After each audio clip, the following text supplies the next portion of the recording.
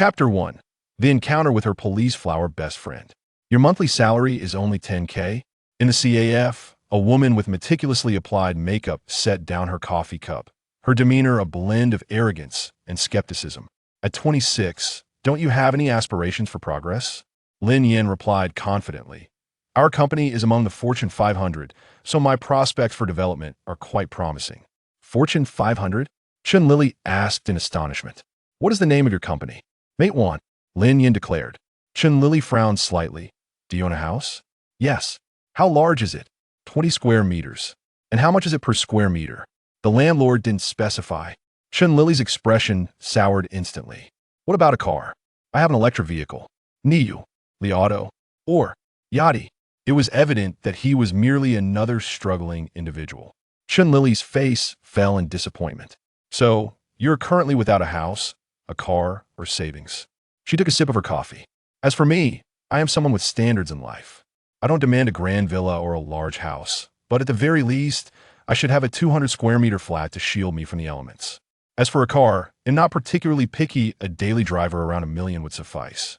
These are merely basic necessities of life that a slightly exceptional man should be able to achieve with some effort.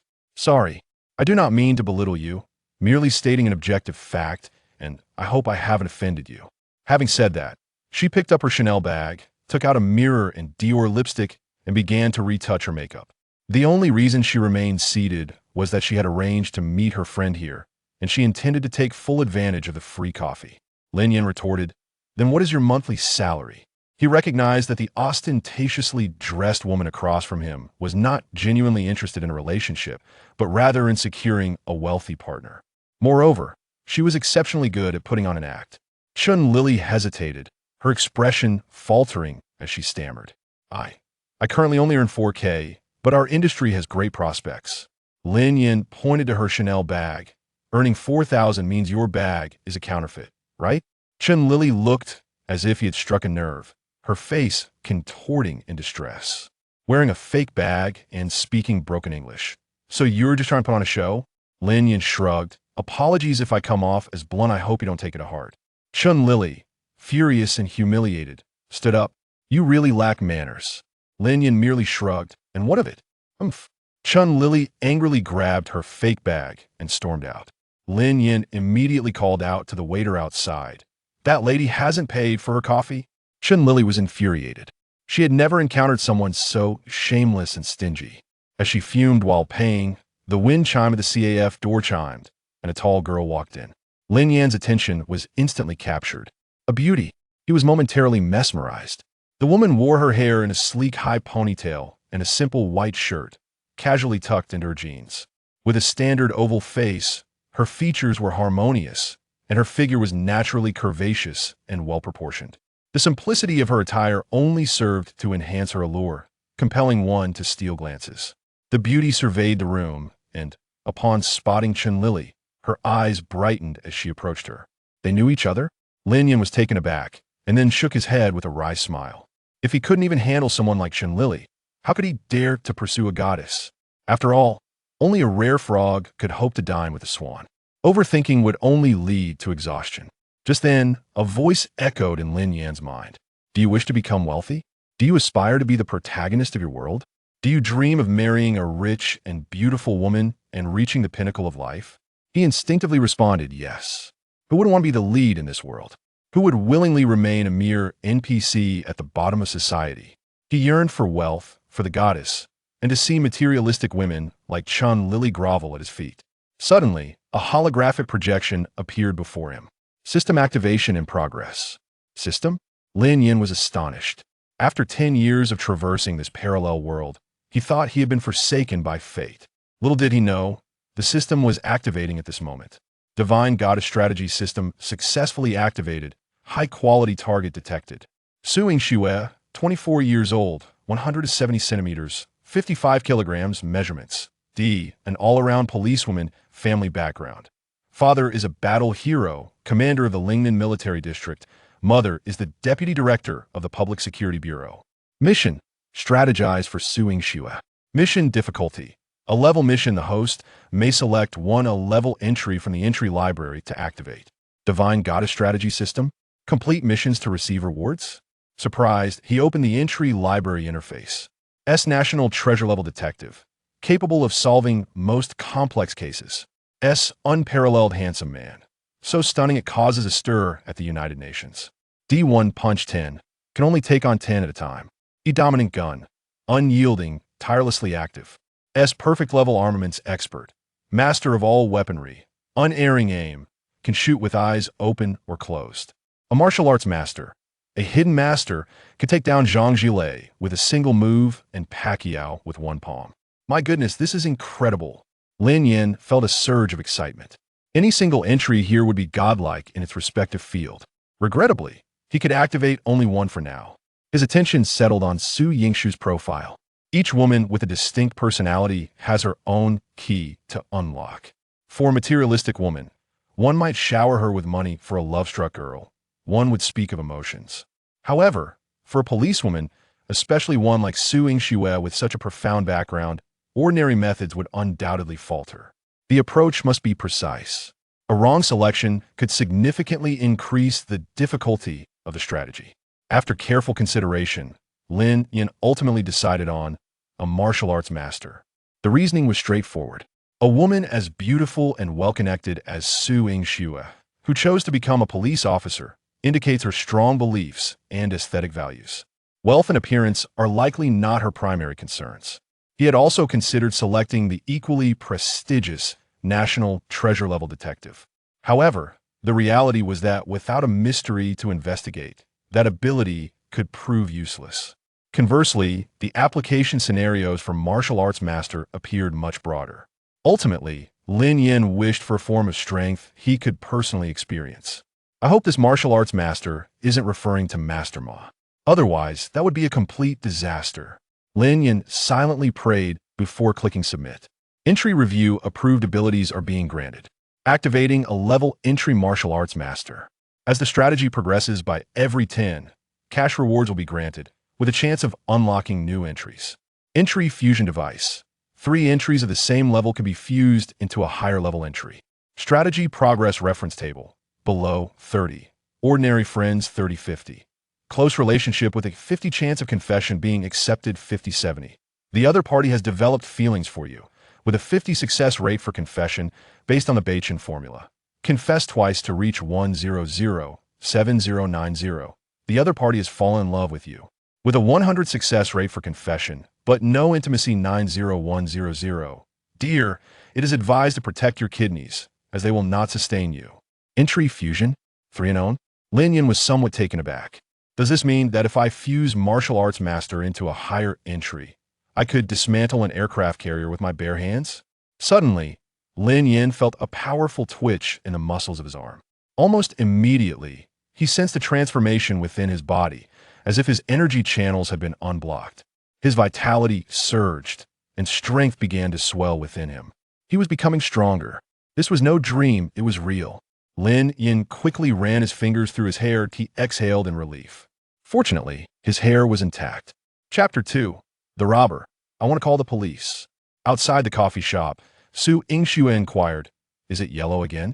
Today marked the birthday of another friend, and she had arranged to meet with her close friend for the celebration.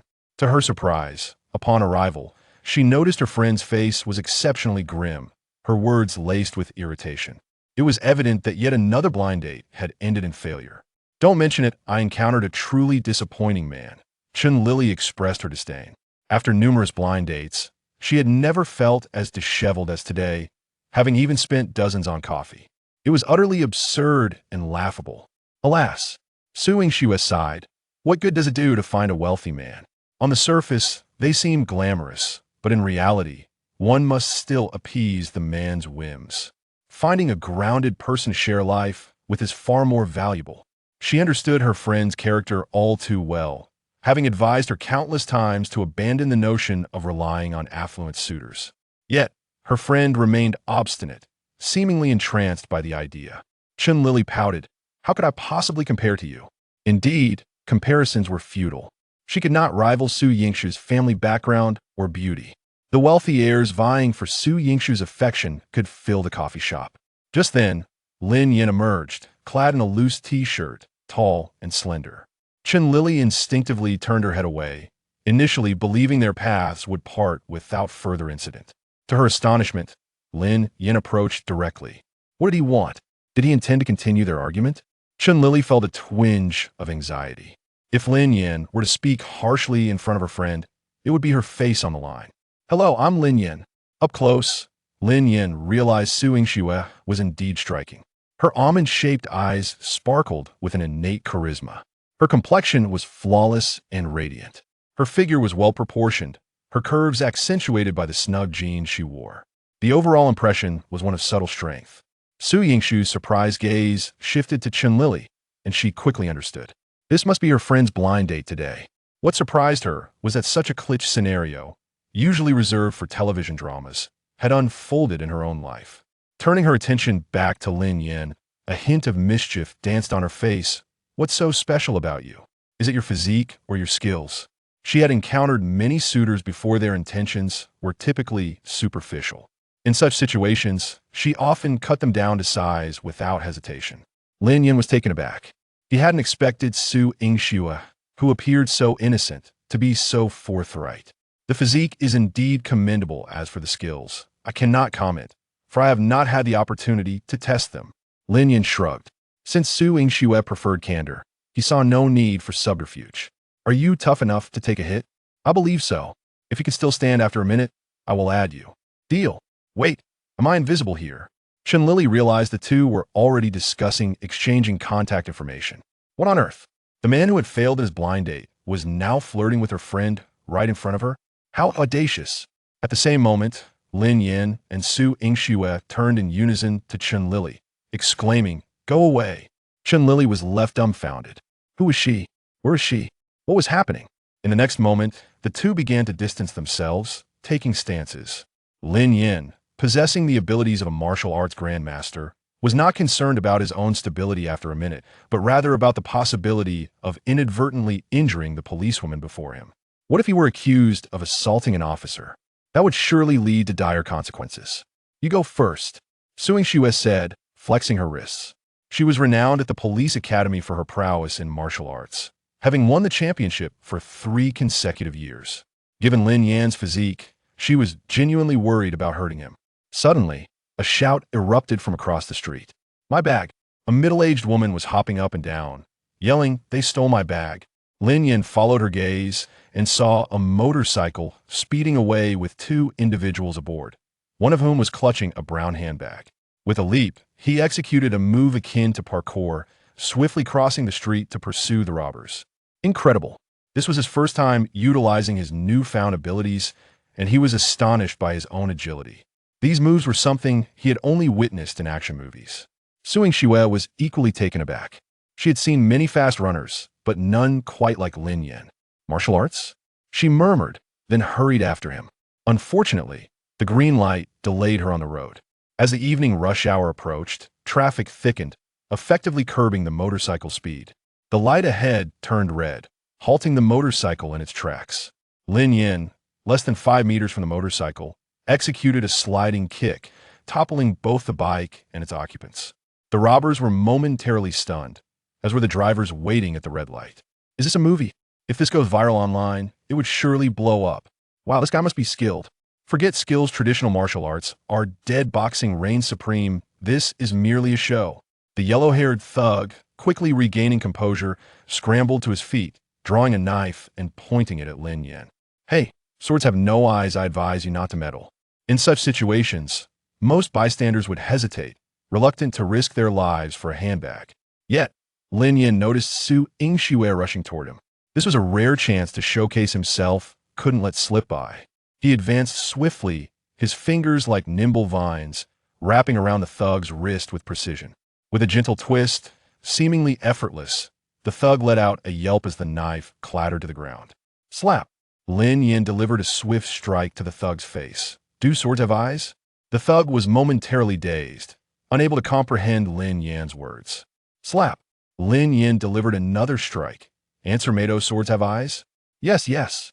Before he could even begin to cry, the second, heavier robber sensed trouble and attempted to flee.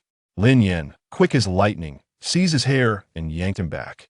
A chorus of anguished cries erupted. "Ah, no, please. Stop. If you keep hitting me, they'll call the police." The crowd grew, murmuring among themselves. How tragic. Even robbers have it tough nowadays. Wow, unarmed against two? This guy's impressive. Hey, stop. You might kill him. Upon hearing this, Lin Yin immediately ceased his actions. He had been so caught up in the excitement that he had overlooked the implications. He was not in a position of authority. Should he cause a fatality, he would undoubtedly find himself behind bars. "Please, we were wrong. Just give us back the bag and let us go." The bruised and battered young man with yellow hair pleaded desperately. At merely 18 years of age, he had initially envisioned a life of crime, dreaming of amassing a fortune to procure an AK-47 and a shotgun, with aspirations of rising to prominence as the kingpin of the underworld in Binhai City. However, fate had dealt him a cruel blow, nearly costing him his life before his plans could even take flight. He vowed never to engage in criminal activities again, his thoughts drifting to his mother. "Release you?" Lin Yin scoffed, contemplating how he could possibly add Su Yingxue on WeChat if he were to let them go. Just then, Su Yingxue finally arrived, galloping towards the scene. Chapter 3. Lin Yin, are you free tonight?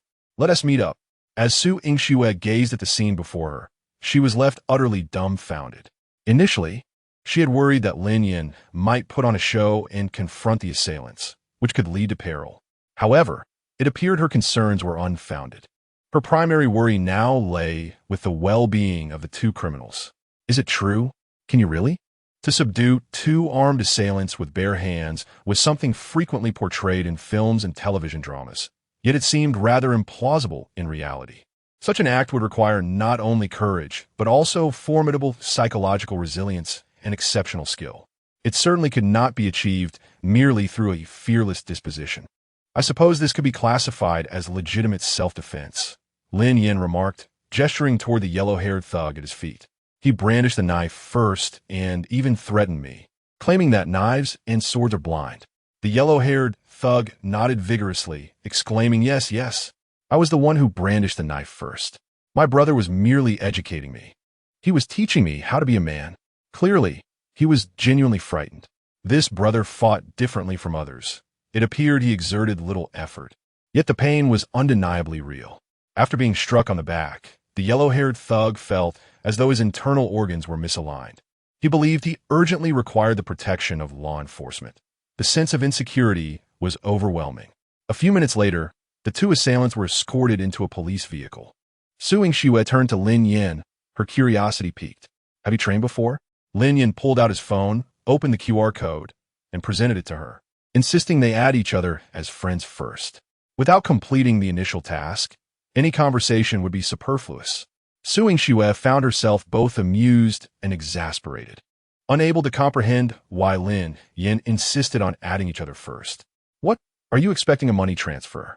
She retrieved her phone from her pocket and scanned the code. Ding! Almost immediately, Lin Yin received a notification. "Su has requested to add you as a friend." "Approved. Su is now your friend." "Oh, what a relief." Lin Yin exhaled deeply. "Ding, congratulations, host, for completing the initial task. Progress towards conquest, 10. Reward, 10,000 yuan. Unlocked S tier attribute. S perfect gunmaster. Mastery of all weaponry. Bullets never miss. Can shoot with eyes open or closed." What a surprise.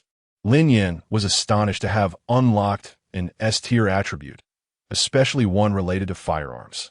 "Are you done celebrating? Can you answer me now?" Su Yingxue tucked her phone back in her pocket, crossing her arms as she looked up at Lin Yin, who seemed lost in a euphoric reverie. Growing up in a different environment than most girls, she found no interest in discussions about cosmetics, clothing, or handbags. Instead, she was fascinated by martial arts and firearms, which made her curious about how Lin Yin managed to fend off two attackers single-handedly. "I practice martial arts, trained under Master Chongdong of the Western School." Lin Yin fabricated a story casually. What else could he say? He couldn't reveal that his abilities were granted by a system, could he? Su Yingxue furrowed her brow slightly, murmuring, "Western School, Master Chongdong." She had some understanding of traditional Chinese martial arts, but had never heard of this Western School or Master Chongdong. "By the way, you'll need to go to the police station to give a statement." Isn't it necessary to undergo scrutiny for acting bravely? A statement is not the same as a confession. All right then, I'll drive. Lin Yan turned towards the CAF. Ding. However, just a few steps out, his phone buzzed. Upon checking, he found a bank notification. The industrial and commercial bank account ending in 8238 received a transfer of 10,000 yuan on September 9th at 1605. Balance 10,732.00 yuan. Industrial and commercial bank. Lin Yan was elated. The thrill of earning money was truly exhilarating. He felt invigorated. He removed the food delivery box from his electric bike. Delivering food was no longer an option. His next goal was to wholeheartedly pursue Su Yingxue, fulfill the system's tasks, and ascend to the pinnacle of life. From the recent events, he deduced a valuable lesson. To swiftly win over Su Yingxue, he must continuously showcase his capabilities, as that was precisely what she found appealing. An idea struck him, becoming an auxiliary police officer. Earlier, he had observed that in the police vehicle, apart from one regular officer, the other two were auxiliary officers. He had never attended a police academy and doubted he could pass the civil service exam. The main appeal of being an auxiliary officer was the lower entry requirements and the quick onboarding process, along with the opportunity to be closer to Su Yingxue and work alongside her. While the pay might be meager, Lin Yan's aim was not to earn a salary. He was not seeking anything in return. Newbie task reminder. Complete a date with Su Yingxue to increase conquest progress by 10. Xiaoxue. You can't be considering that impoverished delivery guy, can you? Chen Lili, who had run slowly, missed witnessing Lin Yan subdue the assailants. However, this detail was not her concern. Yet, a mere delivery person dared to pursue her best friend? What? Was she out of her mind? Did he even stand a chance? Chen Lili felt an urgent need to intervene. Is he really that poor? Su Yingxue glanced towards the CAF. Doesn't he have a vehicle? Chen Lili couldn't help but laugh in disbelief. Do you know what kind of vehicle he has? What kind? Su Jingsui Inquid Intriv. An electric bike. Chen Lili's face was filled with disdain. Bid? Dream on, it's a Yachty. ISNT, that just one letter different? What's the distinction? Su Yingxue shrugged off the comment. She held no value in material wealth and would not treat Lin Yan differently based on whether his vehicle was two-wheeled or four-wheeled. Even if he drove a luxury car, it would pale in comparison to his recent display of valor in subduing two assailants. Hey, Xiaoxue, you can't be bewitched, can you? Chen Lili grew anxious. What makes him worthy of you? He is poor, and to top it off, he is so stingy he wouldn't even buy you a cup of coffee. If you end up with him, you'll be living in squalor. Su Yingxue replied with a faint smile. Isn't it better to be without money? A man without riches is less likely to be unfaithful. How does being broke equate to fidelity? Chen Lili was baffled by her logic. Su Yingxue gazed meaningfully at her friend. Because infidelity requires financial resources. She did not genuinely have feelings for Lin Yan. She simply could not bear to hear her friend's materialistic remarks. Judging a man's worth solely based on wealth was, in her view, exceedingly shallow. As Lin Yan rode his electric bike towards the CAF, he found that Su Yingxue had already vanished. Just then, a message from her arrived. Su, I have other matters to attend to. You go to the police station for your statement. Lin Yan, I have a question for you. Su, go ahead. Lin Yan, are they still hiring auxiliary officers? On the other side, Su Yingxue, seated in a ride-hailing vehicle, paused in surprise. He wants to become an auxiliary officer? What could be his motive? To pursue her? That seemed to be the only reasonable explanation. There were suitors who offered cars, bags, and even houses, but she had never encountered someone who would become an auxiliary officer just to win her over. Su, yes, they are hiring. A talent like Lin Yan would be more than adequate for the role of auxiliary officer. His recent actions demonstrated that he harbored a strong sense of justice and a disdain for wrongdoing. If he were to achieve notable accomplishments in the future, he could even transition into a full-fledged police officer. Su Yingxue refused to let her baseless assumptions hinder his prospects. Lin Yan, I'd like to discuss something. Su, go ahead. Lin Yan, could you help me with an inside connection? I have better things to do than waste time on exams. Also, it would be ideal if we were in the same department, making it easier for us to work together on assignments. Su Yingxue stared at the message, momentarily taken aback. Subsequently, her delicate, fair fingers forcefully typed a single word on the screen. Scram. M9, Lin Yan, all right then. Truly shameless. Su Yingxue couldn't help but laugh in her frustration. At last, she comprehended why her best friend's composure had shattered. It was indeed astonishing not to lose one's composure when confronted with such audacious individuals. Buzzing, Lin Yan sent another message. Are you free this evening? Let's meet up. Chapter 4. The major bank heist. Su Yingxue was momentarily taken aback. Among those pursuing her were individuals dressed in tailored suits, appearing composed. Others flaunted ostentatious hairstyles, and there were also those engaged in the arts. Without exception, these individuals shared a common trait. Regardless of their methods, they all sought to cultivate an image of propriety and establish a favorable impression before her. Their ultimate objectives, however, were all too similar. Where else could one find someone like Lin Yan, who boldly approached with a straightforward request for a date? Did he truly consider himself a familiar figure? Just then, Su Yingxue's phone rang abruptly. It was a call from the head of the criminal police. Hello, Li Team. She answered. Hello, Xiaoxue. A bank robbery has occurred on Jianxi Road. Return to the team immediately. Understood. After hanging up, Su Yingxue hastily instructed the driver master. Please turn around and head to Jianxi Road. Meanwhile, Lin Yan, whose date had been thwarted, was riding his electric scooter towards the Public Security Bureau. He had just discovered that those who perform acts of bravery to assist the police in apprehending criminals could potentially earn a reward. He needed to hurry and register his name. However, upon arriving at the police station, he was met with several police vehicles, including SWAT vans, hastily exiting the premises. Each vehicle was nearly at full capacity, racing away with urgency. It appeared that a significant incident had unfolded. He took out his phone and searched Douyin for any news regarding Binhai City. Typically, such incidents are not reported immediately by the media.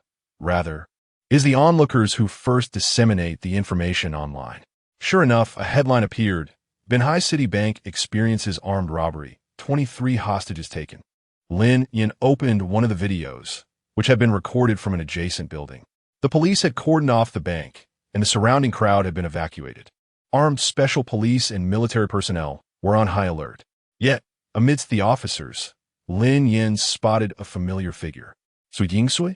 Indeed, in the blurry footage, he immediately recognized her flawless silhouette, clad in the same denim jeans and fitted t-shirt. There was no mistaking it. As he set down his phone, his expression turned grave. The fact that Su Yingxue was on site signified that she could very well be in peril. If something were to happen to her, would his mission still be feasible? With that troubling thought, Lin Yan turned his scooter around and sped towards Jianxi Road, where the bank was located. At the bank's entrance, the chief of police received a call from the robber. A middle-aged man in police uniform, standing tall, took the call. Hello, I am Zhang Donghai, the chief of Binhai City Public Security Bureau. Hello, Chief Zhang. Did you expect us to meet again so soon? Zhang Donghai furrowed his brow. He recognized the voice all too well. It was Qiu Ji, the notorious and ruthless bandit of Binhai City, a former mercenary who had become the leader of the Black Hawk Gang, committing heinous acts of robbery and murder. 2 months prior, the police had successfully dismantled the Black Hawk Gang, but Qiu Ji and several key members had managed to escape. This man possessed exceptional military skills. It was no exaggeration to say that his marksmanship surpassed that of many special forces, and his close-quarters combat was lethally efficient. Zhang Donghai had presumed Qiu Ji had fled to another region. Yet here he was, resurfacing in Binhai and brazenly instigating such a grave incident, openly defying the police. What do you want? Zhang Donghai asked in a grave tone. Of course, I want to live. Qiu Ji replied. You set a net around me, leaving me no escape. I must find my own way out. Binhai City had enacted comprehensive control measures against him, and his only hope now lay in fleeing abroad. He believed that only by boarding a helicopter to the open sea and transferring to a waiting vessel could he seize a glimmer of hope. Zhang Donghai retorted sternly. Qiu Ji, your only chance for survival is to release the hostages and surrender your weapons. Qiu Ji scoffed. Chief Zhang, do you take me for a child? Let us be direct. I want a helicopter and 2 billion in virtual currency. If you refuse, I will execute a hostage every half hour. If you don't believe me, the sound of a bullet being chambered echoed through the receiver. Shall I demonstrate by killing one right now? As his words fell, the frantic cries of the hostages erupted from the phone. Zhang Donghai's brow tightened as he spoke gravely. 2 billion in virtual currency is no trivial matter. I cannot make that decision unilaterally. I need to report to my superiors. He was well aware of Qiu Zhi's methods and temperament. If he outright refused, Qiu Zhi might resort to immediate violence, forcing him to yield. His current objective was to stabilize the situation while devising a strategy. Upon ending the call, the surrounding officers turned their gazes toward him. Su Yingshua's expression was particularly serious. This was the most significant case she had encountered since joining the force, involving the lives of dozens. Moreover, they were dealing with the dangerous criminal Qiu Zhi. She had no clear plan in mind. Zhang Donghai inquired, "Have you ascertained the number of robbers? How many are there?" Li Feng, the head of the criminal police team, responded, "Based on surveillance footage and eyewitness accounts, there are 5 individuals, all armed." Zhang Donghai pressed further, "Are the snipers from the special police and military in position?" Li Feng shook his head gravely. "It's futile. They have taken refuge behind the bank counter with the hostages, and the snipers cannot even see them due to the bulletproof glass. In such circumstances, the police's primary task was to ensure the safety of the hostages, followed by subduing the criminals. If they acquiesced to all the demands of the robbers, similar incidents would only increase in the future. This precedent could not be set. Zhang Donghai found himself in a state of desperation, burdened by immense pressure. The officers around him fell into silence, seemingly unable to conceive a better solution apart from capitulation to safeguard the hostages' lives. At that moment, a small electric scooter abruptly halted outside the cordoned-off area. "Hurry and leave," the officer in charge of the perimeter called out. Lin Yan peered inside and quickly spotted Su Yingxue. He waved and shouted, "Wife, I'm here to assist you in rescuing the hostages." "Wife." The eyes of 2 officers shifted toward Su Yingxue, exchanging glances before settling their gaze on Lin Yan. "You are her husband?" Chapter 5. You dare to steal a cop's gun? Upon hearing a commotion, Su Yingxue glanced back. "Lin Yan? What brings him here?" Huang Wenxuan, a member of the criminal police team, inquired. "Xiao Xue, do you know this person?" Before Su Yingxue could respond, the officer assigned to maintain security jogged over, stating, "Officer Su, this individual claims to be your husband and wishes to assist in rescuing the hostage." This revelation left Su Yingxue momentarily stunned. Huang Wenxuan's eyes widened in disbelief as he looked at her. "Xiao Xue, when did you get married?" Su Yingxue did not answer. Instead, she furrowed her brow and hurried towards Lin Yan. How shameless could he be, making such assertions? Most importantly, did he not consider the gravity of the situation? Was this truly a time for jest?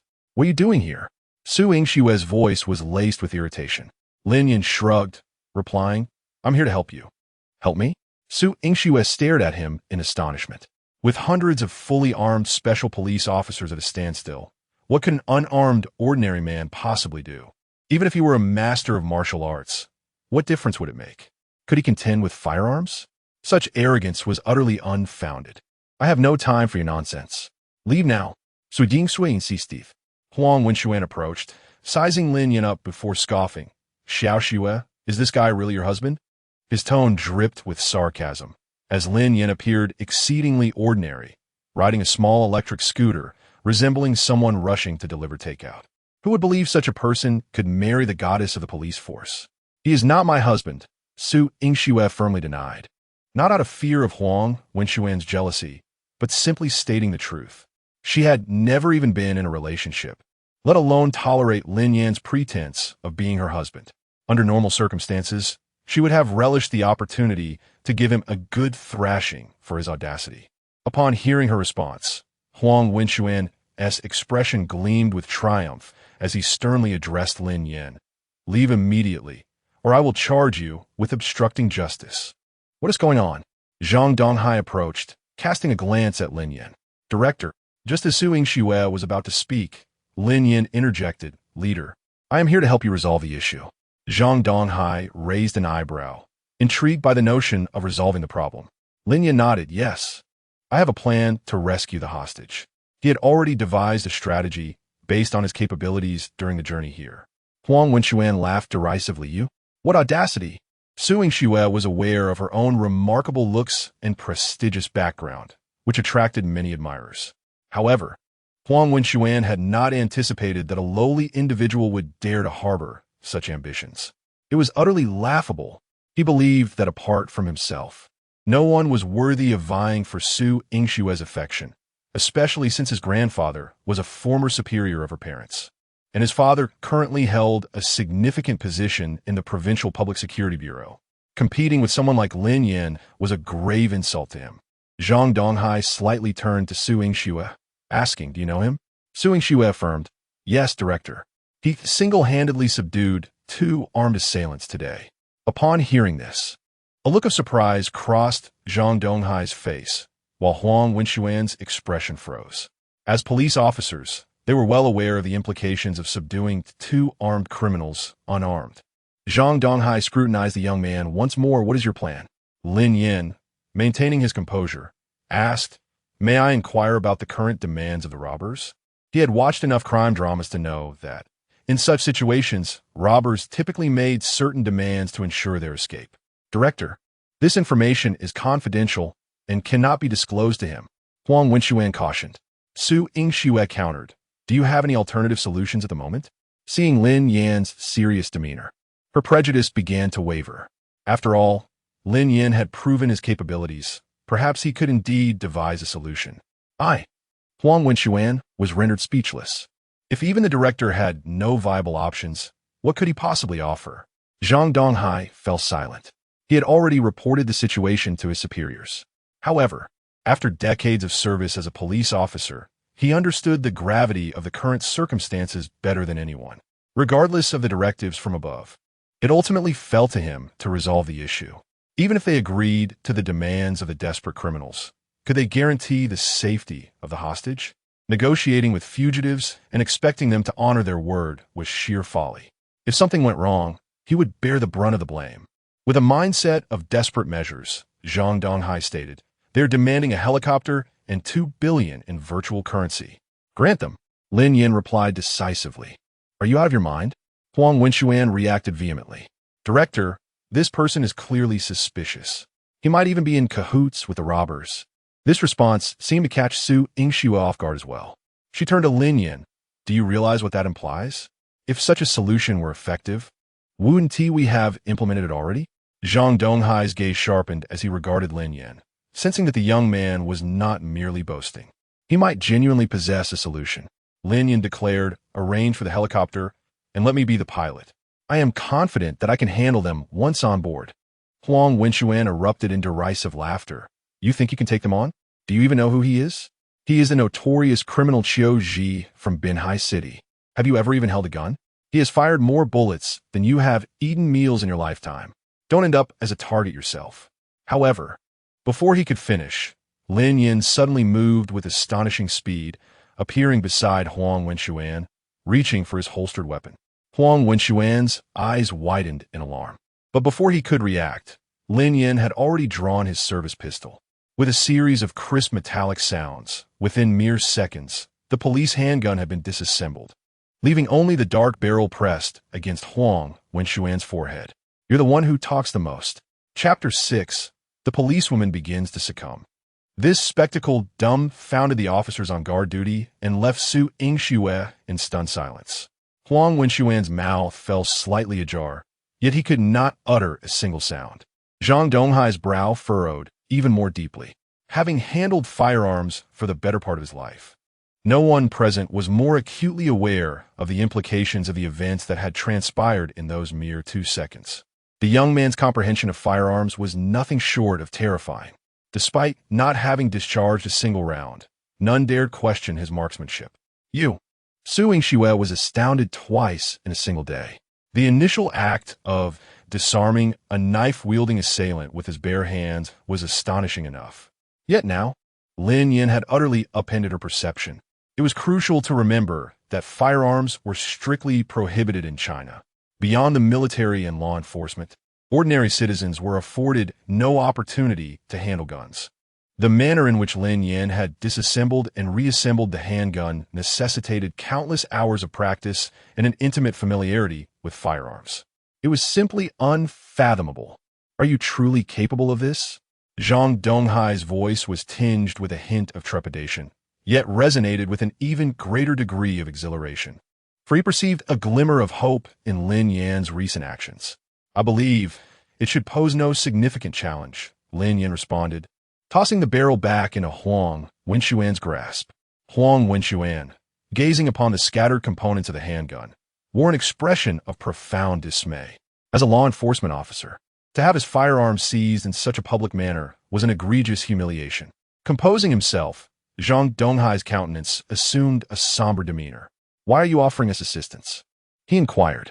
Numerous individuals in this world possessed extraordinary skills, yet not all were willing to step forward in times of dire need.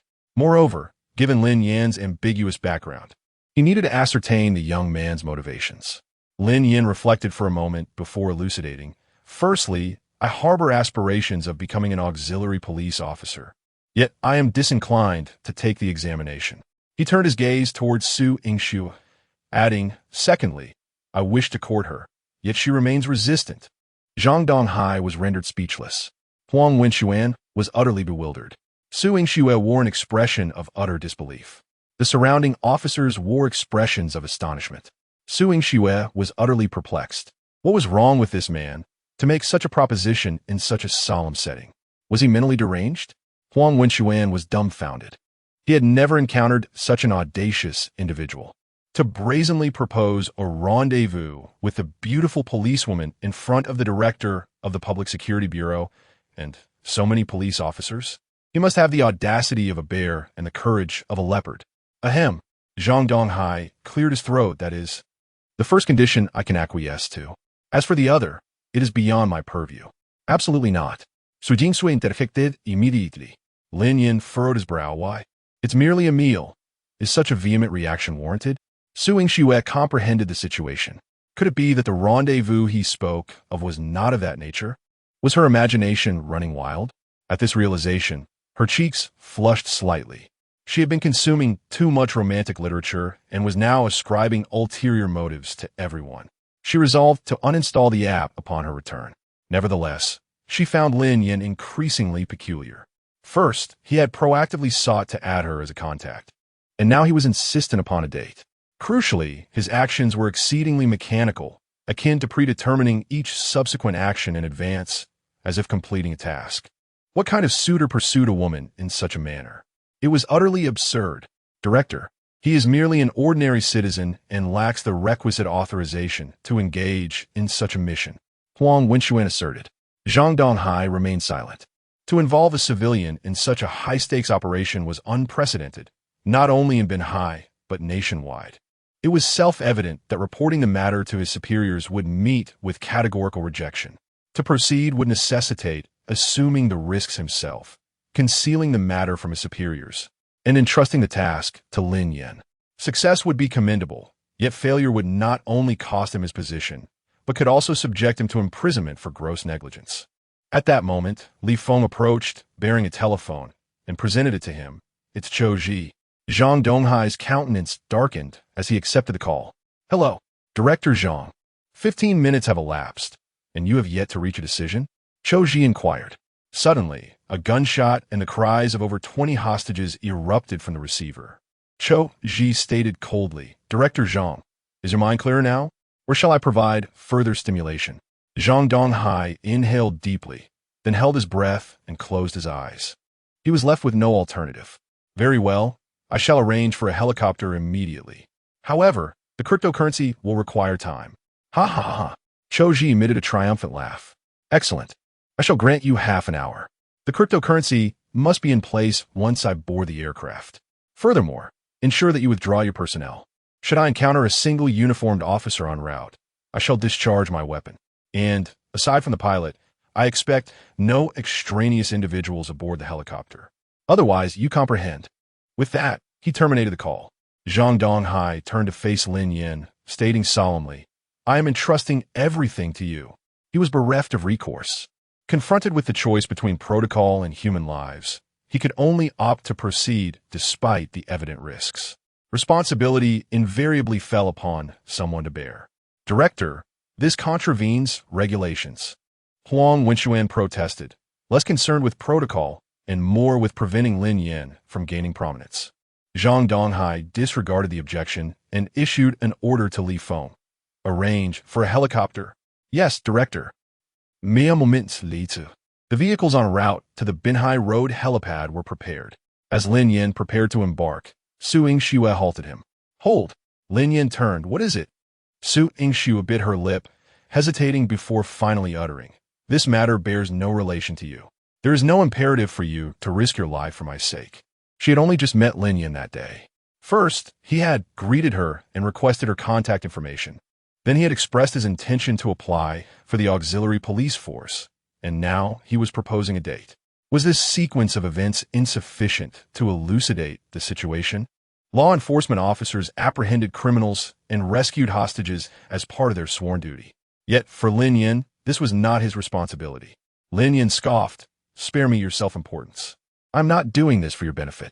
He stepped into the vehicle, rolled down the window, and remarked nonchalantly, "I am doing this for my own sake." He was not prevaricating.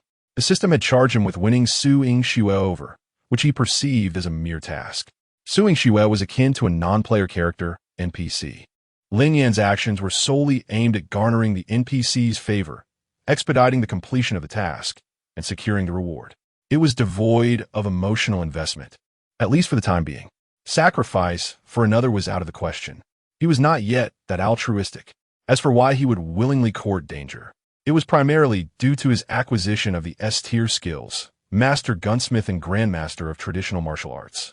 With absolute command over firearms and the agility of traditional martial arts, confronting a handful of common thugs was a task of utmost ease. Possessing unwavering confidence, Lin Yan had volunteered to undertake the mission. It was an act of rescue, a demonstration of valor, and an opportunity to curry favor with Su Yingxue, a trifecta of benefits. Furthermore, it would facilitate the completion of the second task. It was an opportunity too good to pass up. Watching the police vehicle recede into the distance, Su Yingxue's emotions were in turmoil. This individual was peculiar, possessing terrifying abilities yet spouting nonsense. He appeared indifferent, yet harbored a sense of justice. In the instant he boarded the vehicle, Su Yingxue had even glimpsed a hint of the lone hero archetype. She slowly retrieved her mobile device, opened WeChat, located Lin Yan's contact, and typed a brief message. "Return alive, I will accept your invitation." In the face of the task confronting Lin Yan, the matter of a date seemed insignificant. But apart from fulfilling his trivial demands, what more can I do? Xiaoxue, such a person only seeks to show off. If the task fails, we shall all bear the consequences together. Huang Wenxuan cast a disdainful glance in the direction Lin Yan had departed. This immediately earned him a roll of the eyes from Su Yingxue. "If you're so capable, why don't you take charge?" Huang Wenxuan found himself at a loss for words in response. Chapter 7. Welcome to the moment of the hunt. Half an hour later, the entire construction road was cordoned off. The route to the seaside helipad was under strict surveillance. There were no vehicles on the road, nor any pedestrians. The city felt as though it had been pressed on pause, with a palpable tension saturating the air. At the entrance of the deserted bank, a sleek, black minibus stood alone. A robber, clad in a black hood and short sleeves, with a muscular build and an AK slung over his shoulder, swaggered out. He surveyed the surroundings before signaling to the inside of the bank. Soon after, another masked robber emerged, escorting several hostages with their hands bound behind their backs, directly boarding the minibus. Their roles were clearly defined and meticulously planned. No more than 2 individuals were ever exposed to view at one time, constantly maintaining a threat to the lives of the hostages. Consequently, even if police snipers were concealed nearby, they dared not fire. Minutes later, over 20 hostages were ushered into the vehicle. A man dressed in tactical gear, with a rifle strapped to his chest, exited the bank. He was tall, slender, and his gaze exuded a predatory ferocity. A chilling smile adorned his face as he stood at the bank's entrance, pointed 2 fingers at his forehead, and made a provocative gesture toward the camera before boarding the minibus. This man was none other than the notorious coastal bandit, Qiu Ji. "Boss, Is it really wise for the police to have so readily accepted our terms? Could it be a trap? One of the robbers questioned as the minibus headed towards the seaside helipad. Chioji tightened his grip around the neck of a female bank employee and chuckled. Let him find out for himself. As long as he isn't afraid of over 20 lives being lost alongside him. He had already resolved that once the helicopter reached international waters, he would sink it. Release them? These hostages were his lifeline. There was no way he would let them go. More than 10 minutes later, the minibus reached the seaside helipad. At that moment, there was no sign of police presence. Only a transport helicopter waiting. From afar, one could see the helicopter's door ajar with a man in sunglasses seated in the pilot's seat. In the operations command center, multiple camera angles displayed the situation around the helipad. As the minibus came into view, everyone's breath hitched, particularly Zhang Donghai. He bore immense pressure to let Lin Yan act. If anything went awry, Director, a call from the provincial department, Zhang Donghai heard, his brow furrowing. Hello, this is Zhang Donghai. He answered, only to be met with an enraged voice on the other end. Zhang Donghai, you are audacious beyond measure, allowing an ordinary person to execute such a critical task. Do you comprehend what this entails? It signifies your disregard for public safety, a betrayal of your principles, and a failure to uphold the responsibilities of a police officer. Director Huang, you are right. I have been remiss, neglecting the bigger picture. Zhang Donghai explained. I intended to report to my superiors before taking action. But the situation was too urgent. There was no time. Stop making excuses. Immediately order that Lin Yan to cease his actions. The tone on the other end was unequivocal. Zhang Donghai, gazing at the large screen, shook his head. It was too late to stop them. The minibus was already parked next to the helicopter. Zhang Donghai, I am relieving you of your duties right now. The voice from the receiver was so loud that everyone in the operations command center overheard. Is the director out of his mind? Sending an ordinary person to rescue hostages? Exactly. When he issued the order, I thought something was amiss. How could the provincial department possibly endorse such an absurd decision? Oh no, Zhang's position is at stake. We might be caught in the crossfire too. I heard the person on duty mention that Lin Yan is Su's husband. Did he provoke Huang Wenxuan? This report must have come from him. Does it even need to be asked? This is disastrous. His father is the director. Zhang will surely face severe repercussions. Meanwhile, on the other side, Chioji leaped from the vehicle, his sharp eyes scanning the vicinity. He then turned to one of his subordinates, Old Four. Check the plane and keep an eye on him. He gestured toward the pilot's seat. Understood, boss. The slender robber jumped onto the helicopter, patrolling the area before taking the co-pilot's seat, pressing the gun against Lin Yan's temple. He began searching him, ensuring he was unarmed before issuing a warning. Behave, or I'll make you eat lead. Lin Yan adjusted his sunglasses and turned to face him. Through the dark lenses, his eyes remained concealed. Hurry up, don't dawdle. Several robbers kicked and shoved the hostages onto the helicopter. Please, I beg you, spare me. I have an elderly parent and young children. My family cannot be without me. A middle-aged man with glasses pleaded desperately, fully aware that the vast ocean loomed ahead, and boarding the helicopter could signify his final farewell. Shut the hell up. A scar-faced robber kicked him hard, threatening, if you keep stalling, I'll blow your brains out. Suddenly, a young, beautiful woman screamed as a robber tore her clothing, leaving her in nothing but her undergarments.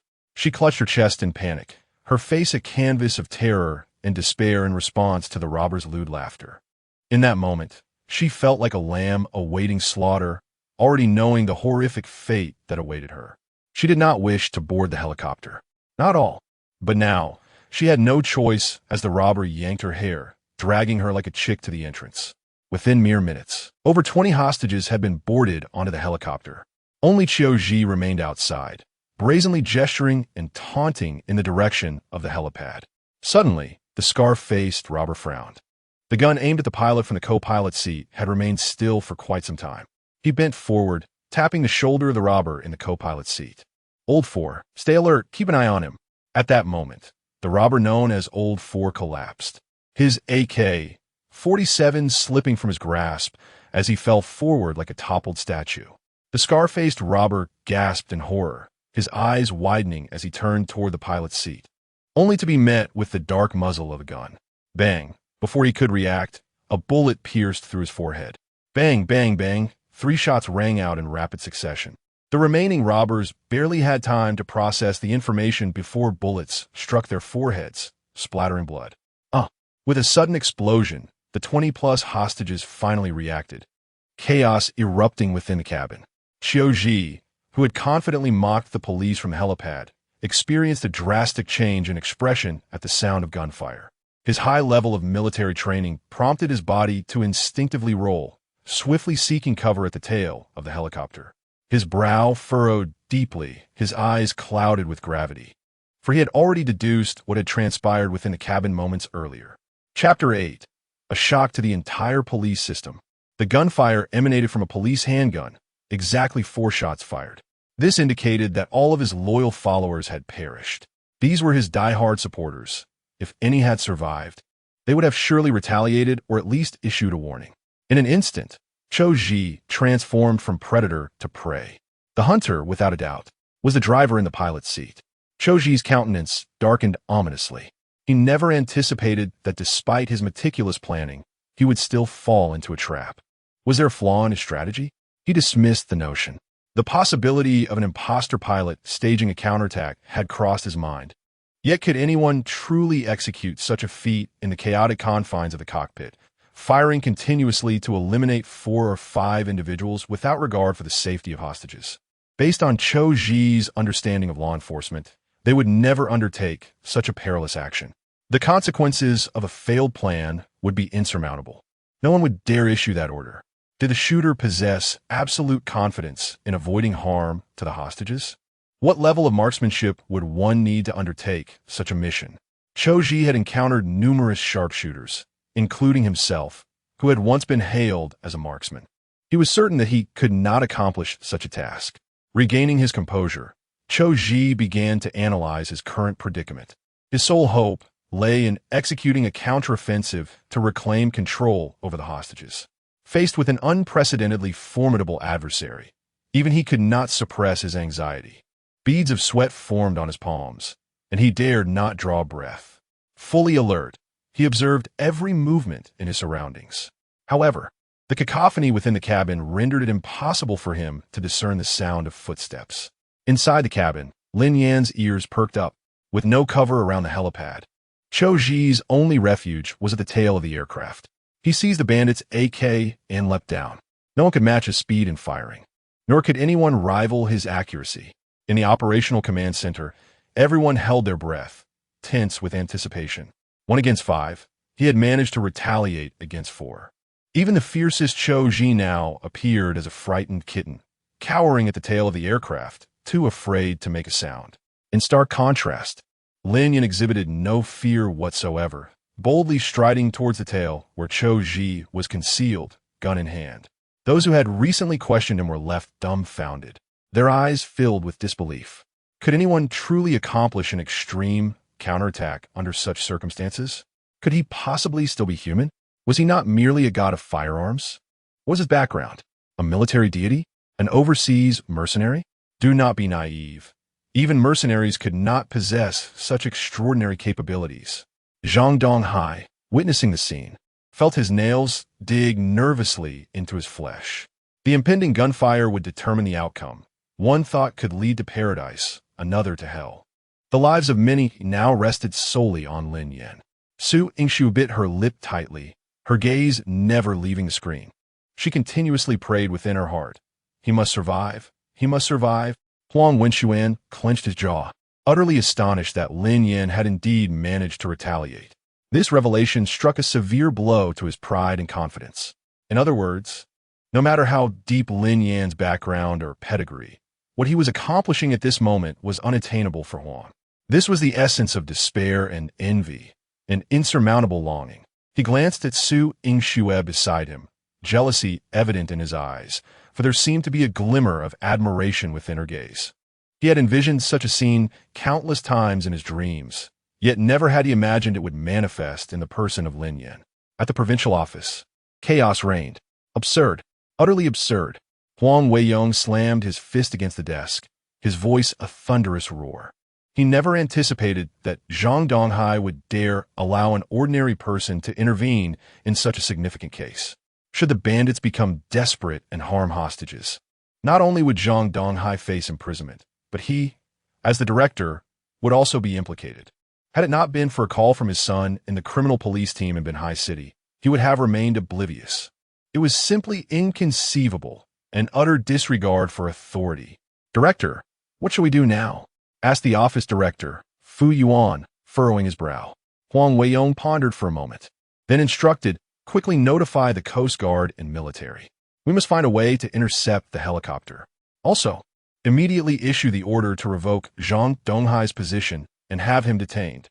Just then, a staff member rushed in, exclaiming, "Director, the Binhai City Public Security Bureau just called to inform us that Chou Ji has been captured, and the remaining 4 bandits were shot dead on the spot." Huang Weiyong and Fu Yuan exchanged astonished glances, simultaneously inquiring, "What about the hostages?" The staff member replied, "Aside from one with a gunshot wound to the leg, the rest are unharmed." Upon hearing this, Huang Weiyong collapsed heavily into his office chair, his complexion pale. He felt as if he had suddenly ascended from hell to heaven. "Director Zhang, the provincial office has requested your presence." 2 police officers hesitated, looking at Zhang Donghai. He nodded, then removed his police cap, exhaling deeply.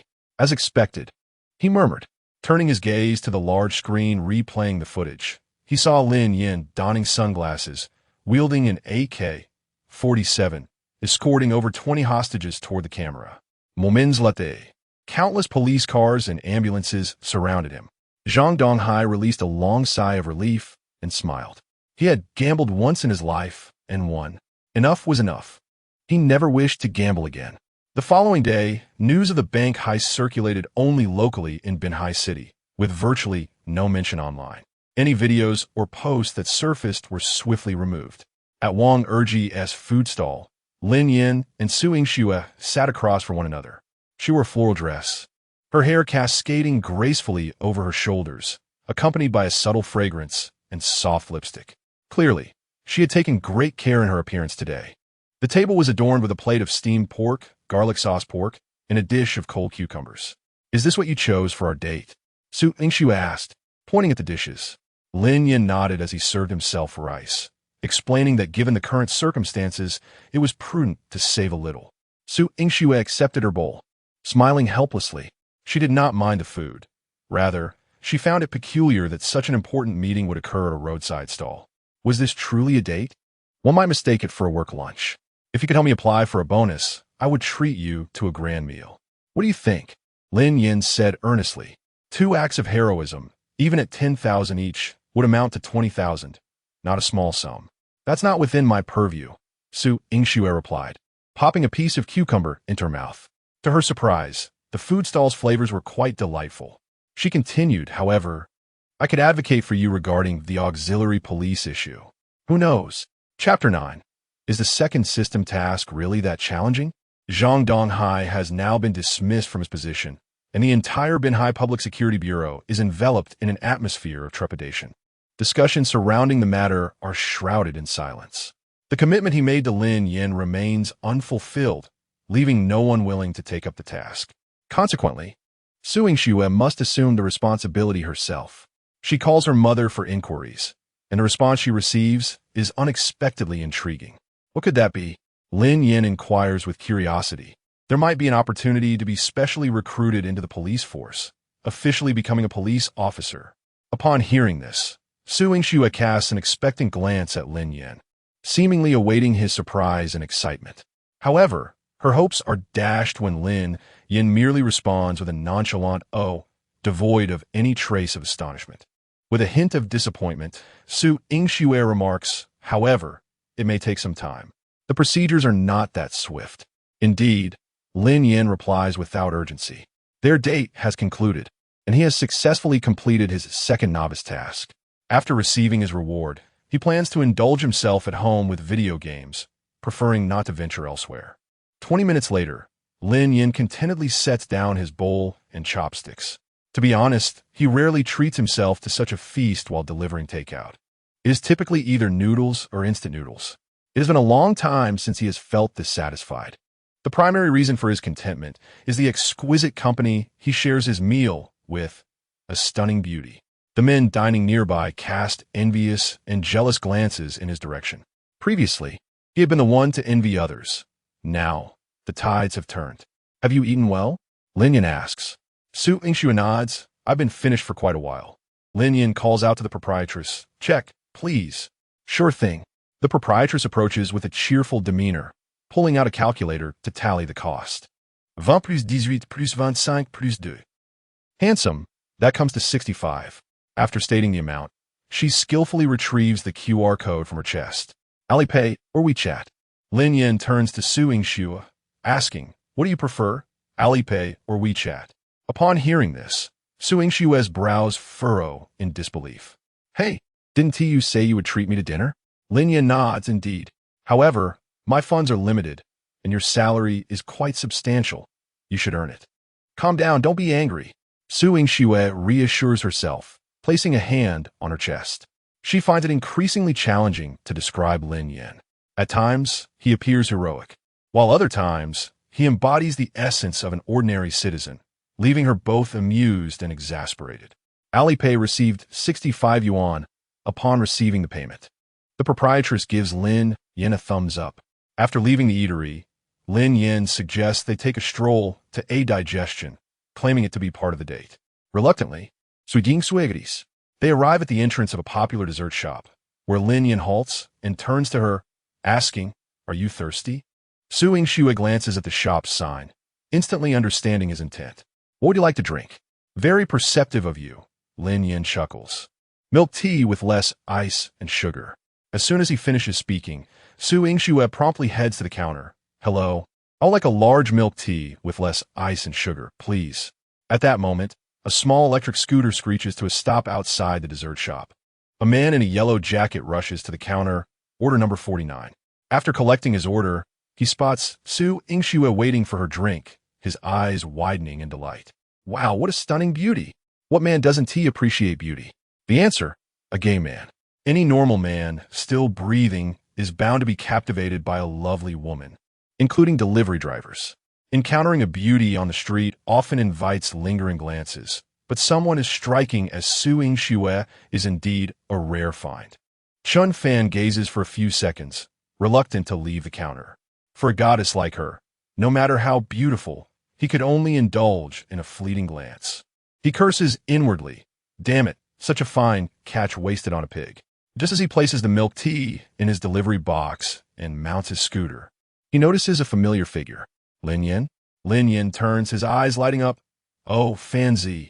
The two have been delivering takeout together in Binhai City, residing in the same neighborhood and sharing a decent friendship. Chun Fan curiously asks, What brings you here today? Aren't you working? As he speaks, his gaze drifts to the beauty at the counter, a knowing smile spreading across his face as he strides to Lin Yan, signaling him to keep quiet. Are you here to admire the beauty? Lin Yan glances at Su Yingxue and thinks, do I even need to? Chun Fan continues, wow, what a figure, flawless skin. And that face, it surpasses even that of a star, a sight worth cherishing. Lin Yan dismisses it with a casual tone. Is she really that amazing? She's just average. Chun Fan scoffs, stop pretending in front of me. He sighs, if only she were my girlfriend, I'd break a few ribs just to make her soup. Lin Yan raises an eyebrow, patting Chun Fan's shoulder and solemnly advises, young man, have some ambition. Must you always be so subservient? Chun Fan rolls his eyes. I don't believe you wouldn't act the same way if you were in my shoes. At that moment, Su Yingxue approaches with the milk tea, handing it to Lin Yan. Here you go, less ice and sugar. Chun Fan turns in astonishment. Upon seeing Su Yingxue, he is momentarily taken aback. After hesitating for 3 seconds, his gaze flickers rapidly between Lin Yan and Su Yingxue. Wait a minute, you guys. Lin Yan does not accept the milk tea, but instead coolly states, add the straw. Upon hearing this, Su Yingxue huffs, retrieves a straw from the bag, and inserts it before handing it back.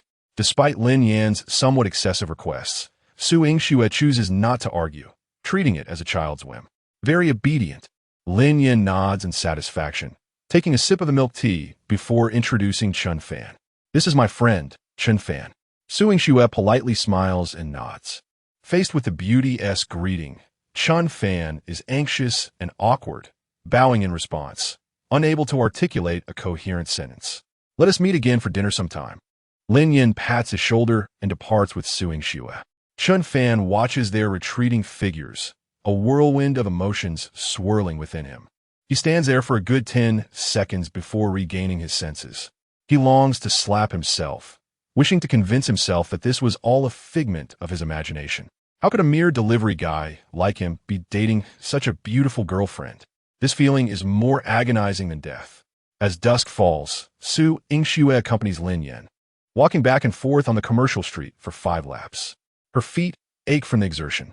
Isn't this simply aimless wandering? You haven't bought anything yet. Just a little longer, let us stroll a bit more. Lin Yin is reluctant as well. However, he has yet to receive the system's notification confirming task completion. What if they leave without completing it? Just as he finishes his thought, the long-awaited system voice finally resonates. Congratulations, esteemed host, on the successful completion of your introductory task. You have been awarded a bonus of 20,000 yuan. Additionally, you have unlocked a B-level attribute, Danger Perception, which grants you the ability to foresee dangers within 100 meters and swiftly pinpoint the location of adversaries. The prompt for the introductory task is to embrace Su Yingxue for more than 10 seconds. Chapitre 10. Qu'est-ce fontique révélation danger perception? Does it imply that a radar alarm system has been installed on me? This term is rather appealing. Lin Yin mused, feeling quite satisfied. The previous 2 entries were focused on proactive offense, but now, a shift towards active defense has emerged. Excellent. His survival capability has certainly improved. However, that string of dazzling numbers quickly captivated Lin Yan's attention with its unique allure. 20,000 yuan. Earning 30,000 in a single day was once beyond his wildest dreams. What a thrill! He must indulge upon returning.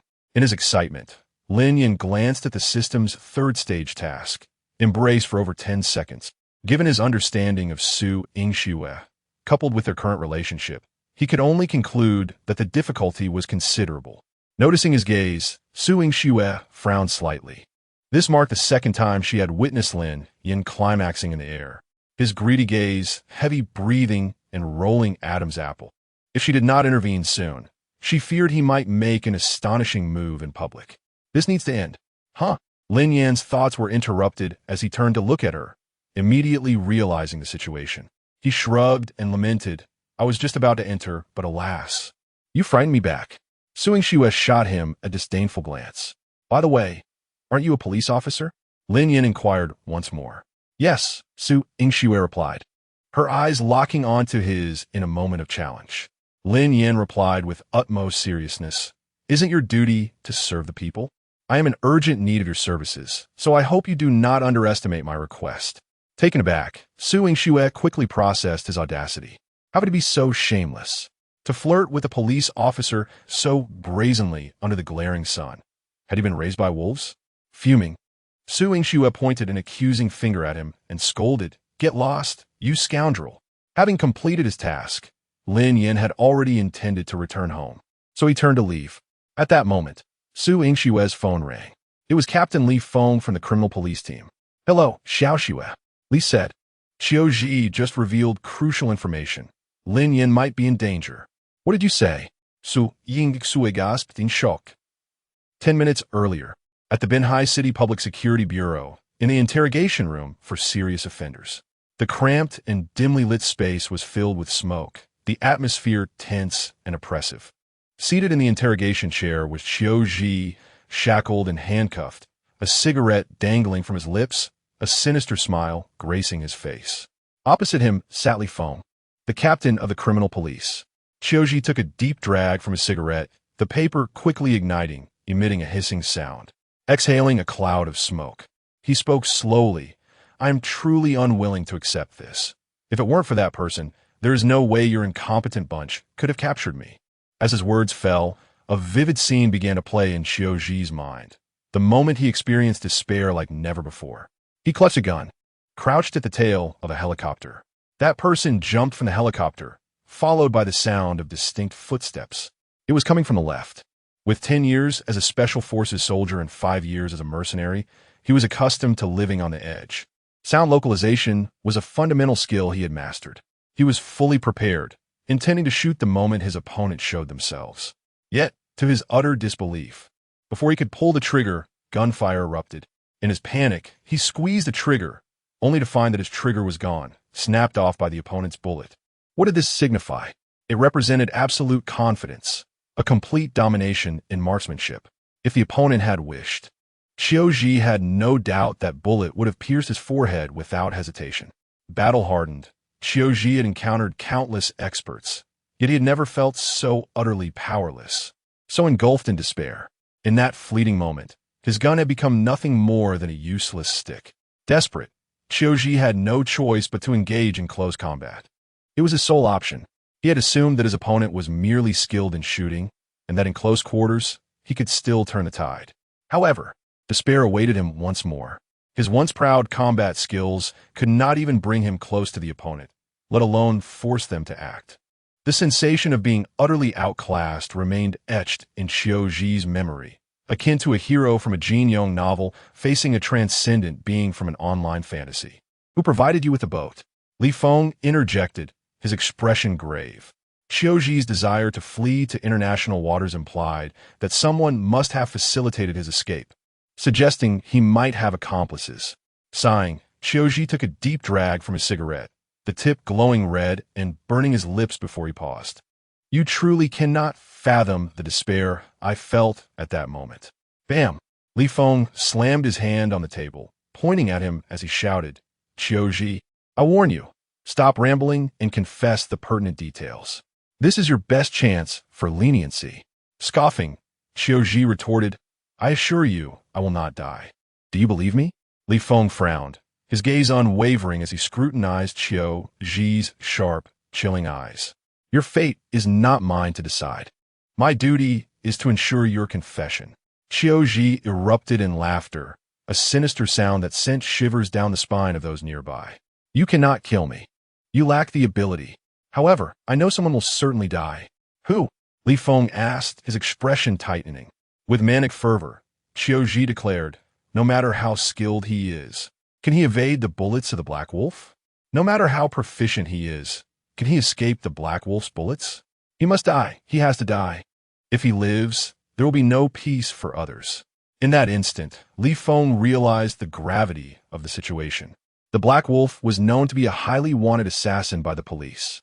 The individual Qiu Ji referred to as destined to die was likely Lin Yan. Realizing this, he hastily exited the interrogation room to call Su Yingxue. Indeed, Qiu Ji spoke these words himself, and, judging by his demeanor, he does not seem to be fabricating tales. You must ensure that Lin Yan remains vigilant and stays in a secure location. After a brief pause, Li Feng continued, I will seek out the leadership shortly to request police protection. Hanging up, Li Feng strode directly to the deputy chief's office. With Zhang Donghai dismissed from his position, the operations of the Binhai City Public Security Bureau were now overseen by Deputy Chief Wang Wenxin. Knock, knock, knock, come in.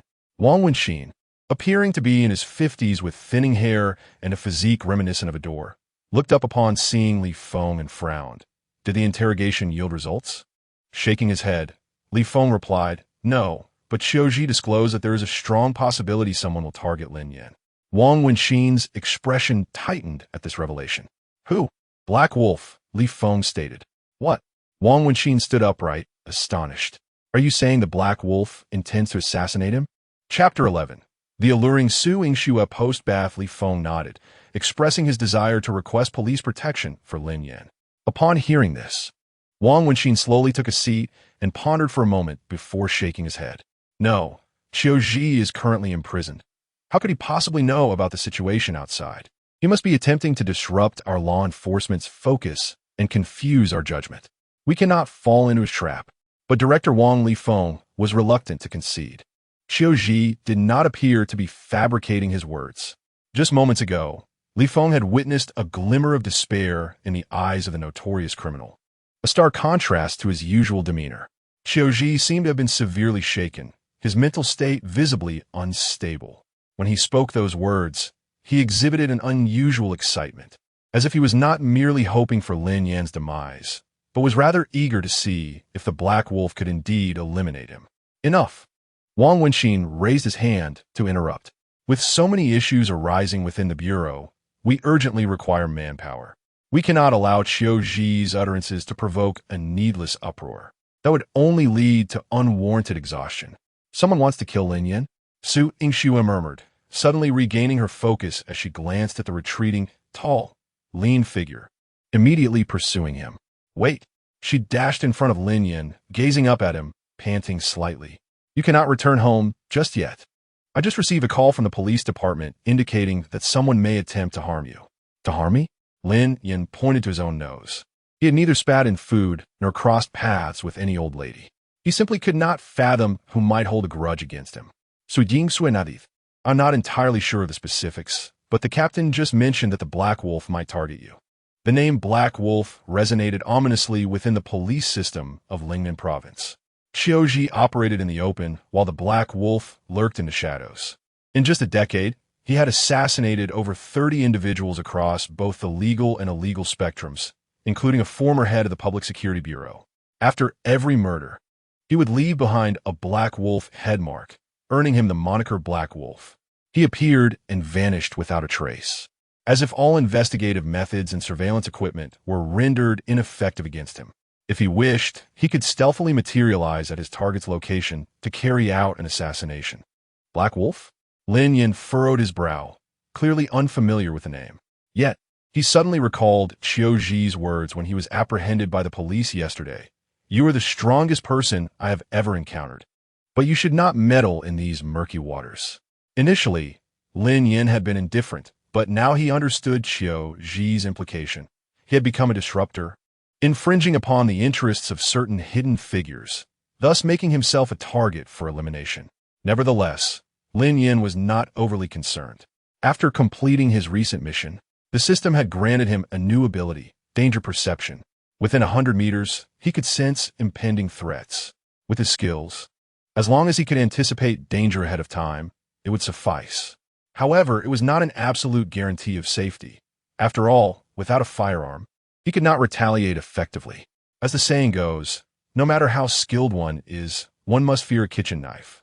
If an assailant were to hide in the shadows and fire upon him, even possessing the ability to foresee danger would be of little help. If I can't go back, then where should I go? Lin Yan inquired. Su Yingxue hesitated for a moment before suggesting, come to my house. As a criminal investigator, she was frequently on duty and carried a firearm. Even in the face of danger, she would not be entirely defenseless. She decided to temporarily bring Lin Yan home and wait for the Bureau to formulate a plan. Your house. Lin Yan's eyes brightened. His thoughts did not initially gravitate towards safety, but rather towards the implications of a man and woman alone together, an irresistible spark. If things were to escalate, perhaps he could advance his romantic endeavors. Moreover, going to her house afforded him the opportunity to enjoy a complimentary meal and drinks. Lin Yan felt he had no grounds to refuse. Very well. In Binhai City, as nightfall approached, the hues of the city began to yield to the twinkling stars. On Changming Road, beside a street-side stir-fried noodle stall, a bare-chested man diligently tossed rice noodles in his wok. At that moment, a thin man wearing sunglasses approached the stall and ordered 1 serving of fried noodles, no noodles, just rice to go. Upon hearing this, the vendor paused momentarily, then furrowed his brow and inquired, do you want any salt? The man in sunglasses shook his head. Nothing at all. The vendor specifically cautioned, this target is exceptionally formidable. Do not let him discover your presence. Otherwise, you not only risk failing the mission, but may also jeopardize your own safety. Understood, the man replied nonchalantly. A few minutes later, the vendor handed him a box of fried noodles. The man retrieved 10 yuan and a photograph from his pocket, the back of which contained detailed information about the target. At Tianyu Garden, Lin Yan was not unfamiliar with the area, having previously delivered food there. The buildings were neither old nor new, roughly a decade in age. However, those residing here were invariably affluent or influential, housing many officials and wealthy individuals, thus ensuring relative safety and a higher frequency of police patrols compared to other locales. Given Su Yingshue's esteemed background, Lin Yin found no surprise in her residing there. Seated on the sofa, Lin Yin surveyed the abode of his prospective future father-in-law, pondering the system's matchmaking. Who would dare defy it? He scanned the surroundings and nodded in approval. The DCOR leaned towards a traditional style, 3 bedrooms, 1 living room, 1 kitchen, and 1 bathroom. Simple yet warm, imbued with feminine charm. The sweet scent wafting through the air and the pristine toothbrushes and towels hinted at a recently tidied space. Su Yingxue emerged from the shoe cabinet with a pair of men's slippers. "These are for my dad." Yukin, as she spoke, she sensed something amiss and looked up, locking eyes with Lin Yin, who bore a smug expression. Lin Yin nodded, muttering to himself, "How considerate of you to prepare these for me. You truly have worked hard. Taking advantage of me will only lead to your downfall." Su Yingxue thought, feeling a surge of irritation. "Should I also take a bite from the refuse truck passing by?" Lin Yin shrugged, unfazed. Su Yingxue rolled her eyes. "You are only permitted to remain in the living room." With that, she retreated to the bathroom, locking the door with a click. Almost immediately, the sound of running water followed. Regrettably, nothing was visible to Lin Yin. He withdrew his thoughts and began to contemplate the challenges he faced. Su Yingxue resided on the 15th floor, and while the living room's balcony lacked another building, the bedroom window offered a view of the adjacent structure. If he remained indoors, relying on his danger perception, he could ensure his safety, unless, of course, the adversary launched an RPG. The sole issue was the restriction on leaving the apartment. However, with the enemy concealed and uncertainty surrounding Qiuji's warnings, Lin Yin resolved to observe for a couple of days. After all, staying at Su Yingxue's home ensured he would not want for food or drink, nor would it hinder his mission. There was no need for haste. 20 minutes later, Lin Yin reclined comfortably on the sofa, eyes fixed on the beauty emerging from the bath. The bathroom door swung open, releasing a wave of steam that enveloped Su Yingxue as she stepped out. Clad in a beige silk nightgown, her fair skin was tantalizingly exposed, showcasing her exquisite collarbone and alluring legs, exuding an irresistible charm. Her damp hair cascaded casually over her shoulders, and in that moment, Su Yingxue epitomized femininity. Lin Yin felt a surge of blood rushing through him, awakening primal instincts. Indeed, being in the company of a beautiful woman often results in either the son becoming overly attached or overly clingy. Su Yingxue, with a towel in hand, tilted her head to dry her hair, only to lift her eyes and find a pair of inquisitive eyes fixated upon her. "Do I look beautiful?" Chapter 12. Lin Yin and Su Yingxue slept together as if he were in his own home, without the slightest reservation. Lin Yin nodded without batting an eye. "Not bad."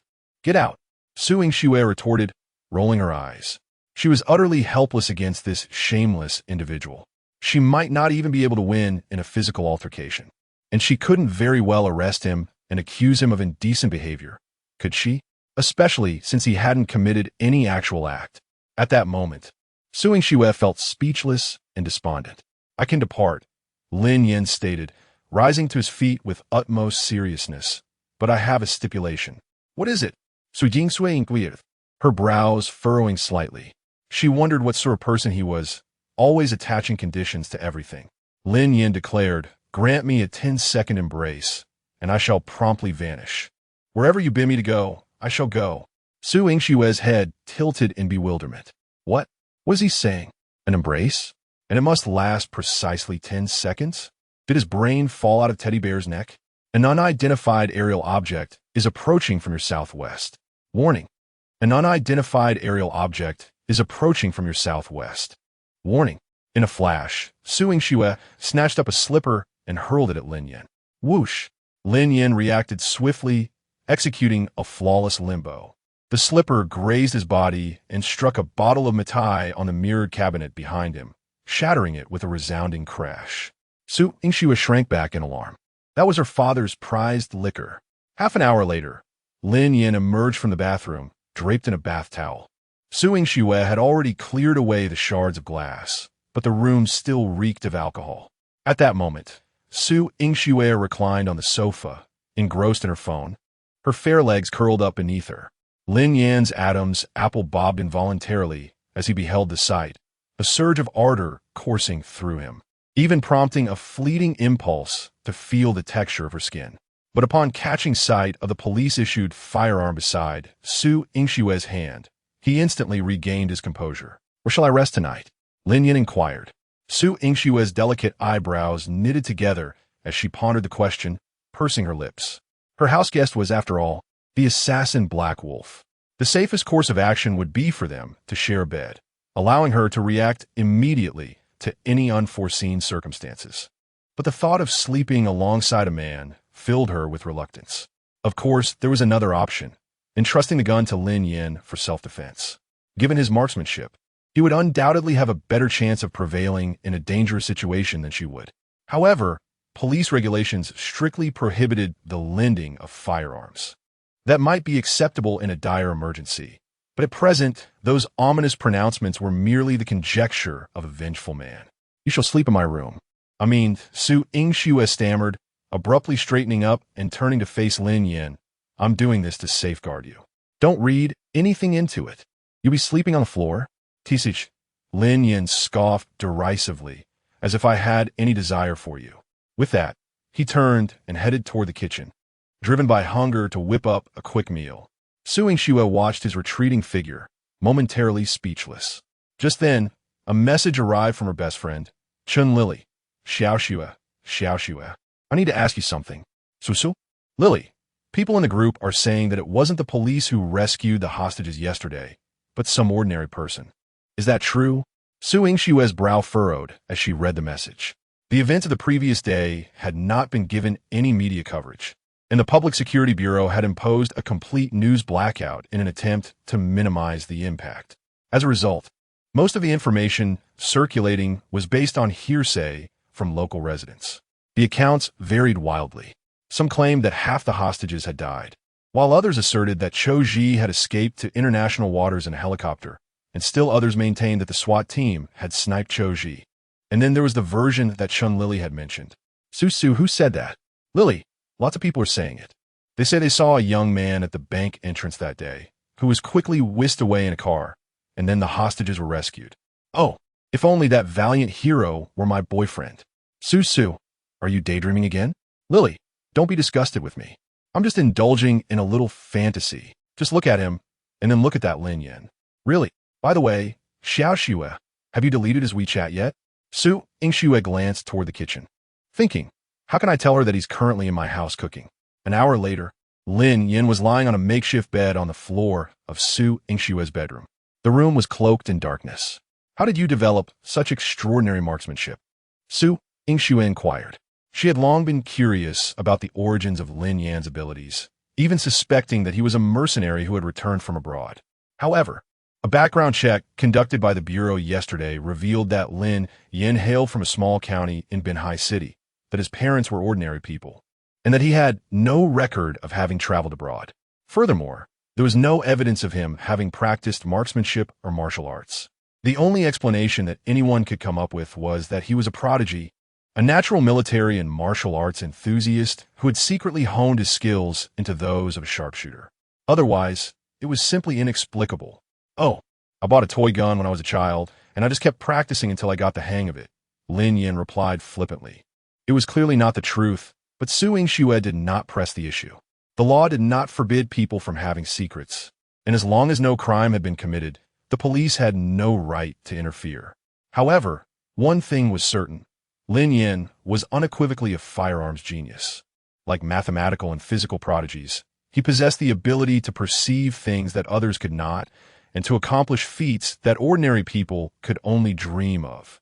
Then why didn't you consider participating in shooting sports, becoming a professional marksman? Su Yingsue.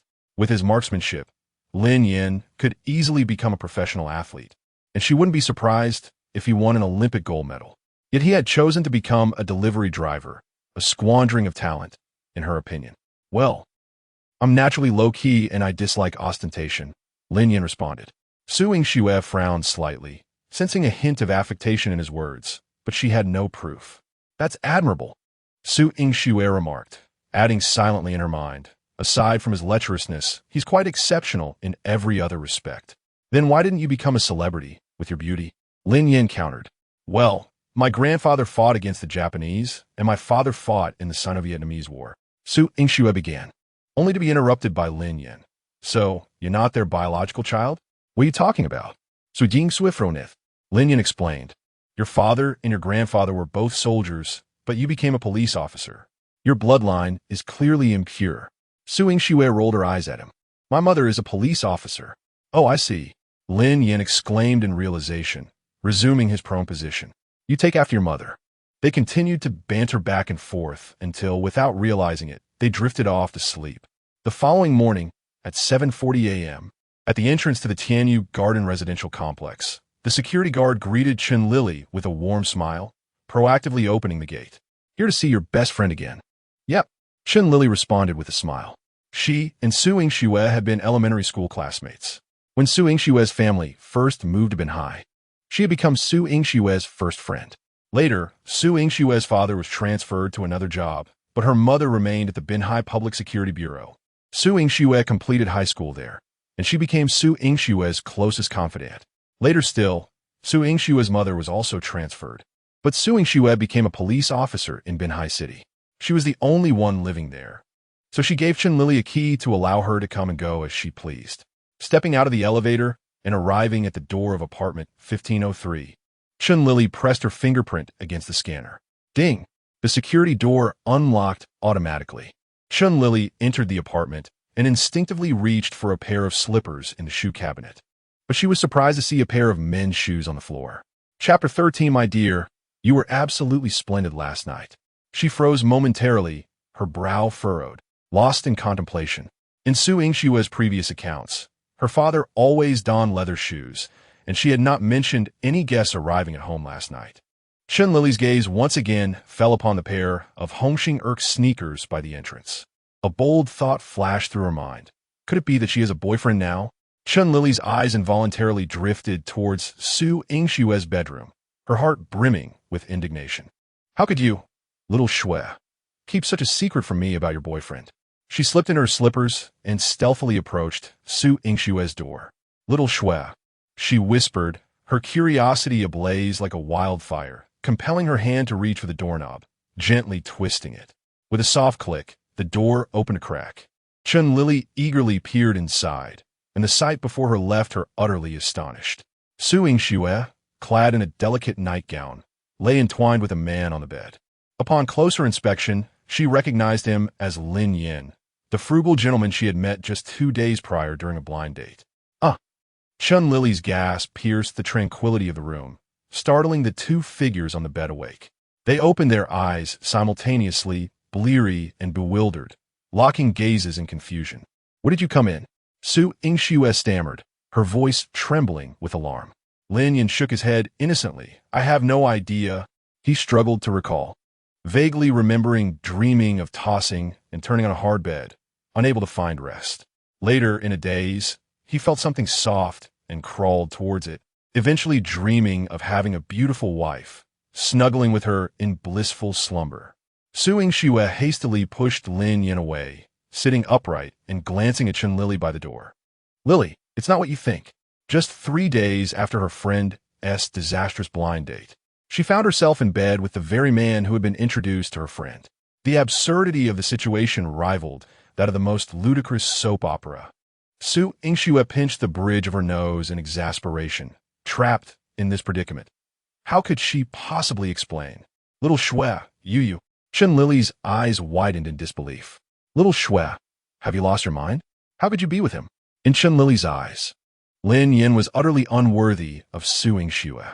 Moreover, their relationship had progressed at an astonishing pace. How could they have gone from strangers to sharing a bed in such a short span? Especially considering that Su Yingxue had always been a traditional girl, having never even had a boyfriend before. How could she succumb so easily?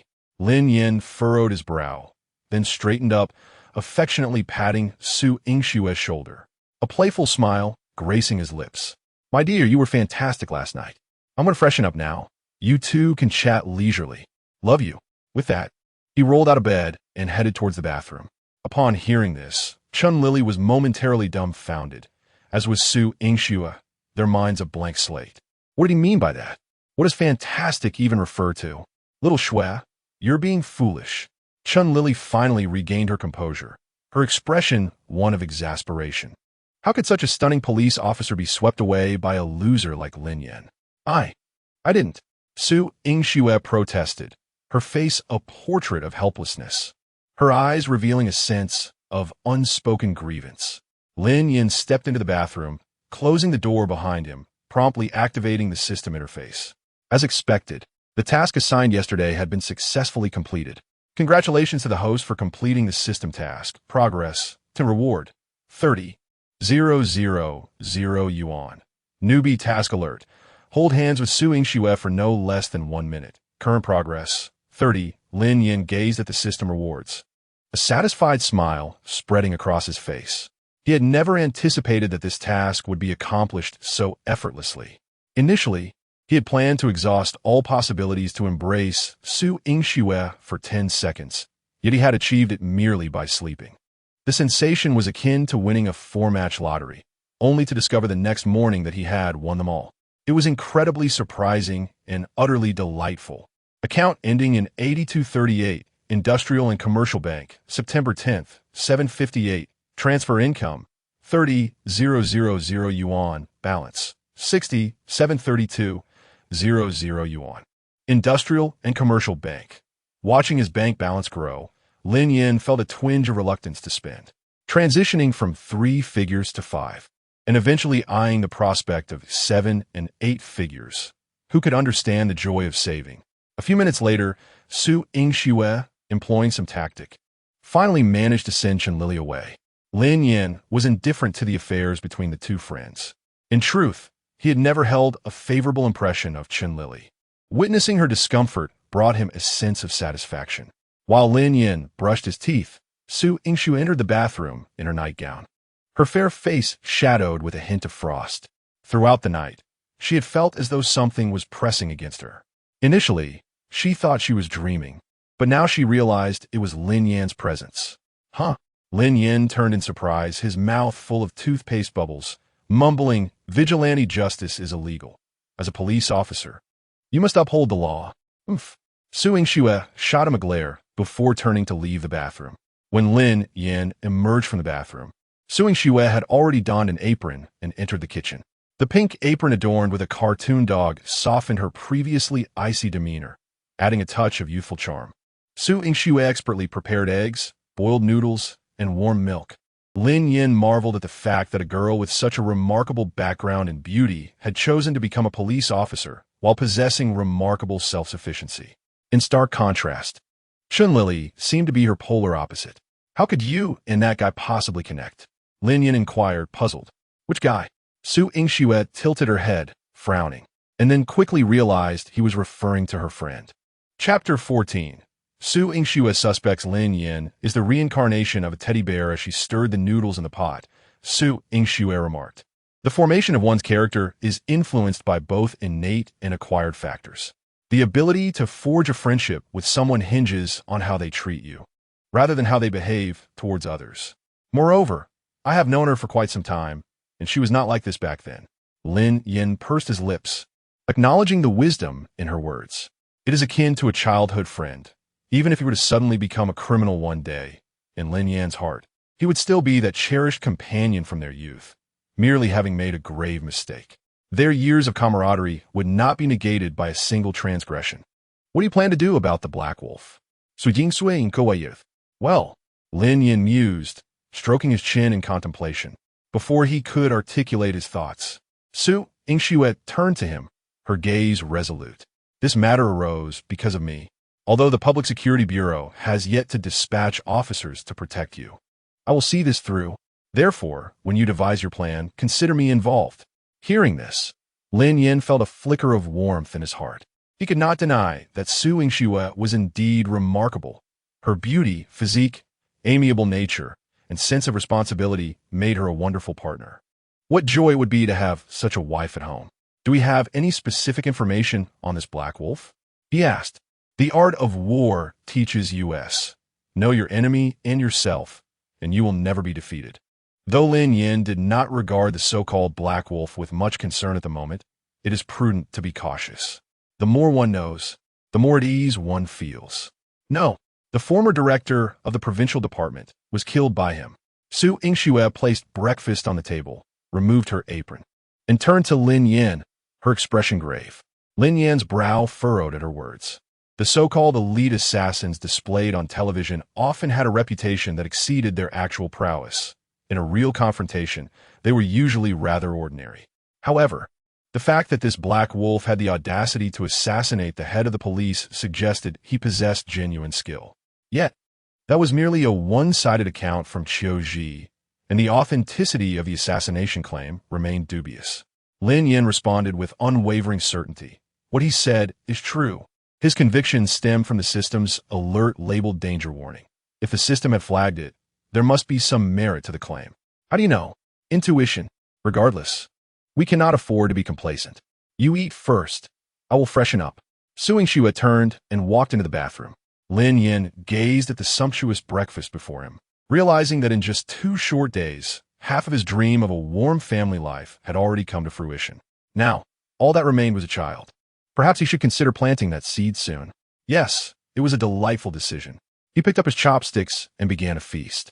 Currently residing in Su Yingxue's home, with doors and windows securely shut, the Black Wolf would need to breach the premises to carry out any assassination attempt. Furthermore, Lin Yan possessed several formidable advantages and a danger warning. Coupled with the protective barrier provided by Su Yingxue, he could assert with confidence that whether the foe was a black or white wolf, should they dare to enter, their demise would be inevitable. Hence, staying here felt safe. Yet, Lin Yan pondered another concern. He could not remain hidden indefinitely. A few days might be manageable, but a week or 2 would be excessive. If time stretched on, he might find himself in a position where he and Su Yingxue would soon welcome a child.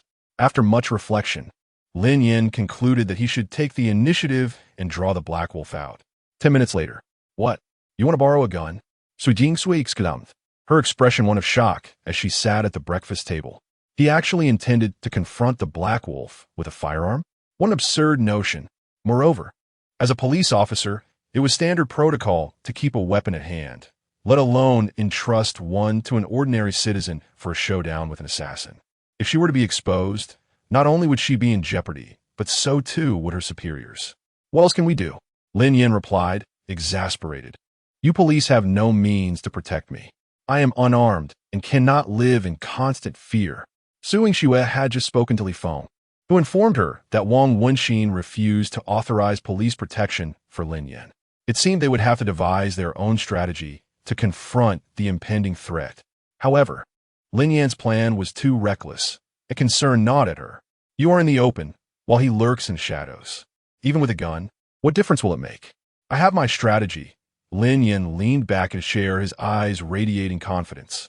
Rather than living in fear, it would be better to lure the snake from its den for a decisive resolution.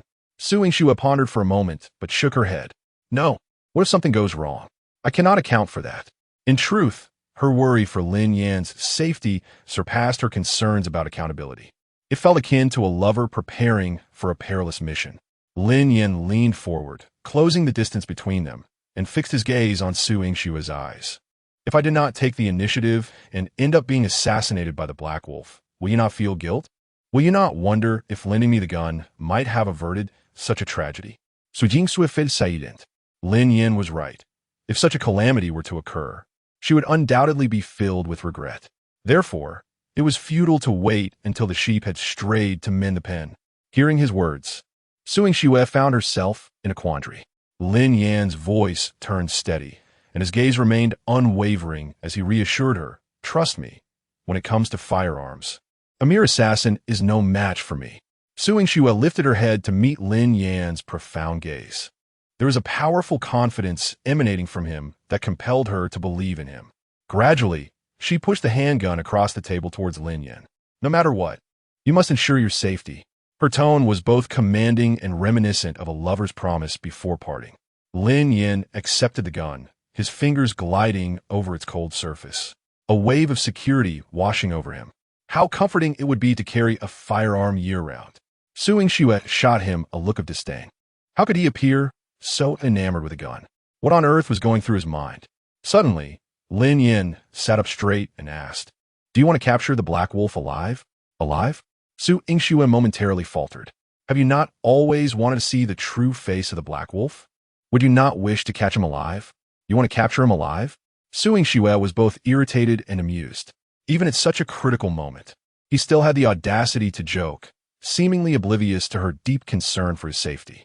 If you want, I will bring him back to you. Lin Yan appeared unfazed. Su Yingxue chuckled helplessly. They certainly desired to capture the Black Wolf alive. He had committed numerous crimes, and if they could extract information about the mastermind behind him, it would eradicate this nefarious force.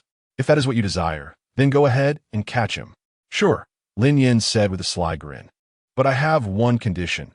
If I successfully capture the Black Wolf alive, you must let me hold your hand for a minute. Hold your hand.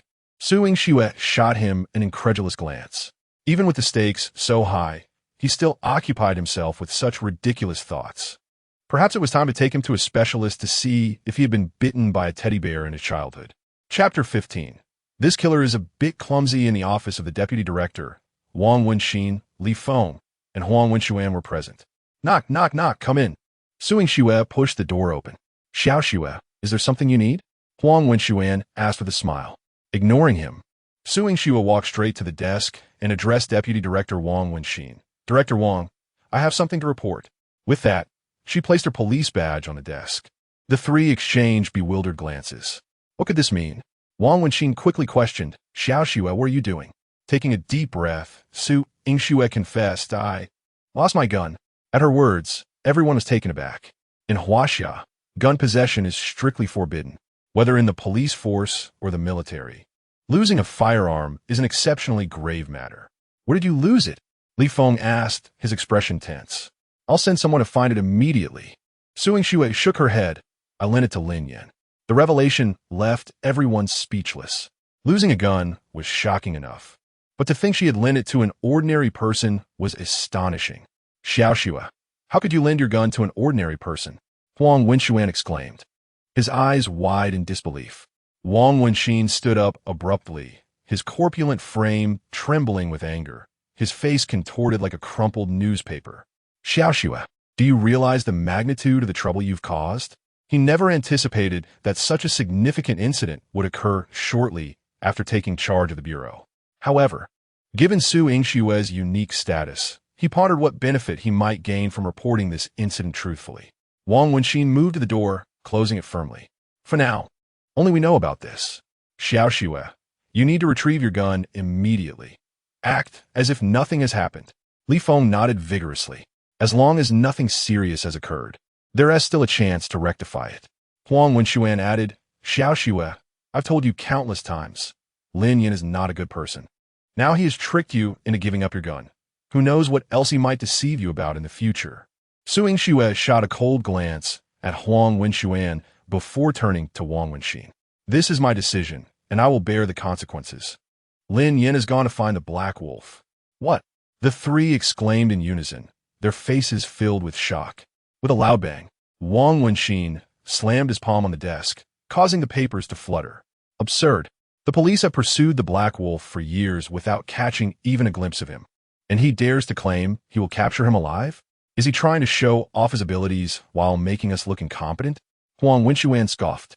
Last time he got lucky and caught Xiaoji. Now he thinks he is invincible. The provincial director was killed by the Black Wolf. He is just an ordinary man with decent marksmanship.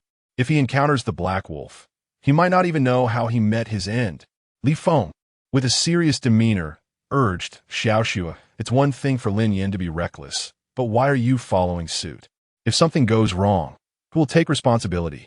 Quickly call him and find out where he is. We must retrieve that gun. Lin Yuan Community. At the entrance of the community lay an old street lined with various small shops, predominantly bustling with electric bikes, delivering food and goods in a constant flow. After taking just a few steps, a tricycle laden with cardboard boxes entered the community behind him. Lin Yan cast a furtive glance over his shoulder. The cyclist was a bare-chested middle-aged man with dark skin and disheveled hair. Lin Yan quickened his pace, heading toward the staircase of Building 3. Upon entering the stairwell, he deliberately paused to look back, and indeed, the middle-aged man followed closely behind, carrying the cardboard boxes. Lin Yin slowed his pace as he ascended the stairs, and the man remained right on his tail. Stopping at the door of room 302, Lin Yin gripped his key in one hand while stealthily reaching for the handgun concealed in his pocket. Should the system's danger alert sound, he would not hesitate to fire. The man, carrying the large boxes, climbed the stairs slowly, the distance between them diminishing, creating a heavy, suffocating atmosphere in the stairwell. "Excuse me, could you let me pass?" "Oh," Lin Yin responded quickly, inserting his key and opening the iron door to enter the room. With a sigh of relief, Lin Yin shook his head and chuckled, realizing he had been overly cautious. This was an old 3-bedroom apartment, its decor outdated, occupied by 3 individuals, 2 of whom Lin Yin rarely saw, seemingly returning only late at night. He walked into the innermost room and unlocked the door. As he pushed the door open, a dark gun barrel suddenly appeared before him, along with the face of a middle-aged man. "You finally returned."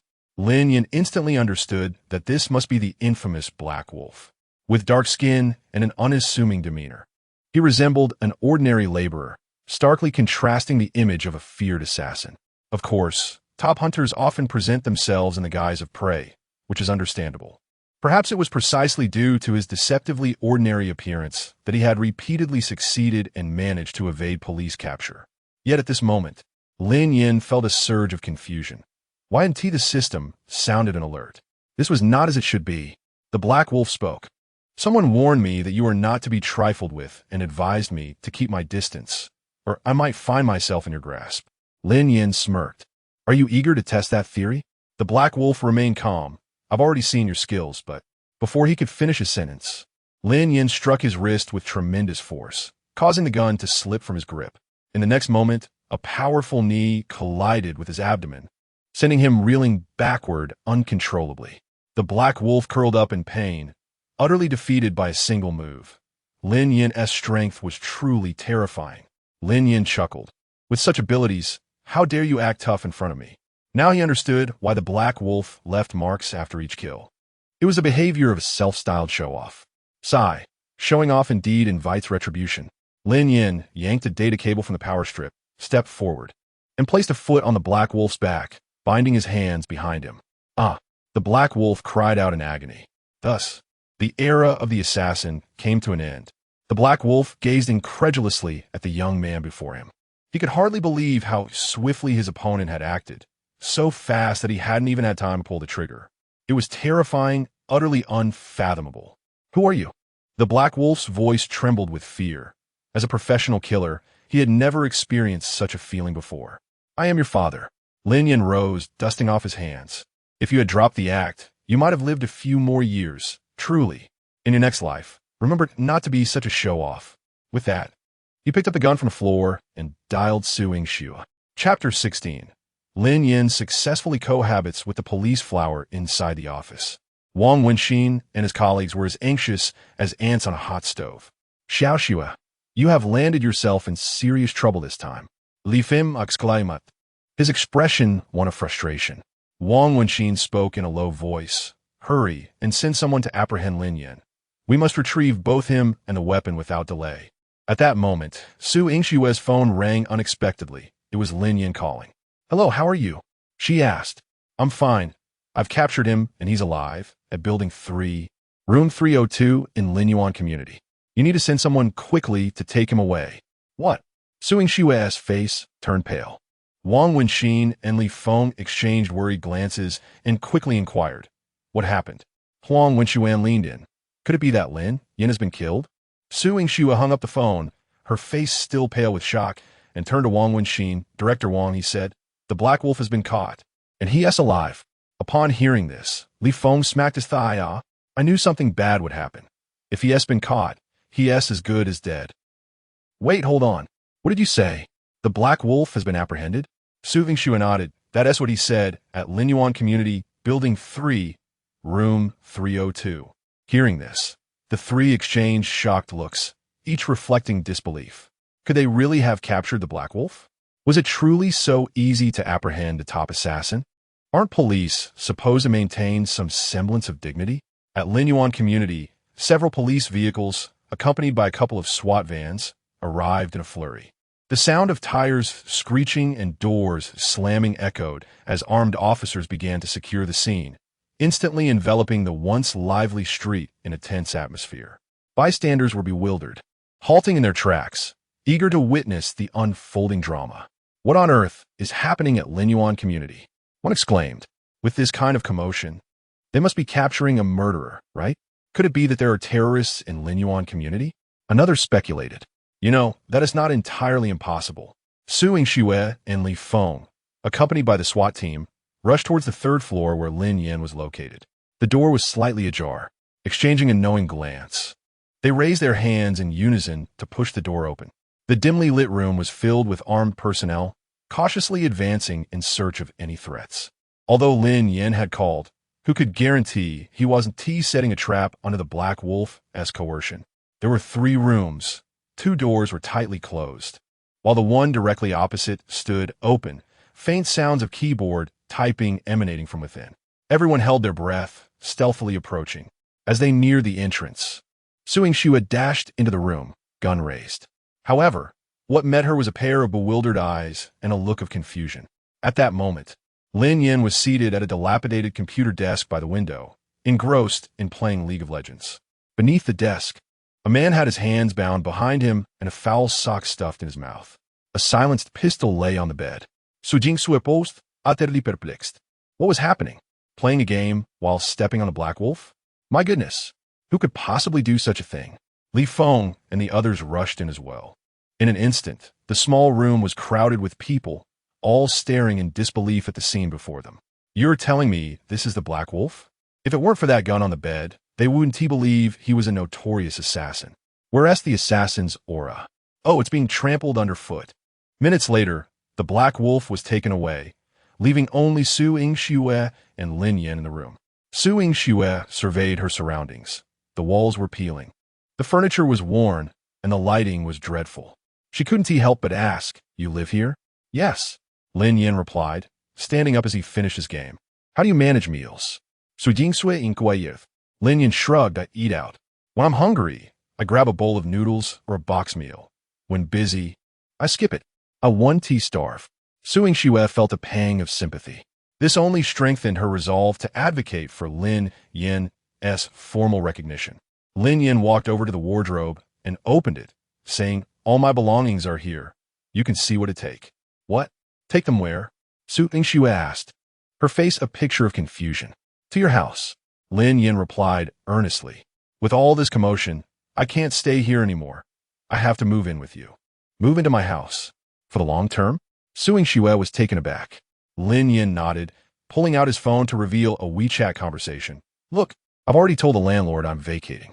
Su Yingxue was utterly bewildered. Lin Yan sighed. "Earlier, when I said I'd help you capture the Black Wolf, you wouldn't agree to hold my hand for just a minute. So, let us consider this as payment for rent."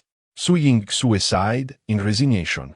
Compared to holding hands, she found the idea of rent payment more palatable. Yet, the thought of cohabitating with this man, who was also her friend's blind date, made her feel uneasy. Ultimately, she could not refuse. Was it the dire state of Lin Yan's living conditions, the exchange for capturing the Black Wolf, or some other reason she could not articulate? In any case, the words of refusal remained unspoken. Chapter 17. The name of Lin Yan resonates throughout the conference hall of the provincial department in the conference room of the provincial department. The attendees comprised the leadership team of the provincial office. Huang Weiyong surveyed the room and spoke regarding Comrade Zhang Donghai, who acted unilaterally and disregarded the safety of hostages. "I invite everyone to share their opinions." Upon hearing this, the crowd exchanged glances, yet none seemed inclined to voice a response. The situation had yet to be clearly defined. Expressing opinions would necessitate taking a stance. The members present were seasoned veterans, well aware of the implications involved. Moreover, they had no vested interest in Zhang Donghai. None wished to be the scapegoat should adverse consequences arise. They awaited a signal before Huang Weiyong could continue. A striking woman in uniform seated at the front left interrupted. "I believe Comrade Zhang Donghai's actions were exceedingly reckless. He is at fault." As her words lingered in the air, all eyes turned toward her. The woman, Zhang Xiaomei, is the deputy director of the Provincial Public Security Department and the mother of Su Yingxue. A smile emerged on Huang Weiyong's face, and the others, seemingly emboldened, began to discuss. Indeed, there was a significant error. Fortunately, the hostages are unharmed. Otherwise, who could bear such responsibility? Absolutely. This incident not only violated protocol, but also lacked a risk assessment. Impulsively making decisions is audacious, especially entrusting an ordinary person with such a critical task. In my opinion, a severe punishment is necessary to set a precedent for all levels of government.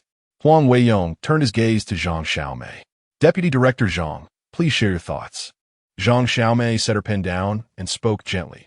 While Comrade Zhang Donghai certainly erred, we must not deny nor overlook one crucial point. The room fell silent as the attendees exchanged bewildered glances. Her statements seemed contradictory. The first criticized, while the latter appeared to exonerate Zhang Donghai. Even Huang Weiyong furrowed his brow in contemplation. Zhang Xiaomei continued. You are all experienced members of the criminal investigation system, having dedicated your lives to policing. Let us consider the position of Zhang Donghai. What did he face? A ruthless criminal, Qiu Ji, holding more than 20 hostages. Her words ignited a wave of introspection among the attendees. They were familiar with Qiu Ji, having served in grassroots leadership roles. They understood that under such circumstances, any choice Zhang Donghai made could be perceived as incorrect. Advancing was a mistake. Retreating was also a mistake. Under those extreme conditions, Zhang Donghai had no real alternative. They turned their eyes back to Huang Weiyong, who had yet to express his position. He maintained a composed demeanor, leaning against the conference table with arms crossed, his thumbs rolling thoughtfully. Please continue, he urged. Zhang Xiaomei nodded slightly, asserting, I personally believe that Comrade Zhang Donghai should not bear excessive responsibility. Otherwise, should we encounter a similar situation in the future, no one would dare prioritize saving lives. The office director, Fu Yuan, interjected, I oppose this. Zhang Donghai merely gambled and got lucky. As the people's support, how can we treat lives as mere chips on a gambling table? His words sparked a wave of agreement. Director Fu is correct. Zhang Donghai must be held accountable. We cannot condone such behavior. Once their voices subsided, Zhang Xiaomei calmly continued. Following the incident, I inquired in detail with my daughter at the Binhai City Criminal Police Team. The confirmed response was that the young man named Lin Yin indeed possesses exceptional skills. He first subdued 2 armed robbers unarmed. Then, before Zhang Donghai's eyes, disarmed Officer Huang Wenxuan and dismantled a Type 05 police handgun in less than 2 seconds. The fastest recorded disassembly time is 5 seconds. I'm sure you all understand what this 2-second achievement signifies. One can imagine the shock Comrade Zhang Donghai experienced witnessing such capability.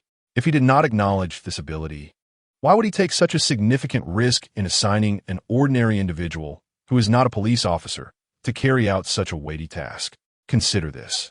If he had not made that decision under pressure and entrusted the decision-making to our provincial department, could we genuinely devise an effective plan to ensure the safety of the hostages?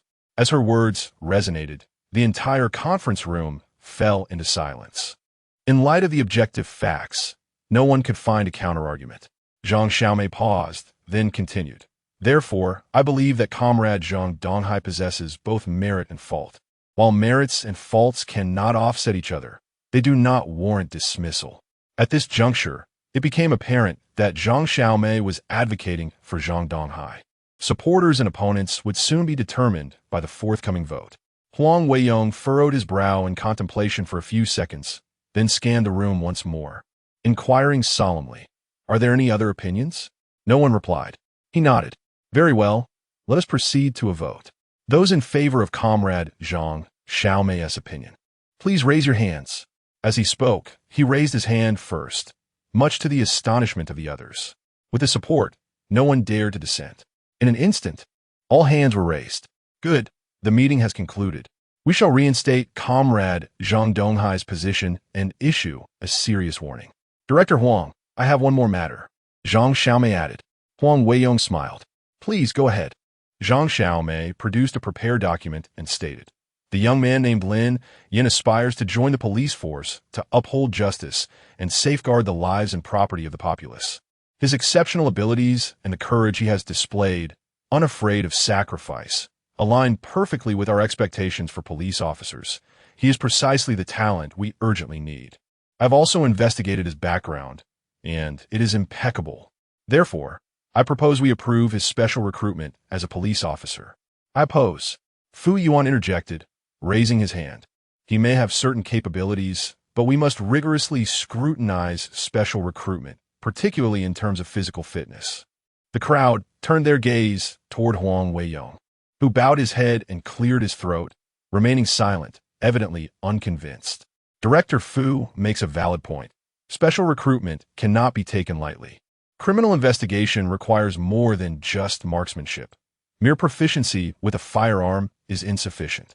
This matter indeed requires careful deliberation. Huang Weiyong raised his hand for silence. Everyone, please settle down. He looked at Zhang Xiaomei and smiled. Deputy Director Zhang, since everyone feels that we can afford to take our time, let us allow him to gain experience in an auxiliary police position and evaluate his performance thereafter. Just as his words fell, the secretary rushed in, breathless and anxious. Director Huang, we have a major situation. Huang Weiyong furrowed his brow. What is it? The secretary swallowed hard. The Black Wolf has been captured. What did you say? Huang Weiyong sprang from his seat, shock evident on his face. The secretary replied, we just received a call from Binhai. The Black Wolf has been apprehended alive and is now at the city bureau. The crowd was left speechless, disbelief etched on their faces. Who among them was unfamiliar with the Black Wolf? Captured alive. The gravity of this news was akin to the previous apprehension of Qiu Ji by Lin Yan. Who captured him? Huang Weiyong inquired. The secretary responded. The report from Binhai states it was a young man named Lin Yan. What? Once more? The crowd was taken aback. Again, it was Lin Yan. Zhang Xiaomei smiled and remarked, I believe that individuals of his caliber joining the police force is not merely his honor, but a blessing for the people and the public. We need such talent. Chapter 18. The uniformed policewoman comes to the rescue, although Su Yingxue agreed to let him move in. She insisted on waiting a few days to discuss it with her parents. Thus, he would have to bide his time. After Lin Yin completed his morning routine, he collapsed onto his bed, launching a game while reflecting on the whirlwind of events from the past few days. Excitement and anticipation swirled in his mind.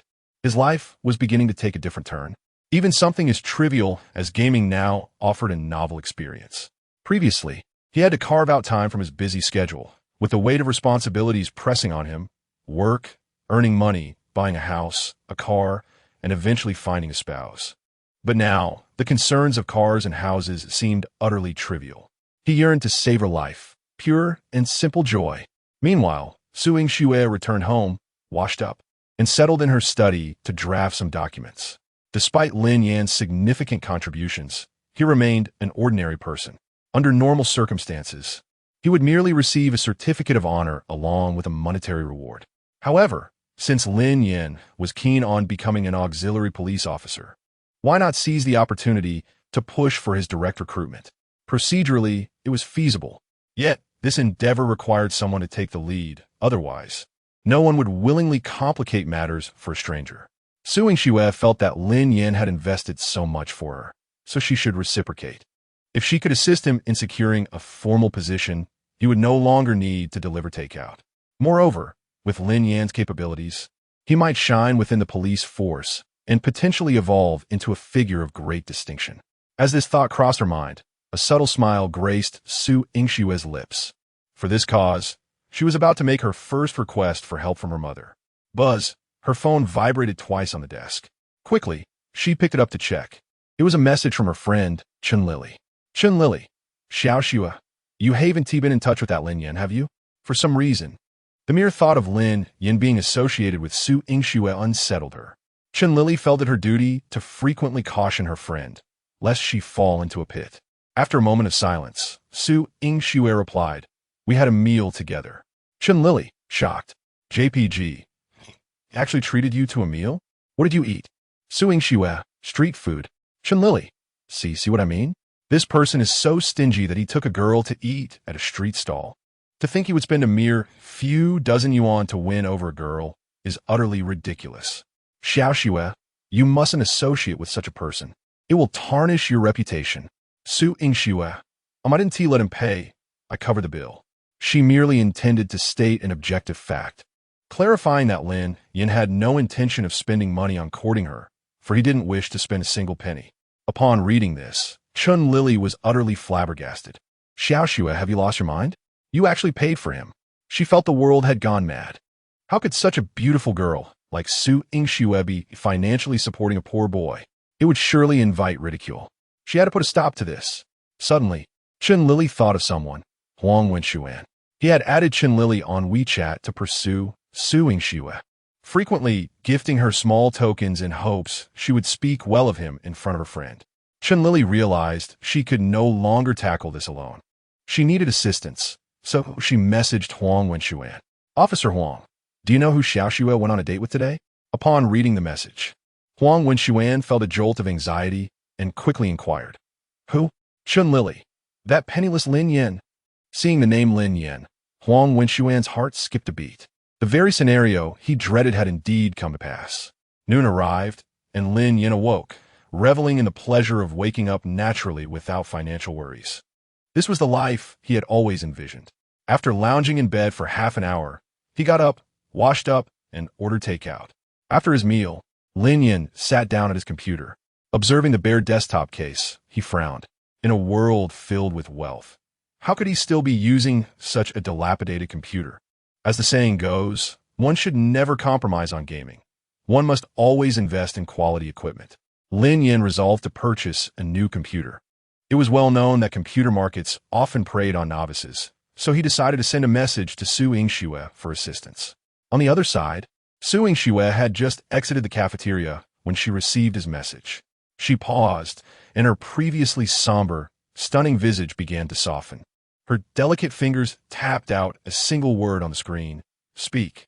Lin Yin, are you free this afternoon? Su Yingxue, speak. Lin Yin, could you accompany me to the computer market?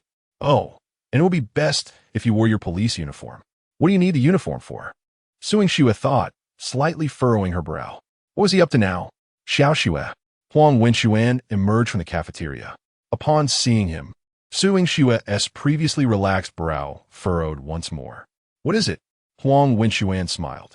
There's a case that requires some field work. Would you join me this afternoon? He believed that an invitation framed as work would be hard for Su Yingxue to decline. I have other commitments. Find someone else, she replied curtly before turning to leave. Huang Wenxuan's smile instantly darkened. Ever since Lin Yin had appeared, Su Yingxue's demeanor towards him had grown increasingly frigid. A cold glint flashed in Huang Wenxuan's eyes. He was determined not to let Lin Yin infiltrate the police force. At 3 p.m., Lin Yin stood at the entrance of the computer market, a cardboard box containing his old computer by his side. Naturally, he intended to exchange the old for the new, maximizing utility. At that moment, a car pulled up, and a stunning sight alighted from it. Indeed, beautiful women are an indispensable part of the urban landscape. Su Yingxue, clad in a sharp police uniform with her hair styled in a neat high ponytail, exuded an air of elegance and vitality. Her tall figure filled out the uniform perfectly, adding a touch of vigor to her previously gentle demeanor. You can't possibly expect me to accompany you to buy a computer, can you? She approached, glancing at the old computer in the box with an expression of surprise.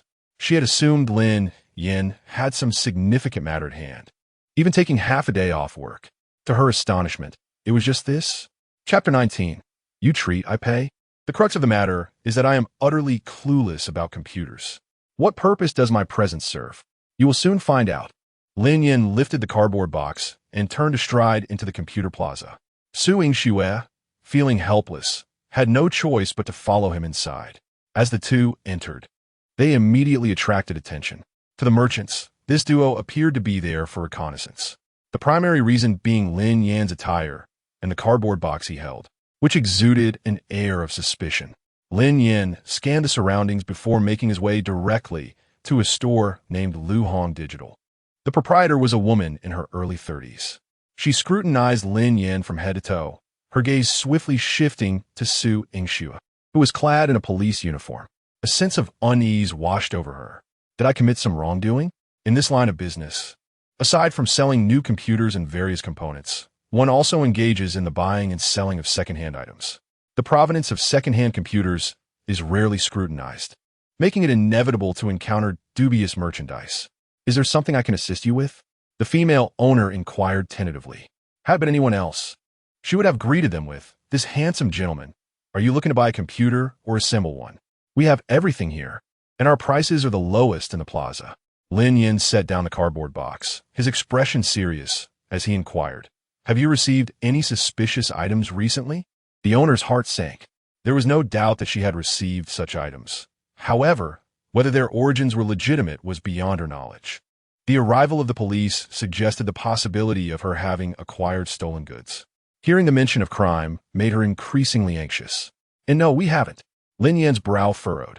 "Bring me your purchase records for inspection." Upon hearing this, the owner became even more convinced of her suspicions and quickly nodded, "Right away." She then opened a drawer and began rummaging through it. Suing Xue furrowed her brow, still unable to comprehend Lin Yan's intentions. Before long, the owner produced a ledger. "Officer, all our incoming and outgoing goods for the past few months are documented here.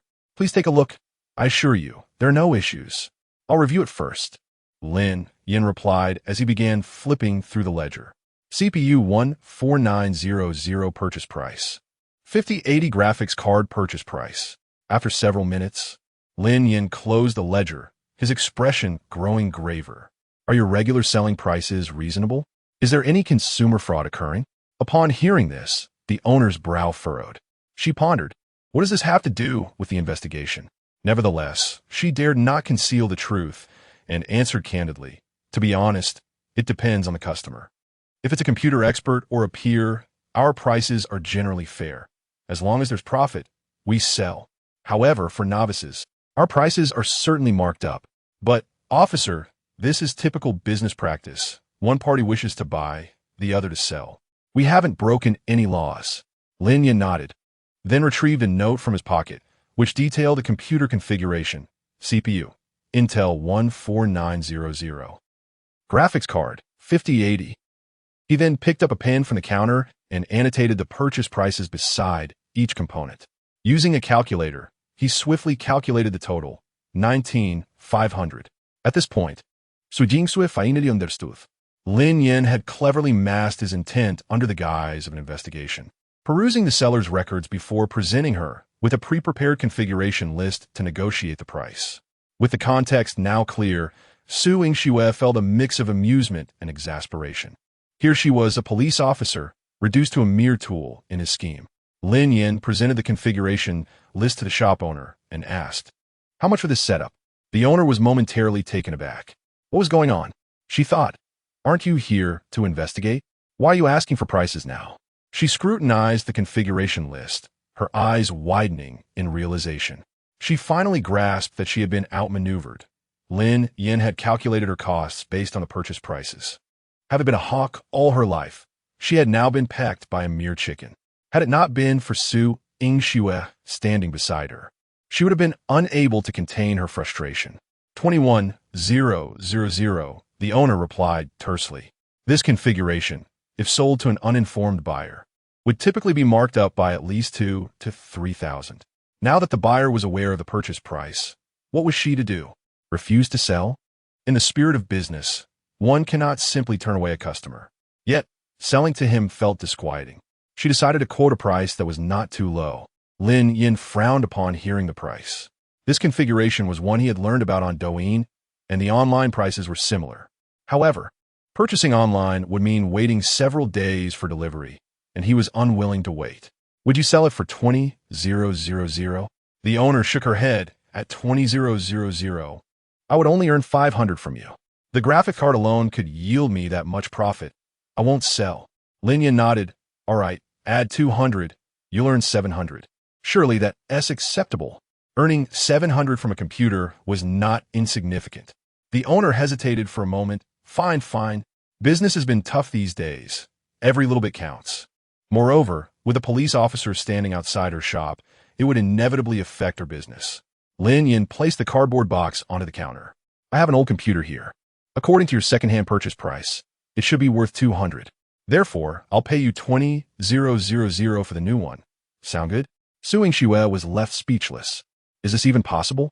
If one were to call Lin Yin generous, she would be the first to object.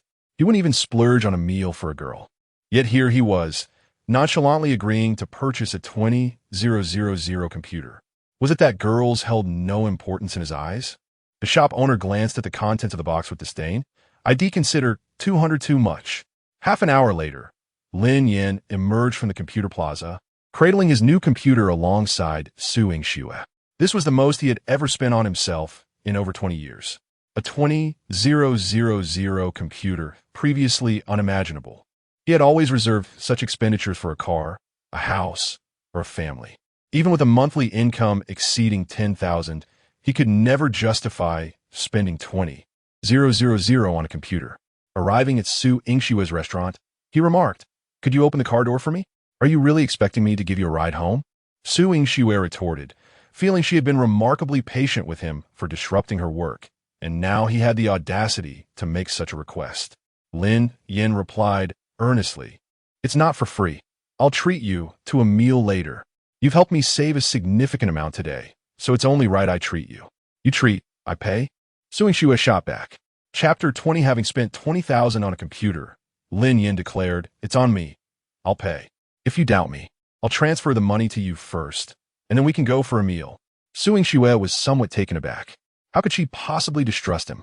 The very notion of him, a notorious miser, offering to treat was astonishing. "All right, then transfer it to me first."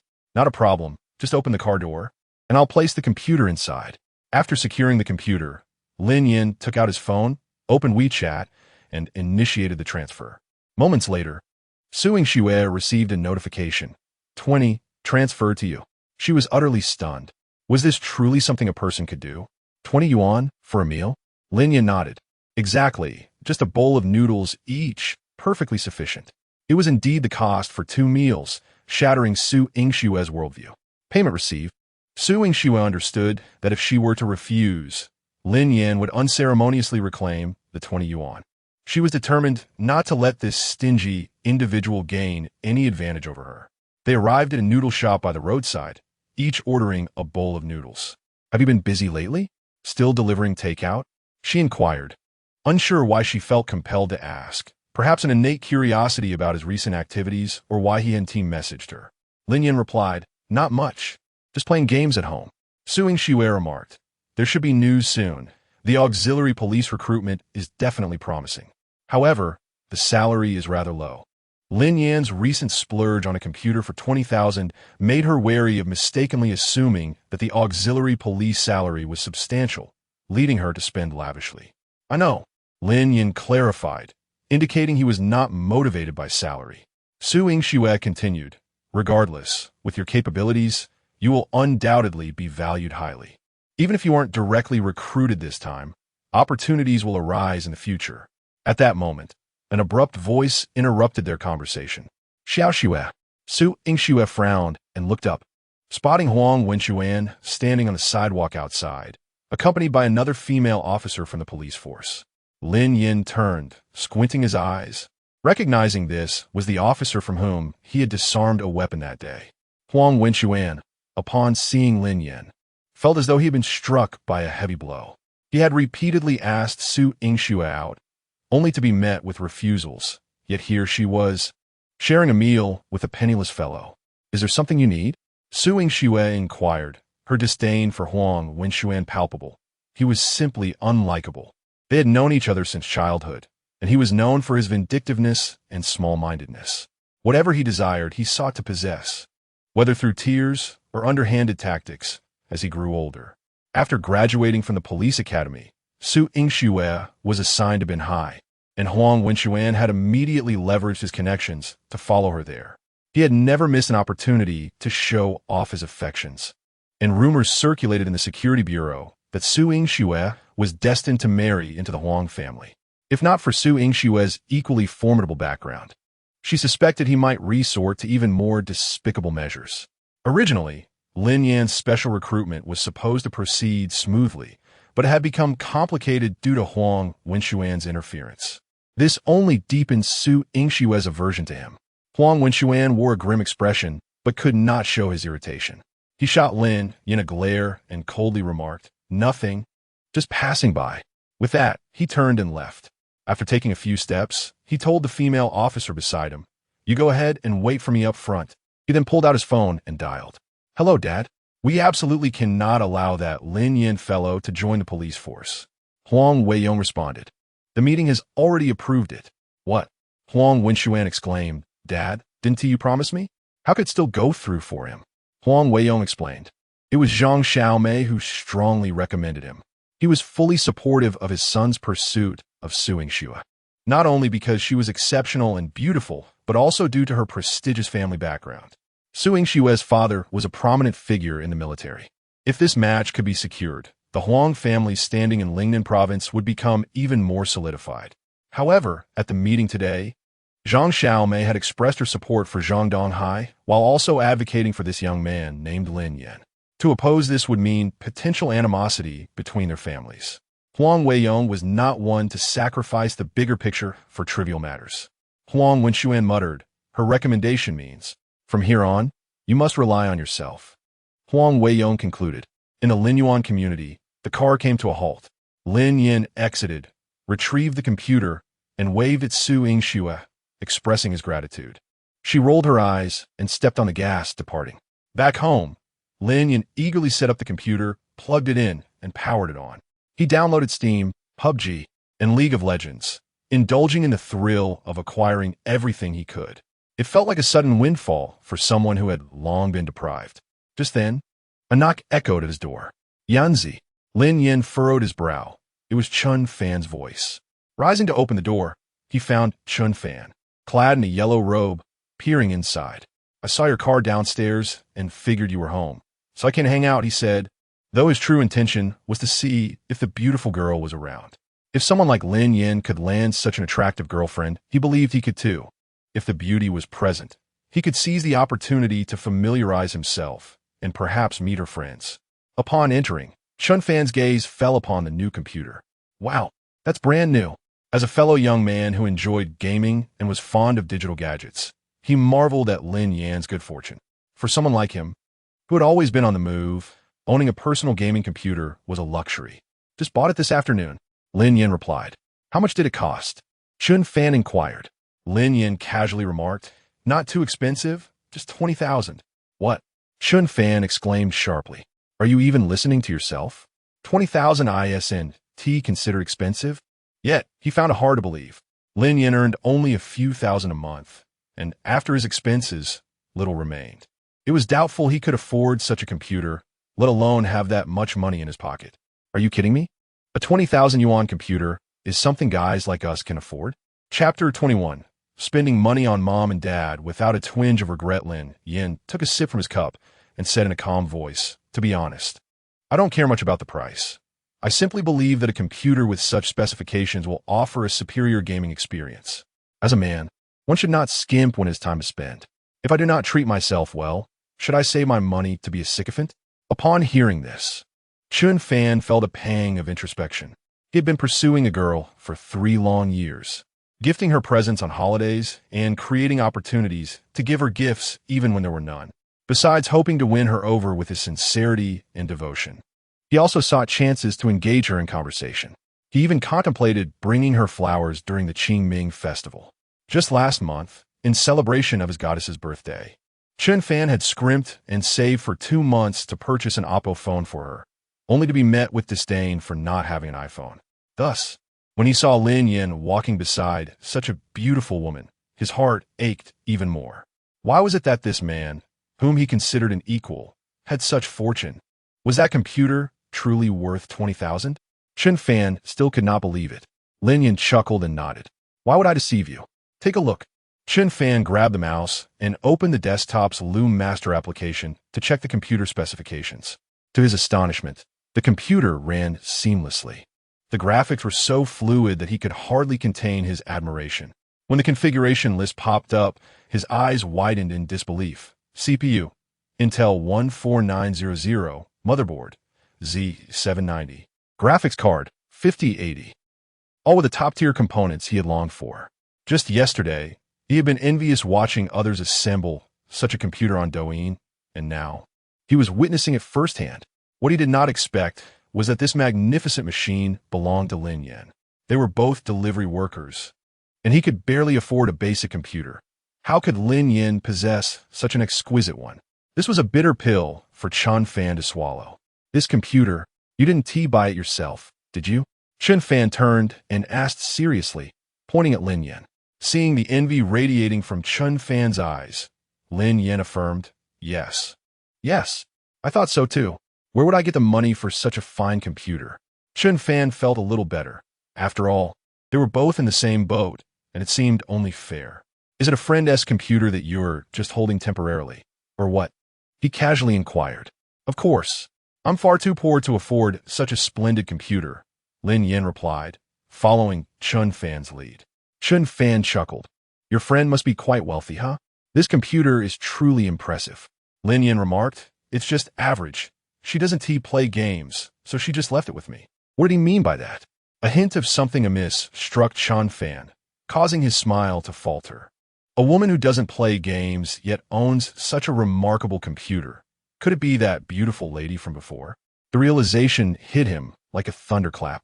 Lin Yan was being supported by a wealthy woman, and not just any wealthy woman, but a stunningly beautiful one. His mind reeled, and he felt a rush of blood to his head.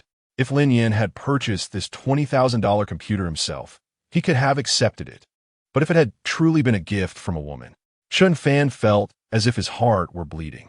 Why was it that he, a mere delivery worker, had to suffer while Lin Yan enjoyed such good fortune? With a heavy heart, Chen Fan turned to leave. Lin Yan scoffed, returning to his computer. He understood all too well what his so-called friends were thinking. It was always the same, afraid that their brothers might experience hardship, yet equally terrified if they achieved greater success. If you were struggling, it was acceptable, but if you surpassed them, well, you could only hope they wouldn't curse you behind your back. Of course, there were genuine friends out there, but they were few and far between. Just as he was lost in thought, his phone rang. It was his mother. Hello, Mom. Hello, Lin Yan. What is up? Nothing. Can I call you just because there's nothing happening? You haven't called home in days. Living alone in the city, you must take care of yourself. Be careful while delivering. Don't rush and don't run red lights. Safety first, okay? Lin Yan felt a lump in his throat. He had indeed rarely called home or returned, and the reason was simple. At over 20 years old, he had neither money nor a career. He wanted to honor his parents, yet he couldn't even take care of himself, constantly worrying them. I understand, Mom. By the way, I have good news. What good news? His mother, Wang Xiaofang, paused. Did you find a girlfriend? No, I got a new job. What job? A police officer, Lin Yan replied. There was a moment of silence on the other end. Police officer? Wang Xiaofang pressed. It's not just a support role, is it? You know your own capabilities. She had never dared to hope for her son to become a full-fledged officer. Yes, Lin Yan confirmed. Wang Xiaofang laughed. That's wonderful. At least it's safer than delivering food and not as exhausting. Work well in the police force. Your mother supports you. Hearing his mother's joyful laughter warmed Lin Yan's heart. By the way, on the 8th of next month, your cousin is getting married. Your uncle specifically asked me to remind you. Don't forget to come back. Is my cousin getting married? Lin Yan frowned but replied, All right, I'll remember. Wang Xiaofang added, Relatives will ask if you have a girlfriend. If you could bring one back, your mother would be so happy. Sure. Lin Yan understood his mother's intentions. In the past, he would have hesitated to agree so readily, but now he had a system in place. Besides, with Su Yingxue by his side, he could simply bring her home as his mother's future daughter-in-law. After a few more exchanges, he hung up the phone. After purchasing the computer, Lin Yan still had over 40,000 left in his account. His mother had back problems, and he wanted to buy her a nice massage chair. His father loved fishing, and he planned to gift him a set of high-end fishing gear. He opened Pinot, but suddenly realized that he was now a man of means. Why would he shop on such a platform? He quickly exited and opened a more upscale site. Choosing a massage chair priced at $18,000 and a fishing gear set at $12,000, he spent a total of $30,000, leaving him with $10,000. Spending money on his parents did not make Lin Yan feel a twinge of regret. After 20 years of being raised by them, He finally felt a sense of fulfillment in giving back. Chapter 22. Marrying a wife. Consider you first. The next day, Lin Yin rose early, and after a brief wash, he rode his electric scooter straight to the city bureau. From a distance, he spotted Su Yingxue standing upright at the entrance, clad in her crisp police uniform, her ponytail high and taut. She resembled a stunning cover model, radiant and captivating. "Good morning," Lin Yin exclaimed, abruptly halting his scooter and waving at her with a smile. Su Yingxue shot him a glance of disdain and casually handed him a bag of dumplings, saying, "Here, feed the pigs." "Hey, how did you know I skipped breakfast?" Lin Yin asked as he accepted the bag and swiftly stuffed a dumpling into his mouth. The savory and slightly spicy meat filling, complemented by the soft and chewy dough, was quite delightful. The taste of Zhang's dumplings. Lin Yin's face lit up with satisfaction. A breakfast delivered by a beautiful lady is indeed a treat. "So non dying is kokfed, These are my leftovers," Lin Yin, unperturbed, retorted. "Then why didn't you toss me a cup of soy milk while you were at it?" Delusional. She rolled her eyes at him. After finishing the dumplings, Su Yingxue handed him a form. "Here's the medical examination and information sheet. Fill out quickly." "Such a hassle?" Lin Yin frowned upon glancing at the form. Su Yingxue replied testily, "Is this a hassle?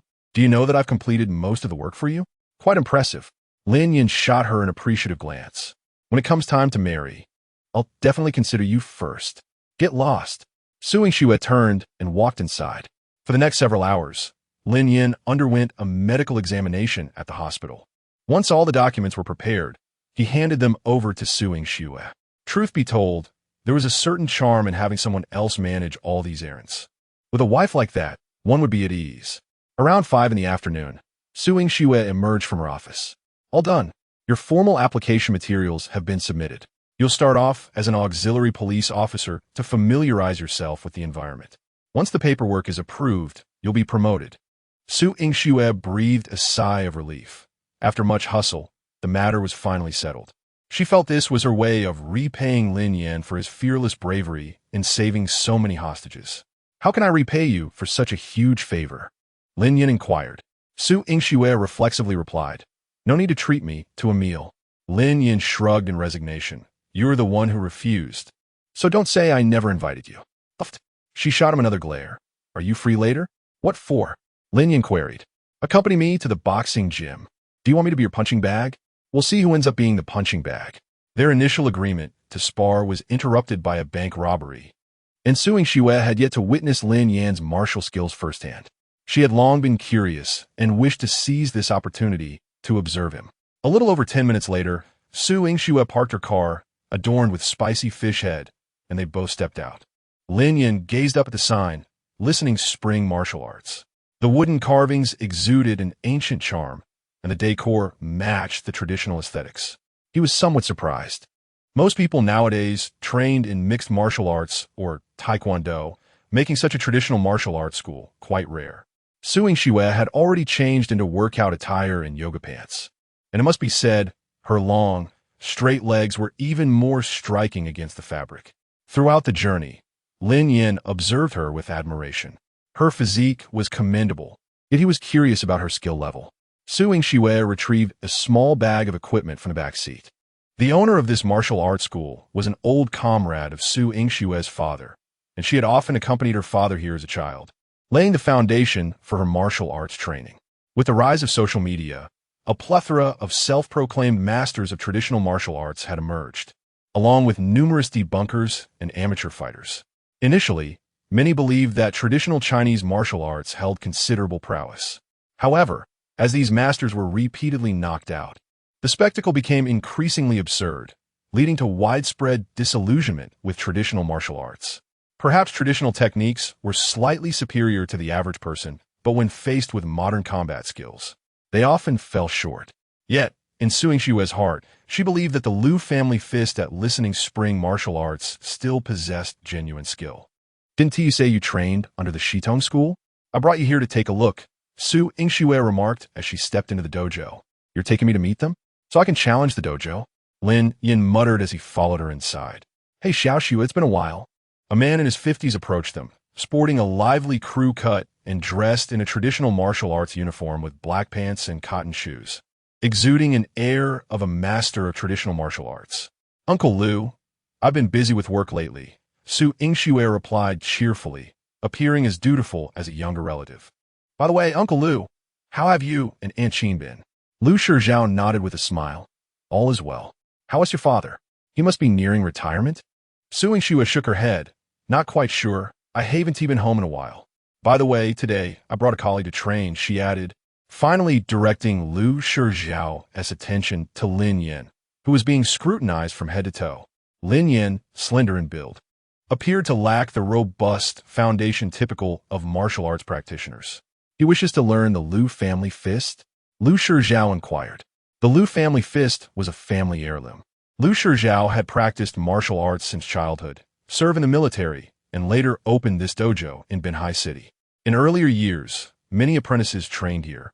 But as gyms and various martial arts studios proliferated, interest in traditional martial arts waned. Fortunately, with ownership of the property and a pension, Lu Shijiao continued to operate, occasionally posting videos on Douyin for promotion and to advocate for traditional Chinese martial arts. Su Yingxue clarified, "No, he is also a practitioner of traditional martial arts." "Oh." Lu Shijiao's interest peaked as he approached Lin Yan and inquired, "Young man, which school do you belong to?" Traditional martial arts emphasize lineage, and each school boasts unique skills.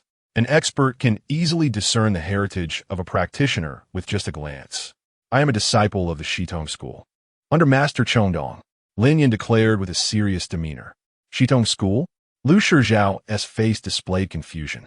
He had a deep understanding of Chinese martial arts and had interacted with various schools, yet he had never heard of the Shitong School. "Does your school focus on internal or external techniques?" Lu Shijiao continued to probe. Chapter 23. "Dare to insult my wife?" Lin Yan exclaimed, "Both internal and external cultivation." He could handle anything that came his way. Wasn't that the essence of being well-rounded? At that moment, a young man emerged from the inner room, clad in martial arts attire, resembling Lu Shijiao to a significant degree. He stood tall, his gaze sharp, exuding an aura of competence. "Xiao Xue, you've arrived." Upon spotting Su Yingxue, his previously tense expression transformed into a radiant smile. "Jiwu." Su Yingxue greeted him with a smile. Lu Jiwu's gaze shifted to Lin Yan, and his smile vanished instantly. "This is?" he inquired. Su Yingxue introduced, "This is my colleague. He also practices traditional martial arts, so I brought him along to observe." Upon hearing this, Lu Jiwu's brow furrowed. Over the years, Su Yingxue had never brought a male friend to the martial arts school, igniting a strong sense of rivalry and hostility towards Lin Yan. "Traditional martial arts?" Lu Jiwu clasped his fists, asking, "May I have the honor of knowing your name?" Lin Yan returned the gesture, stating, "I am Lin Yan, disciple of the Shitong School under Master Chongdong." He anticipated that Lu Jiwu would inquire further, so he stated it plainly. Lu Jiwu had never heard of the Shitong School, let alone Master Chongdong.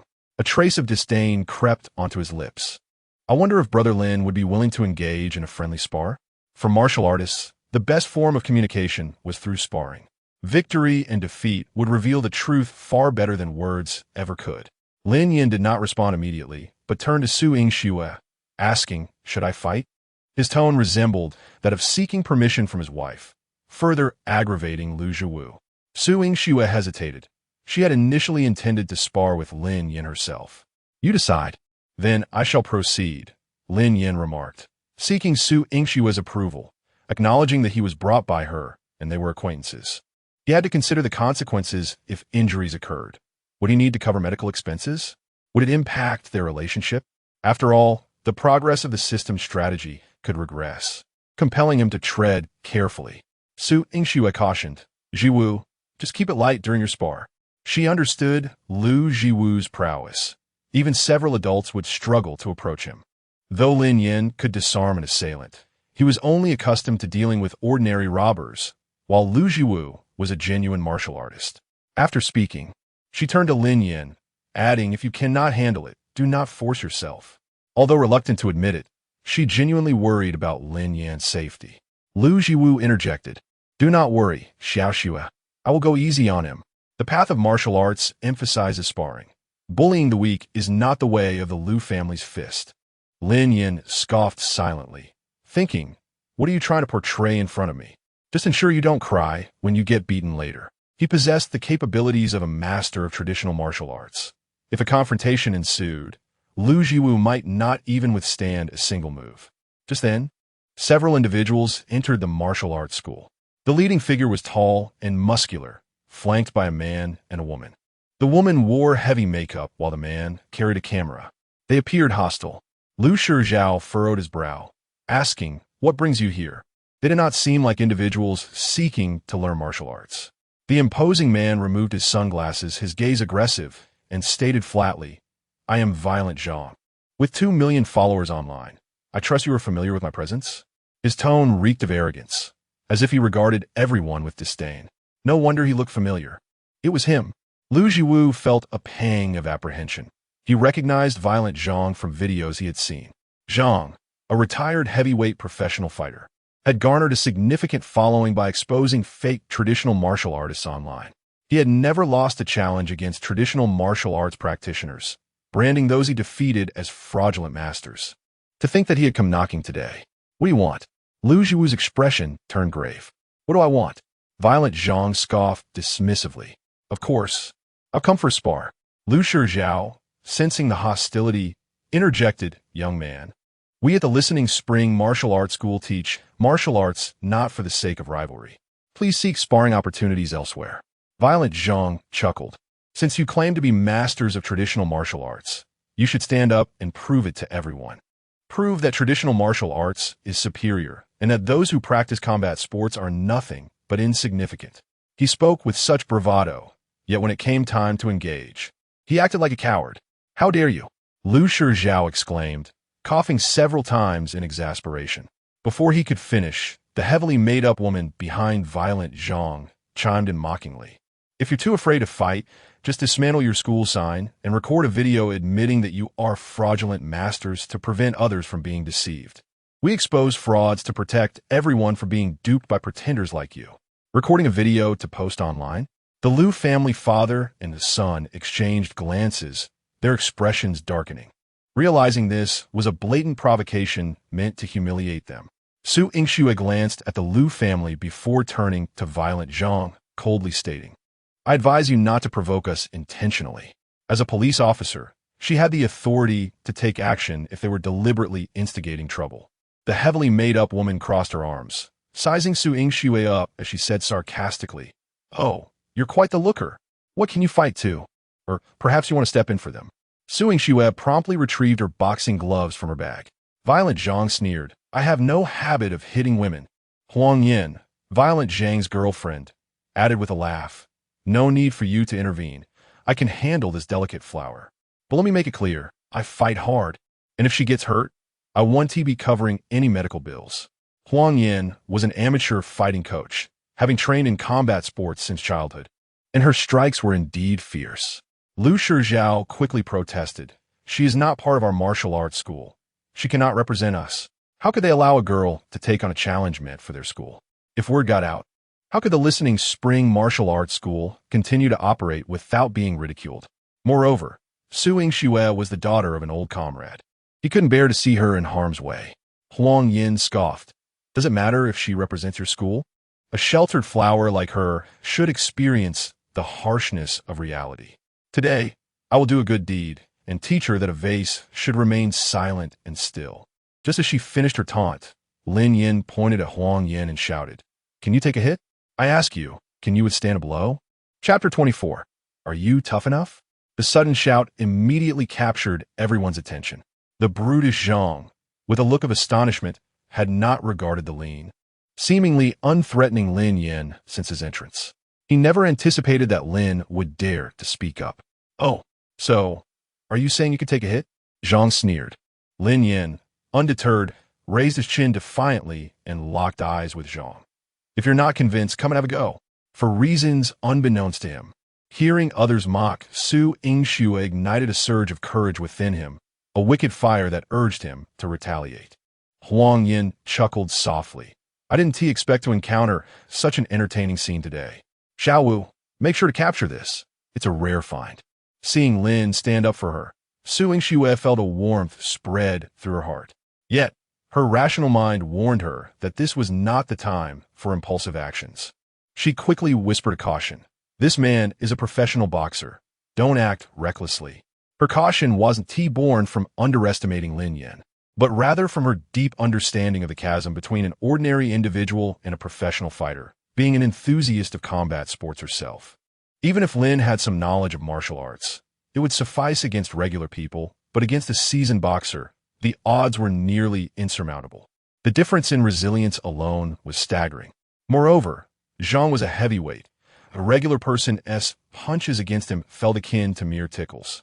Professional boxer or not. Lin Yan declared boldly, pointing at Zhang, I'm going to fight the elite. At that moment, Lu Jiwu stepped forward. I'll take on the challenge. As a disciple of the boxing gym, he could not afford to back down from such provocation. To do so would be more humiliating than losing in the ring. Zhang's eyes lit up, his gaze shifting from Lin Yan to Lu Jiwu. He was eager to confront a true martial arts master. Lin Yan was merely a minor annoyance, devoid of any real value. Engaging with him would only invite ridicule from online spectators. He turned to Lu Jiwu with a grin. Now that's the spirit. This is the bravery a martial arts master should possess. Ha ha ha. Enough chatter. Let us see who truly excels in a ring. Lu Jiwu proclaimed as he strode purposefully toward the platform. After a brief interval, both parties signed the pre-fight agreement and positioned themselves on the stage. Lu Jiwu, standing at around 175 centimeters and possessing a slender frame, contrasted sharply with the towering Zhang, who exceeded 190 centimeters. Zhang's live stream had just begun, and within minutes, thousands flocked to watch. Most were there for the spectacle, eager to see how so-called fake masters would be knocked out by a professional, only to witness their subsequent attempts at justifying their defeat and making excuses for martial arts. Of course, there were also those who firmly believed in the prowess of traditional martial arts. Old Zhang, focus on his jaw later. Let us see him get humiliated. Do masters still exist in this day and age? Ridiculous. If they're so skilled, why don't they compete? Traditional martial arts are lethal techniques. What do you know? Absolutely laughable. In this era, who still believes in traditional martial arts? L'état technique. Let us see him try to kill someone. How many rounds do you think it will last? Rounds? If he lasts a minute, he's impressive. Will he win? Lin Yan inquired of Su Yingxue. Although he possessed the skills of a martial arts master, he was not well versed in the nuances of combat sports. Su Yingxue's expression grew serious as she shook her head. Unlikely. Zhang has a significant advantage in size and is a retired professional with formidable resilience. Even if he exposes a flaw, Lu Jiwu will find it difficult to capitalize on it. The only chance lies in targeting vital areas. But strikes to those areas are prohibited in sparring. Lin Yan pondered. So he is destined to lose? Su Yingxue did not respond, but her expression spoke volumes. For safety reasons, both fighters donned gloves and protective gear. Unexpectedly, just before the bout commenced, Zhang removed his headgear. Let me give you a chance. We would want the viewers to think I'm bullying you. With that, he tapped his fists together, provocatively challenging Lu Jiwu. Come on, master, unleash your lethal techniques. Don't hold back, let us go. Humiliated by Zhang's taunt, Lu Jiwu lost his composure, taking small steps forward and launching a powerful punch at Zhang. Zhang smirked dismissively, effortlessly blocking the strike with a guard, sustaining no damage. The crucial aspect was that Lu Jiwu had exposed a vulnerability, yet Zhang refrained from retaliating, knowing he would undoubtedly win. In fact, he controlled the timing and manner of his victory.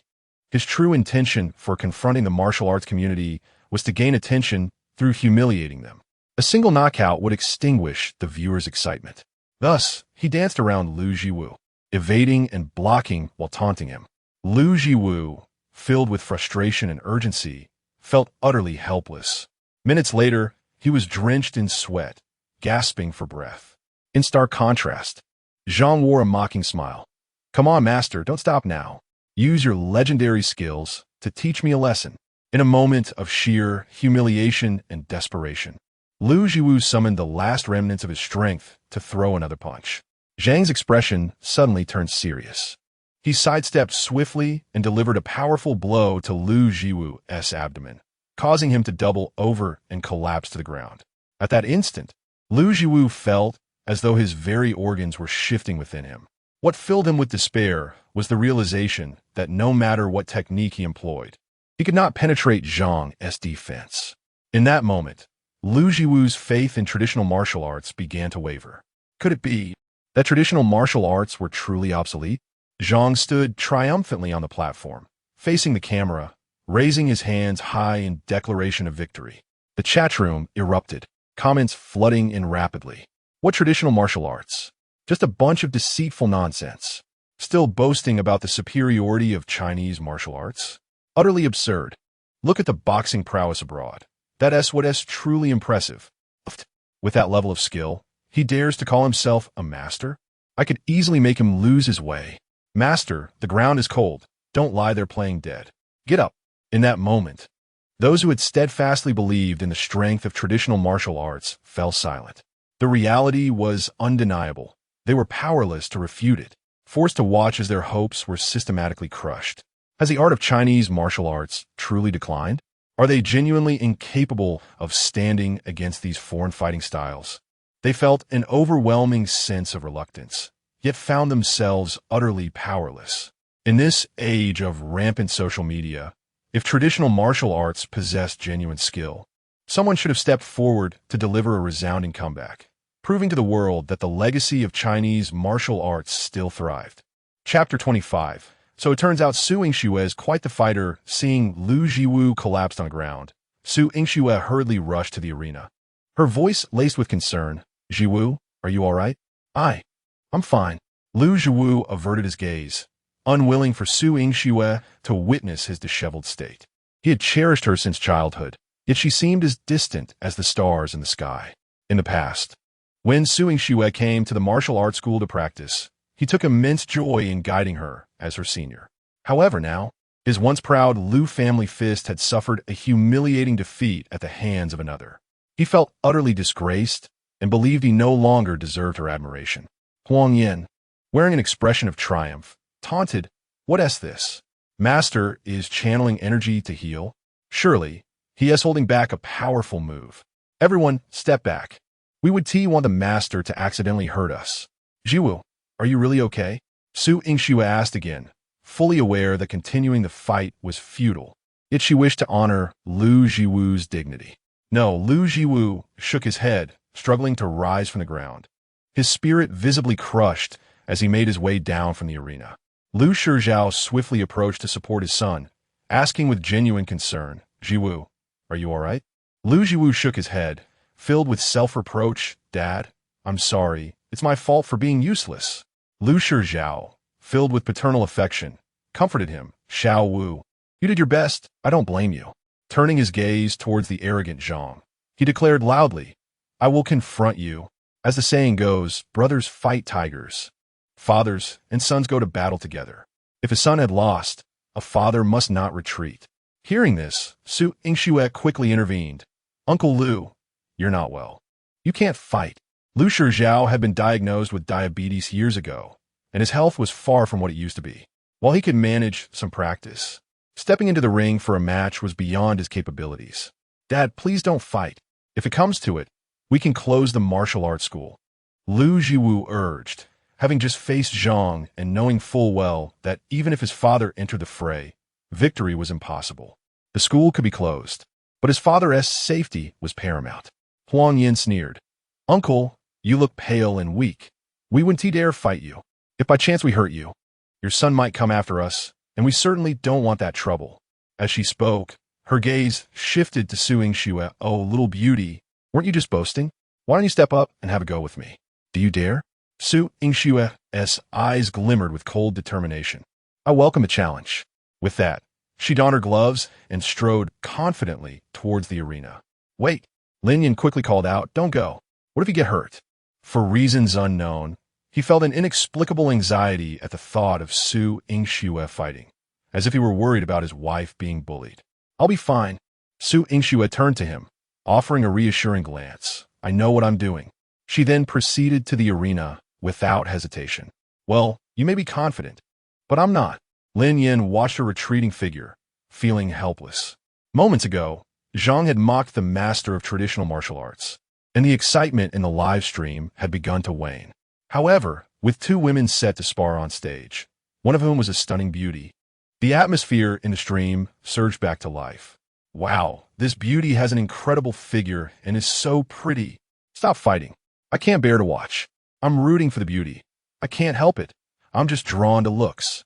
What is the beauty's TikTok handle? I need to follow her. Dad, do you think Xiao Xue can manage? Lu Jiwu asked anxiously. Lu Shizhao's expression turned serious as he pondered. It's hard to say. The opponent's arrogance suggests she possesses considerable skill. Although Xiao Xue has practiced martial arts since childhood and learned combat techniques in the police force, she is not a professional. If her opponent is also an amateur, then she stands a decent chance. Lin Yin, overhearing their conversation, interjected, "What are her chances?" Lu Shizhao replied, "If they are both at an amateur level, I believe Xiao Xue has an 80% chance of winning." Only 80%? Lin Yin felt a tightening in his chest. With such odds, how could they hope to succeed? At that moment, Huang Yin donned her gloves and swaggered onto the arena, casting a provocative glance at Su Yingxue. Smirking disdainfully, "If I hurt you, don't start crying." Su Yingxue took a step back, her eyes icy. "You talk too much." Huang Yin shook her legs, mockingly replying, "Then I want to hold back." "Wait." Lin Yin hurried to the center of the arena, raising his voice, "I will be the referee." He had no knowledge of the rules, merely acting out of concern for Su Yingxue, hoping to intervene if necessary. Upon hearing his declaration, Zhang and Huang Yin exchanged glances, a smirk playing at the corners of their mouths. In their eyes, no amount of favoritism could alter the outcome of sheer strength. "I have no objections." Huang Yin shrugged. Lin Yin stood between them, scanning their faces, then abruptly brought his hand down, shouting, "Begin." Su Yingxue made the first move, her left leg sweeping towards Huang Yin like a flash of lightning, accompanied by the rush of wind. Huang Yin's expression hardened, surprisingly. She did not evade but braced herself to take the low kick head-on. With a resounding thud, their shins collided. In that instant, Huang Yin swiftly twisted her waist, unleashing a right hook like a cannonball, its speed astonishing as it grazed Su Yingxue's chin, the force stirring a strand of hair by her ear. Not bad. Huang Yin licked her sharpened canines, her fighting spirit intensifying as she launched a flurry of jabs towards Su Yingxue like a tempest. Su Yingxue reacted swiftly, leaning back just enough to avoid Huang Yin's punches, her nose almost brushing against the force of the blows. Just as Huang Yin believed her attack had missed, Su Yingxue's waist suddenly coiled with power, delivering a rapid punch from an awkward angle. Bang! Su Yingxue's glove struck Huang Yin squarely in the cheek. Chapter 26. Did the referee just intervene? Huang Yin reacted swiftly. At the moment the glove made contact, she spun to dissipate the force. Yet, despite her efforts, a trickle of blood escaped from the corner of her mouth, mingling with sweat and splattering against the ropes of the ring. The live stream erupted with excitement. "Wow, that punch landed right in my face. Goodness, this beauty looks delicate, yet she packs such a punch. Could Huang Yin really be on the verge of losing? Calm down. She hasn't even begun to take it seriously. Just wait and see." Bao Lijong was taken aback by the scene. He had initially thought Su Yingxue was merely a pretty face, only to discover her formidable fighting prowess. Lin Yin was equally astonished. It was his first time witnessing Su Yingxue in action. No wonder she had boldly proclaimed during their first meeting that she could bring him down in a minute. She truly possessed genuine skill. Huang Yan's expression hardened. She had indeed underestimated Su Yingxue. However, she hadn't given her all in the previous exchange, as she was mindful of the live broadcast effect. Now, recognizing her opponent's strength, she knew it was time to get serious. "Surprising, you do have some skill." Huang Yan's tone was frigid, "But from this moment on, I shall give it my all." Su Yingxue quickly assumed a fighting stance, retorting coolly, "I hope your fists are as formidable as your words." Huang Yin sprang into action like an arrow released from a bow, launching a direct strike aimed at Su Yingxue's face.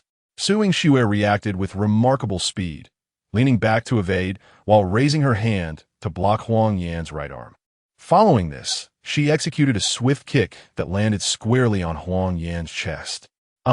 Huang Yan gasped. Her body propelled backward, crashing heavily against the ropes.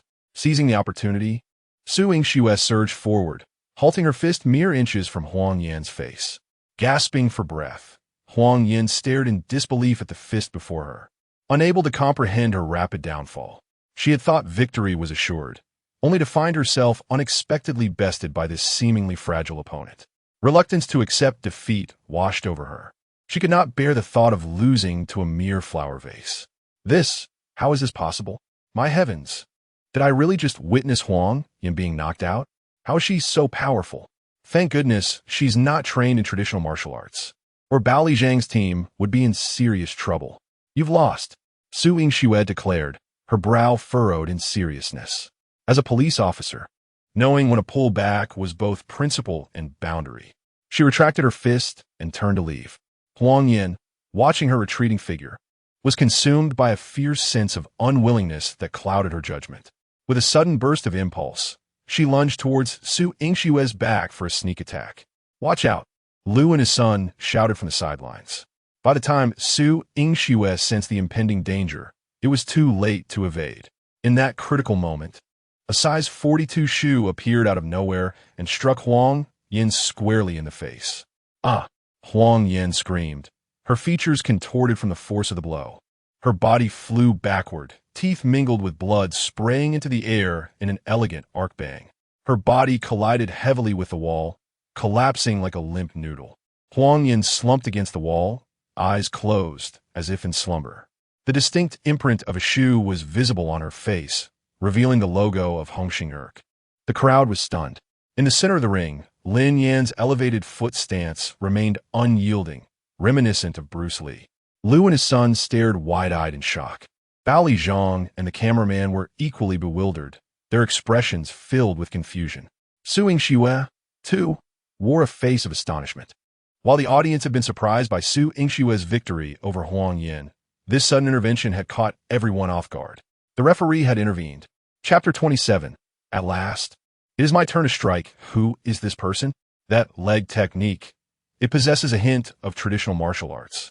Strange as it may sound, it indeed carries that essence. Stop fantasizing. Kicking once doesn't equate to traditional martial arts. It's simply ludicrous. Su Yingxue turned around to find Huang Yan already airborne, while Lin Yan stood before her, his expression one of disbelief. You. Lin Yan gradually lowered his leg. What's wrong with me? She attacked first. She got what she deserved. Su Yingxue hurriedly clarified. I meant to ask how you achieved that. Kicking someone so far is truly astonishing. Lin Yan responded nonchalantly. Isn't it just a matter of having legs? If I hadn't been afraid of sending Huang Yan flying to her demise, I would have unleashed my full strength. She might have embedded herself in the wall and been unable to extricate herself. Su Yingxue frowned, wearing an expression that suggested he had once again outsmarted her. Below the stage, Lu and his son exchanged glances, both recognizing the astonishment reflected in each other's eyes. They had identified Lin Yan's technique. Shadowless kick, a renowned move in Southern martial arts. The father and son gazed at Lin Yan again, their expressions growing complex, filled with excitement, nostalgia, and even misty-eyed emotion. They seemed to see in Lin Yan the hope for the revival of traditional martial arts. You, Violent Zhang, snapped back to reality, rushing forward to lift Huang Yan, glaring menacingly at Lin Yan. How dare you launch a sneak attack? Lin Yan scoffed. She initiated the attack first. Has your vision been obscured? Huang Yan appeared to regain her composure, slowly opening her eyes with a feeble gaze directed at Violent Zhang. Brother, avenge me. Rest assured. Violent Zhang set Huang Yan aside, seizing the boxing gloves from the photographer, and approached Lin Yan with an imposing demeanor. Do you dare to face me in a match? Bring it on. Lin Yan turned to Lu Jiwu at the sidelines. I need to borrow your gloves. Without them, he feared he might fight timidly and find it unsatisfactory. All right. Lu Jiwu, visibly elated, swiftly removed his gloves and handed them over to Lin Yan. Lin Yan accepted them and then looked at Violent Zhang. Let's sign the agreement first. I would want to compensate you if I happen to injure you. Huh? Violent Zhang sneered. You have already chosen your path to demise. The audience in the live stream was utterly unprepared. Initially, they thought they were merely witnessing Violent Zhang tease a master of traditional martial arts for amusement. Little did they know, a far more captivating spectacle awaited them. The viewership began to soar. This kid is in deep trouble. I've never seen Violent Zhang this furious. You should be grateful for our harmonious society. Otherwise, Violent Zhang could easily kill him. Indeed, after watching his woman get battered so severely, he cannot afford to lose face. Go, young man. Support traditional martial arts. Come on, what era are we in? A bunch of old-fashioned dreamers still fantasizing about the glory of traditional martial arts? Have they read too many novels? Once the agreement was signed, Lin Yan stepped to the sidelines and removed his Hongxing Erk sneakers. Why are you taking off your shoes? Su Yingxue asked, perplexed. Because wearing shoes diminishes my feel. Lin Yan answered as he donned the boxing gloves. Su Yingxue responded. Be careful, Su Yingxue softly advised, her expression filled with concern. If you can't win, just concede. There's no shame in that. In her heart, the outcome mattered little. She merely wished for Lin Yan to remain unscathed. Lin Yan smirked, revealing a mischievous grin. Are you worried about me? Su Yingxue immediately shot him a glare. Stop being vain. I'm just concerned that you might get hurt and miss work. All right, I understand. Lin Yan waved his hand dismissively and strode towards the center of the arena. Father, can he win? Lu Jiwu asked once more. Compared to his father, who had trained in boxing for a lifetime, his discerning eye and experience were vastly inferior. Lu Shizhao's gaze remained fixed on the arena, his brow furrowed, and he did not respond. One was a sturdy, professional fighter. The other, slender, yet capable of executing the shadowless kick.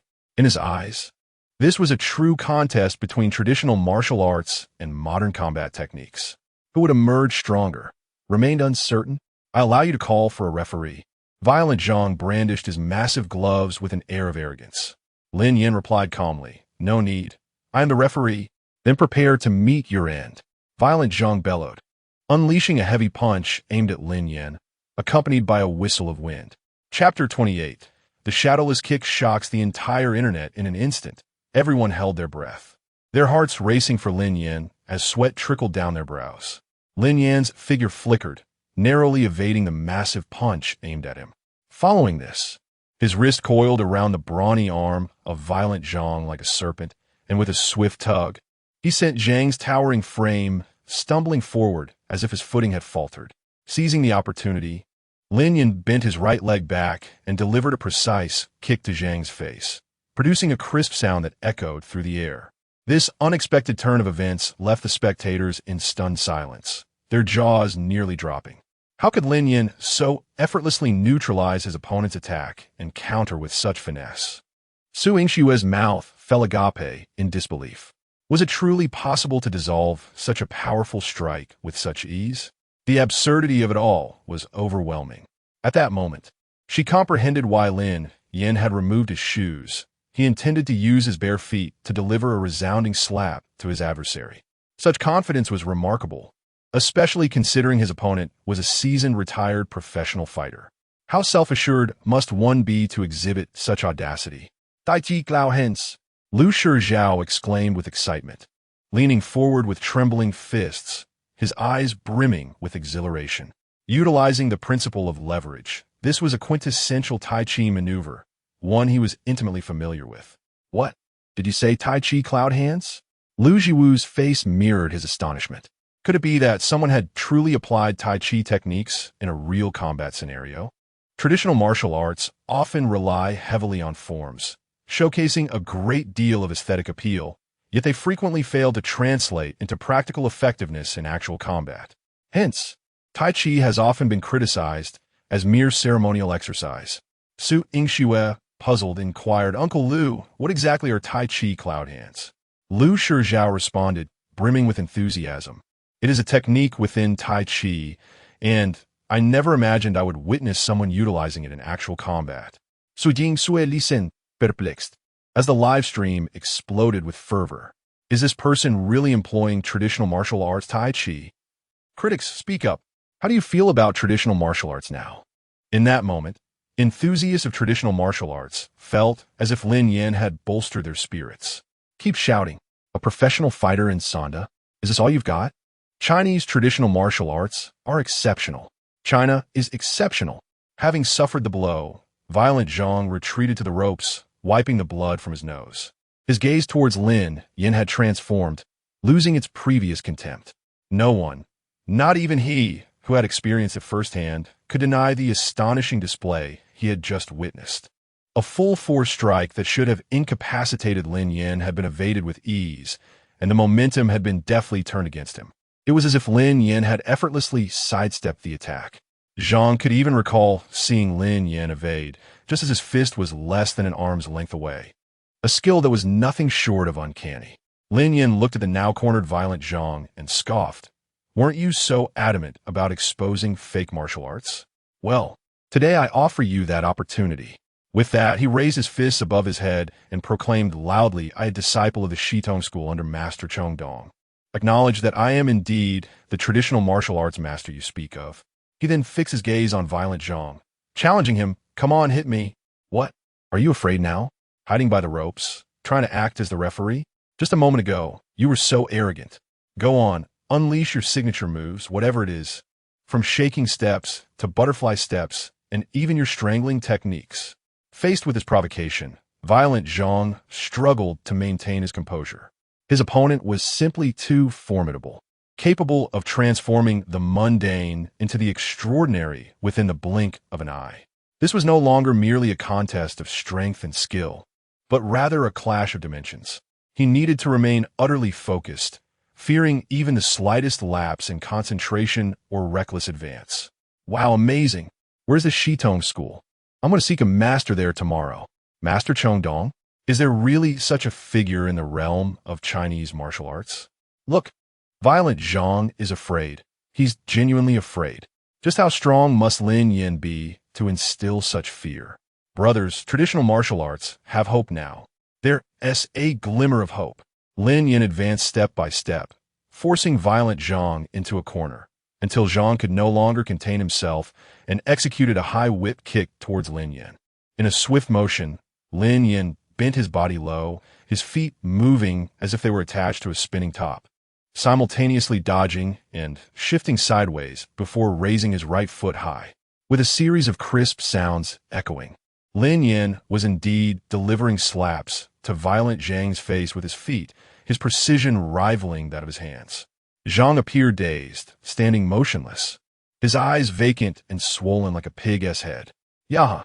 Lin Yin bellowed, executing a beautiful spinning kick that struck Zhang squarely in the face. Blood spewed from Zhang's mouth, and his massive frame was sent flying. Upon hitting the ground, he fell into a deep slumber, just like the previous contestant. Youthful energy was fleeting. Once down, he slept soundly. Lin Yin rubbed the top of his foot, having exerted himself a bit too forcefully, leaving it slightly numb. In the audience, Su Yingxue, the Lu father and son, along with Huang Yin and the cameraman, stared in disbelief, their expressions identical. The outcome was far beyond their expectations. Prior to the match, they had never anticipated that Lin Yin could triumph. Who would have thought that not only would he win, but he would do so with such effortless grace? It was utterly inconceivable. Chapter 29. Lin Yin, your future husband is prone to infidelity in the live stream. The fans of traditional martial arts were as exuberant as during a festival. Wow, it's heating up, brothers. Traditional martial arts are incredible. I'm in tears, truly. We have endured so much injustice, and today we can finally hold our heads high. Is Violent Zhang putting on an act? Act. If you're so capable, why don't you go up and perform? Come on, bring it on. Sanda, kickboxing, Muay Thai, let us do this together. After a considerable while, Su Yingxue regained her composure, her breath quick and her chest rising and falling. The earlier scene had ignited her passion, and she had truly witnessed Lin Yin's prowess. It could only be described in 2 words, breathtaking. Compared to his shooting skills, it was equally impressive. She finally understood why he had dared to venture alone to rescue the hostage that day. The Lu father and son embraced, weeping. Though the Lu family boxing did not triumph, traditional martial arts had won, which was of utmost importance to them. Lin Yin removed his boxing gloves and slowly descended the stage. The Liu father and son respectfully bowed to him, calling out senior in the realm of martial arts. One's achievements dictate their status as a teacher. This young man before them was deserving of such a title. Their actions only served to embarrass Lin Yan, primarily because he had never experienced anything like this before. By the way, you can move in. Upon hearing Su Yingshue's words, Lin Yan was utterly bewildered. What did she mean? Looking at him as if he were foolish, Su Yingxue replied, "Didn't you say you would cover the rent?" Lin Yan suddenly understood, and a smile spread across his face. He could finally cohabit with her. The following day, driving her car, which resembled a spicy fish head dish, she hurried to assist Lin Yan with his move. As she walked towards the stairs, Su Yingxue couldn't help but mock herself. When had she become so eager? Lin Yan's belongings were pitifully few. He had discarded his pots and pans, intending to leave them for the next person to take over. His wardrobe consisted of a mere handful of clothes, 2 sets each for winter and summer, barely sufficient for changing. His entire possessions amounted to a cardboard box for his computer and a snakeskin bag. "Is this all you have?" Su Yingxue exclaimed in astonishment. Was moving for boys really this simple and unrefined? She was certain that if she were to move, she would at least need a 6-meter truck to fit her belongings. Yet, Lin Yan had managed with just a bag and a box. At that moment, a head unexpectedly poked through the door. It was Chen Fan. Yanzi. What's this? He had heard there was a major incident in the neighborhood and had rushed back to gather gossip, but unfortunately, he was too late. The police had already taken someone away. Spotting Lin Yan's door ajar, he intended to inquire about the situation, only to see a female police officer inside, while Lin Yan was busy tidying up. Could it be that he had gotten into trouble and was preparing to pack for jail? Chen Fan felt a bit anxious. Su Yingxue turned first, finding the person before her somewhat familiar. Upon seeing Su Yingxue, Chen Fan's expression froze. He recognized her instantly. Wasn't she the beauty he had seen purchasing milk tea with Lin Yan at Snow King? And she was a police officer. Lin Yan casually remarked, "I'm moving." Moving where? Chen Fan felt a sense of foreboding wash over him. Lin Yan pointed at Su Yingxue, saying, "To her place." "What?" Chen Fan stumbled, pressing himself against the door, his eyes an expression filled with despair. He was actually going to live with the police flower? Chen Fan felt as if he could hardly breathe. Half an hour later, the two returned to Tianyi Garden. Su Yingxue opened one of the bedrooms and said, "You'll stay in this room." This house had 3 bedrooms. Su Yingxue occupied the master bedroom, with one room reserved for her parents, although they seldom visited. When Su Yingxue mentioned Lin Yan moving in, her mother had replied, "The house is yours, and so is your heart. You can make this decision yourself." Su Yingxue had anticipated her mother's response, as her parents had always respected her wishes. However, what did "your heart is yours" mean? Lin Yan pointed at the master bedroom, asking in confusion, "Shouldn't I stay there?" "Dream on." Su Yingxue rolled her eyes dramatically. Agreeing to let him move in was already a firm boundary. How could he even think of sharing her bed? How thick-skinned could one be? "You can stay here, but I have a few requirements." "A cohabitation agreement?" Lin Yan raised an eyebrow, as such scenarios were common in novels. "You can understand it that way," Su Yingxue said, pursing her lips. After a moment of thought, she continued, "First, no smoking in the house. Second, when I am at home, your clothing must cover at least 40 of your body weight." A moment. Lin Yan interrupted, "At least 40? Does that mean I can just cover my upper body?" He gestured to his chest as he spoke. "Get lost." Su Yingxue nearly let out a curse. "Third, you are not allowed to enter my room without my permission. Fourth, you must sit while using the toilet and flush afterward. Fifth, when we eat together at home, either I cook and you wash the dishes, or you cook and I wash the dishes. 18th, I go to bed early, so you must not create noise." "Wait," Lin Yan interrupted again. "What were the first 17 rules? Can you repeat them?" Su Yingxue was momentarily taken aback. Then, regaining her composure, she exploded, pointing at Lin Yan and shouting, "Get lost." At dinner that evening, Su Yingxue informed Lin Yan that his application for full-time auxiliary police had been approved, although the formal documents would take some time due to procedural delays. Lin Yan expressed that he was in no hurry. He had become an auxiliary police officer merely to win over Su Yingxue. What did it matter if he was an auxiliary officer, traffic officer, or criminal investigator. These were merely means to conquer Su Yingxue. At that moment, he was preoccupied with the system task, holding hands for 1 minute. It was evident that persuading Su Yingxue to willingly agree was impossible. She had refused even when he offered a live black wolf in exchange. Coercing her? That was an option. But what if it made her angry? What if that reduced his progress instead? The risks were too great. He had to be cautious. Desperate for a solution, Lin Yin opened the AI search. How to maintain prolonged hand contact with a girl. The requirement was no less than 1 minute. The AI suggested 1. Become a nail technician. 2. Become a skincare product salesperson. 3. Read palms. Lin Yin quickly gravitated towards palm reading. He had no skills in nail art, and Su Yingxue's natural beauty did not require manicures. Promoting skincare products was too transparent. In comparison, palm reading seemed more plausible. Lin Yin researched palmistry online before heading out. At that moment, Su Yingxue was seated on the sofa watching television, the soft light spilling over her, making her look as stunning as Venus. Lin Yin sat beside her, glancing at her delicate, smooth palm, shaking his head in disapproval. The line of your heart does not bode well. Su Yingxue turned her head at his words, seeing him staring at her hand, perplexed. What do you mean? Feigning the demeanor of a fortune teller, Lin Yin replied earnestly, No, your heart line indicates your future husband is prone to infidelity. Chapter 30. Captivating everyone bored. Su Yingxue expressed this sentiment verbally, yet internally she felt a flicker of anxiety. The concept of her future husband. She had never contemplated this question before, and now, suddenly confronted with it, her mind inevitably began to wander. I've analyzed it based on your emotional trajectory. Lin Yin continued. You can read fortunes too? After everything that had transpired, even if Lin Yin claimed he could fabricate nuclear bombs, Su Yingxue would not have been surprised. Although she was a staunch materialist, a hint of curiosity was piqued within her at that moment. Of course, Lin Yin crossed one leg over the other, adopting a serious demeanor. My master, Master Chongdong, is well-versed in the I Ching and tarot cards. I am his sole disciple. How can I not know how to read fortunes? Come on, give me your hand, and let us see how accurate I am.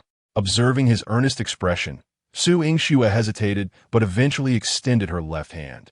Lin Yin grasped it, feeling its coolness, akin to soft jade, an experience he relished immensely. If only he could hold this hand while sleeping. No, if only this hand could hold him while he slept, that would be divine. Shaking his head internally, he reminded himself to focus on the task at hand. He pinched Su Yingxue's fingertips, pretending to scrutinize her palm while mentally counting down. Her palm was delicate and slender, her fingers long and graceful, resembling celestial beings, surpassing any earthly beauty. You're planning to take the postgraduate entrance exam, aren't you? Su Yingxue interrupted him with a hint of mockery in her eyes. Ahem. Lin Yin cleared his throat and then resumed his act, asking, You are a sensitive and emotional person, correct? Su Yingxue frowned. Indeed. She was the epitome of a seemingly cold exterior, yet soft and sentimental within.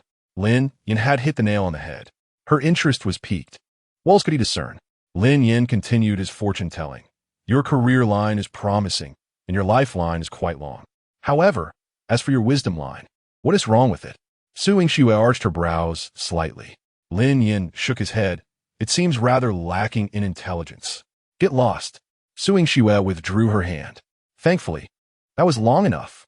Lin Yin smiled meaningfully, rising to return to his room, awaiting the system prompt. Sure enough, as soon as he entered, the system notification chimed. Ding, congratulations, host, on completing the task. Reward, 50,000 yuan. Strategy progress. Unlocks a level entry. That guy is really handsome. Your attractiveness will increase. Yet it will not reach a level that stirs the United Nations. Wow. Lin Yin was astounded. He had unlocked the coveted entry. Immediately afterward, he felt a strange sensation in his body.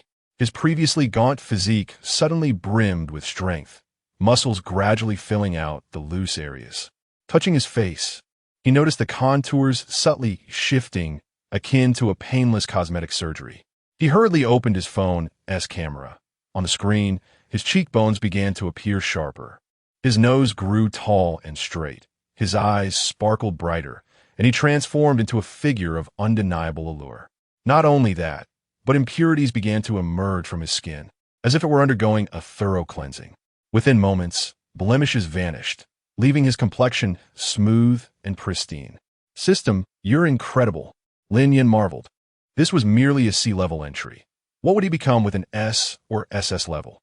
Newbie task. Receive a kiss from Suing Shue? Lin Yin stared at the task in confusion. Seriously? Have tasks become this outrageous?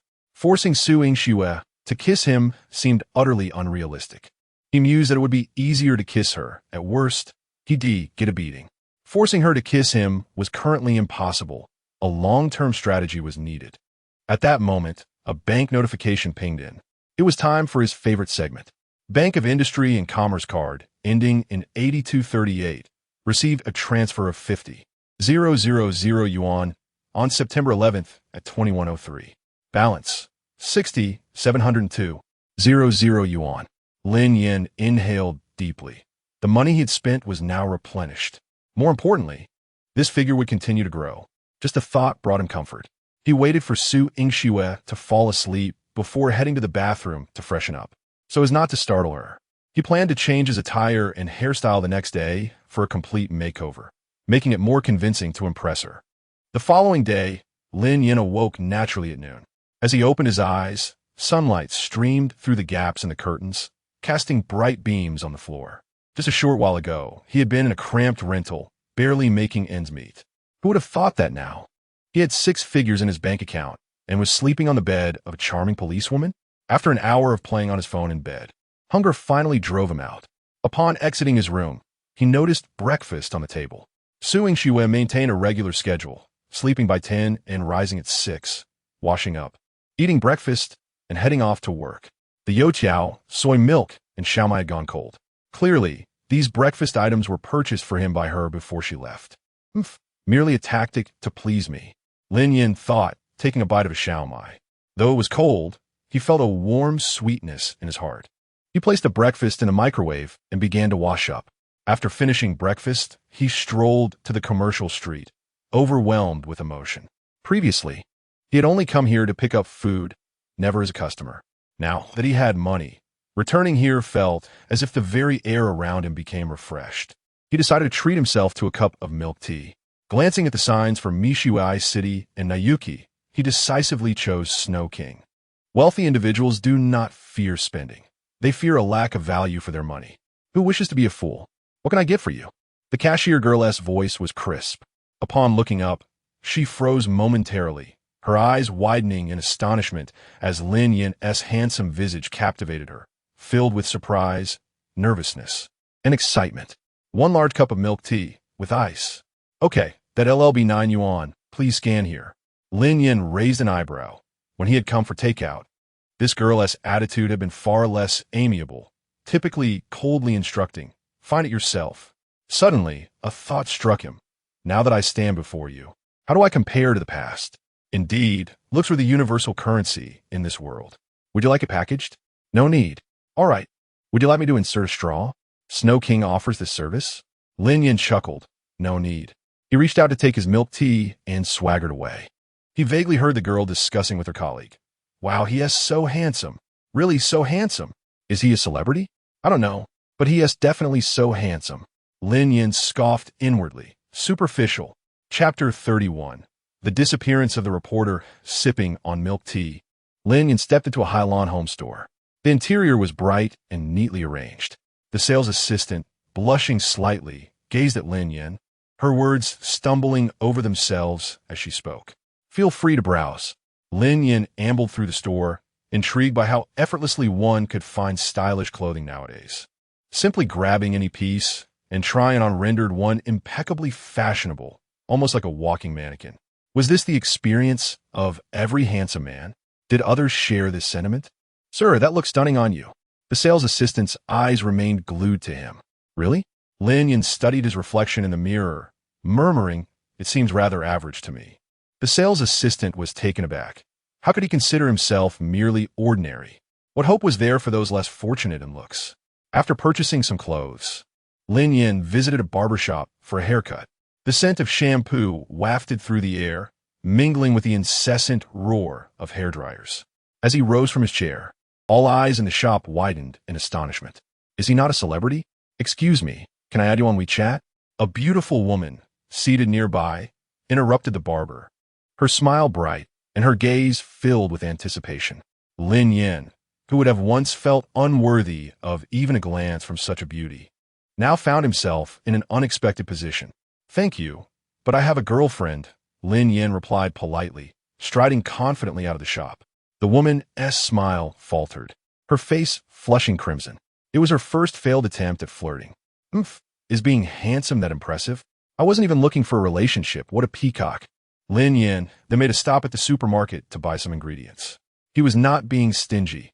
He had long intended to treat Su Yingxue to dinner, but previously, finances had been tight.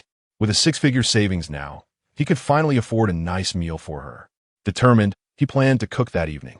Spending 25 yuan, he purchased a pound of meat, a pound of water spinach, and a block of tofu. Eggs were already at home. 3 dishes and a soup. Quite a lofty standard. Returning home at 5 in the afternoon, Lin Yin took a shower, brushing off the hair clippings from his recent haircut. Feeling refreshed, he donned a white t-shirt and black shorts, admiring himself in the mirror.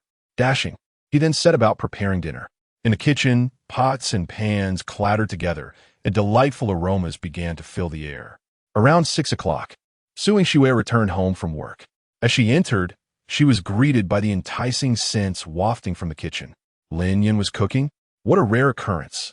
While she was not surprised by his culinary skills, she was astonished that he had taken the initiative to cook. The refrigerator was empty. He must have spent money to buy the ingredients, which was unexpected. The notoriously frugal man was finally indulging himself. Having changed into her slippers, she stepped into the kitchen and was met with a familiar, yet unfamiliar handsome face. Their eyes locked, and the atmosphere fell into a stunned silence. Su Yingxue instinctively reached for her waist, only to realize she was unarmed. As she scrutinized him closely, the realization dawned. Lin Yin? Her eyes widened in disbelief, akin to encountering a long-lost ancestor. Lin Yin, wielding a spatula, turned and smiled at her, affectionately urging, "Wash your hands, dinner is ready." Su Yingxue stood frozen for several seconds, repeatedly rubbing her eyes. How could a simple change of clothes and a haircut result in such transformation? She could hardly believe her eyes. Approaching him, she grasped his chin and tugged at it, confirming his reality. What happened to you? Her voice trembled. Lin Yin had concocted an explanation. Oh, I made a breakthrough in my martial arts training last night, and my physique has undergone some changes. Really? Su Yingxue tilted her head, intrigued. Is that even possible? Of course. Haven't you practiced traditional martial arts? It's how it works. Su Yingxue shook her head in bemusement, pondering whether he had dabbled in some dubious Southeast Asian sorcery. In the following days, while Su Yingxue went to work, Lin Yin remained at home, either playing video games or using his phone. Previously, while delivering food, he had cherished every moment spent gaming, but now that he played daily, he found himself growing weary and yearning for new hobbies. Unfortunately, apart from the computer and phone, there was little else to engage with at home. No, Su Yingxue was indeed entertaining, but sadly, she disallowed him from playing. Just as boredom began to creep in, Su Yingxue unexpectedly called him. Where are you? At home. Come downstairs in 10 minutes. I'm picking you up. What for? We'll talk when we meet. Moments later. The spicy fish head dish emerged from the underground parking lot. Su Yingxue wore a grave expression, her brows furrowed, causing Lin Yin to feel a sense of unease. What had happened? Yes, Su Yingxue confirmed. 2 reporters had gone missing. Missing? Lin Yan's brow furrowed, his gaze darkening. Yes. These 2 reporters were involved in social investigations and had assisted the police in solving a human trafficking case. Recently, they received information about severe pollution in a water channel in Qianzhou and went to investigate undercover. 3 days ago, they drove to Qianzhou. Video chatted with their families that night, and then vanished without a trace the following day. This morning, their families reported it to the police. We've issued a request for assistance to Qianzhou, and the local security bureau has retrieved surveillance footage and dispatched personnel to the village, yet there are still no leads. Thus, the Bureau has instructed us to investigate in Qinzhou. Lin Yin pointed to himself, thinking, why was he included? He was neither a police officer nor being compensated for this labor. Technically, the Bureau asked me and Huang Wenxuan to go, but I prefer to take you along to help you acclimate to police work. So, you wish to exploit my assistance? Lin Yin raised an eyebrow. May I inquire? In the realm of exploitation, is your behavior not against the law? Exploitation? Nonsense. Su Yingxue rolled her eyes. You're a newcomer. If you lack investigative skills, people will talk. She was not concerned about gossip. Her primary fear was Lin Yin becoming overwhelmed and distressed. After all, public opinion could be daunting. Lacking investigative skills? Lin Yin scoffed. I could daunt you with my S-tier vocabulary. However, he couldn't shake the feeling of unease at the thought of Su Yingxue going to Qinzhou alone. Where do you plan to start the investigation? Su Yingxue shook her head. Currently, the only information I have is their destination. Reporters, pollution, investigation. Disappearance. Lin Yin mumbled to himself, gazing out the window, lost in thought. The snippets of information led him to suspect that the reporters had arrived in the area to probe into the water pollution and had inadvertently crossed paths with local interests, leading to their confinement. After all, such matters rarely escalated to murder and cover-ups. Still, Lin Yin sensed that the situation was more intricate than it appeared. To uncover the truth, they would need to be on-site, meticulously analyzing clues and evidence. Chapter 32. The source of all-pervading pollution. The two individuals arrived at the police station. Su Yingxue's spicy fish head was not suitable for a business trip, so they exchanged it for Li Feng's private vehicle, a Black Havel. To avoid drawing attention, Su Yingxue changed into plain clothes, and for safety, she also carried a firearm. Qinzhou, situated more than 50 kilometers from Binhai, is a modest prefecture-level city nestled against majestic mountains. It boasts picturesque scenery and attracts many tourists, although its industrial development is rather limited. Chiha Village, located in the southwestern mountainous region of Qinzhou and under the jurisdiction of Hongshan County, is about an hour's drive from the county seat. It is here that the two journalists mysteriously vanished. Currently, the police have only gathered this much information, as the sun began to paint the horizon with its golden hues. Lin Yin and Su Yingxue's vehicle gradually entered Chiha Village. The wheels came to a steady halt at the village entrance. Lin Yin opened the car door, and the fresh air, infused with the fragrance of earth, enveloped him, momentarily stunning him with the beauty before his eyes. What a splendid place, truly a paradise. When we retire, let us bring our children here to enjoy our golden years. Lin Yin expressed with longing. Get lost. Who said anything about us? Su Yingxue retorted, steadying herself against the car door, her gaze swiftly scanning the surroundings, equally astonished by the scenery. Chiha Village is not large, characterized by typical karst topography. The quaint brick and tile houses nestle amid lush greenery, resembling a tranquil pastoral painting. The village is arranged in a circular formation around a uniquely shaped hill, resembling a pointed excrement, housing approximately 100 families. If it weren't for its remote location, it would undoubtedly be a popular tourist destination. However, as a gentle breeze swept through, both their brows furrowed instantly. The pungent, acrid scent intensified in the air. Indeed, something was amiss. Su Yingxue quickly retrieved her backpack from the vehicle, donned a sun hat, and, alongside Lin Yin, hastened along the path in the direction of the odor. Previously, the Qinzhou Public Security Bureau had sent personnel to investigate the village but had yielded no results. It was now fruitless to conduct further inquiries. They needed to uncover the root of the pollution to perhaps find crucial clues. Not long after, a narrow river, approximately 2 meters wide, came into view.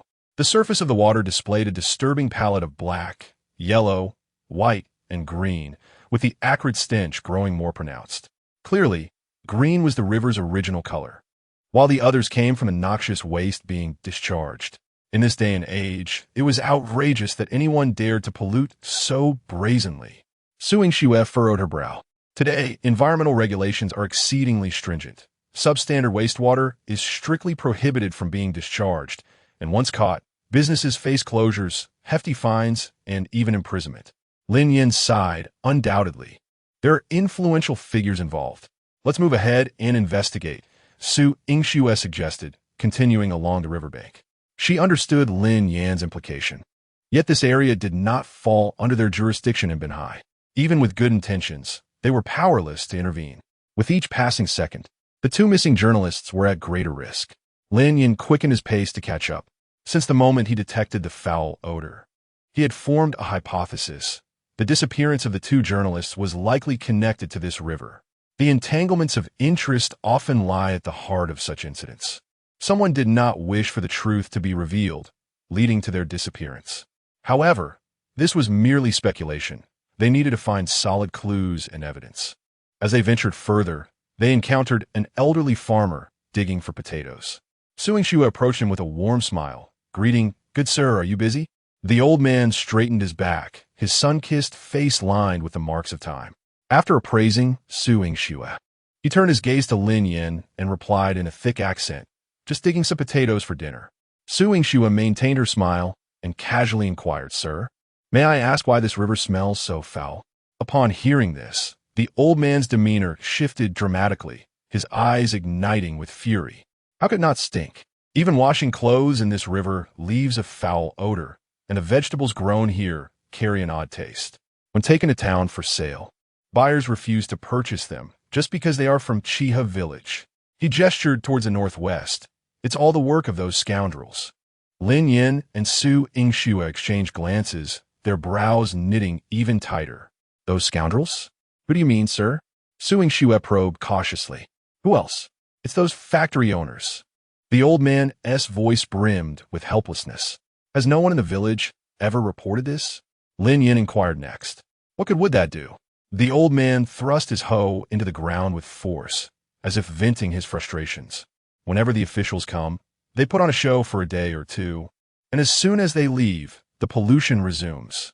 But haven't the villagers thought of organizing protests against the factories? Lin Yan asked tactfully. In other places, such situations would have prompted villagers to confront the culprits directly. We're too afraid to go. The old man's hands waved in dismissal, his expression betraying fear. Last time, Samuel went to protest and got crippled. Now he can hardly walk. Who would dare go again? Lin Yan's brow furrowed deeply as he looked at Su Yingxue. He understood that Sanhua was likely the villager injured during the protest. All right, sir, please continue with your work, Lin Yan said, and he and Su Yingxue turned to leave. It seems the situation here is quite complex, Lin Yan remarked with a smile. Let us first explore the area around the factories. Su Yingxue did not respond. The two retraced their route, driving northwest. A few minutes later, the road widened, revealing a cluster of factories sprawled across the plain in the valley. The acrid odor intensified here, permeating the tightly sealed car windows. Su Yingxue quickly retrieved masks from her bag, handing one to Lin Yan. As they drove around the factory area, they discovered it was not just a single factory. It was a conglomerate of pesticide, fertilizer, paper, and chemical factories, epitomizing a veritable cauldron of pollution. Chapter 33. Lin Yan and Su Yingxue check into a hotel. The Havel vehicle came to a halt once more by the roadside. Su Yingxue methodically began to piece together the clues. The current situation was becoming increasingly clear. The untreated wastewater from this industrial park was being discharged directly, resulting in severe pollution of the surrounding rivers, which in turn sparked significant discontent among the villagers. The villagers had lodged complaints and attempted resistance, yet the issue remained unresolved. The contaminated water had seeped underground, affecting the villagers' drinking supply, and in their desperation, they resorted to contacting a newspaper journalist, hoping that exposure would prompt environmental remediation.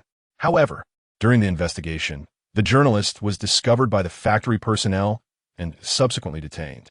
Lin Yan nodded in agreement. Thus, the urgent task at hand is to search these factories and locate the journalist. Su Yingxue sighed in resignation. It's not that simple. A search requires a warrant. And besides, this area is not under the jurisdiction of Binhai. Why not have the Qianzhou Public Security Bureau conduct the investigation? Without hesitation, Lin Yan proposed. What if we let them handle it? Su Yingxue shook her head. It's more complicated than that. These factories have been operating illegally for a long time. There must be someone protecting them. Even if we could obtain a search warrant through the Binhai Public Security Bureau, The information would likely be leaked by then, rendering it futile. Then what should we do? Lin Yin pondered, feeling as if they were at a dead end. Su Yingxue rolled down the car window, gazing intently at the factory area, her expression resolute. We must find a way to infiltrate and investigate secretly. Lin Yin raised an eyebrow. What if we get caught? Turning to him, Su Yingxue teased, "Oh, can a distinguished disciple of the Shidong faction really be subdued by a mere group of ordinary people?" Lin Yin scoffed. "I'm more concerned about you getting caught." "You're overthinking it," Su Yingxue replied confidently as she exited the vehicle. This time she was armed, and in a critical moment, she could always reveal her identity as a police officer. Did they truly dare to abduct an officer? The two arrived at the entrance of the Chunghong paper mill. The entrance featured a facial recognition system, with security booths flanking either side, one for inspecting incoming personnel and the other for outgoing. "What brings you here?" The stout security guard scrutinized them with a wary gaze. "We're here to apply for jobs," Lin Yin replied calmly. The guard frowned, his eyes drifting to Su Yingxue.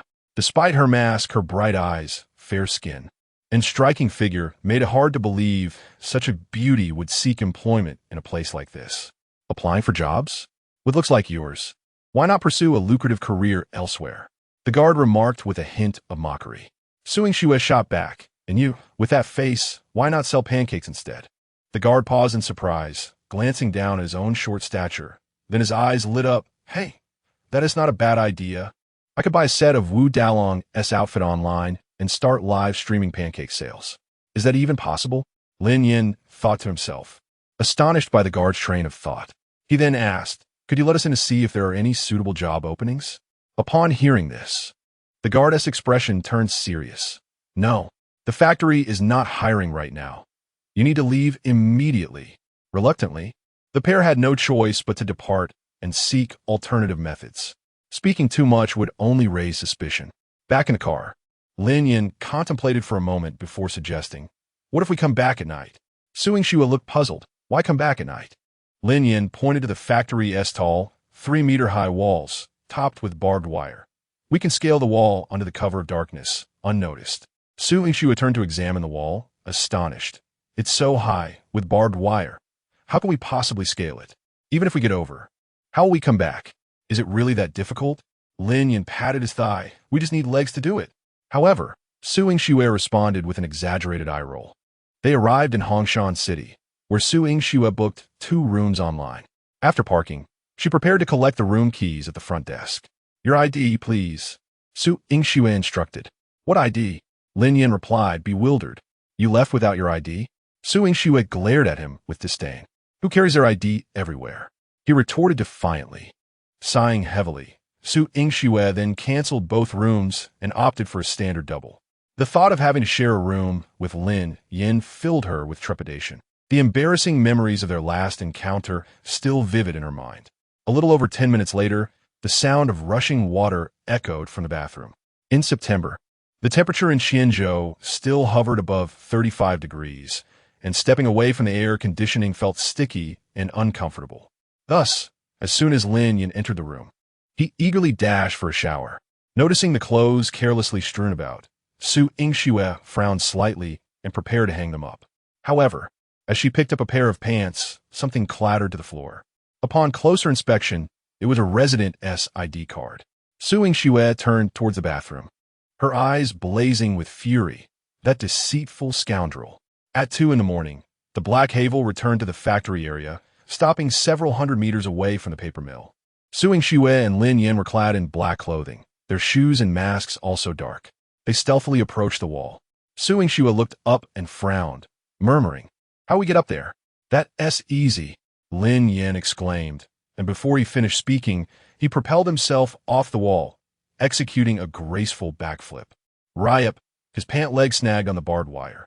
Immediately, Su Yingxue frowned, hearing a muffled grunt from within. One couldn't deny his agility was impressive.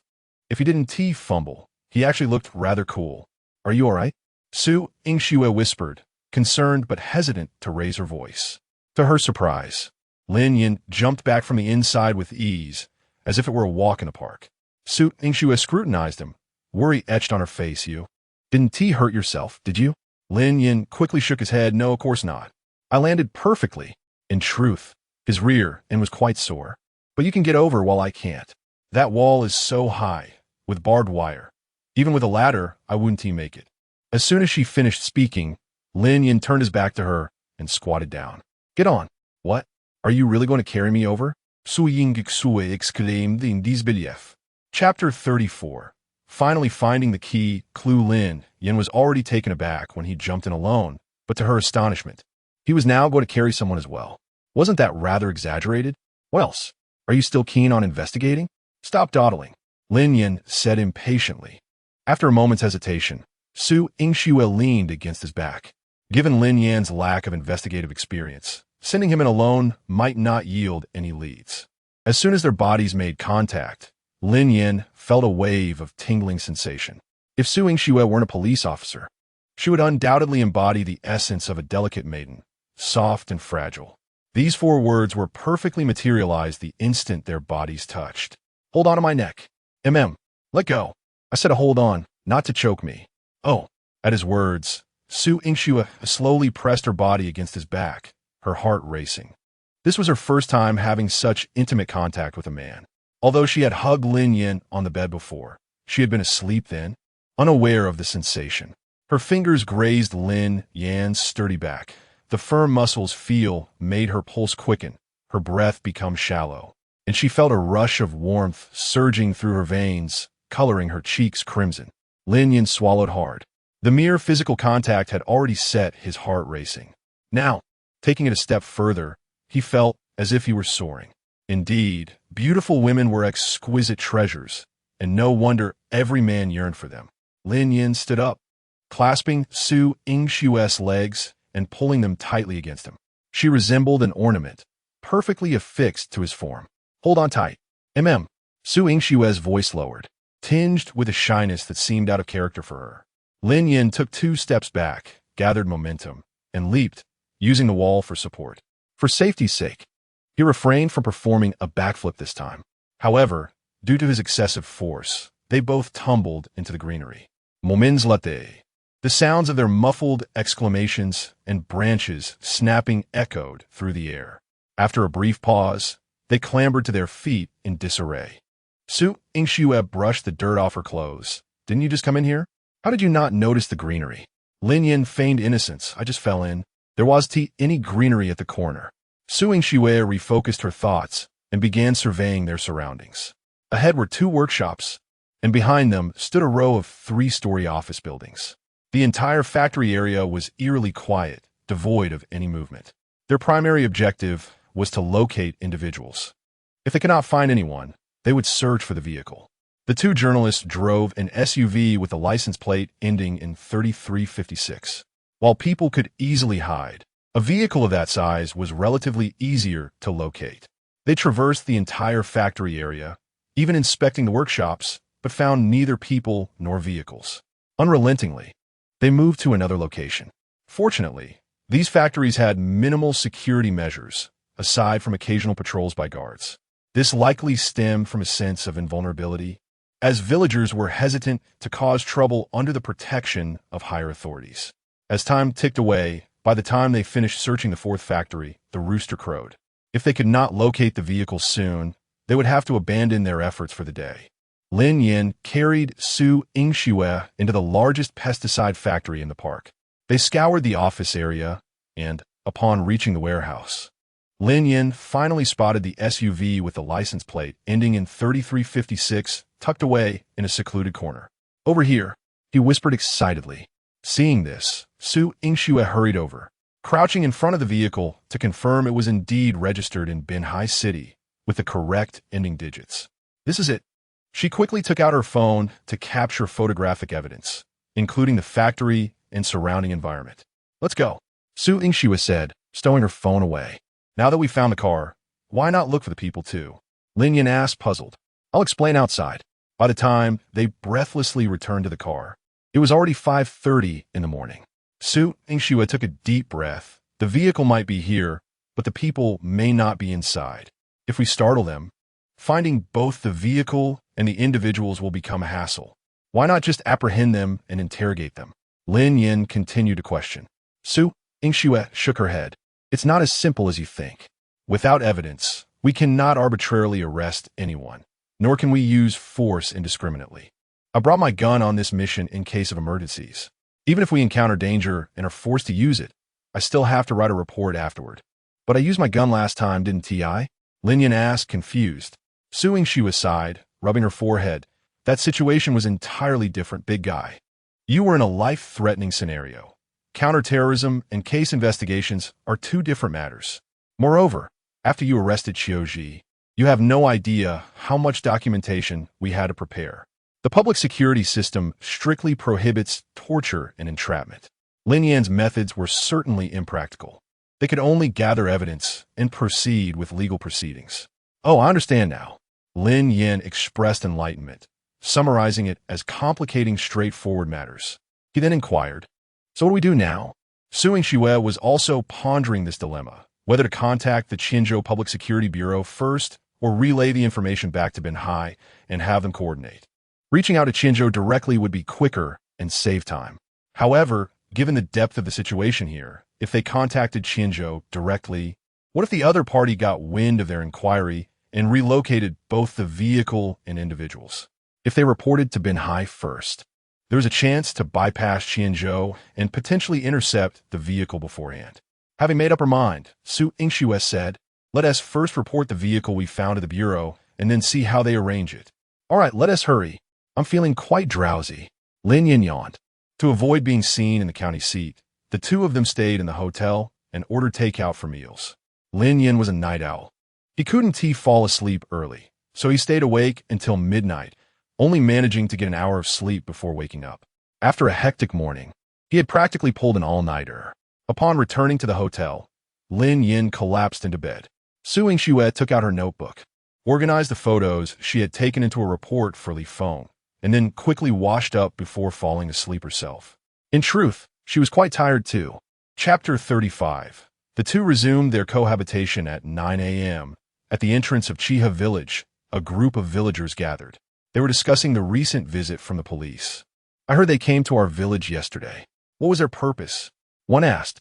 Old Wang's wife mentioned they were looking for someone, a man and a woman. The specifics are unclear, another replied. A man and a woman? Could they be the two journalists who visited a few days ago? Someone speculated. I'm not sure. The police inquired at several homes, but left without any leads. Are the journalists missing? Another murmured. Just then, a gaunt figure, leaning on a cane, passed by slowly. It was San Hua, who nodded in acknowledgement. Come sit and chat for a while. They beckoned.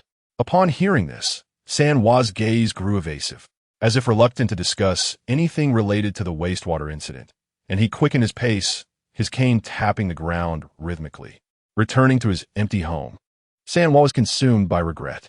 Since the incident that left him disabled, he could no longer work to earn a living.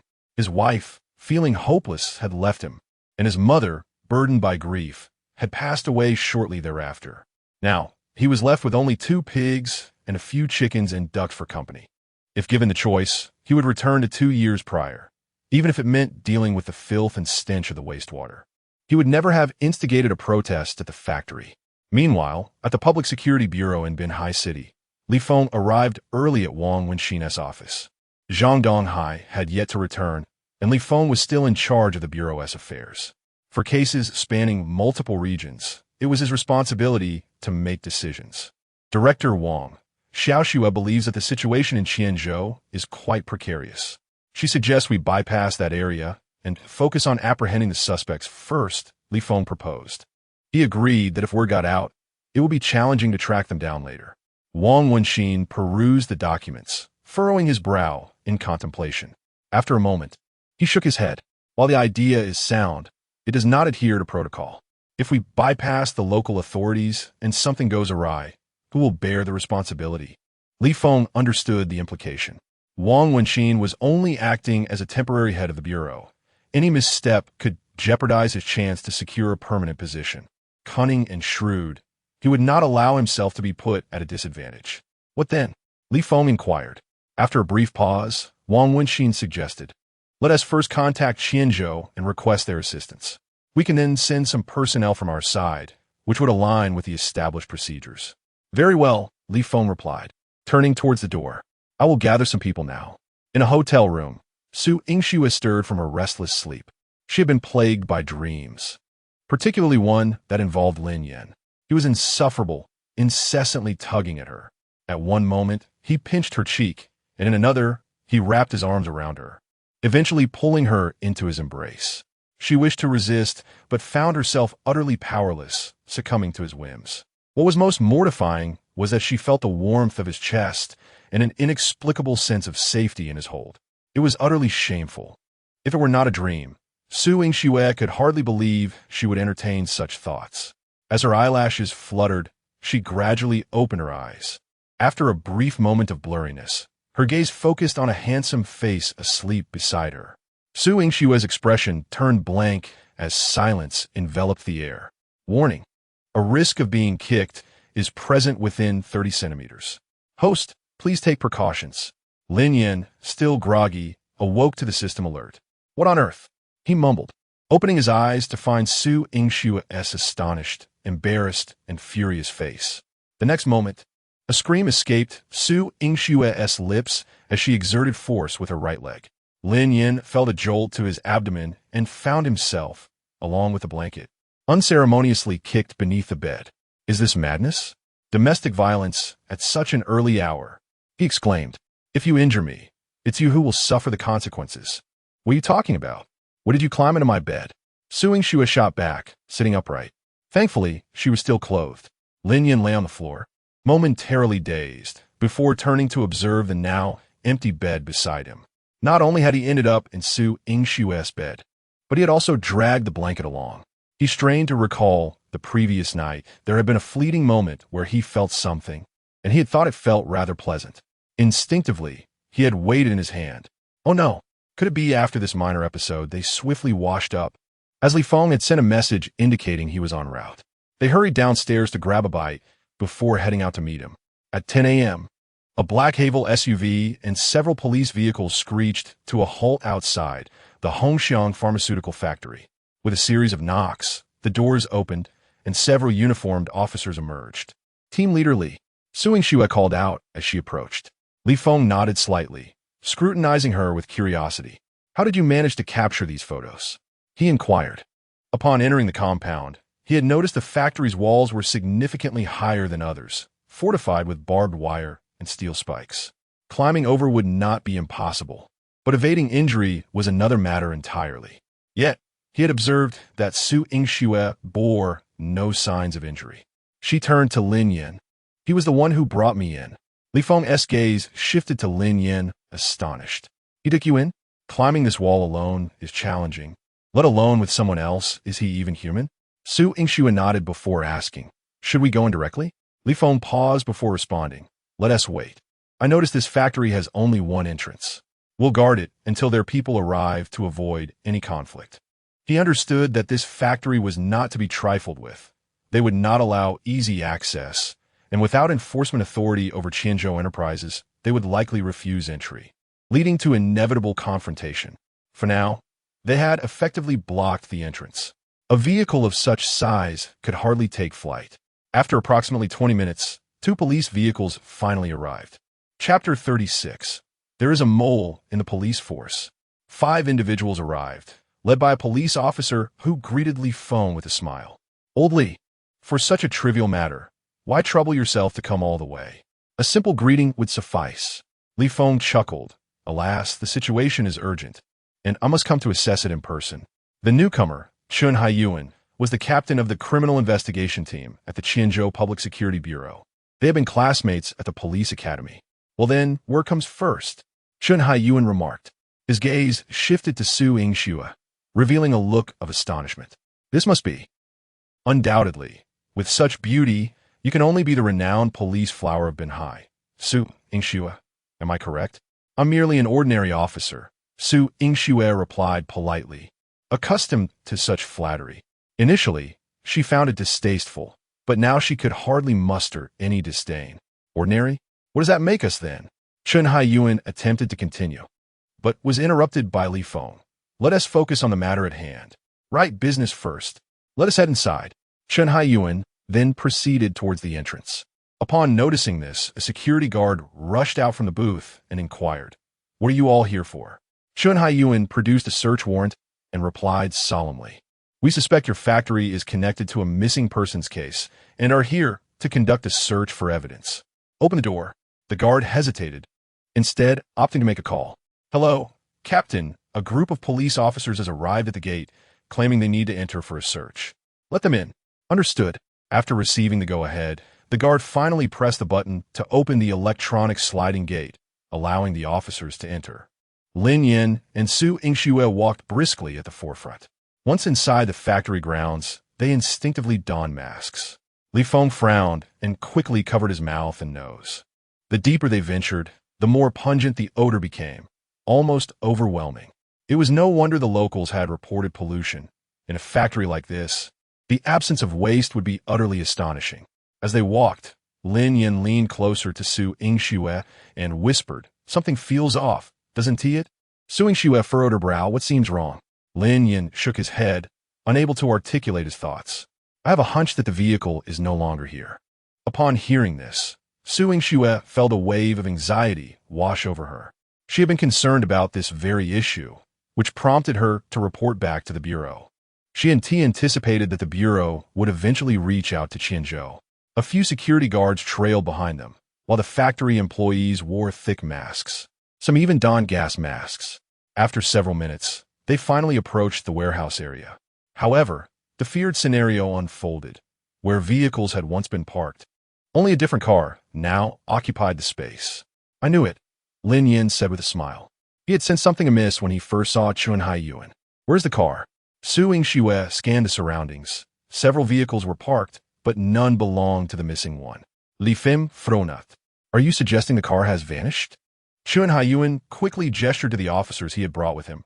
"Hurry, find out if the vehicle with the license plate ending in 3356 is still in the factory." With that command, the officers dispersed the search. Li Feng also issued orders, and soon over 10 officers commenced a thorough search of the pharmaceutical factory. Meanwhile, Lin Yin remained still. It was evident the vehicle had been relocated. Would they truly find it? He had no intention of feigning cooperation in their charade. Indeed, after more than 10 minutes, the searching officers returned, all shaking their heads, indicating they had found no trace of the vehicle.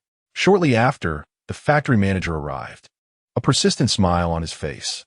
He answered all inquiries, but when questioned about the car and its occupants, he adamantly denied any knowledge. "Officer, these two did visit our factory for an interview a few days ago, but they have since left. As for this photograph, it resembles our factory, but who can guarantee when it was taken? With today's advanced technology, we cannot discern the truth." Su Yingxue spoke firmly, retrieved the surveillance footage. Li Feng and Chun Haiyuan entered the monitoring room together. Coincidentally, the parking space where Su Yingxue had captured the image lacked a camera. This was a surveillance blind spot. They could only access footage from other locations, primarily the entrance. The factory was surrounded by towering walls, with only one exit, the main gate.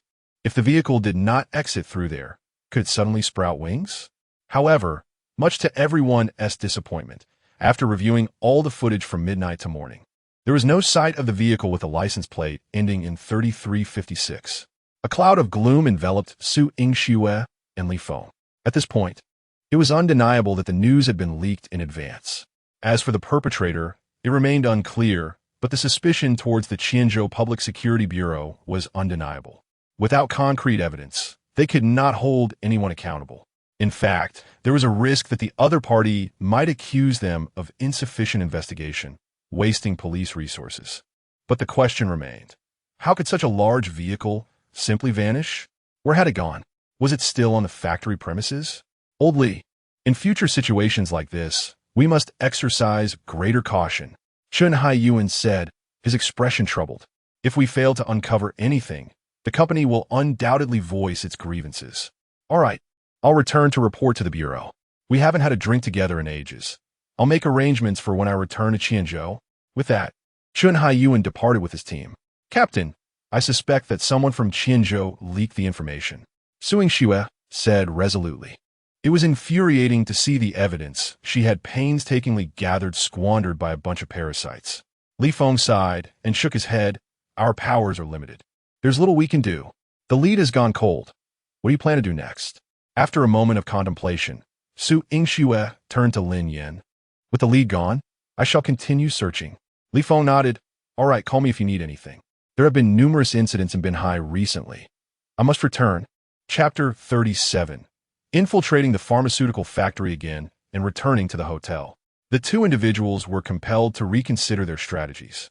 Currently, two journalists remained unaccounted for, with uncertainty surrounding their whereabouts in Qianzhou.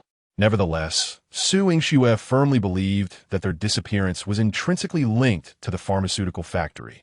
Thus, any investigation must commence at the factory itself. However, with the vehicle previously available now vanished, they were at a loss as to where to begin their inquiry. After much contemplation, Su Yingxue conceived a plan. We can only blend in during the daytime and see if we can glean any useful information from the workers, she proposed. Lin Yan's expression was one of incredulity. Considering the level of security at the pharmaceutical factory, how do you expect to gain entry without a search warrant and dressed in civilian clothing? Su Yingxue clarified, we shall scale the wall to enter. The employees inside predominantly wear masks and hoods, making it challenging to identify them at first glance. We can easily slip in, Lin Yan nodded, conceding that Su Yingxue's logic held merit. However, he raised a concern, but the workers are all in uniforms. Where do we procure those? That's simple enough. Su Yingxue replied confidently, accelerating towards the county town. The factory's ordinary employees donned basic blue t-shirts with printed logos and caps, while some were clad in white lab coats. These two styles predominated. Upon returning to the industrial complex, they had each donned a white lab coat, complete with large masks and hoods that concealed all but their eyes. They successfully scaled the wall without being detected, walking side by side along the factory's pathways. Even when encountering others, they attracted little attention. One was a police officer, and the other possessed extraordinary skills. In moments of calm, one could navigate challenges with ease. Lin Yin, in particular, was entirely unfazed. In his thoughts, he considered the option of confronting the supervisor directly. Surely, they would yield information under pressure.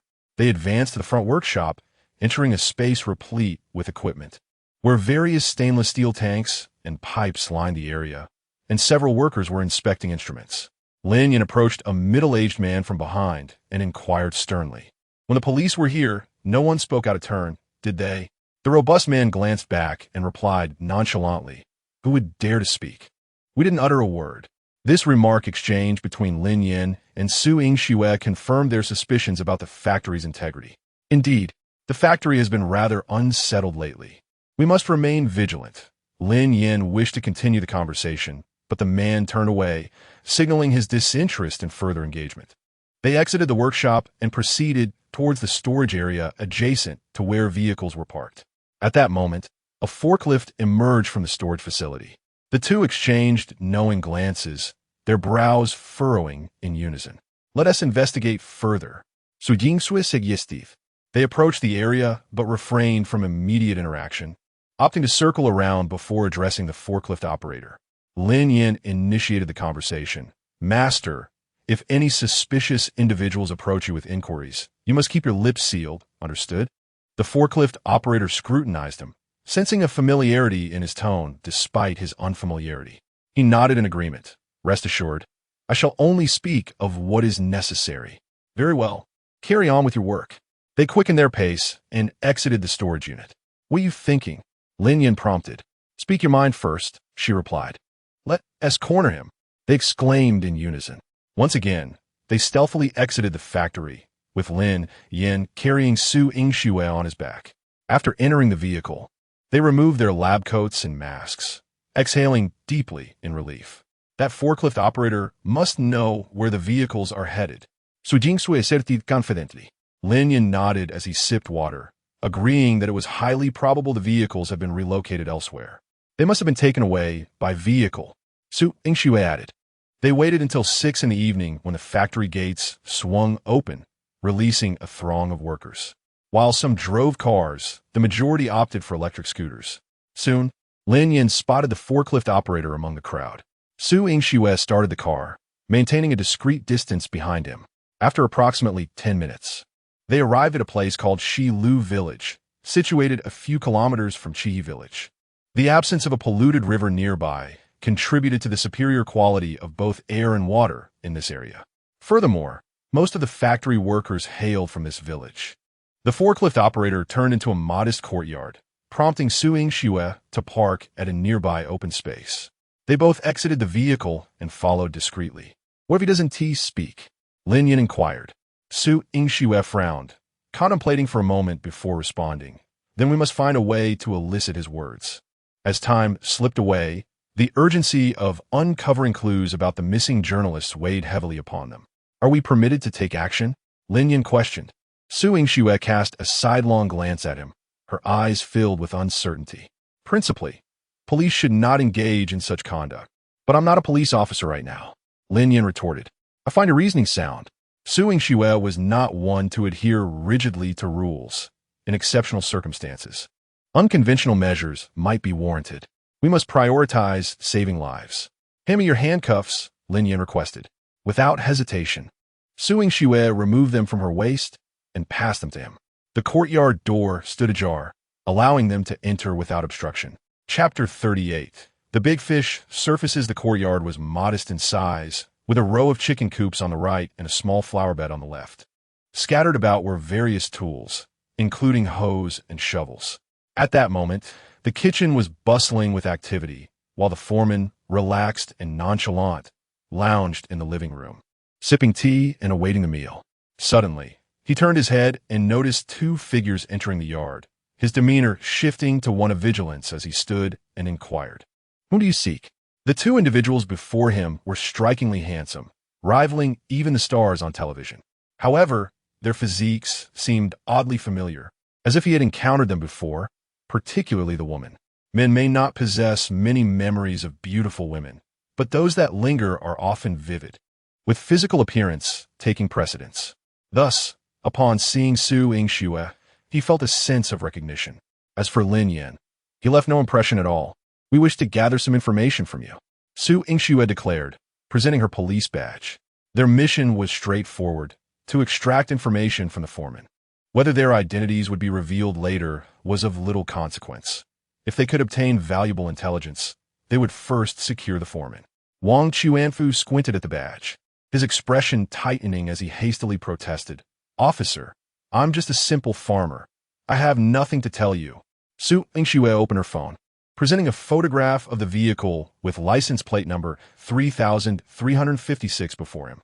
"Have you seen this vehicle?" Wang Chuanfu's gaze sharpened, yet his complexion soured, fingers nervously tugging at his shirt hem. "No." His denial was emphatic, but his eyes betrayed him, flickering with uncertainty. "Take a closer look." Lin Yan's voice was frigid. I truly haven't seen it," Wang Chuanfu insisted, his forehead now glistening with sweat, his demeanor increasingly frantic. As a top student from the police academy, Su Yingxue was adept at reading micro-expressions. She pocketed her phone, her expression grave. "This vehicle is linked to a homicide. Failure to report knowledge of it could result in being treated as an accomplice. Consider your response carefully." In truth, the disappearance of two journalists was likely connected to the pharmaceutical factory. With time pressing, Su Yingxue bypassed conventional investigative procedures, opting for a direct approach to compel Wang Chuanfu to divulge information and expedite the rescue of the journalists. Before she could finish speaking, Lin Yin produced a pair of handcuffs from behind him. "If you prefer not to speak here, we can escort you to the police station for further questioning."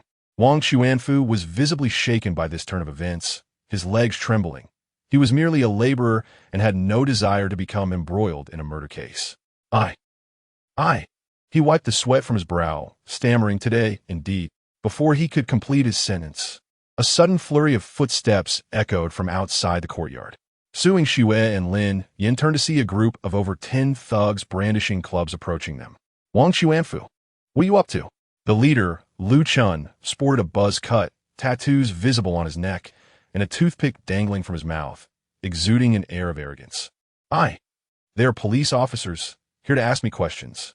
The moment Wang Chuanfu laid eyes on Lu Chun, his fear intensified, clearly.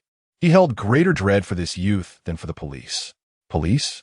Lu Chun swaggered around Su Yingxue and Lin Yin, scrutinizing them with disdain. You are officers of Hongshan County? I've dealt with your kind before, but you two look unfamiliar. Furrowing her brows, Su Yingxue replied sternly. Do I really need to explain myself? Step aside, or I will charge you with obstructing justice. Oh, quite bold. Lu Chun scoffed. Wang Chuanfu is my villager. Why shouldn't I intervene? He pointed at the foreman, a triumphant smirk plastered on his face. Isn't that right, Wang Chuanfu? Yes, yes. He is our village leader. Wang Chuanfu affirmed, sweat pouring down his face. Su Yingxue frowned at this revelation. Indeed, the situation was far more intricate than she had anticipated. The industries causing pollution were not only backed by higher authorities, but had also infiltrated the grassroots level. It was evident. Their movements had been exposed. Having tracked Wang Chuanfu home, these individuals sought to stymie any further investigations. It was highly probable that the two missing journalists had been taken in a similar manner. To avoid unnecessary complications, Su Yingxue produced her police badge. Since you are the village leader, it is your duty to assist the police in their investigations. However, before she could finish, Lu Chun snatched the badge from her grasp, examined it, then derisively remarked, You claim to be a police officer, but how can we trust that? I can procure as many such badges for you as you desire. What do you mean? Su Yingxue inquired, her voice low and serious. Lu Chun's lips curled into a mocking smile. Is my meaning not clear? I suspect you are imposters, and I intend to expel you from Shiliu village to protect the property and safety of our villagers. Lin Yin stepped forward, towering over Lu Chun, his tone equally mocking. And what if we refuse to leave? I hardly regard you as a threat, let alone your band of ruffians. In truth, after all this time activating his abilities, he yearned to test his skills against these thugs. Lu Chun, standing at just under 1.7 meters and of a lean build, was dwarfed by Lin Yin, who resembled a formidable truck compared to Lu Chun's modest car. Lu Chun, undeterred, retorted, If you don't leave, I shall have no choice but to cripple you and toss you out. Go ahead, try it. Lin Yan's gaze turned icy, a palpable aura of menace emanating from him, causing even Lu Chun and his cohorts to momentarily retreat from the bravado. The atmosphere was charged, teetering on the brink of violence. Yet at that moment, Su Yingxue stepped between the two men, turning to Lin Yin and shaking her head. With that, she reclaimed her badge from Lu Chun and departed alongside Lin Yin. Lu Chun watched their retreating figures, a derisive snicker escaping his lips. He then turned his attention back to Wang Chuanfu, his expression darkening as he warned, If you dare to speak out of turn, I will ensure your entire family pays the price. Wang Chuanfu was drenched in sweat, his legs trembling, nodding vigorously in agreement. Lu Chun picked up his phone and dialed. They've left with a police badge, but they look more like journalists. Rest assured, I will keep a close watch on them and prevent them from causing any disturbances. Back in the car, Lin Yin asked, Why didn't you let me deal with him? Su Yingxue took a deep breath. What good would that do? Did you not see how deep this situation runs? Even if we apprehended these thugs, it would not advance our case by a fraction. Lin Yin frowned, finding himself in agreement with Su Yingxue's assessment. Yet, he had indeed felt an urge to unleash his frustrations. What shall we do now? Shall we not continue our inquiries? Su Yingxue shook her head. I have a better plan. What plan? Lin Yin inquired. Chapter 39. Terrifying revelations. As the sun dipped below the horizon, darkness began to envelop the land. A man clad in work attire and donning a cap entered the village of Shiliu. He navigated the familiar terrain with ease and approached a courtyard. He rapped on the door with firm knocks. Moments later, a middle-aged woman opened the door, her face etched with confusion as she gazed at the man before her. Whom are you seeking? She inquired. I am looking for Wang Chuanfu. The man's voice was deep and resonant. What business do you have with him? The woman asked, her brow furrowed, as she did not recognize the stranger nor recall her husband mentioning any such acquaintance. Who is it? Having experienced the events of the afternoon, Wang Chuanfu emerged from within the house, resembling a startled bird. Upon recognizing the man, he gasped, It's you. Indeed, it is I. The man removed his cap, revealing a faint smile. It was Lin Yin. Leave quickly. I have nothing to tell you. Wang Chuanfu urged, attempting to shut the door. However, Lin Yin wedged his right foot against the door, rendering it immovable despite Wang Chuanfu's efforts to push him away. What do you want? Wang Chuanfu shouted in anger. Did I not inform you? I wish to ask you a few questions. Lin Yin replied calmly. I know nothing. Wang Chuanfu insisted, his resolve much stronger than earlier that day, as if he had been fortified with determination. At that moment, hurried footsteps echoed from the nearby path. A group of young men swiftly encircled Lin Yin. Damn it, get lost. How dare you return? Lu Chun tightened his grip on the wooden club. Hit him. In an instant, a dozen individuals brandishing clubs charged at Lin Yin. A subtle smirk graced his lips as he lifted his leg and delivered a powerful kick to Lu Chun's abdomen. Lu Chun was sent sprawling. Emitting a cry of pain, Lin Yin activated his protective stance, engaging in combat with the unruly mob. After toppling 5 or 6 of them, he was ultimately subdued and lost consciousness. Damn it, he dares to fight back. Take him away. Lin Yin was forcibly escorted forward. In the darkness, he released all his weight onto the 2 individuals holding him, burying his head and maintaining a smile on his face. Good grief, don't faint on us. You're too heavy. One of them grunted. Stop talking and just pull. Minutes later, Lin Yin was thrust into a vehicle. The 2 thugs who had been carrying him were nearly exhausted. The car started, winding through the village before entering a large courtyard.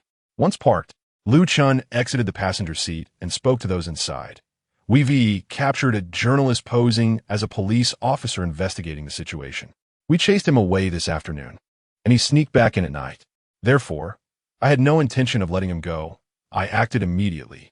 Damn it, I didn't expect him to be so formidable, taking on several of us single-handedly. I'll leave him in your care. With that, the car door swung open, and 2 men yanked Lin Yin from the vehicle, binding his hands and feet before tossing him into a storage room deep within the courtyard. Hearing the sound of the door locking, Lin Yin finally opened his eyes.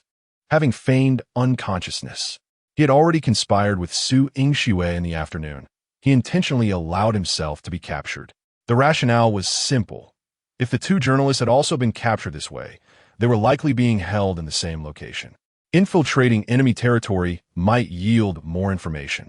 Though bound, Lin Yin, a master martial arts, was undeterred. Moments later, he freed his hands from the ropes and swiftly untied his feet. In less than 2 minutes, Lin Yin regained his freedom.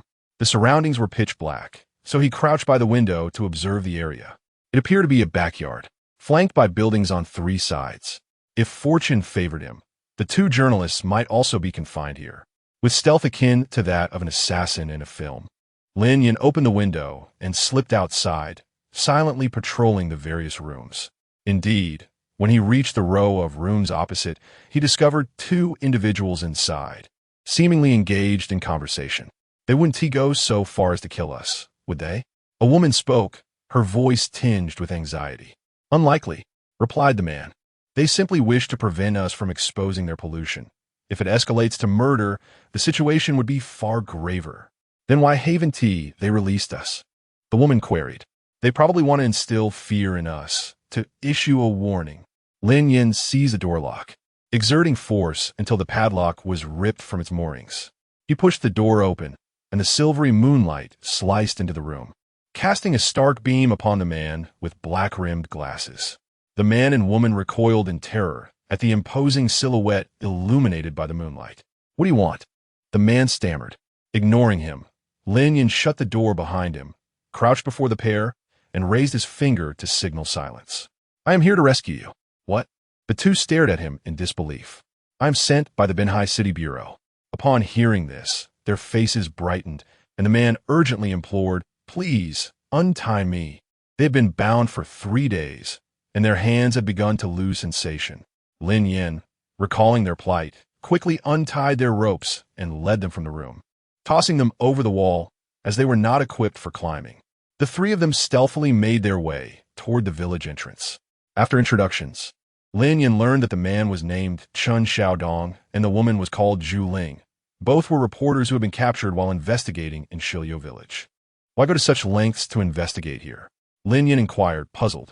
As reporters, we only need to document the pollution from the chemical factories and the contamination of the rivers to expose them. Why come to Shilio Village? If anything, we should have gone to Chiha Village. That S where the pollution is most severe. Chen Xiaodong glanced around and lowered his voice. We uncovered crucial leads. Lin Yan halted, intrigued. What leads? Zhu Ling, filled with excitement, added, we suspect their pollution is a cover for something more sinister. Something more sinister? Lin Yan turned to the round-faced girl, wondering if there was anything more nefarious than pollution. Chen Xiaodong nodded. We believe they're manufacturing drugs in the industrial park. Chapter 40. Li Yan's secret returned to investigate what? Lin Yan felt a sudden pause in his breath, his heart racing to his throat. Drug production. What a sensitive and niche term this was. Previously, he had only heard of such matters through television news. He never imagined that someone would mention it directly in front of him. Do you have evidence? During his time with Su Yingxue, he had subtly learned an important principle. Everything must be substantiated by evidence. Mere speculation cannot serve as a basis for judgment. Zhu Ling nodded emphatically, her tone resolute. We extracted samples from the river and sent them for testing. The results revealed the presence of cyanide, iodine, phosphorus, and various other compounds. Moreover, the discharged wastewater contained a distinctly mixed, milky substance, which are typical characteristics of drug production waste. Others might be oblivious to this, but as professional undercover reporters, they had previously assisted the police in solving numerous cases, and this knowledge was deeply ingrained in them, making them particularly vigilant during investigations. So, those individuals are still unaware that you have uncovered this matter? Lin Yan pressed further. Both shook their heads. They believe we are merely investigating the sewage issue. Upon hearing this, Lin Yan fell into deep contemplation.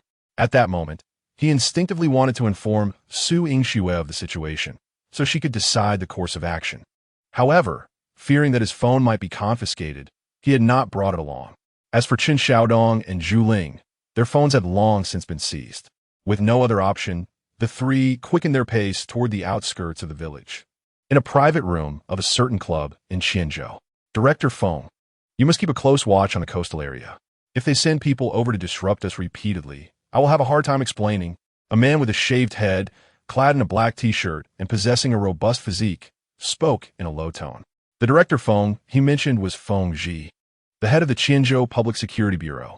Rest assured, Feng Ji set down his chopsticks, his demeanor calm. We will receive immediate updates if there are any movements on their end, and it will not interfere with your operations. By the way, what do you intend to do with those two reporters? The man in black, coldly chewing his food, replied, I initially planned to detain them for a few days and then release them, but today we received news from the village that 2 more reporters have arrived. It seems we must make an example of them to deter future interference. Feng Ji frowned slightly, cautioning, what if things spiral out of control? It could be difficult to cover up. The man in black's gaze turned icy. Then let them meet with normal accidents.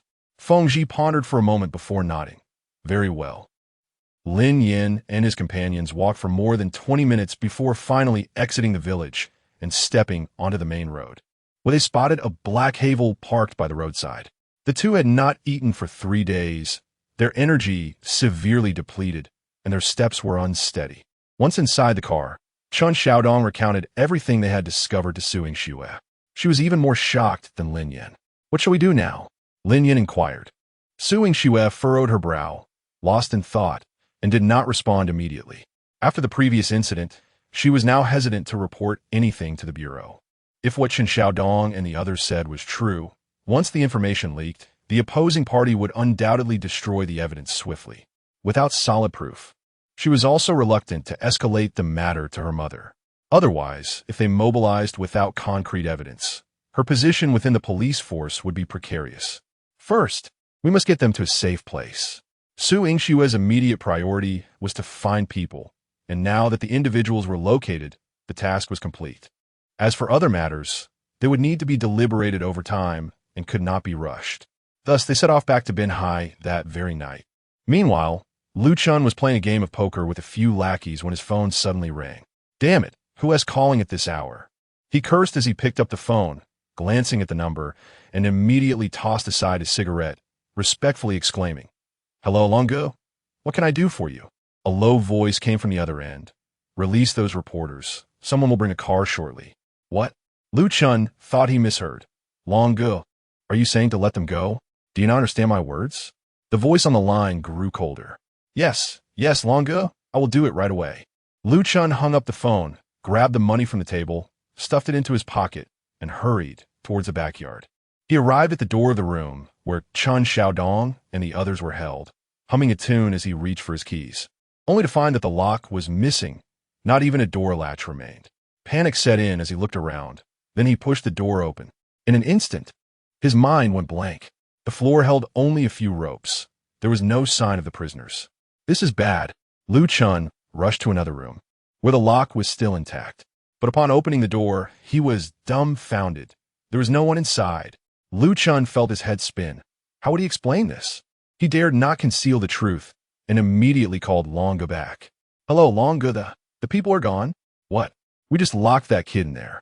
Unexpectedly, in just a short time, they all disappeared. Damn it, find them quickly. Alive or dead, I want to see them. Yes. Lu Chun hung up and immediately gathered his men to conduct a thorough search. An hour later, in Binhai City, Su Yingxue handed Chun Xiaodong and Zhu Ling over to Zhang Donghai. However, she did not disclose the information regarding drug production and instructed them not to share this matter with anyone else for the time being. After all, there was a mole within the bureau, and she could not yet determine who it was. Although she felt Zhang Donghai was unlikely to be the mole, nothing in life is absolute. Caution is the mother of safety. Xiaoxue, you have worked hard, Zhang Donghai said, turning to Lin Yan. I am grateful for your assistance. Rest assured, I will do my utmost to advocate for you. Just a small favor. Remember to give me a little bonus. Lin Yan replied with a smile. Zhang Donghai nodded. I will do my best. Su Yingxue said, Director, I am a bit tired and wish to rest for 2 days. Zhang Donghai responded, That is only right. I will handle the remaining matters. You should go home and rest well. The two drove away from the police station. What shall we do now? Lin Yan inquired. Su Yingxue replied solemnly. We return to Qianzhou. This time, they must return unnoticed, for only then can they let their guard down. Additionally, Su Yingxue intentionally did not submit her service weapon. Drug production is a serious crime. If captured, one's life would be at stake, and those individuals likely possess firearms. Keeping a weapon would serve as a precaution. Su Yingxue drove home and then rented a car. The two set off for Qianzhou that very night. When they arrived at the pharmaceutical factory, it was already 2 in the morning. Based on Chun Xiaodong's description, the drug production wastewater was discharged from this factory. They had analyzed along the way.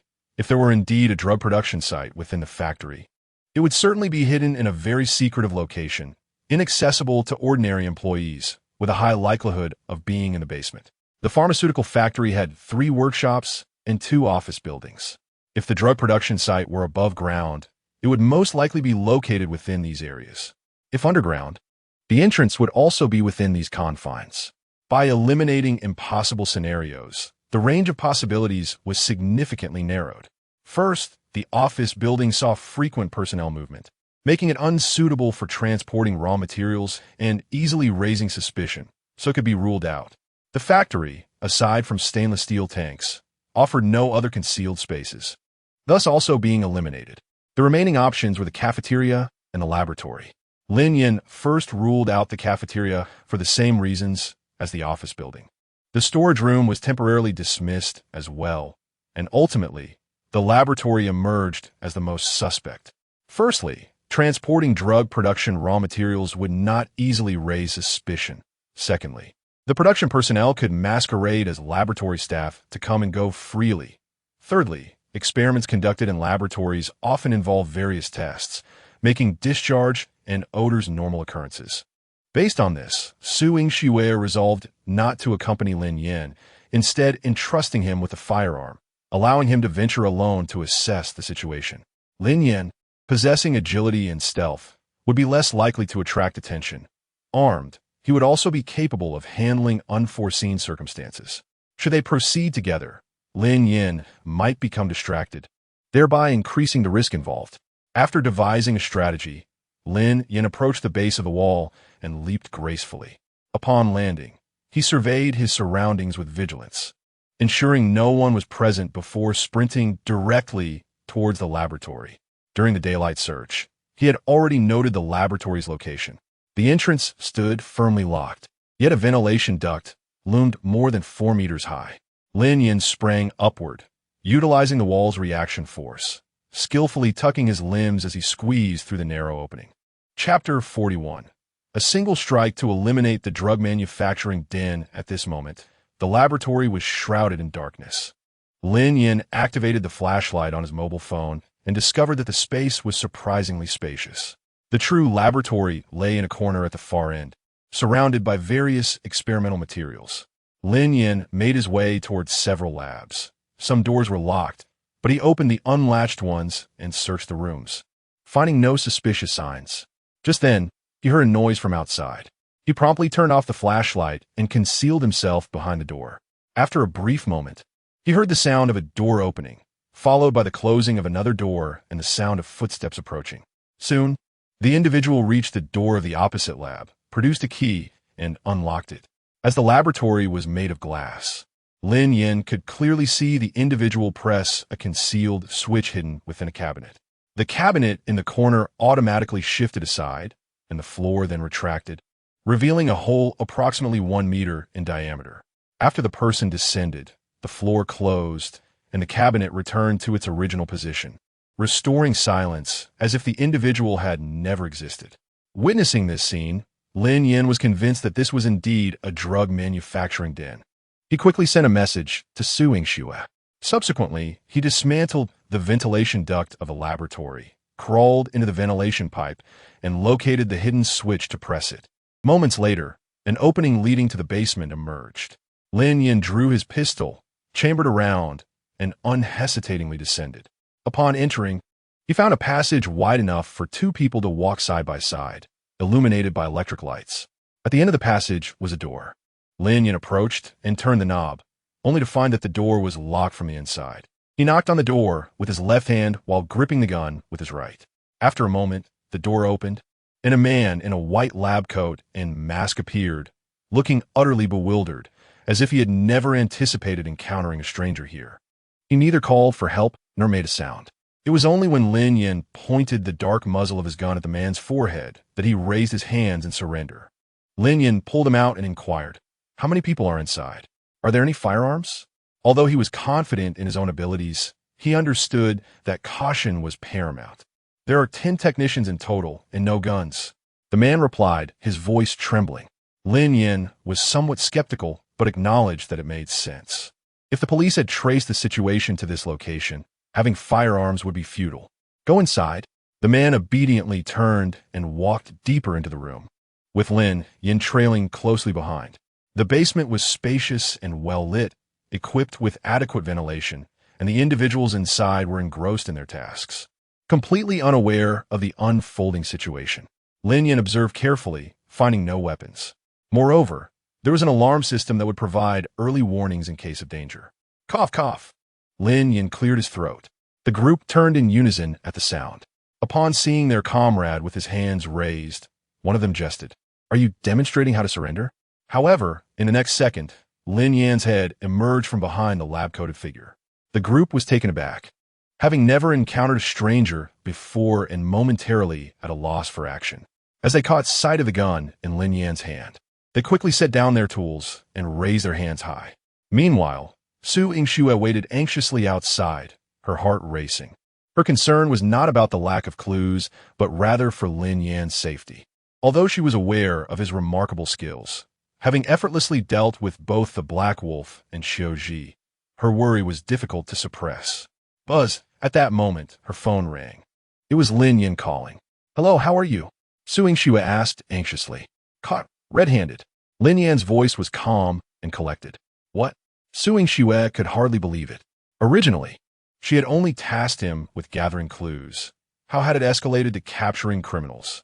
Lin Yin clarified, "It's true, in the basement. Both the people and the raw materials are present. I've got them under control. You need to hurry and call for backup." "All right." After hanging up, Su Yingxue immediately dialed Fandongai. As it was the middle of the night, the phone rang 4 or 5 times before Zhang picked up. "Hello, Xiao Xue. Why are you calling so late? Is something wrong?" "Director, we've discovered a drug manufacturing den in Xianzhou." "What?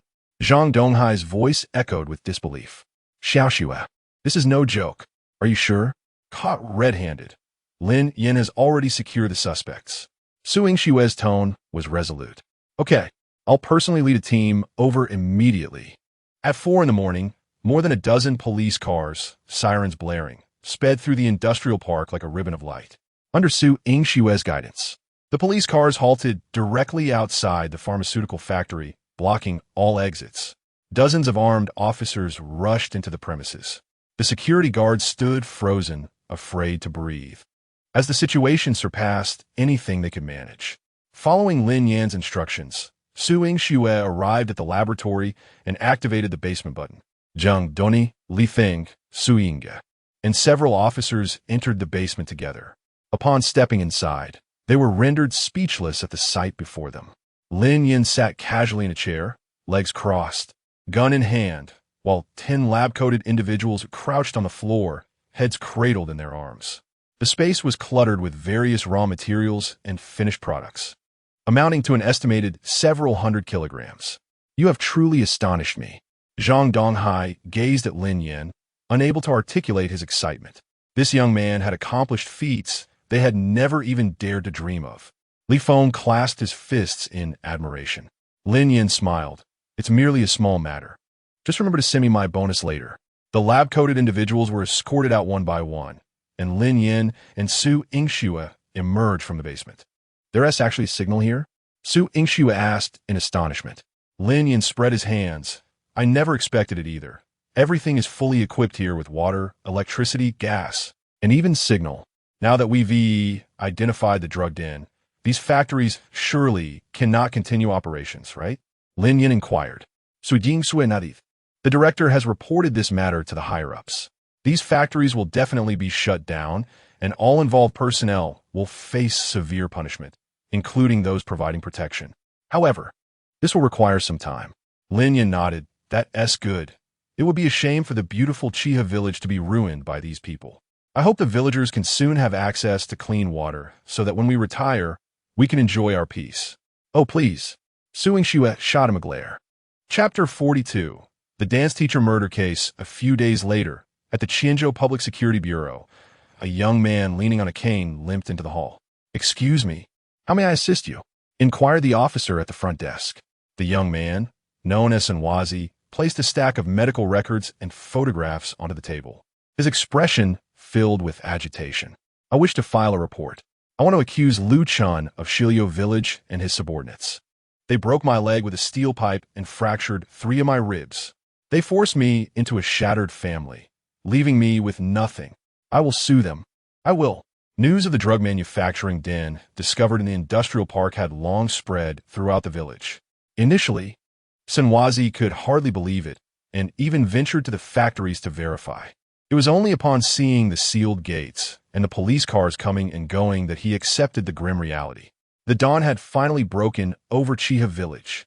Lin Yin listened as Su Yingxue reported that the entire industrial park in Chiha village had been raided, resulting in the arrest of over 500 individuals, including various leaders and implicated employees, most of whom were involved in environmental pollution. All village officials from Shiliu village had been detained on charges of illegal detention, drug trafficking, and murder. Lu Haiyuan and Feng Ji from the Qianzhou Public Security Bureau were dismissed and under investigation. The local criminal elements, including Wu Long, were now fugitives. Every unit related to environmental protection in Qianzhou faced scrutiny, and even the county and city leaders were being investigated. The provincial government had approved a plan for wastewater treatment in Chiha village, promising a thorough cleanup of the polluted rivers, returning to the citizens a healthy, living environment. Witnessing these developments, Lin Yin felt a peculiar sense of satisfaction, as if he had not accomplished anything extraordinary, yet had genuinely contributed to altering their fates. He was also granted approval to begin working at the Public Security Bureau as an auxiliary police officer, ostensibly to familiarize himself with the environment. That evening, after Su Yingxue emerged from her bath, she sat on the sofa engrossed in her phone while Lin Yin wore a troubled expression beside her. His system task had been stagnant for some time, and he had yet to devise a solution after being kissed by Su Yingxue. He felt as anxious as an ant on a hot stove. Suddenly, An idea struck him. He approached Su Yingxue and said, "Please close your eyes." Startled, she looked up at him, confused. "Why? Just do it." There's a surprise. Lin Yin insisted earnestly. "A surprise?" She furrowed her brow, wondering if he intended to gift her something. With a curious heart, she gradually shut her eyes. In a swift motion, Lin Yin pressed his face against hers. Upon feeling something on her lips, Su Yingxue's eyes flew open, revealing a large face mere inches away. Instead of surprise, she was met with sheer shock. "Ah!" She kicked out in alarm, only to find that he had taken the opportunity to take advantage of her. By the time she scrambled off the sofa to chase him, he had already retreated to his room and shut the door. Lin Yan's heart raced.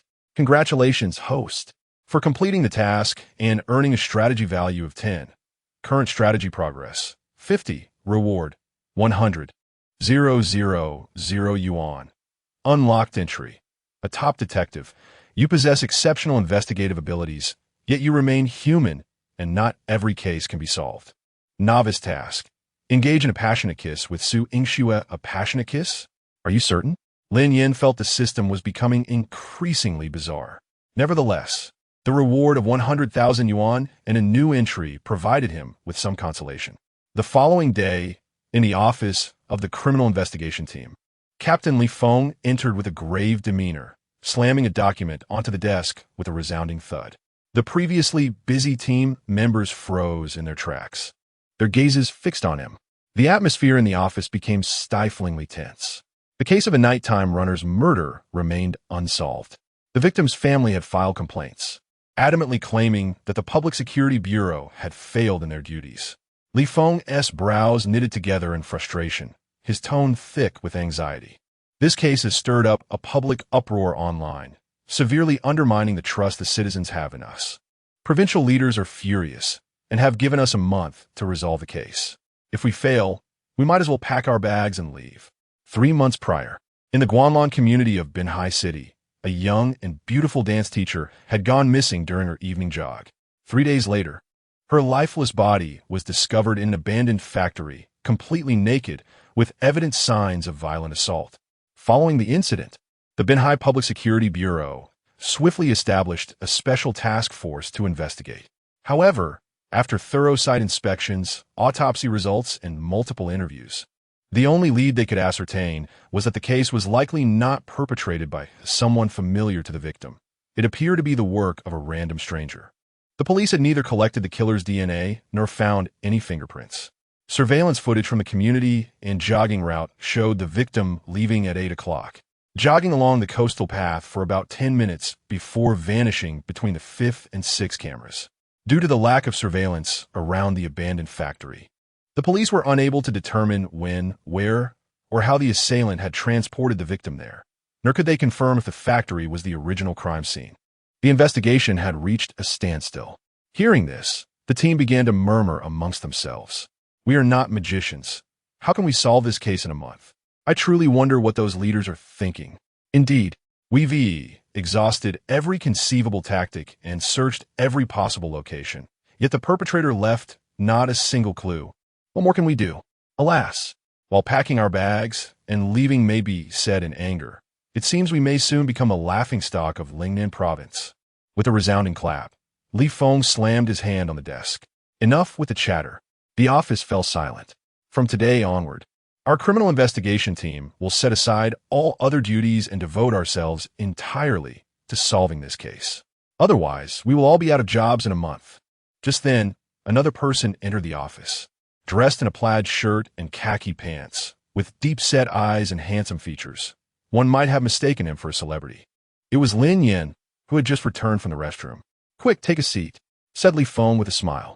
"Yes, Captain," Lin Yin responded, taking a seat. Although he was currently an auxiliary officer, Su Yingxue had brought him into the criminal investigation team to help him acclimate to the police work, as his talents were too great to be squandered on directing traffic or maintaining order. "All right, let us sit down," Li Feng continued.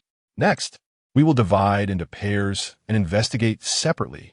There were 8 members on the special task force responsible for criminal investigations. Rather than crowding together in anxiety, it would be more effective to disperse and search for useful leads. "Captain," Su Lingxue stood up. I would like to partner with Lin Yin for the investigation. At this, the others exchanged glances, their eyes wide with shock. It was unprecedented for an auxiliary officer to participate in the Special Task Force's work at the Binhai Public Security Bureau. I oppose. Huang Wenxuan also stood, asserting, Captain, he is merely an auxiliary officer. He is not qualified to be involved in such a significant case. Chapter 43. Lin Yin. I am determined to solve this case. Su Yingxue furrowed her brows, suspecting that Huang Wenxuan might intervene. She immediately retorted, he has no qualifications. Do you? Had it not been for him during the previous bank hostage crisis, we would have been publicly shamed. Upon hearing this, the crowd nodded in agreement. If it weren't for Lin Yan's intervention in dealing with Qiu Ji and rescuing over 20 hostages, the entire Public Security Bureau of Binhai City would have suffered a severe blow, with Director Zhang Donghai bearing the brunt of it. Huang Wenxuan scoffed. This is a homicide case. What good is marksmanship? He has neither attended a police academy nor possesses any criminal investigation experience. Does he think he can solve the case just by wielding a gun? It's utterly ridiculous. The others, hearing his remarks, found some merit in his words. They believed that Lin Yin possessed the capability to be a special forces soldier, let alone a police officer. However, criminal investigation is different. It requires unraveling complexities and identifying subtle clues within intricate environments to pinpoint the culprit. The former is akin to a valiant warrior in battle, while the latter resembles a meticulous strategist. Each has its strengths and cannot be interchanged.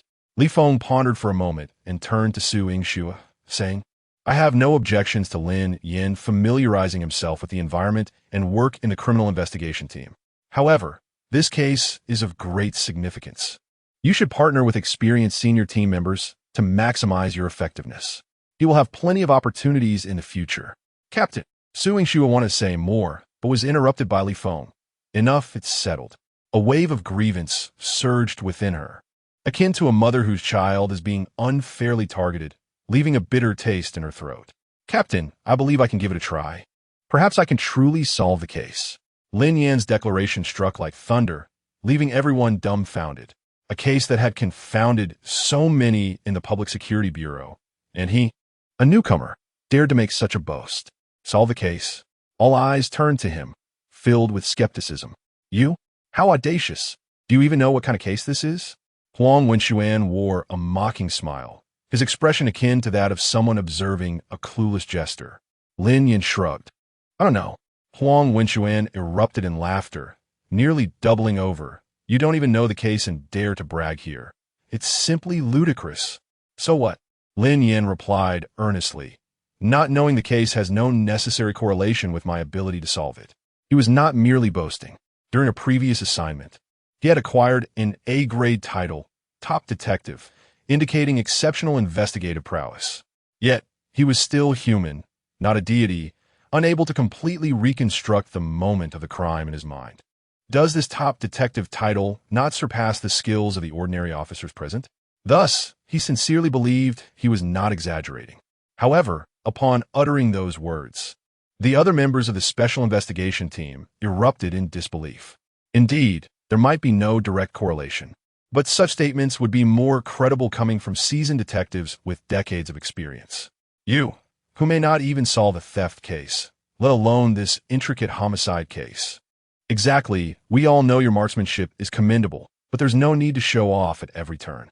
This not only harms yourself, but also puts everyone at risk. Young man, I've been in criminal investigation for over 30 years, and I wouldn't dare make such a claim. You should remain humble. Captain, let us hurry and divide into teams. We shouldn't waste time here. Cough, cough. Li Feng cleared his throat, attempting to ease the atmosphere. Well, Lin Yin, you're new to the police force and may not be familiar with investigations. This matter cannot be rushed. It requires patience and experience, and there will be plenty of opportunities ahead. Lin Yin remained undeterred, his tone resolute. Captain, I truly believe I can solve the case. His eagerness to participate stemmed from a simple desire to showcase his abilities before Su Yingxue. Just like in the previous bank hostage incident. If he didn't demonstrate his competence, how would she ever know? If she remained unaware, how could she admire him? How could he advance his progress? The system granted titles precisely for this purpose. Huang Wenxuan's lips curled into a cunning smile as he pressed on. Since you're so confident, how about a wager? Lin Yin turned to him, intrigued. A wager? On what? If you fail to solve the case, you must leave the Binhai Public Security Bureau. Huang Wenxuan's expression darkened, a glint of malice flashing in his eyes. Lin Yan's presence had thoroughly disrupted the marriage plans between the Huang and Su families, as well as hindered his pursuit of Su Yingxue, igniting a deep-seated animosity within him. Now that he had an opportunity to expel Lin Yan from the police force, he would not let it slip away easily. Lin Yan raised an eyebrow and countered, "What if I solve the case? You leave the police force?" During the previous bank hostage incident, he had found Huang exceedingly irritating, and now he was determined to turn the tables. If Huang sought to expel him, he would preemptively dismiss Huang instead. This declaration left the entire room in shock. Everyone was acutely aware of Huang Wenxuan's background and understood his motivations for targeting Lin Yan. Within the Binhai Public Security Bureau, no one dared get too close to Su Yingxue for fear of Huang's retribution. Lin Yan's audacity to associate with her was merely the beginning of a brewing storm. Su Yingxue hastily interjected, "Lin Yan, don't gamble with him. If it comes to it, just withdraw from the case." Li Feng quickly stepped in to mediate. "All right, enough of this. Let us cease this discussion." He found himself caught in a dilemma, unable to offend the forces behind Huang while also not wanting to lose a valuable asset for the police force. The burden of leadership was heavy. Unexpectedly, Huang Wenxuan smirked coldly. "Fine. In front of everyone, let it be agreed. If you truly solve the case, I will leave the Binhai Public Security Bureau. If you fail, you will immediately vacate the bureau." 10 minutes later, in the director's office. "Director, how should we handle this matter?" Li Feng reported the bet between the two to Zhang Donghai. After all, given their unique positions, he, as a mere criminal investigation team leader, could not decide such matters. Does he truly claim he can solve the case? Zhang Donghai frowned, pressing for clarification. If this case remains unresolved, the provincial department is likely to dispatch personnel for oversight. After narrowly avoiding dismissal during the last bank hostage incident, if this homicide case also fails to be solved, his position as director would be jeopardized. For police officer, especially one who has dedicated his life to the police system, retirement and dismissal are two entirely different scenarios. Should he be dismissed, he would be left with no dignity. Though he expressed such sentiments, Li Feng's expression revealed his hesitation. Solving a case requires more than mere words. It demands genuine skill. Zhang Donghai, contemplating for a moment, stated solemnly, "The Special Investigation Team will fully support Lin Yan in his investigation. Any of his requirements must be met to the best of our abilities. If there are matters you cannot resolve, report directly to me, and I will handle them." For reasons unknown, he felt an inexplicable trust in Lin Yan. Much like the previous hostage rescue and the discovery of a drug manufacturing den, which seemed nearly impossible, a voice within him insisted, "Trust him. He will surely succeed." Huh? Li Feng's eyes widened in disbelief. "Director, are you certain?" Chapter 44. Investigating the scene and uncovering issues on the chopped pepper fish head. Su Yingxue wore an expression of displeasure as she cast a glance at Lin Yan in the passenger seat.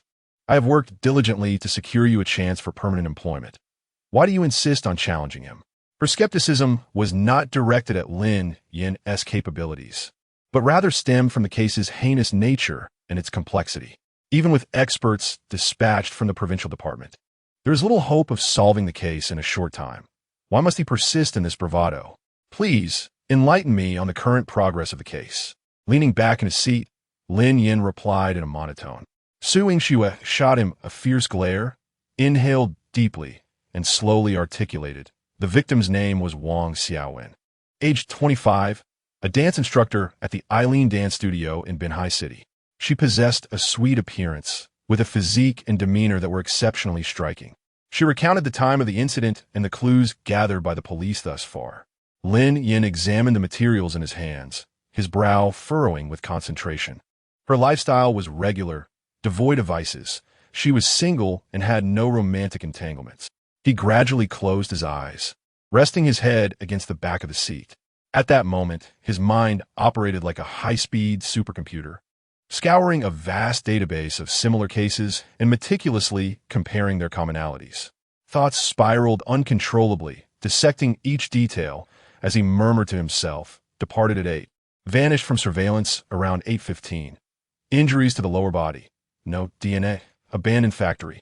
Observing his demeanor, Su Yingxue couldn't help but furrow her brow slightly. Could it be he truly possessed the acumen for investigation? She began to waver in her previous judgment. After all, anything peculiar that transpired around this man seemed hardly surprising.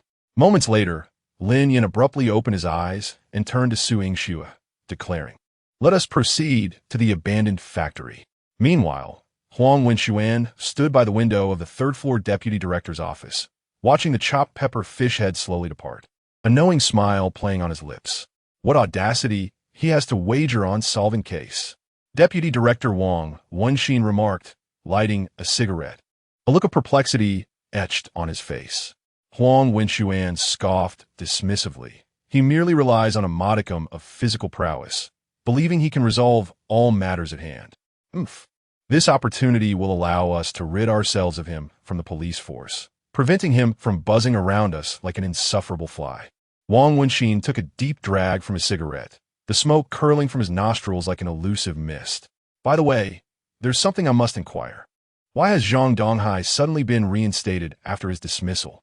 If Zhang Donghai were to fall from grace, there is no doubt that Wang Wenxin would assume control of the Binhai Public Security Bureau. His promotion was merely a matter of time. Yet today, the provincial department unexpectedly announced that Zhang Donghai would only receive a severe warning and be reinstated. This revelation caught everyone off guard. The reasoning was simple. The entire Binhai Public Security Bureau understood that Zhang Donghai was not Huang Weiyong's confidant. Wang Wenxin was. Such a splendid opportunity to topple Zhang Donghai and elevate one's own allies to power. Why the sudden change of heart? Wang Wenxin himself was puzzled, but he dared not confront Provincial Director Huang Weiyong directly and instead sought insight from Huang Wenxuan. It was Zhang Xiaomei who interceded on his behalf. Huang Wenxuan replied, his expression neutral, yet tinged with a hint of resignation. What? Wang Wenxin sat up straight, disbelief etched across his face. Why would she advocate for Zhang Donghai? Although Zhang Xiaomei held the title of deputy director, her influence was formidable. If she wished to protect someone who in Lingnan province would dare to speak against it. The reason was straightforward. Her husband was the current commander of the Lingnan military district, a position of substantial power, and rumors suggested he might ascend even further. The implications were clear. Huang Wenxuan shook his head, offering a wry smile. Lin Yan was also recommended by her. Otherwise, why would I go through such lengths to expel him from the police force? Indeed, since Lin Yan was endorsed by Zhang Xiaomei, attempting to leverage connections to remove him would not only be a challenge, but would also undoubtedly offend the Su family.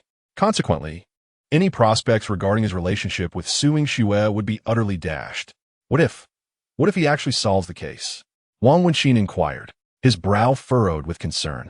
Given that the individual dared to make such a bold claim, he must possess some degree of confidence. Huang Wenxuan smirked, a cryptic smile playing on his lips. That is an absolute impossibility. At the Binhai Bailong cement factory, a chopped pepper fish head slowly entered the premises. Lin Yan and Su Yingxue disembarked. This cement factory, established in the 1980s, had ceased operations in 2008 and had remained abandoned ever since. As Su Yingxue narrated the history, she remained vigilant to Lin Yan's reactions. His gaze swept the surroundings. Years of neglect had stripped the site of its vitality. Only the faded slogans on the walls and the antiquated equipment seemed to whisper remnants of its former glory. Yet, the rust and overgrown weeds starkly proclaimed its current desolation. Where was the body discovered? Lin Yan inquired. Su Yingxue pointed toward a derelict two-story office building to the northwest. Over there. Let us investigate, Lin Yan replied, striding purposefully in that direction. The police had scrutinized Wang Xiaowen's social circle and reviewed her phone records, yet no suspicious individuals or leads had emerged. Nearly all the men connected to the victim had alibis. Consequently, the police deemed this a case of a random act of violence by a stranger, either premeditated or impulsive. As Lin Yan pushed open the door, a pungent odor of decay wafted out to greet him. His eyes scanned the room. where a chalk outline of the body starkly contrasted against the floor, while the room itself was barren. The potential evidence that may have remained at the scene had already been collected by the police. There are no valuable clues left at the scene, Su Ingshu lamented. As a member of the Special Investigation Team, she had visited this location countless times. Had there been any leads, they would have been discovered long ago. Lin Yin remained silent, advancing into the interior. Upon reaching the window, he gazed outside, where expansive fields of abandoned factory buildings sprawled. He then lowered his gaze to the ground, scrutinizing the chalk outline that delineated the position of the deceased. Was the victim's clothing also found at the scene? Lin Yin queried. Su Ingshu nodded in affirmation. She wore yoga pants and a sleeveless sports top that night. Her headband was also found on site. Lin Yin nodded thoughtfully and asked, "Do you believe this is the primary crime scene?" Confronted with this unexpected question, Su Ingshu furrowed her brow. Based on the clues presently at hand, this should indeed be the scene of the crime. After speaking, her gaze instinctively sought Lin Yan's eyes, as though hoping he might offer a different perspective. Chapter 45. Are you saying that as an auxiliary police officer, you know everything? Lin Yin crouched on the ground, his gaze fixed upon the cement floor surrounding the corpse, and shook his head slowly. From the cement factory to the location where the victim went missing, there are at least 15 kilometers. For the murderer to silently transport a living person from a bustling area to such a remote place is no simple task. The most plausible scenario is that the victim was first incapacitated, then dragged into a vehicle and brought here. I just observed that the nearest parking spot to this building is at least 80 meters away. This is not something easily accomplished. A normal man should have no problem carrying 100 pounds of rice over such a distance, right? Lin Yin nodded and continued. When I was delivering food, I encountered a girl who fainted from heat stroke. She weighed around 100 pounds and was completely unconscious, her body limp like a puddle of mud. Carrying her was neither feasible in the way of lifting nor cradling. I found it far more challenging to carry her than 100 pounds of rice. What does that imply? Su Ingshu thought to herself, agreeing with his reasoning while eagerly anticipating his next analysis. Lin Yin refrained from answering and instead posed another question. Given the extensive efforts of the murderer, is it possible that he was not acting alone? What? Su Ingshu's eyes widened in shock. Are you suggesting that there might be more than one perpetrator? This hypothesis had been raised in the investigation team, yet no one had provided solid analysis or evidence to support it. Although Lin Yin currently lacked concrete proof, he had clearly articulated the logical sequence, indicating that this possibility indeed existed. Certainly, Su Ingshu was not only astonished by this conclusion, but also by Lin Yan's displayed abilities. If previously she had chided him for being reckless in his bet with Huang Wenxuan, at this moment she began to believe that Lin Yin was not merely impulsive, but possessed remarkable insights and analytical skills. Yet, she couldn't help but wonder why he had not demonstrated such quick thinking during their previous investigation into the missing journalist's case. Lin Yan's voice broke her reverie. If my conjecture holds, I could draw another conclusion. What conclusion? Su Ingshu's chest rose and fell slightly, her breath quickening as she focused intently on Lin Yin, eager to hear more. Among them, there is an absolute superior. Lin Yin stood up and walked steadily towards the exit, each step exuding confidence and conviction. Why do you say that? Su Ingshu hurriedly followed, her eyes filled with curiosity and confusion. As he walked, Lin Yin explained, if multiple people were involved in the crime, it is hard to imagine that with Wang Xiaowen's sweet appearance and outstanding figure, only one person would initiate the violence while the others merely watched. In the chaotic scenario of multiple perpetrators, it would be nearly impossible for everyone to maintain restraint without a trace of DNA left in the victim's body. If they truly possessed such a calm demeanor, they would not hesitate to spend 200 yuan on hiring a prostitute rather than resort to rape and murder. Therefore, I believe there are two possibilities. First, the perpetrators possess exceptional counter-surveillance skills and had meticulously planned before the crime. Second, among them, only one individual held the right to violate the victim. Su Ingshu suddenly understood and exclaimed, "So you deduce that this was a gang-related crime?" Lin Yin turned to her with a look of approval. "Exactly, quick on the uptake. When you search for a wife in the future, You should definitely be a top candidate. Get lost.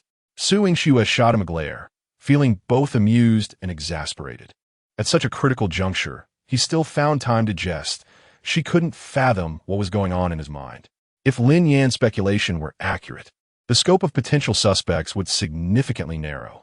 Although they could not solve the case immediately, there was finally substantial progress in the investigation. As she considered this, a hint of joy surfaced on Su Yingxue's face. So where do we go next? Naturally, we seek out clues. As they spoke, the two had already arrived outside the office building. They stood before an old-fashioned round archway where cars could not enter, forcing them to park outside. Lin Yin crouched down, scrutinizing the cement pavement. What is so fascinating about this? Su Yingxue wondered, filled with confusion. As a criminal investigator, you don't understand this? Lin Yin cast her a disdainful glance, but also understood.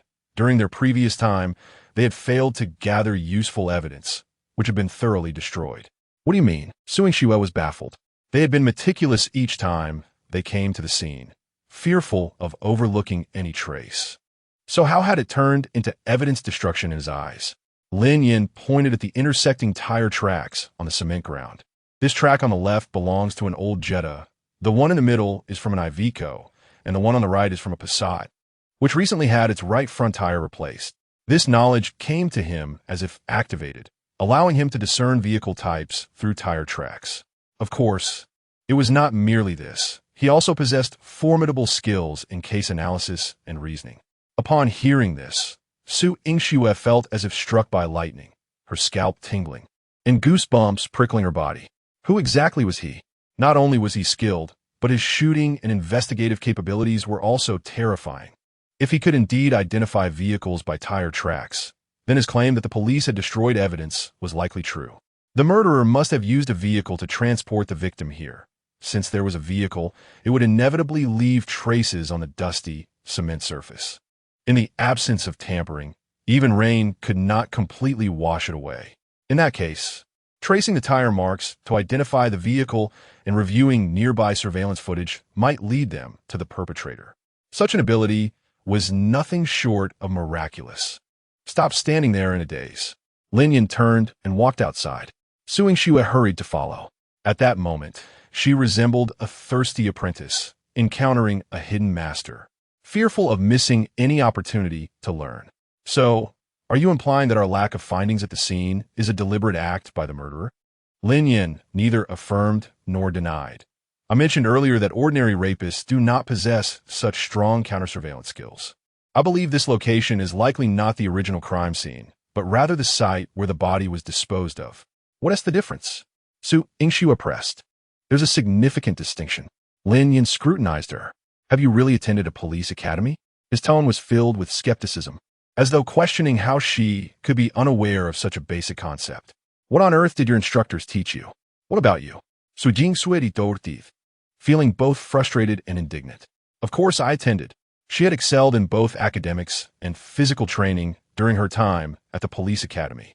Now, to be looked down upon by an auxiliary officer was a source of immense grievance.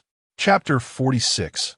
Uncovering key information with a sigh, Lin Yin patiently elucidated. Disposing of a body, from a psychological perspective, suggests that the perpetrator may not have initially intended to commit murder, but rather sought to achieve a certain aim blindly. Subsequently, due to unforeseen circumstances leading to the victim's demise, they were compelled to discard the body. The primary crime scene, where the murderer fled, is likely to retain substantial evidence. In contrast, the act of body disposal is typically premeditated, thus making it less likely for the perpetrator to leave incriminating traces for you to uncover. Su Yingxue felt enlightened. In just a few minutes, she sensed that she had gained the knowledge equivalent to a year at the police academy. She even entertained the notion that the case may not be as convoluted as she had initially perceived. Regaining her composure, she inquired, now that we have lost the vehicle leads, how can we proceed with the investigation? It has been 3 months since the incident, and many pieces of evidence, including surveillance footage, have gradually vanished with the passage of time. She harbored no doubt that if Lin Yin had arrived 3 months earlier, the case might have indeed been resolved. Yet now, Despite knowing Lin Yan's exceptional capabilities, she remained skeptical, recognizing that the search for clues was exceedingly arduous, akin to searching for a needle in a haystack. Shifting his approach, Lin Yan snapped his fingers with a mysterious smile. We need not rely solely on tangible evidence. Then where do we begin our inquiry? Suyingu furuit harbro, Beijil did it. Lin Yan's lips curled into a mischievous grin. Kiss me, and I shall reveal it. What? Su Yingxue thought she must have misheard. This was the crime scene of a heinous case, and he dared to make such an absurd request. How utterly preposterous. Get lost. Su Yingxue shouted in frustration. All right, no more jokes. Lin Yan composed himself, reverting to seriousness. Conceptual clues, like conceptual stocks, can also serve as leads. If my earlier hypothesis holds true, we could draw another conclusion. The perpetrator had already set their sights on Wang Xiaowen prior to the crime. Therefore, we can trace back her life trajectory and scrutinize the individuals she interacted with before her untimely demise, potentially uncovering groundbreaking leads. Individuals with the capacity to commit the crime? Su Yingshue's eyes brightened. Are you suggesting we deduce the motive and feasibility of the crime from the identity of the perpetrator? With satisfaction, Lin Yan nodded. Indeed. A teachable spirit. I understand now. Su Yingxue hastened towards the chopped pepper fish head restaurant. She finally grasped why Lin Yan referred to these clues as conceptual. They were merely hypotheses. First, a plausible inference must be constructed, and then individuals capable of committing the crime can be sought based on that inference. In other words, if those within the protagonist's social circle possess neither motive nor opportunity, one must expand outward, perhaps uncovering the answers. While this still sounded like searching for a needle in a haystack, at least there was now a direction. Coincidentally, the police station possessed records of the investigation into the victim's social circle. Su Yingxue led Lin Yan directly to the police station. After more than 2 hours of review, the records indicated that the deceased, Wang Xiaowen, indeed had no detrimental habits. From Tuesday to Friday, she attended dance classes every afternoon, teaching throughout the weekends. She maintained amicable relations with her colleagues, never having any conflicts. Most male friends within her social circle could provide alibis. Investigations into chat records revealed no anomalies. As the victim's phone was not recovered from the crime scene, the police focused their efforts on extracting data from her male friends. For her female acquaintances, only those with closer ties were specifically interviewed and recorded. Are you suggesting we start with her female friends? Su Yingxue asked, her brow furrowed. Lin Yan nodded, explaining the rationale. Due to Wang Xiaowen's remarkably clean personal life, the police concluded that the crime was committed by a stranger at random. However, you overlooked a crucial issue. What issue? Su Yingxue inquired. Lin Yan set down his mouse and looked at her. Connect this question to our previous deductions. Connect it. Su Yingxue murmured. And after a moment of contemplation, her eyes lit up. You mean the perpetrator intentionally disposed of the body there to mislead us towards the notion of a random sexual assault? Lin Yan regarded her with admiration, smiling. You've grasped the essence. Su Yingxue continued. Then why would the perpetrator do such a thing? By retracing, it implies that the perpetrator likely had a connection with the victim. Only by allowing the police to classify it as a random act could they evade detection. You're nearing the correct answer. Lin Yan took out a sheet of paper, writing Wang Xiaowen on the left and perpetrator on the right. He handed the pen to Su Yingxue, asking, in your opinion, how many ways can we establish a connection between the victim and the perpetrator? Su Yingxue picked up the pen and gestured a straight line on the paper. Lin Yan nodded, and what else?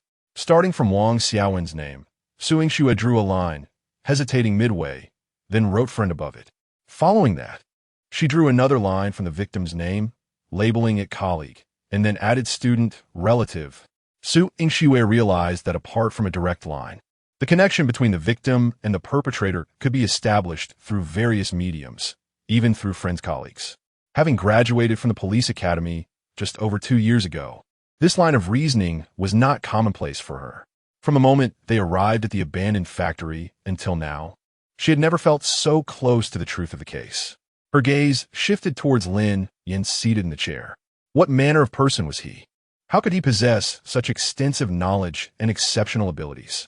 At that moment, Lin Yan appeared to her as nearly perfect, with the exception of his lecherous tendencies, excelling in every aspect. Initially, she had harbored doubts about his investigative prowess, but now she was convinced. Even if they ultimately failed to solve the case, Su Yingxue would never again question Lin Yan's criminal investigation capabilities. She even felt that the abilities he displayed thus far surpassed those of so-called veteran detectives and experts. It was simply astonishing. Su Yu pressed on. Are you suggesting that the perpetrator likely met Wang Xiaowen through her social circle and may have even pursued her? Given that Wang Xiaowen rejected him or for other reasons, they lacked means of contact, allowing the perpetrator to seemingly vanish from the victim's life, thus evading police scrutiny. Lin Yan did not respond, but took the pen and circled the various social connections they had discussed. Now, our task is to identify this key person, and the rest will naturally fall into place. All right, I will immediately retrieve the data on Wang Xiaowen's female social circle, Su Yingxue affirmed. Next, they would need to interview each of Wang Xiaowen's second-tier friends. Whether they could extract useful information would depend on their skills. After all, not everyone's lies could be easily uncovered. Chapter 47, She is lying. Once the two departed, the individuals in the office began to speculate. Uncle Xiong, they just took the files of the deceased friend and colleague from me. Are they preparing to investigate the deceased's female acquaintances? Technician Wang Fong inquired, glancing at the middle-aged officer, Old Xiong. Old Xiong unscrewed his thermos and took a sip, slowly responding. The youth often believe themselves to be exceptionally clever, thinking they can devise paths others have not considered. But what is the reality? In this world, who truly possesses more intelligence than the other? Who is significantly dimmer? Humility and diligence in learning should be the virtues of the young. Being overly competitive and showing off only leads to a burdensome existence and renders one a laughingstock in the eyes of others. Su Xingqiang chuckled. Old Xiong has been in our police system for over 30 years. What cases has he not encountered? For a mere novice to boldly proclaim they can solve a case that even he finds perplexing? Ha! They're blissfully unaware of their own limitations, inflating their arrogance to the skies. Wang Fong nodded in agreement. Uncle Xiong is correct. It is better for the young to remain humble, lest they become the subject of ridicule like those individuals. Have you ever heard of a random female homicide case? How can they possibly connect it to the deceased friend? It's utterly nonsensical. Old Xiong scoffed. Xiao Xue too. What is she doing following him around? If they could solve the case, I would cook fish for them in the palm of my hand. Su Xingqiang laughed. If this case were that easily solvable, would Huang Wenxuan have made such a wager with him? How naive.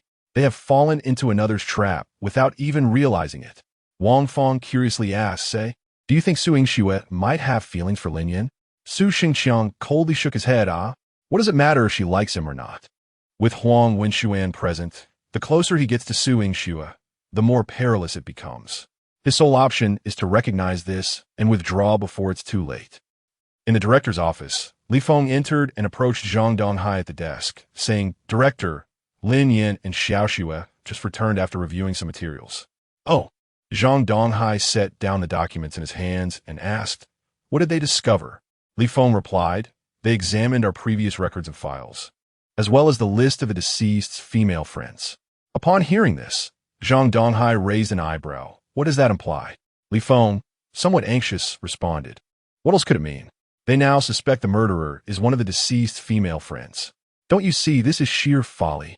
The police took months to classify it as a random homicide. They return and aim to overturn our findings. Is this a joke? Director, I believe you should intervene and reassign Lin Yan to the local security bureau for training to prevent him from clashing with Huang Wenxuan and causing discord.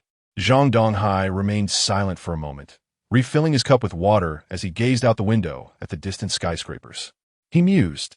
As for his matters with Huang Wenxuan, they are not my concern. He sipped his tea. As the city bureau chief, Zhang Donghai understood, well, why Huang Wenxuan willingly took on the role of an ordinary detective at the Binhai City Public Security Bureau. With his background, he could choose any position he desired.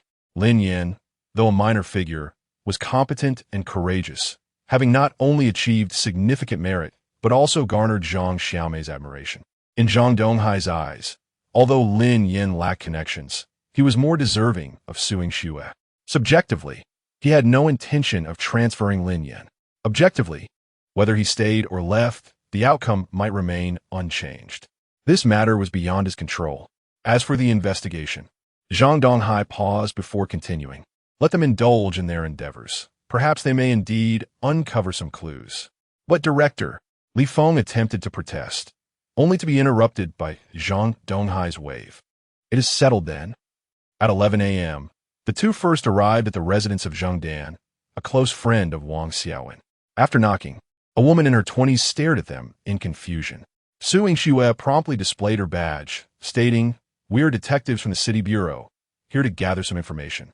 Upon hearing this, Zhang Dan's expression shifted to one of evident panic. She hesitated for several seconds before stepping aside to allow them entry.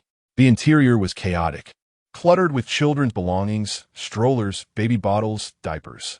"Officer, I apologize for the mess. Please sit over here." Zhang Dan hurriedly tidied up the sofa to make space for them. Once seated, Su Yingxue took out her notebook and inquired, "How often do you communicate with Wang Xiaowen?" Upon hearing Wang Xiaowen's name, sorrow and regret washed over Zhang Dan's face. "Yes, we have been classmates since elementary school, all the way through high school. When I had my baby, she even said she would be the godmother." As she spoke, Zhang Dan began to weep. Su Yingxue handed her a tissue and exchanged a glance with Lin Yan. Both shook their heads simultaneously. Clearly, this was not the individual they sought. Time passed quickly, and by 2 p.m., Lin Yan and Su Yingxue had interviewed 3 of the deceased female friends, yielding no results. Next, they were set to visit Wei Yuanshan, a colleague from Wang Xiaowen's dance class. Wei Yuanshan, 28, was also a dance instructor. They knocked on her door. As they were about to leave, thinking no one was home, the door suddenly swung open, revealing a disheveled woman who exclaimed, "Just leave the damn takeout at the door. Must you knock so loudly? It's giving me a headache." The two exchanged glances before stepping back inside. The woman appeared as if she had just awoken, reeking of smoke and alcohol. "Are you Wei Yuanshan?" Lin Yan asked. Upon seeing them, Wei Yuanshan's eyes momentarily cleared as she scrutinized them and queried, "Who are you?" "We are police officers." Su Yingxue produced her badge, "and we need your cooperation for an investigation." Lin Yan furrowed his brow slightly. He detected a fleeting glimpse of fear in Wei Yuanshan's eyes upon seeing Su Yingxue's identification. Wei Yuanshan retreated into her home, grumbling, "Officers, it has been so long since this incident. Haven't you solved the case yet? I wasn't that close to her, so questioning me is pointless." The interior was in disarray, with takeout boxes and trash strewn everywhere, leaving little room to maneuver. Su Yingxue had worn a frown since entering. "How long have you known Wang Xiaowen?" This time, Lin Yan interjected before Su Yingxue could take out her notebook. "How long? Have I known her?" Wei Yuanshan pondered the question before replying. "We've known each other for about a year." Lin Yan continued, "Do you still keep in touch after work?" However, at this question, Wei Yuanshan's demeanor shifted noticeably. Her gaze began to dart, her hands fidgeting with her hair as she attempted to fabricate a response while concealing any signs of deceit. We rarely contact each other outside of work. She doesn't like drinking or singing, nor does she enjoy socializing, so aside from work, we hardly interact." "Is that so?" Lin Yan's tone deepened. "Of course it's true." Wei Yuanshan raised her voice defensively. Lin Yan scoffed. "You are lying." Chapter 48. Is he the killer of the dance teacher? Wei Yuanshan instantly erupted in anger. "Officer, do not make baseless accusations. Everything I say is true." As she spoke, she hurried into the room, retrieving her phone to hand it over. "You can check for yourself. Our WeChat chat logs and call records are all here." Lin Yan declined to take it, shaking his head with a smile. "We have recovered Wang Xiaowen's chat logs through technical means and discovered that you frequently invited her to go out shortly before her death. Is that correct?" As soon as the words left his mouth, Wei Yuanshan's breathing became rapid, her chest heaving violently, revealing her evident panic. "We are colleagues. Inviting her out is quite normal, isn't it? Officer, you can't possibly suspect me of having harmed her. What a joke. Look closely, I am a woman." Seemingly regaining her composure, Wei Yuanshan's voice rose sharply. "If you have the capability, conduct a thorough investigation. If not, just go home and rest. You are ruining my good mood for the day." Lin Yan turned to Su Yingxue. "Let's go." Su Yingxue wanted to say more, but Lin Yin had already strode out, and she could only hurriedly follow. Inside the elevator, Su Yingxue was confused and asked, "This Wei Yuanshan clearly has issues. Why are we leaving so hastily?" Lin Yin replied solemnly, "Precisely because she has issues. We must withdraw quickly." "Why?" Su nuntai inque presid on. Lin Yin turned to look at her. "What is the point of continuing to entangle ourselves with her? I was merely baiting her. Now we must return to seek evidence and make an arrest." To be frank, from the moment Lin Yin first laid eyes on Wei Yuanshan, he sensed something amiss. Subsequently, her expressions and reactions only validated his intuition. Thus, Lin Yin refrained from allowing Su Yingxue to follow the conventional questioning process. Instead, he struck directly at the heart of the matter, compelling Wei Yuanshan to confront her most anxious and fearful concerns. Evidently, Wei Yuanshan was oblivious to the trap Lin Yin had set, as he had not retrieved the chat records between the two. He was entirely deceiving her. The outcome was as Lin Yin had anticipated. Wei Yuanshan deliberately concealed her private communications and invitations with Wang Xiaowen. While it is entirely normal for colleagues to dine together, the stark differences in their personalities and lifestyles suggested that they would hardly enjoy each other's company. So why did Wei Yuanshan still invite her? And why did she panic upon encountering the police, concealing the truth? Her level of suspicion was significant, even to Su Yingxue. However, domestic law adheres to the principle of presumption of innocence. Mere intuition and suspicion from the two could not lead to a conviction or arrest. Their current objective was to retrieve the WeChat chat logs between Wang Xiaowen and Wei Yuanshan. Perhaps the answers lay within. For reasons unknown, Su Yingxue felt that Lin Yin seemed to have transformed, becoming more handsome and charming. Since their encounter that day, she found herself unable to resist focusing her attention on him, occasionally stealing glances. In the past, such sentiments would have been utterly impossible. Although she held a favorable impression of Lin Yin, aside from his slight lecherousness, it was not sufficient to evoke such feelings. Especially just now, when Lin Yin was analyzing and reasoning, Su Yingxue felt as if he emanated a radiant glow that rendered her momentarily entranced. Upon returning to the police station, they immediately sought out the technical department to request the recovery of the chat logs between Wei Yuanshan and the deceased. Before long, Li Feng entered the room. "Xiaoxue, do you think this Wei Yuanshan might be related to the case?" He cast a puzzled glance at Lin Yin, as the special investigation team had never entertained such a hypothesis from the outset. Due to the absence of the deceased's mobile phone at the scene, recovering the chat logs would prove exceedingly troublesome. Initially, the team's focus was on surveillance footage from near the location of the victim's disappearance in the male social circles. No one had suspected the deceased's female friends. The reason was simple. From any analytical perspective, the likelihood of a female perpetrator was almost negligible, which is why Li Feng expressed his doubts. After spending half a day in their inquiries, the two returned and completely overturned all the previous work done by the special investigation team. Was this mere folly, or had they genuinely uncovered a lead? Su Yingxue explained, "During our investigation today, we found that this girl, named Wei Yuanshan, exhibited signs of anxiety and provided evasive answers. Lin Yin pressed her with a question and discovered she had deliberately concealed the truth, which is why we rushed back to retrieve her chat logs. She refrained from divulging Lin Yan's earlier deduction, as it was too audacious and, lacking evidence, would not yield further assistance but rather invite trouble and ridicule." Li Feng nodded. "If you have any results, inform me." With that, he turned and exited. Zhang Donghai had instructed that they provide all possible assistance to these two. So even if he disapproved of their investigative methods and direction, he felt it inappropriate to voice his concerns. The immediate priority was to report the developments to Zhang Donghai. As he entered the chief's office, Huang Wenxuan was present. Li Feng spoke up, "Chief, they have returned." Zhang Donghai leaned against his desk, arms crossed, and inquired, "Is there progress?" Li Feng responded. Xiaoxue said that during their visit to one of the deceased colleagues today, they discovered some unusual circumstances. At this, Zhang Donghai and Huang Wenxuan exchanged astonished glances. The city bureau had been busy for several months without any breakthroughs, and now, after just half a day's work, these two had uncovered a lead? It seemed rather exaggerated. What unusual circumstances? Zhang Donghai pressed urgently. Li Feng replied. She mentioned that the deceased had a colleague named Wei Yuanshan, who appeared anxious upon seeing them and deliberately concealed the truth. They are now retrieving the chat logs between Wei Yuanshan and the deceased for further confirmation. As soon as he finished speaking, Huang Wenxuan leaped to his feet, visibly agitated. Chief, this is sheer nonsense. They spent an entire afternoon and have entirely negated our past efforts.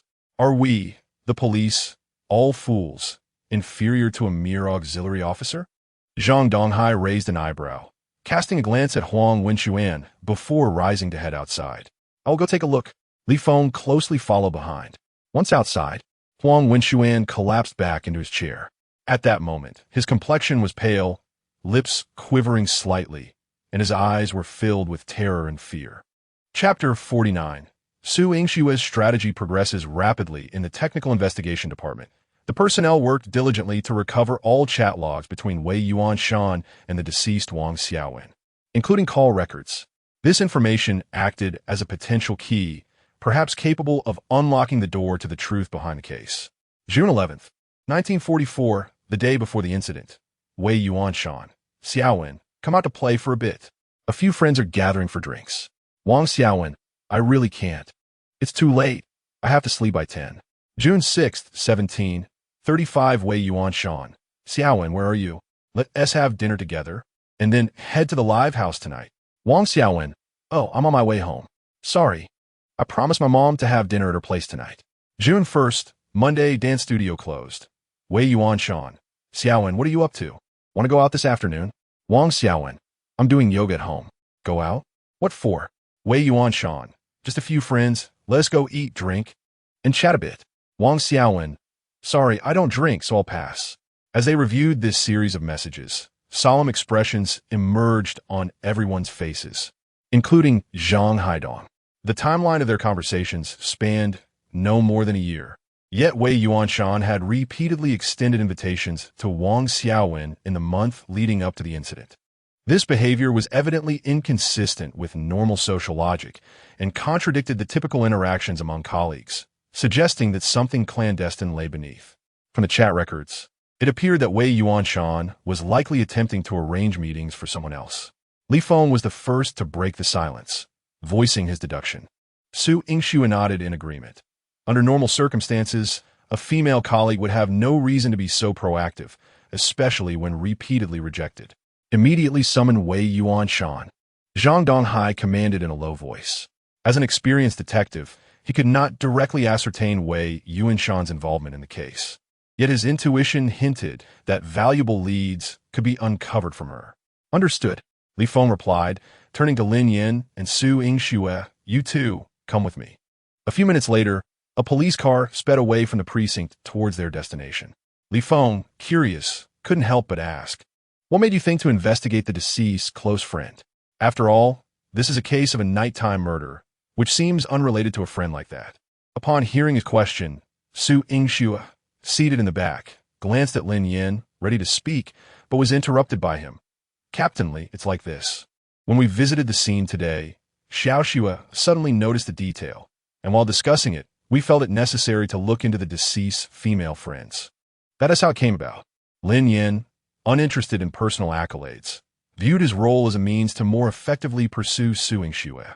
Thus, he selflessly attributed the credit to her, recognizing that she needed it more. Really? Li Feng turned his gaze towards Su Yingxue, his tone laced with skepticism. This case had been under investigation for several months, and she had not uncovered any details previously. How could a single outing with Lin Yin yield new insights? Could it be that Lin Yin had a knack for bringing her luck? Captain, it's not like that. It was Lin Yin who figured it out.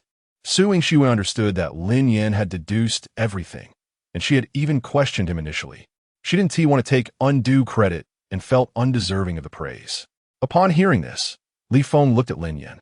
It was absurd that a newly appointed auxiliary officer had uncovered crucial clues in a case that had stumped seasoned detectives for months. Yet, this rationale was not entirely unacceptable to him.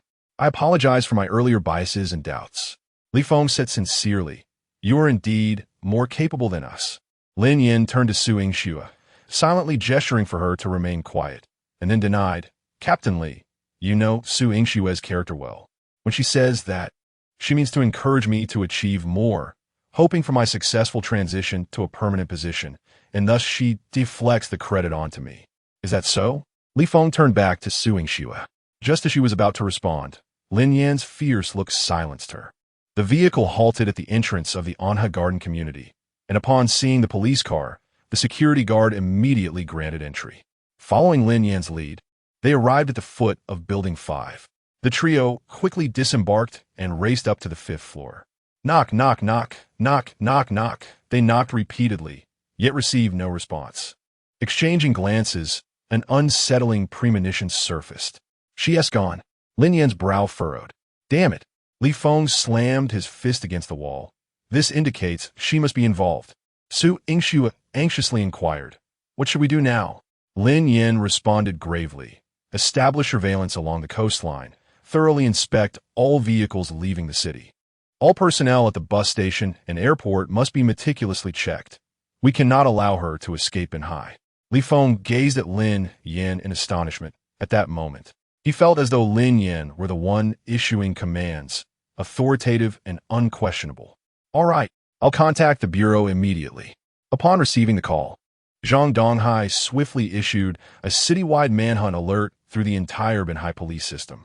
They were determined to locate Wei Yuanshan, as she was highly likely to be directly connected to the case of the murder.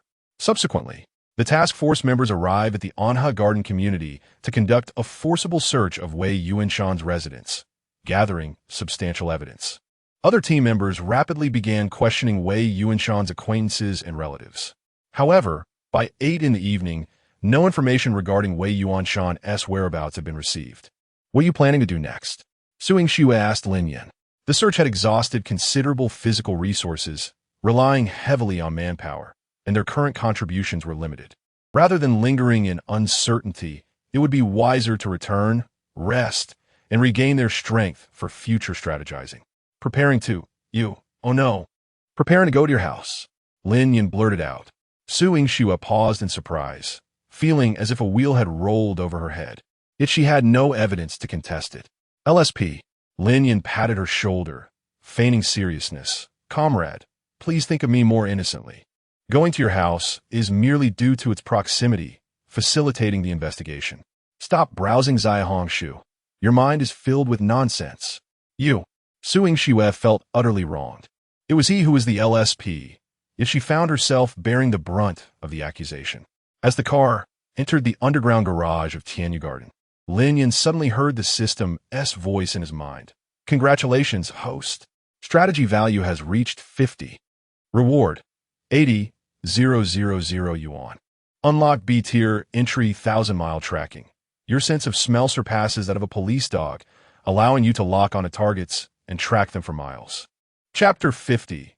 Lin Yan's intention to force Su Yingxue. Lin Yan was momentarily taken aback, as all of his focus converged upon the 50 progress of his strategy.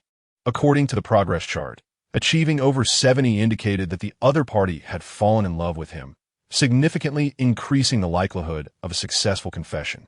The goal was drawing ever closer.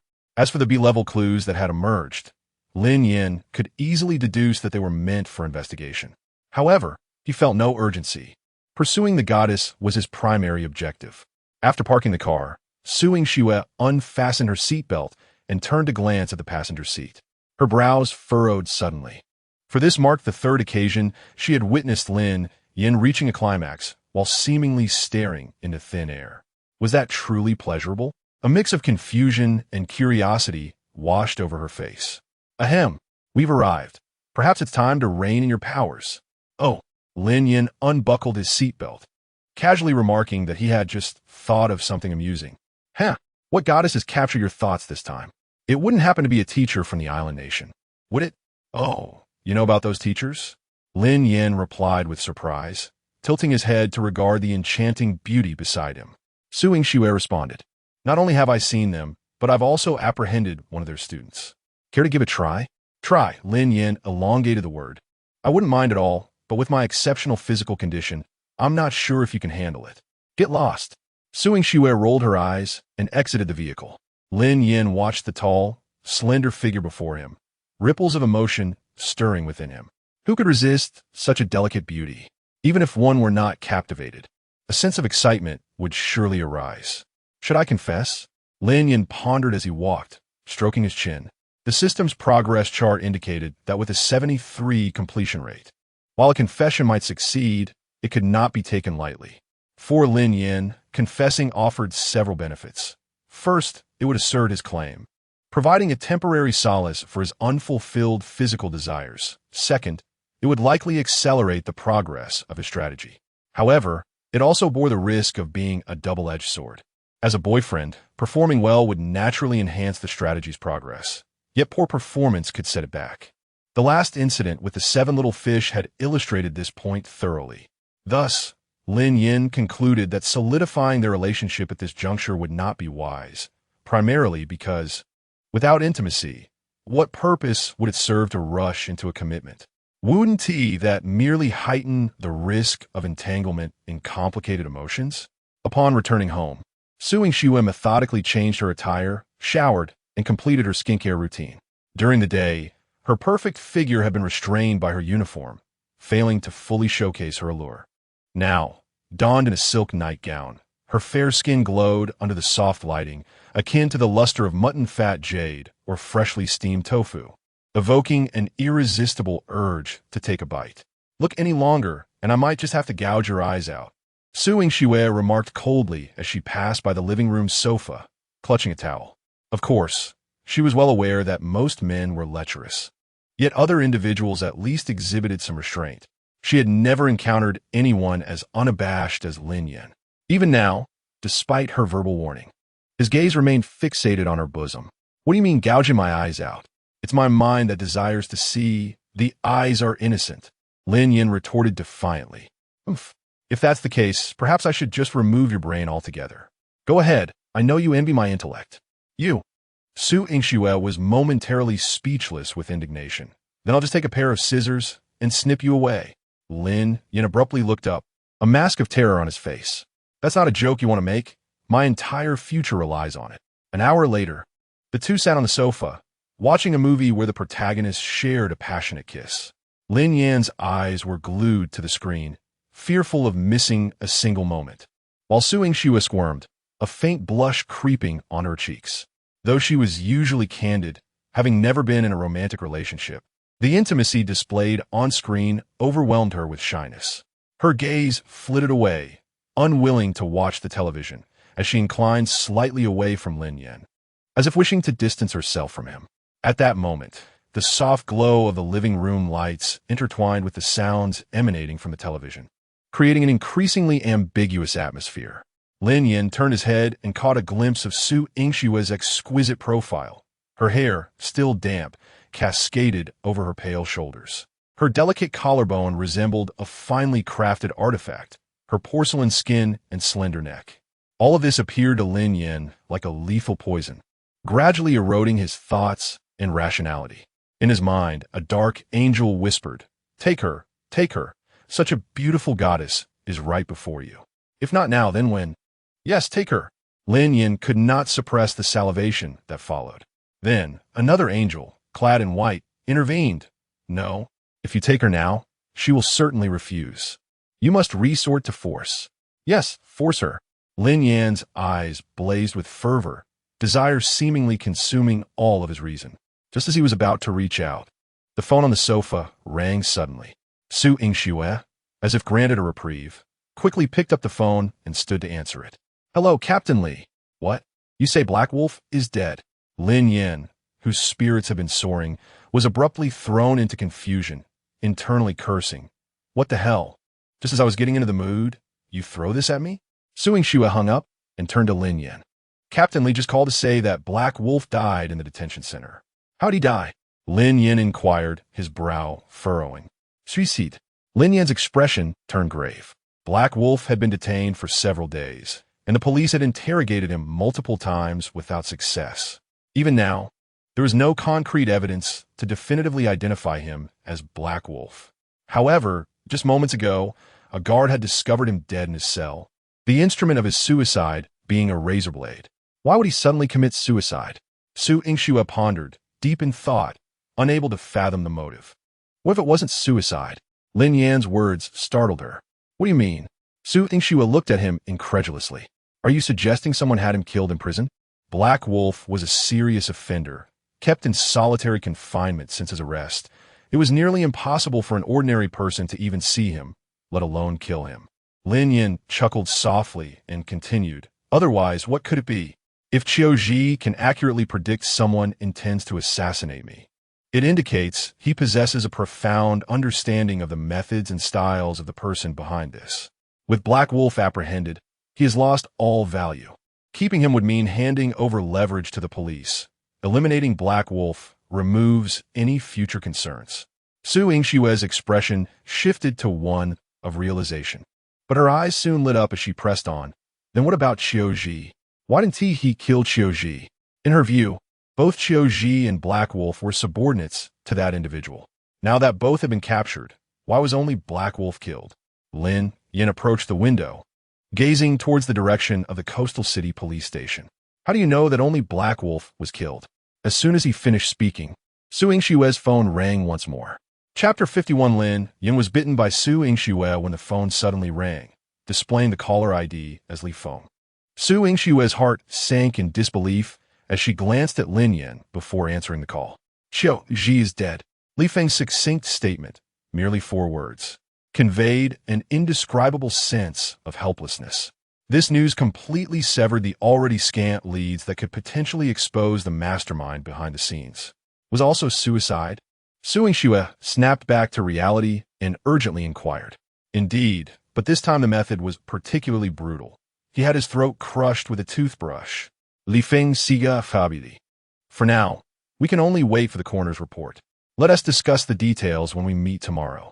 As Su Yingxue hung up the phone, she gazed at Lin Yan's silhouette. Just as you guessed, Qiu Ji is dead, another suicide.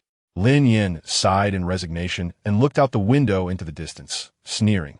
It's improbable that there are so many suicides. Clearly, someone wishes to impede your investigation. Hearing this, Su Yingxue furrowed her brows tightly. Deep down, she understood that Lin Yan's words could very well be the truth. Yet, to quietly eliminate 2 significant suspects in a detention center, what extraordinary skill and power must one possess? In Su Yingxue's mind, the only person who might have such power stood right before her. However, after a moment's contemplation, she dismissed the notion. If Lin Yan truly intended to kill those 2, he could have acted decisively during their capture, rather than going through the arduous process of first detaining them and then plotting their demise, which seemed illogical. What should we do now? Unbeknownst to her, Su Yingxue had seemingly developed a habit of seeking Lin Yan's thoughts whenever confronted with a challenging problem. Lin Yan stroked his chin, slowly turning around, lost in thought. The prison initially deemed Qiu Ji's death a suicide, implying that the surveillance had failed to capture any signs of homicide, and there were no eyewitnesses at the scene. In essence, the assassin must have meticulously planned every detail, leaving no trace for the police to follow. To achieve such a feat would require not only extraordinary personal strength, but also the backing of a formidable force, a powerful hand capable of manipulating every network within the prison. With this line of reasoning, if Qiu Ji and the previous Black Wolf had succumbed to the hands of prison guards, everything began to make sense. Following this train of thought, it was not difficult to surmise that this hidden hand likely lurked within the police system itself. Let us hold our positions and observe the changes. Tomorrow, we'll locate Wei Yuanshan and resolve the case of the assault. Lin Yan offered his suggestion. Upon hearing this, Su Yingxue's delicate brows knotted together, her large almond eyes filled with confusion. You are so confident you can find her?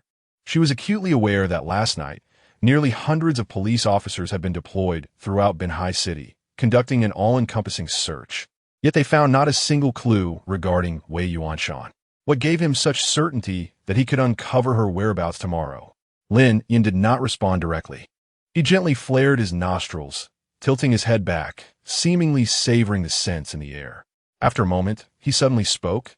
You used 2 types of shower gel today, and your shampoo was also 2 kinds, not to mention you've applied a layer of. Before he could finish, Lin Yan abruptly opened his eyes, staring incredulously at Su Yingxue, exclaiming, No way you. Smell nice there too? Su Yingxue was momentarily taken aback, utterly stunned by Lin Yan's nonsensical comment. Upon reflection, she indeed had used 2 types of shower gel while bathing that day.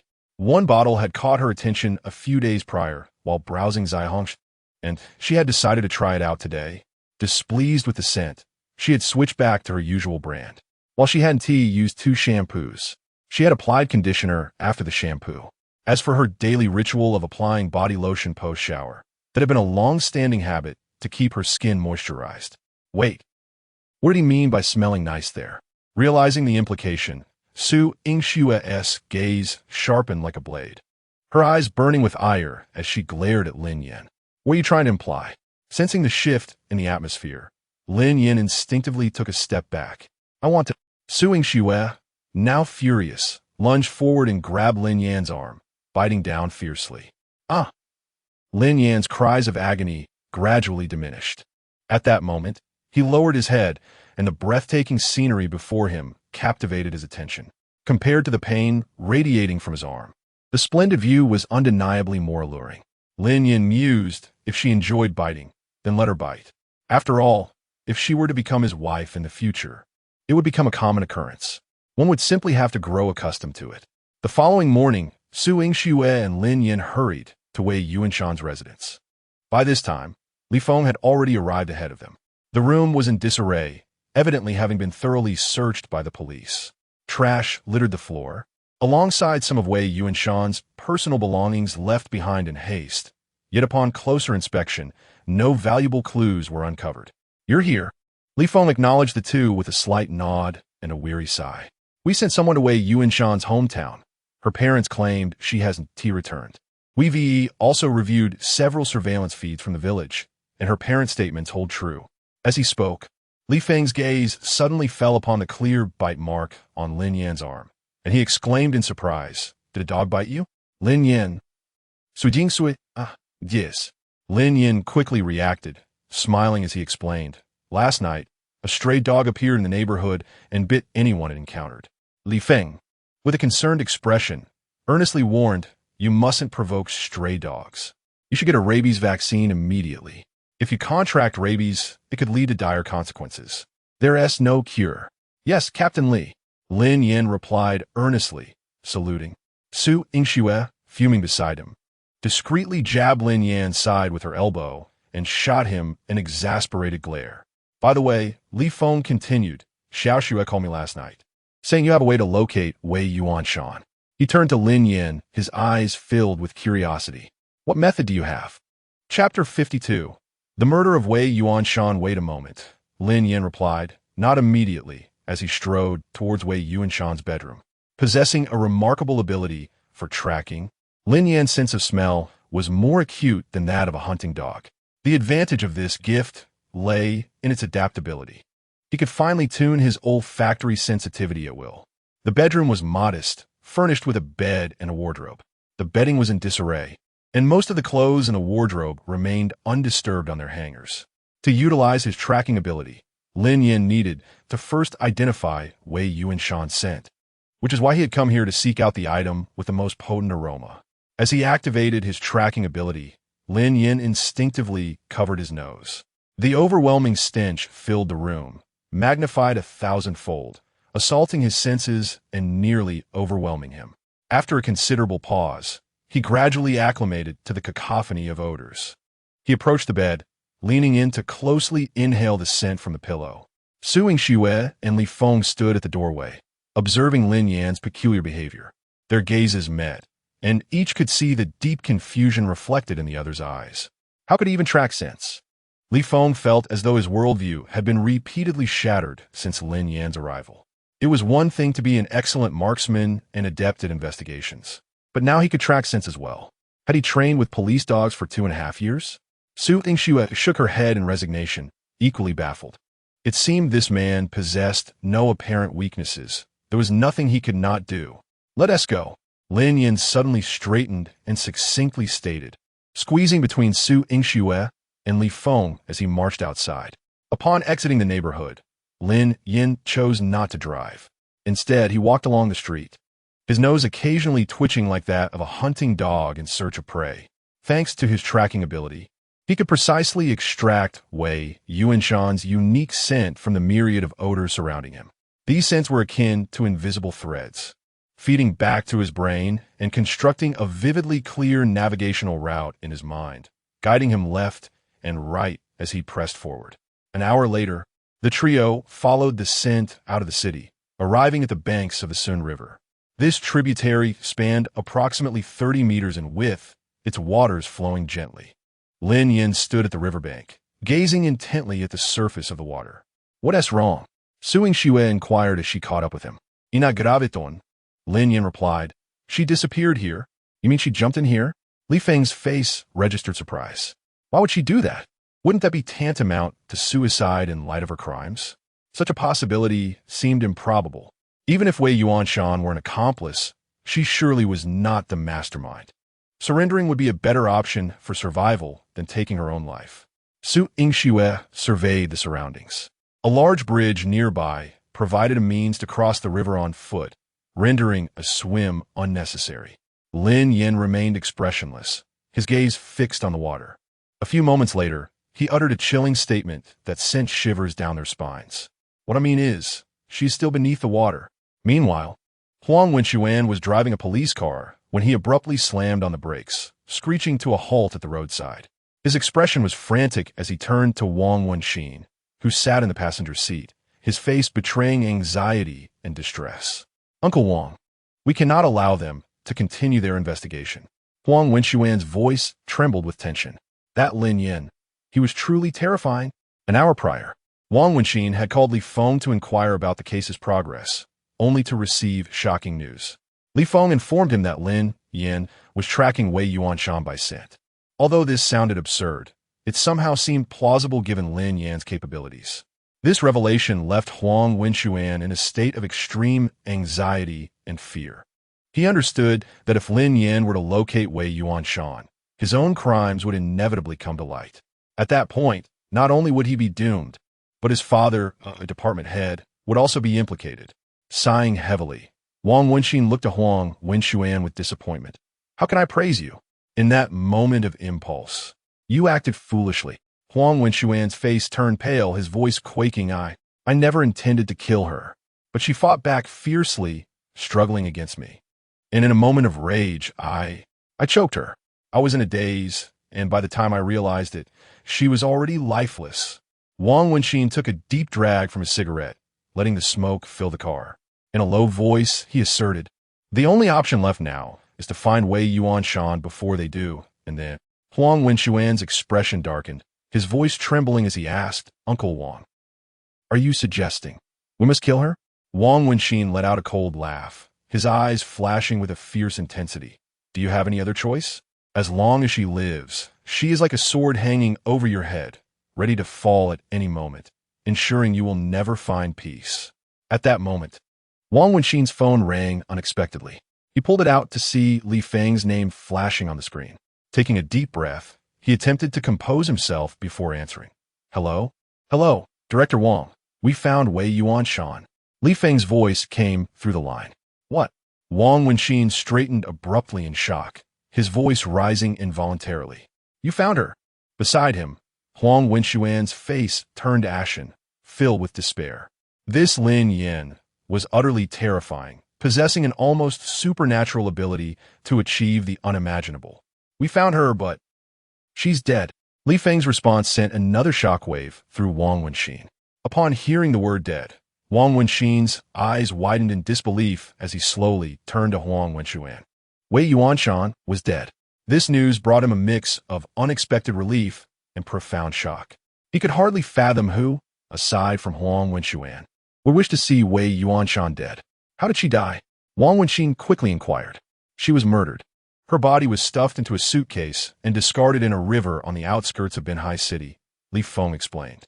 "Understood. I'll head there immediately." Hanging up, Wang Wenxin turned to Huang Wenxuan, his tone laced with incredulity. "Wei Yuanshan was killed." A look of joy briefly crossed Huang Wenxuan's face. "Really?" Wang Wenxin nodded, though his expression did not mirror Huang Wenxuan's excitement. The murder of Wei Yuanshan signified the presence of another force orchestrating events from the shadows. "No, Huang Wenxuan quickly realized, his earlier joy evaporating as he asked, "Who killed her?" Chapter 53. Unveiling the murderer of Wei Yuanshan by the riverbank. Several police vehicles were parked in orderly fashion, their flashing lights illuminating the scene with heightened clarity. The authorities had swiftly erected a barrier, keeping onlookers at a distance. A forensic expert crouched down, conducting a preliminary examination of the corpse. Lin Yin, Su Yingxue, and Li Feng stood nearby, their brows furrowed in concern. Su Yingxue was the first to speak, analyzing the situation. Currently, there are two possibilities. Firstly, after we left yesterday, Wei Yuanshan immediately contacted the murderer of Wang Xiaowen, leading her to be perceived as a threat and subsequently silenced. Secondly, if Wei Yuanshan did not reach out, the only remaining possibility is there is a mole within the police department. Consider this. Yesterday, when Lin Yin and I returned to the station to retrieve chat records, the entire process took no more than 2 hours. In such a brief span, if Wei Yuanshan hadn't initiated contact, how would the murderer have known we sought her out? Li Feng, who had not been part of Su Yingxue and Lin Yan's earlier discussion, was taken aback by this audacious conjecture.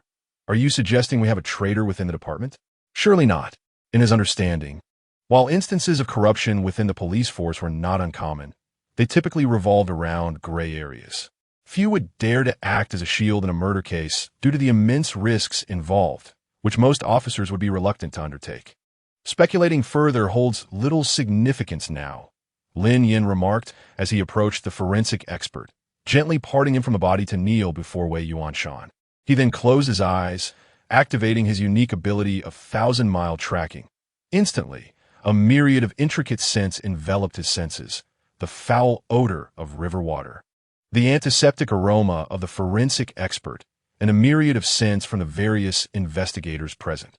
Lin Yan's task was to eliminate all the easily identifiable, traceable odors, and from this chaotic amalgamation, to precisely extract and isolate the unique scent of the killer. Possessing the ability of 1,000-mile tracking, even if the murderer had meticulously cleaned up after the crime, leaving no conventional clues such as fingerprints, Lin Yin was confident he could identify them, provided they had made contact with Wei Yuanshan. The forensic expert watched in astonishment, unable to fathom how one could solve a case solely through scent. Minutes later, Lin Yan's eyes snapped open, a sharp golden glint flashing within them. He stood and strode purposefully towards Su Yingxue, his expression grave. "Let us go," he declared, adding, "Follow me to apprehend the suspect."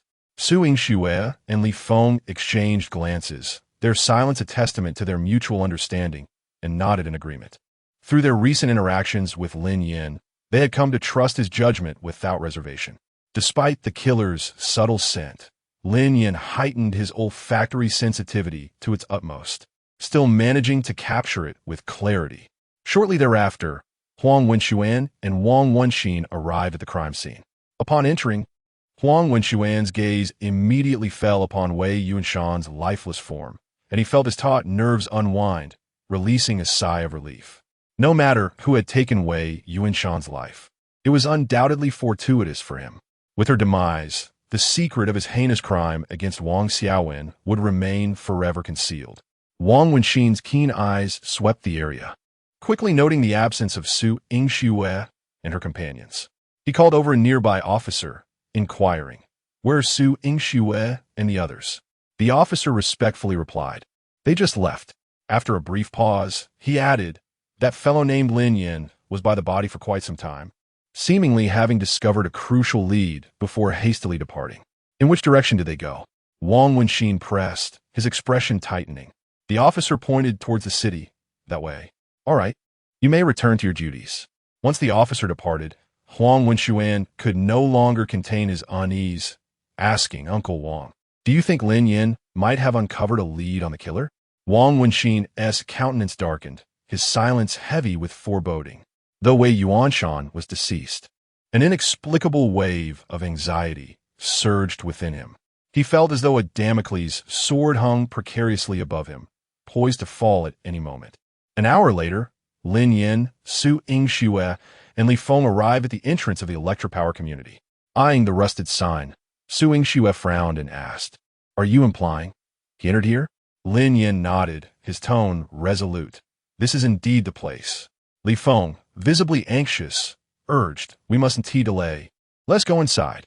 Having learned from Wei Yuanshan's unfortunate fate, they dared not waste another moment, advancing directly into the community.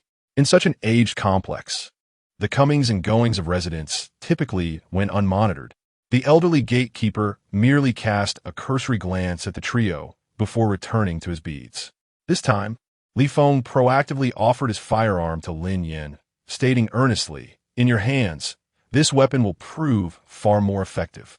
Lin Yin accepted without hesitation, expertly chambering around before stowing it away and making his way toward the stairwell of the central building. Upon reaching the third floor, Lin Yin abruptly halted, turning his gaze to the security door of apartment 301. The door, an old-fashioned two-layer style with a protective cover, bore a reversed character for good fortune.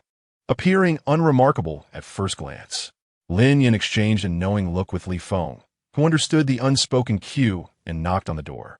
Lin Yin discreetly stepped aside, his hand subtly gripping the weapon concealed in his pocket. "Knock, knock, knock, knock, knock, knock, who is it?" A man's voice called from within after a moment. Li Feng responded calmly, "I'm a community grid worker, here to register the residents' information." With a click, the door opened to reveal a gaunt man in his 50s. His pale complexion was marred by patches of vitiligo on the left side of his face, lending him an unsettling appearance in the dim light.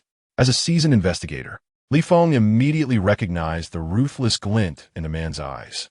Upon seeing Li Feng, the man's expression turned cold, his hand hovering over the second door's handle without opening it. "I don't know you. You're not from the community committee, are you?" he challenged, his tone as frigid as air conditioning, sending chills down one's spine. Chapter 54. The Astonishing Truth. The newcomer, Li Feng, responded with an unflinching demeanor and a calm tone. "Oh, please wait a moment. The room is a bit disheveled. Let me tidy up." As soon as he finished speaking, the man shut the door behind him. In a split second, Lin Yin forcefully pushed Li Feng aside, aiming his gun at the door lock and decisively fired. Within mere seconds, the two iron doors were forcibly breached. The three rushed inside, only to find that the man had vanished from the living room. Lin Yin slightly twitched his nose and then dashed toward one of the bedrooms. He kicked the door open and grabbed a plastic stool off the floor, hurling it inside. Bang! Bang! The sound of gunfire erupted almost simultaneously. At the same time, Lin Yin unleashed two shots through the wooden door. The interior was immediately filled with the man's anguished cries and the clatter of a gun hitting the ground. Without hesitation, Lin Yin charged in. At that moment, the man's right thumb had been shattered, and he clutched his injured hand, his expression one of intense agony. Upon seeing Lin Yin enter, he turned and attempted to escape through the window. Lin Yin was quick on his feet and kicked the man into a corner. Li Feng followed closely behind, retrieving the handgun from the floor. The man, enduring excruciating pain, flipped over, gasping heavily, his gaze filled with resentment. Realizing there was no escape, he reluctantly spoke. "You can't possibly have found me so quickly. You admit it, then? You killed Wei Yuanshan, didn't you?" Li Feng pressa. The man sneered, "Officer, don't try to extract a confession from me. I haven't said anything. I merely possess a firearm. I did not commit murder." Lin Yin stepped forward, pressing the gun to the man's forehead, his voice icy as he inquired, "Who instructed you to kill Wei Yuanshan?" The man looked up at Lin Yin, devoid of fear, his eyes brimming with admiration. He had just witnessed this young man shoot with such precision that he had never seen or even heard of before. "Your marksmanship is unparalleled. It seems that both Black Wolf and Xiao Ji fell to your hands without a hint of injustice." The man spoke with an air of calmness, unperturbed by the prospect of becoming a prisoner. The three exchanged glances, understanding that his words indirectly confirmed his allegiance to Qiu Ji and Black Wolf. "Even if you deny it, even if the police cannot find evidence of your murder, the charge of armed assault on an officer will suffice for you to spend the rest of your life in prison," Lin Yin declared solemnly. This man was currently the pivotal breakthrough in the entire case. If they could not extract information from him, the investigation would stagnate. "Ha ha ha." The man laughed heartily. "It matters not. I, Zhao Gang have lived enough in this life. If I must serve time, so be it. Li Feng interjected. Things are not as simple as you think. Both Qiu Ji and Black Wolf died simultaneously in custody last night, so even if you remain tight-lipped, you will not end well. Upon hearing this, Zhao Gang's expression changed drastically. What did you say? Black Wolf and Qiu Ji are dead? His shock stemmed not from their demise, but from the implications of their deaths. If both were gone, his own fate as a captive might never reach trial, and he could soon meet a similar fate. The reason was straightforward. When criminal suspects die in custody, the police do not announce such matters to the public immediately. To learn this news, one must utilize special channels. Yet, since receiving his orders, Zhao Gang had received no information regarding the deaths of Black Wolf and Qiu Ji, indicating a clear intent from above to keep him in the dark. If he were to be captured as well, he would likely meet a fate akin to theirs. Previously, Zhao Gang might have maintained his composure, but upon receiving this information, unease began to creep into his heart. After all, no one is unafraid of death. Not even a ruthless killer like Zhao Gang. I have no reason to deceive you. Li Feng produced the WeChat conversation from the previous night with Zhang Donghai, which contained photos from the scenes of the two deaths. Upon viewing the images, Zhao Gang seemed to lose all strength, collapsing against the wall. At that moment, he appeared to forget the searing pain in his thumb, his face etched with despair. Your only escape now is to cooperate with the police and dismantle the forces behind you. Su Yingshue's gaze was piercing, her words sharp. Zhao Gang offered a bitter smile, shaking his head helplessly. It's futile. With just the three of you, you cannot touch him. Even if I fully cooperate, it will be like a mantis trying to stop a chariot. Whether you can touch him is not for you to worry about. You simply need to reveal everything you know. Lin Yin stepped closer, fixing his gaze on Zhao Gang. Zhao Gang sighed deeply. Young man, I know you possess exceptional skills, but some matters cannot be resolved by brute force. The three exchanged glances, and the notion that flashed through their minds was power. This thought confirmed their previous suspicion. There was a mole within the police force, holding a significant position of power. Who could it be? Su Yingshue's eyes gleamed with determination. We won't know unless we try. Anyone who takes lives indiscriminately cannot escape the law as judgment. Zhao Gang lowered his head, a bittersweet smile on his face. After a lengthy silence, he slowly raised his head, pointing to the ceiling. Do you think you can shake him? Was it Zhang Donghai who instructed you to kill? Li Feng blurted out. Who else could it be if not him? Zhao Gang retorted with a cold smile. He is far from being worthy. Su Yingshue's heart sank as an alarming thought surged within her. Are you implying? Lin Yin and Li Feng instantly reacted, their gazes converging on her. Are you referring to Huang Weiyong, the director of the Lingnan Public Security Bureau? Su Yingxue seemed taken aback by her own conclusion. Upon hearing this, Lin Yin maintained a calm demeanor. After all, his knowledge of the police system was limited to those in Binhai City, rendering the name unfamiliar to him. What did you say? Li Feng's face turned ashen, his voice trembling slightly. Huang Weiyong was the top figure in the Lingnan provincial police system. If he truly was the mastermind, the depths of this case were unfathomable. In an instant, all clues converged, under the watchful eyes of the police. To eliminate two key suspects without a trace, only someone as high-ranking as this director could orchestrate such an act. The trio's attention refocused on Zhao Gang, knowing that all their speculations and doubts were about to be confirmed by his words. Chapter 55. The Rise of the Hidden Puppet Master. Zhao Gang cast a complex gaze toward Lin Yin and, with a sense of resignation, remarked, I concede defeat to you. Alas, it is what it is.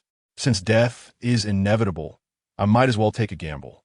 His eyes then shifted to Su Yingxue as he continued.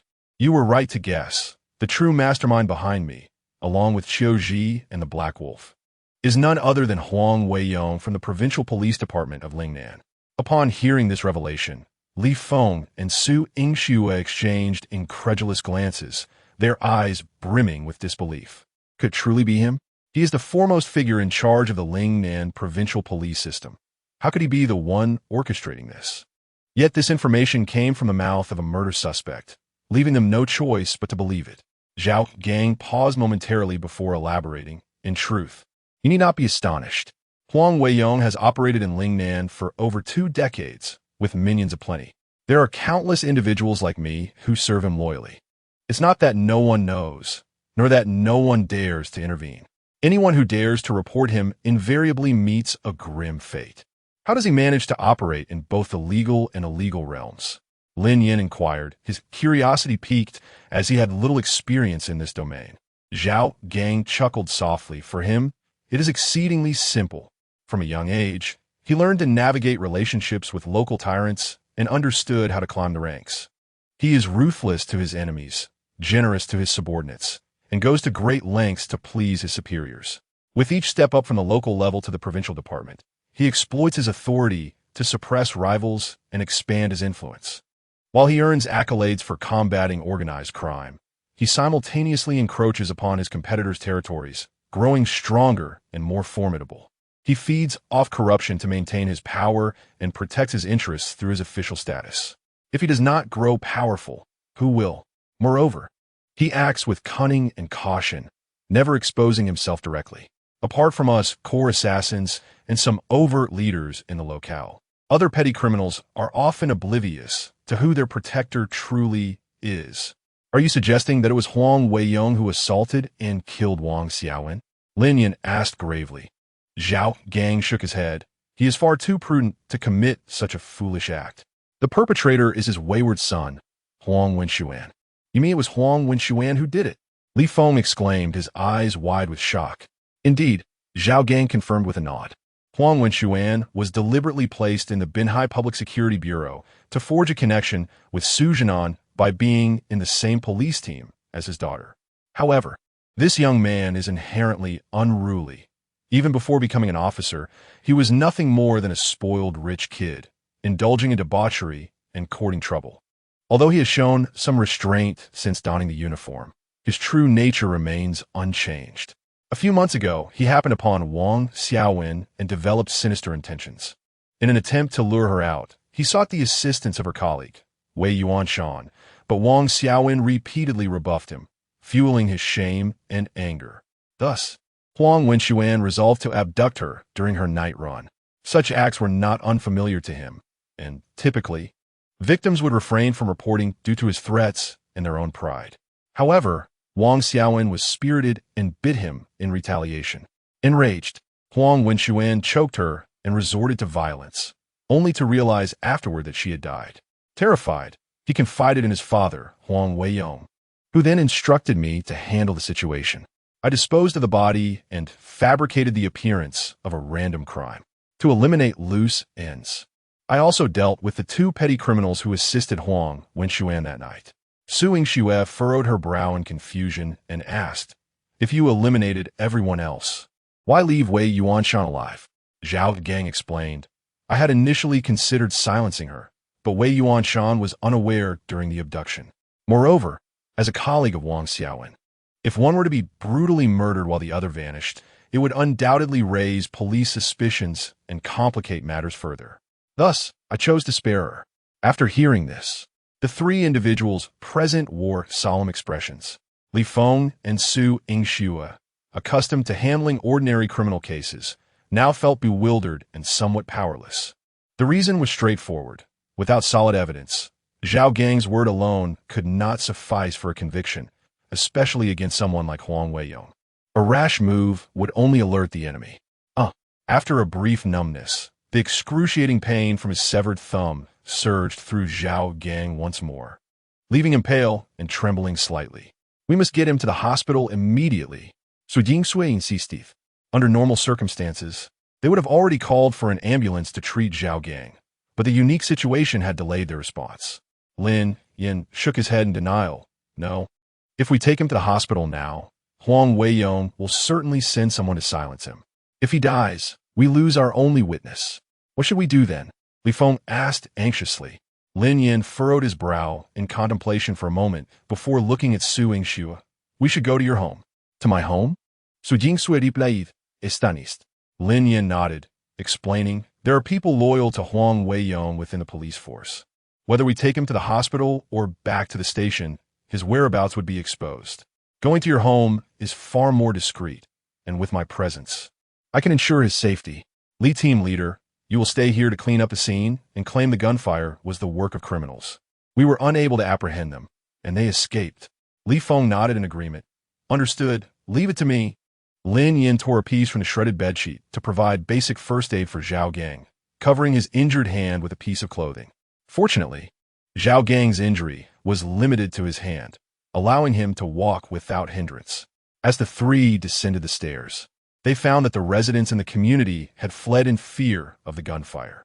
Once outside, they hailed a taxi directly to Su Yingshue's home. Meanwhile, on the other side, hello, Dad. Wei Yuanshan is dead, and they are now pursuing the murderer. Huang Wenxuan could no longer contain himself and called his father.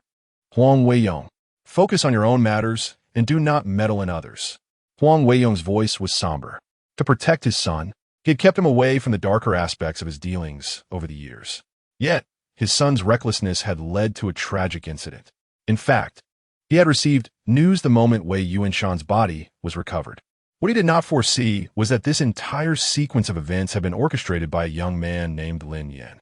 Not only had he lost two key allies, but now Lin Yan was also pointing fingers at his son. To safeguard his child, he must eliminate Lin Yan. Understood, Dad. After hanging up, Huang Weiyong picked up another phone and dialed Zhao Gang's number, preparing to instruct him to leave Binhai for the time being. Inside the car, Zhao Gang's phone began to ring. He pulled it out to find it was a call from Huang Weiyong, immediately handing the phone to Lin Yan. Lin Yan and Su Yingxue exchanged glances, signaling for Zhao Gang to answer. Hello, Sixth Brother. Zhao Gang spoke in a hushed tone. Sixth Brother was Huang Weiyong's codename, a title his close associates used to address him. Lin Yan reached out and tapped the screen of Zhao Gang's phone to activate the recording function. They are searching for you. Leave Binhai for now and do not return. Huang Weiyong's voice came through the receiver. Chapter 56. The ugly daughter-in-law must eventually meet her in-laws. They have already arrived, but I have managed to slip away, Zhao Gang replied softly. I am currently in a car and cannot discuss much. I will return your call when I have the chance.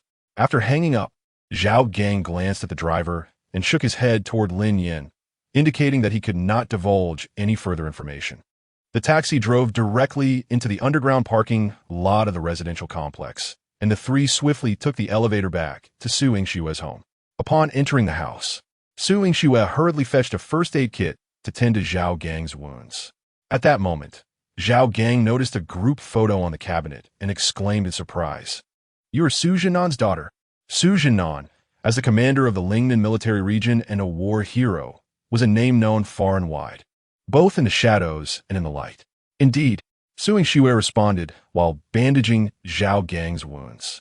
Zhao Gang chuckled wryly. So Huang Wenxuan was after you. Thankfully, you didn't end up with him, or your life would have been ruined. Su Yingxue scoffed. Does he even match up? Zhao Gang turned his gaze toward Lin Yan and teased. I actually think you two are quite a pair. The man is handsome, and the woman is beautiful. With Su Yingshue's powerful background and Lin Yan's remarkable skills, they truly made an admirable couple. Upon hearing this, Su Yingshue's cheeks flushed instantly, and she instinctively tightened the bandage in her hand, causing Zhao Gang to wince in pain. If you cannot speak properly, you can choose to remain silent. Lin Yan, standing idly by, pulled out his phone. After a busy day, he had no time to check his messages, which were now overflowing. Mom, a massage chair was delivered today. What is going on? Did you buy it? Dad, have you robbed a bank or won the lottery? After all these years, you've never bought us anything. And suddenly you get something so extravagant? This is a bit alarming. I remind you to earn money honestly and never stray from the right path. Your mother and I do not need your support. Just ensure you are doing well. Lin Yan pressed the voice message button to reply. I haven't robbed a bank or won the lottery. I'm being supported by a beautiful woman, and she is the one paying. Whoosh, after sending the message, he sent another to his mother. I bought it. Do you like it? His father replied instantly. You're being supported by a rich woman? How old is she? Lin Yan walked over to Su Yingxue, turned on the camera, and pointed it at her. What are you doing? Su Yingxue turned her head in confusion. Click. Lin Yan snapped a photo and sent it to his father. It's her. Dad, you know me well. I've always been diligent and ambitious. How could I so easily fall for a sugar-coated trap? Initially, I was against it, but she insisted on supporting me, and she pays me several thousand a month. After a few seconds, his father's reply came. Are you just bragging? Does this girl really need to support you looking like that? Pa, our Lin family's ancestors aren't rolling in their graves. Don't have such delusions. At that moment, Su Yingxue had finished bandaging Zhao Gang's wounds. Lin Yin took the opportunity to initiate a video call with his father. Moments later, the video connected, revealing a middle-aged man's face that almost filled the screen. Dad, during video calls, could you hold the phone a bit farther away? You're nearly in my face. Oh, Lin Xingyin adjusted the camera distance, asking, you better confess where the money is coming from. If the money is dirty, I want to take that fishing rod. His expression was serious, and his attitude unwavering. Lin Yin took a few steps back, standing beside Su Yingxue, and shifted the camera to show her. See? I'm not lying. Suddenly caught in the frame, Su Yingxue looked bewildered. Lin Yin whispered beside her, this is my dad. Su Yingxue's eyes widened, and she mouthed, are you crazy?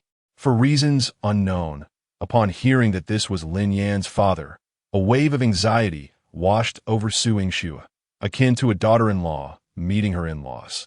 Despite her grievances toward Lin Yin, she dared not express them now and could only greet the camera with a sweet smile and respectful demeanor. Hello, uncle. Lin Xingyuan, upon seeing Su Yingxue, was momentarily stunned, as if captured in a still frame. After a long pause, he trembled and replied, you. Hello? Then, he dashed into the kitchen, calling out, honey, come quickly and see. His son, in his 20s and yet to have a girlfriend, suddenly had such a beautiful one. He had to share the news with his wife immediately. However, at that moment, Lin Yin abruptly ended the video call and retracted the photo he had just sent. Su Yingxue shot him a fierce glare. Are you out of your mind? Why did you bring me into the video with your dad? Lin Yin grinned cheekily. The ugly daughter-in-law must eventually meet her in-laws. You are the ugly one, Su Yingxue retorted, her cheeks flushing once more. Who is your wife, you shameless fool? Beside them, Zhao Gang shook his head helplessly, thinking to himself, could you at least show some respect for a professional killer? Is it really appropriate to flaunt your affection so openly? I'll let you know. In Binhai City, currents were stirring and a storm was imminent. If they were to call upon Qi Xiaoyu at this time, it would not only place her in danger, but also become a burden for themselves. At that moment, his father sent another message. You little rascal. Why did you hang up? And what about that photo? Your mom says I'm just bragging. Send it over right now. Do you hear me? Hey, rascal, speak up. You're driving me crazy. Rejecting video request. Rejecting voice request. Rejecting video request. What shall we do now? Su Yingxue asked Lin Yin. Lin Yin tucked his phone back into his pocket, glanced at Zhao Gang, and said if what he said is true. Zhao Gang raised his hand to speak. Everything I said is absolutely true. Lin Yin pressed his hand down. Wait until I point at you before you speak. Continuing, he said, then, given Huang Weiyong's ruthless nature, he will undoubtedly come after me. In fact, he has already made a move once. This time, however, it may be even more severe. Our primary task now is to exploit the information gap and find a way for Zhao Gang to extract useful evidence from him. The rest will depend on you. Me? Su Yingxue pointed to herself, clearly uncertain. She was confident that she had no idea how to handle such a significant case like Huang Weiyong. Lin Yin nodded and pointed to the cabinet behind him. At this point, there are no other options. We can only rely on our connections. Chapter 57. Lin Yan's first conversation with his mother-in-law, Su Yingxue and Zhao Gang, turned their gaze in the direction indicated by Lin Yin, and the family portrait displayed on the cabinet came into view. Su Yingxue immediately furrowed her brow. Lin Yan's intentions were unmistakable. He was urging her to seek assistance from her parents. Zhao Gang understood the implication and smiled, saying, your thoughts are not misplaced. To tackle Huang Weiyong, relying solely on the few of you, is far from sufficient. If Su Jinan intervenes, the situation will be much more manageable. Su Yingxue hesitated briefly before looking at Lin Yin and asking, what exactly should I do? She refrained from rashly calling her parents, as this matter was of great significance and required thorough consideration. After a moment of thought, Lin Yin suggested, I think you should first call your mother and hear her opinion. Su Yingxue's mother, Zhang Xiaomei, was the deputy director of the provincial department, and Lin Yin was confident that she could not possibly be unaware of Huang Weiyong's affairs. If she had prior knowledge, informing her would allow her experience and strategy to provide a more prudent solution. After all, both he and Su Yingxue were rather unfamiliar with the circles Huang Weiyong operated in. All right, Su Yingxue replied, retrieving her phone and dialing the number, activating the speaker mode. Moments later, a gentle female voice resonated from the other end. Hello, Xiao Xue? Mom. Su Yingxue paused momentarily, taking a deep breath, and said, I have something to tell you. What is it? Zhang Xiaomei's voice held a hint of curiosity. It's about Huang Weiyong. As soon as Su Yingxue's words fell, silence enveloped the line. After a brief pause, Zhang Xiaomei's tone turned serious. Are you safe right now? Su Yingxue instinctively glanced at Lin Yin beside her, responding firmly, I am at home, and I am safe. For some reason, she felt inexplicably reassured as long as Lin Yin was nearby. Hearing this, Lin Yin was already certain that Zhang Xiaomei must know something about Huang Weiyong. Zhang Xiaomei continued, Good, then you can elaborate. Su Yingxue recounted the events of the past few days without reservation, covering everything from Qiuji, Black Wolf, to the murder case, and finally to Zhao Gang.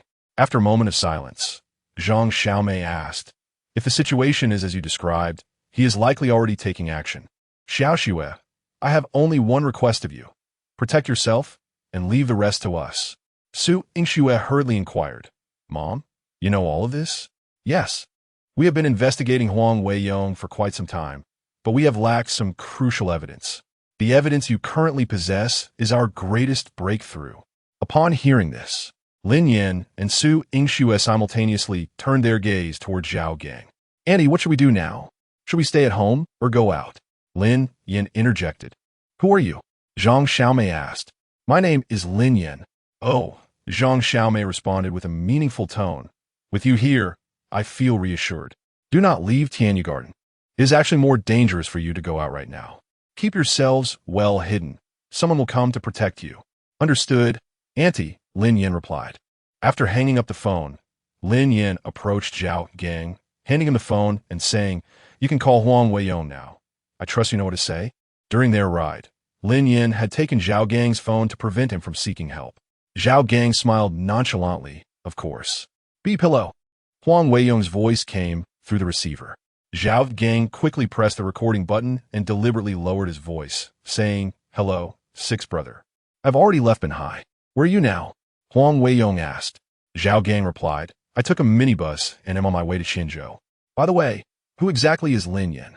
How did he find a suitcase I threw into the river so quickly? Moreover, he even captured Black Wolf and Qiuji. Huang Weiyong replied impatiently, That's not your concern. By the way, you need to go to Qin County. Zhao Gang frowned slightly. To Qin County?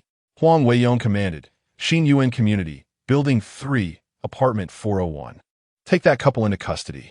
Upon hearing this, Lin Yan's expression darkened instantly. Qin County, Xin Yuan Community. That was his home. Huang Weiyong actually intended to target his parents. Zhao Gang continued to inquire, Yes, Sixth Brother. Should I ensure they stay completely silent? Huang Weiyong replied, No need. Just control them. I have use for them. Zhao Gang affirmed, Yes, Sixth Brother. After the call ended, Su Yingxue and Zhao Gang simultaneously glanced at Lin Yin. Lin Yan's voice turned icy as he gritted his teeth. Damn it!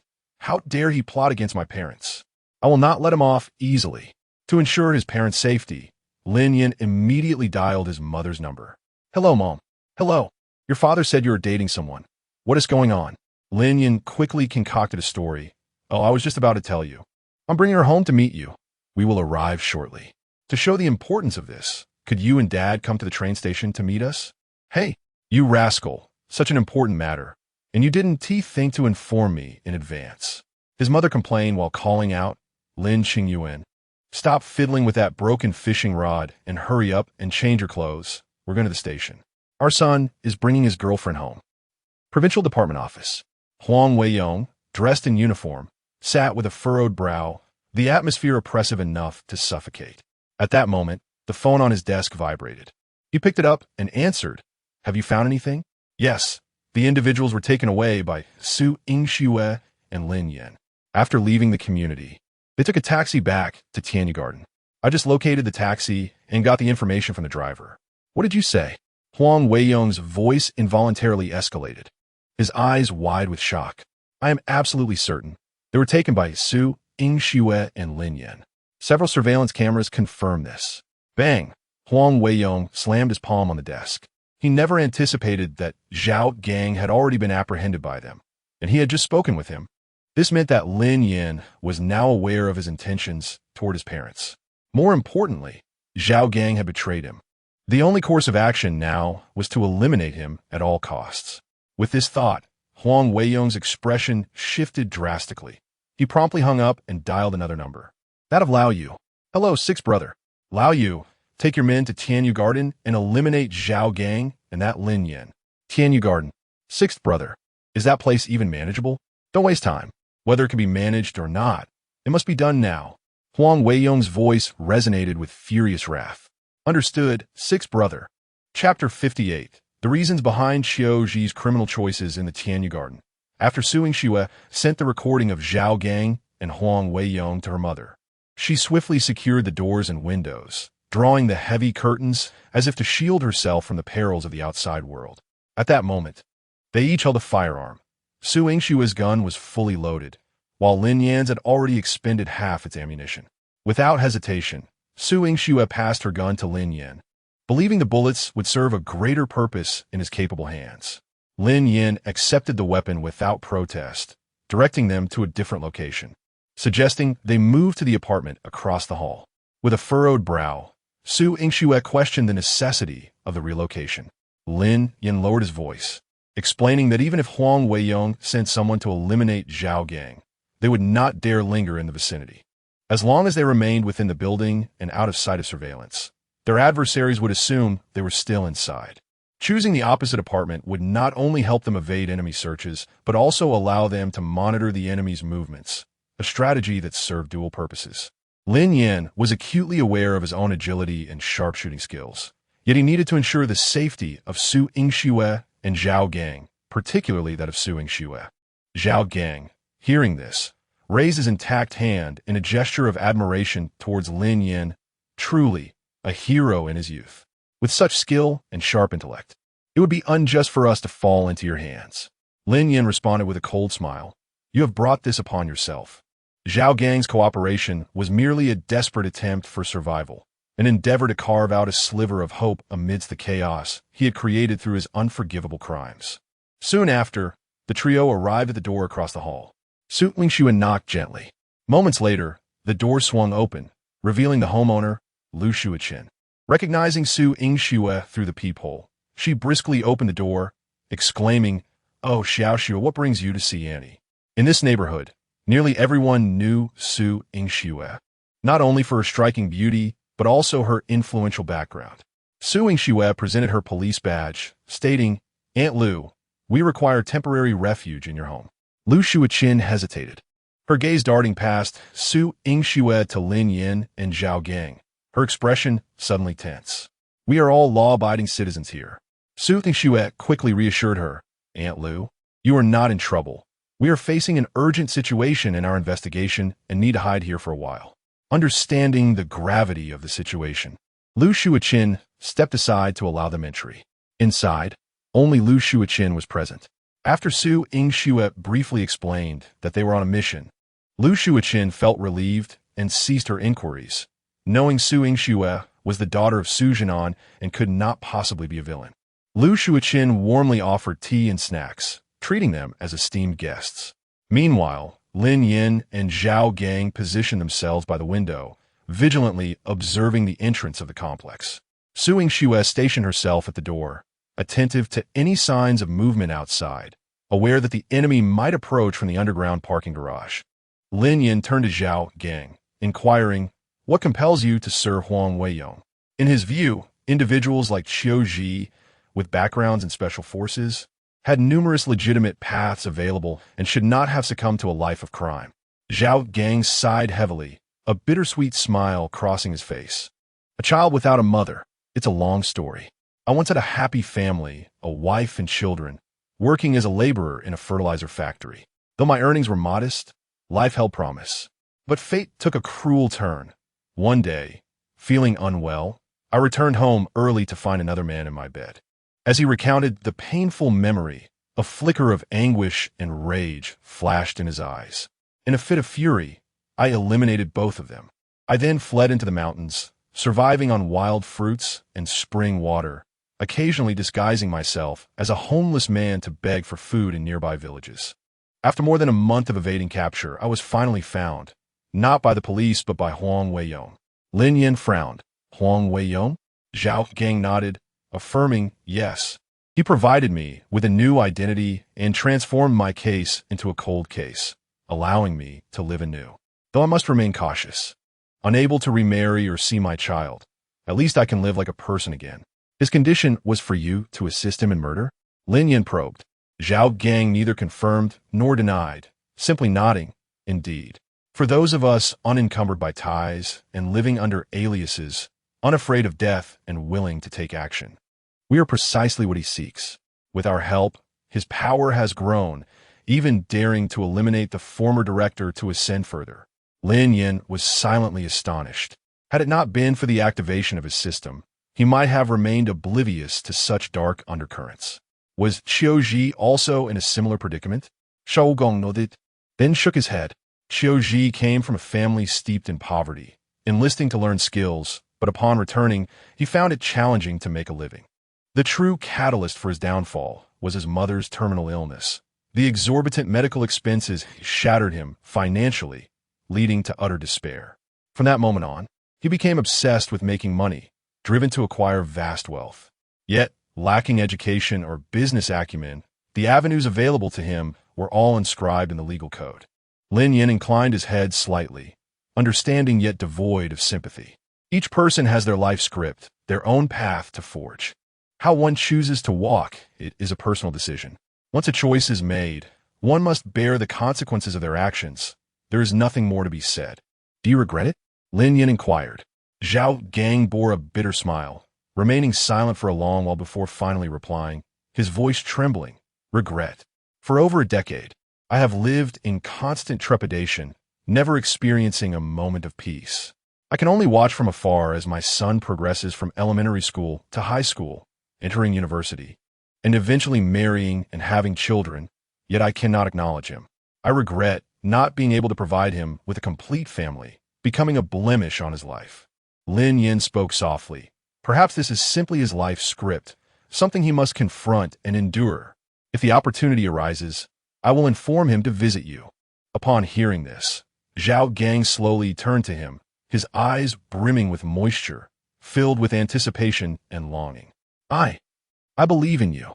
Lin Yin offered a faint smile. That is all I can do. With that, he approached Su Yingxue, who had changed into civilian clothing, peering through the peephole to observe the outside. Clad in simple athletic pants and a t-shirt, her remarkable figure rendered even the most casual attire captivating, especially as she bent slightly forward.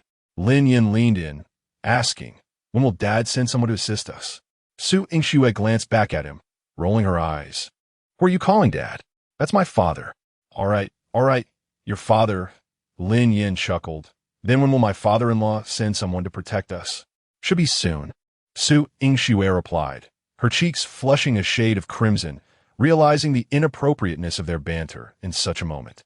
Just then, a chime sounded. The elevator arrived at the 15th floor, the doors gliding open, and a flurry of hurried footsteps shattered the corridor stillness. Chapter 59. The Professional Assassin Suddenly. Several shadows emerged in Lin Yan's line of sight. Clad in black attire, they donned hats, masks, and sunglasses, obscuring their identities completely. The leader, a gaunt figure, moved with alarming speed. Despite his slender frame, an aura of chilling menace emanated from him. The group, exhibiting a high level of training, reached the door without uttering a word, communicating solely through precise hand gestures. With a subtle glance from the gaunt man, a stockier member stepped forward and opened a toolbox, skillfully lifting the cover of a fingerprint lock to begin his task. Meanwhile, the others discreetly reached into their inner linings. In less than 10 seconds, A click resonated as the door swung open. The gaunt man tilted his head slightly, signaling, and two individuals behind him swiftly drew their firearms, cautiously entering the premises. This group was clearly a product of rigorous training, starkly contrasting with the brawling antics of typical movie thugs. Their weapons were equipped with silencers, and as they moved, some provided cover while others kept watch, relying on hand signals throughout. Once the two who entered confirmed the area was clear, the rest followed suit, leaving the door ajar for a quick escape. The gaunt man stood firmly in the center of the living room, gun in hand. Moments later, several subordinates emerged from the bedroom and bathroom, shaking their heads in disappointment. Fishmaster, there's no one inside. Old Fish furrowed his brow. Before entering the complex, they had verified with surveillance personnel that Zhao Gang and Lin Yin had not left Tianyu Garden. The absence of the two now suggested they had sensed danger and hidden away, or perhaps they had cleverly exited the complex using another resident's vehicle. As an experienced assassin, Old Fish typically opted for a swift retreat in such scenarios. Not having located the targets immediately could lead them into a trap. However, this mission was different. Huang Weiyong had issued a lethal order to eliminate Zhao Gang and Lin Yin. After years of following Huang, Old Fish had never witnessed such urgency, indicating the situation had escalated to a critical level. Failure could very well cost him his life. Search now, Old Fish commanded in a low voice. Those who can knock should knock, and those who can't should force their way in. We must search every floor of this building. Understood. The group prepared to move when Old Fish suddenly shouted, "Wait." They halted, puzzled by his command. Without further ado, Old Fish strode toward the door, insisting on searching the opposite side first. Lin Yin, concealed behind the door, maintained steady breaths, yet bore an intense gaze as he observed the approaching figures. He swiftly gestured to Su Yingxiu, signaling her and Zhao Gang to retreat into the room. Lu Shuichen's expression was tense. "Please, Annie, go inside.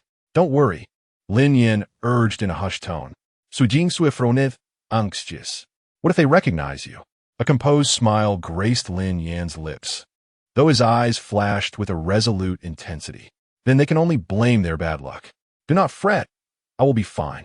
He gave Su Yingxue an unwavering look, prompting her to bite her lip before she turned and hurried toward the bedroom.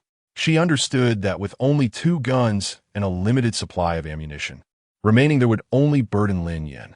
Zhao Gang stepped forward, patting Lin Yan's shoulder. "Be careful." Lin Yin nodded slightly in acknowledgement. Suddenly, a rapid series of knocks reverberated through the air. Lin Yin tucked his loaded pistol into his pocket and approached the door with measured steps. As he opened it, a gaunt face came into view. The newcomer had sunken cheeks and a tall, rigid posture, his hawk-like gaze penetrating enough to instill fear in anyone who dared to meet his eyes. "Whom were you seeking?" Lin Yin inquired calmly, his tone laced with just the right amount of confusion. Old Fish's gaze was sharp as he scrutinized Lin Yin, then asked in a low voice, "Has anyone been here?" Lin Yin shook his head. "No, I'm alone. Have you seen anyone from across the hall?" Old Fish pressed on. "Little Shui?" A natural smile spread across Lin Yan's face, recalling he hadn't seen her for several days. Through this exchange, he deduced that they were unaware of his appearance. "Step aside." Old Fish abruptly thrust Lin Yin aside and strode into the room.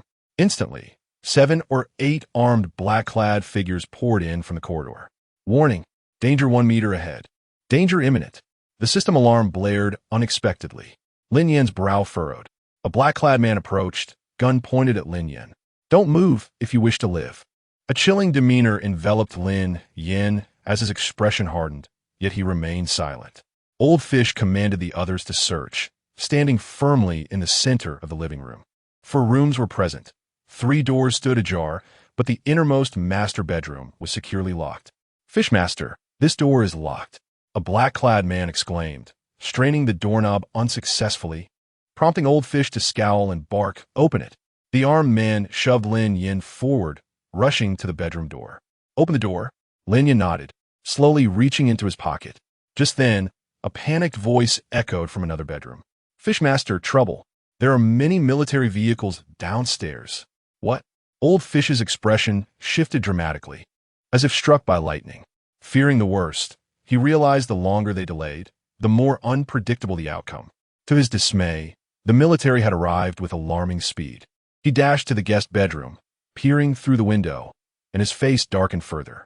5 military Humvees were neatly parked below, with over 20 fully armed Special Forces soldiers disembarking, quickly surrounding the entire building.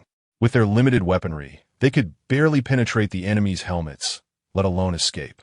Charging out would be tantamount to suicide. Quick, head upstairs and grab some hostages. With escape impossible, their only chance lay in using hostages to coerce a compromise from the adversaries. Yes, the black-clad men, like startled birds, rushed out. Old Fish remained, recognizing a prime hostage within. However, as he stepped out of the bedroom, a gunshot rang out, and he felt a sharp pain in his finger. His gun slipped from his grasp, blood gushing forth. The shooter was none other than Lin Yan. Old Fish, momentarily stunned by the pain, instinctively bent down to retrieve his weapon. 2 more shots fired, striking his leg and another hand. Unable to withstand the agony, Old Fish collapsed to the ground, gritting his teeth as he turned to glare at the strikingly handsome young man before him. You're Lin Yan? He stammered. He had considered the possibility that Zhao Gang and his companions might be hiding here, although this location was far less inconspicuous than others. Old Fish never anticipated that this young man would have the audacity to confront him alone. That extraordinary courage and composure were not traits possessed by the average individual. He had underestimated Lin Yan, previously dismissive of rumors regarding the downfall of Black Wolf and Xiao Ji at Lin Yan's hands. Old Fish now recognized their validity. You guessed correctly, Lin Yan retorted coldly, his eyes glinting like frost. If you wish to live, do not move. My bullets are precise. At that moment, chaotic footsteps echoed at the entrance. The next instant, gunfire erupted once more. This time, Lin Yan did not even glance back as the leading black-clad figure fell, lifeless in a pool of blood. The Old Fish widened its eyes, a visage of utter disbelief. What sort of marksmanship is this? Chapter 60. The Final Showdown. 500 Special Forces at the gates. It was I. Lin Yan did not deliver a fatal blow to Old Fish. As long as Old Fish lived, he held the potential to become a crucial witness in the endeavor to bring down Huang Weiyong. Every piece of evidence increased their chances of success. It was imperative to grasp every lead and spare not a single witness. At that moment, the assassins who had originally surged towards the upper floors turned back upon hearing the gunfire. However, what awaited them were the merciless bullets fired by Lin Yan.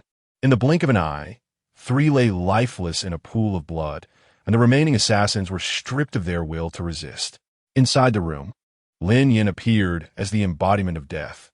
They had no opportunity to aim and fire before his bullets whistled through the air. Continuing to resist would undoubtedly be a path to self-destruction. We surrender, do not shoot. The assassins cried out in terror. Lin Yan coldly commanded, throw your guns to the doorway, and all lie down. Anyone who dares to make a move will be shot on the spot. Soon after, the sound of metal clattering to the ground filled the air. 4 handguns were pushed to the doorway. In the southern military district, within the commander's office, Su Jianan sat upright, engrossed in writing. His dragon-like brows and tiger-like eyes shone with vitality, exuding an aura of integrity. Commander, a young officer burst in, forgetting to knock. His expression frantic. Gunfire has erupted at Tianyu Garden. What did you say? Su Jianan slammed his pen down on the desk, rising urgently. Where is Xiao Xue? The officer shook his head, speaking in a hurried tone. Camp Leader Shun reported gunfire on the 15th floor. The identity of the shooter is unknown, and Xiao Xue's situation is unclear. They are rushing upstairs. Damn it! Su Jianan's eyes widened in fury, his thunderous roar echoing in the office. Huang Weiyong, you dare to act brazenly at my doorstep. He then barked orders, Tiger 2 Special Operations Battalion and Red Fox Special Operations Battalion. Assemble fully armed and head straight for the Provincial Public Security Bureau. Understood, Commander. The officer saluted and hurried away. In the Tiger Tooth Special Operations Battalion, Battalion Leader Su Maosheng received the call and instantly erupted in rage. What? That bastard Huang Weiyong dares to lay hands on Xiao Xue? Su Maosheng, a veteran subordinate of Su Jianan, had watched Su Yingxue grow up. In his heart, she was akin to his own daughter. let alone shooting. He would never tolerate anyone speaking harshly to her. At this moment, his heart ached with the desire to rush to the provincial bureau and teach Huang Weiyong a lesson. Hanging up, Su Maoxing bellowed at the communicator, "Sound the emergency assembly alarm." Within minutes, over 200 Special Forces soldiers swiftly gathered, fully armed as they boarded military vehicles, racing toward the provincial bureau.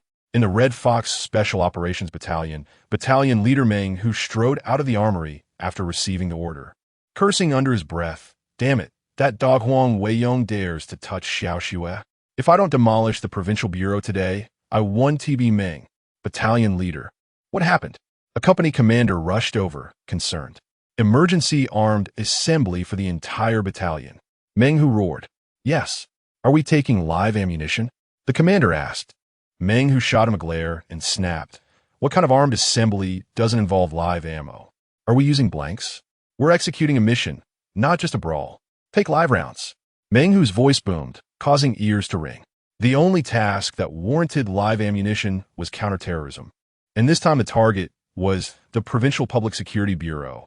In the office of the Deputy Director of the Binhai City Public Security Bureau, the doors swung open forcefully, crashing against the wall. Zhang Donghai stood at the threshold, hands clasped behind his back, his expression grave, emanating an aura of stern authority. Wang Wenxin and Huang Wenxuan were startled by the sudden commotion and turned to the door in unison. "Director, what is this?" Wang Wenxin rose in confusion. Huang Wenxuan appeared tense and bewildered. Zhang Donghai stepped forward, speaking in a low voice. "Deputy Director Wang, we suspect you of colluding with organized crime for personal gain. We are initiating an investigation. Please cooperate." With that, he gestured behind him, and several officers swiftly moved in to surround Wang Wenxin. "Deputy Director Wang, please come with us." "What law have I broken? On what grounds are you arresting me?" Wang Wenxin panicked, shouting, "You have no right to enforce the law on me. Let me go." Zhang Donghai calmly produced his credentials from his pocket and presented them to Wang Wenxin. Wang's eyes widened as he read the text. "Member of the Anti-Organized Crime Supervisory Team of Lingnan Province." Zhang Donghai. In disbelief, he looked up at Zhang, asking, "When did you join the supervisory team?" "How'd I not know?" Zhang Donghai sneered. "If you had known, how could we conduct our investigation?" Wang Wenxin flailed in panic, exclaiming, "I need to call Director Huang. Let me go." "Wenxuan, why are you standing there? Hurry and call." "Oh." Huang Wenxuan, equally startled, fumbled for his phone. However, Zhang Donghai did not intervene. "Hello, Dad. They want to take Uncle Wang away." Huang Wenxuan's voice trembled as he spoke into the phone. Zhang Donghai interjected, "Not just him, but you as well. You are implicated in multiple cases of rape and murder. I am officially notifying you, on behalf of the Binhai City Public Security Bureau, that you are under arrest." "What?" Huang Wenxuan felt a wave of dizziness wash over him, his legs weakening as he nearly collapsed. Dad, did you hear that? They want to take me too." "No, please don't take me away. Save me, Dad, quickly." Meanwhile, upon hearing the news of his son's impending arrest, Huang Weiyong erupted in fury. "Zhang Donghai, you dare." After a moment of silence on the other end, Zhang Donghai's steady and resolute voice responded, "Director, as the head of the Binhai City Public Security Bureau, while I cannot claim to benefit the region, safeguarding the citizens is my duty. Anyone who violates the law and endangers the populace shall not be spared, even if they are the son of a director. Therefore, there is no question of daring. It is merely my responsibility." You. Huang Weiyong trembled with rage, realizing that further words would be futile. After hanging up, he immediately dialed another number. "Gather everyone immediately.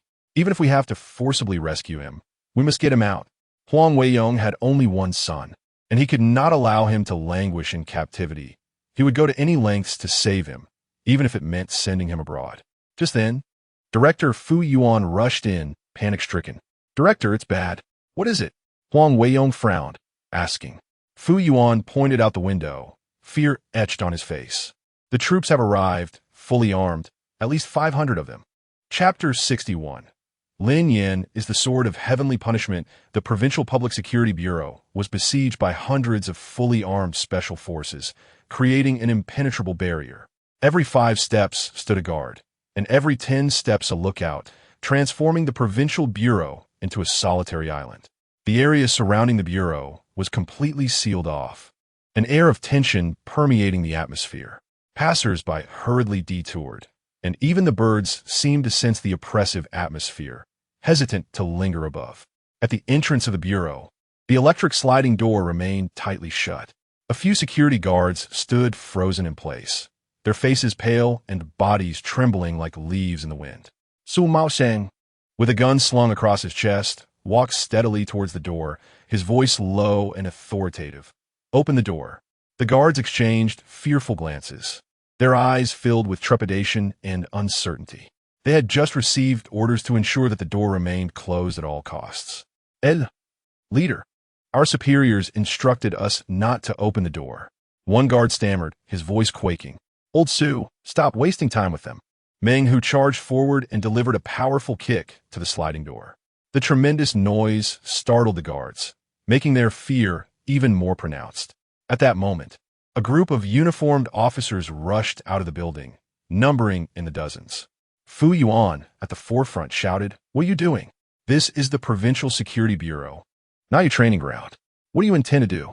Su Maosheng's gaze was piercing as he scrutinized Fu Yuan, coldly responding, "I am here on orders. What this place is has nothing to do with me. Open the door."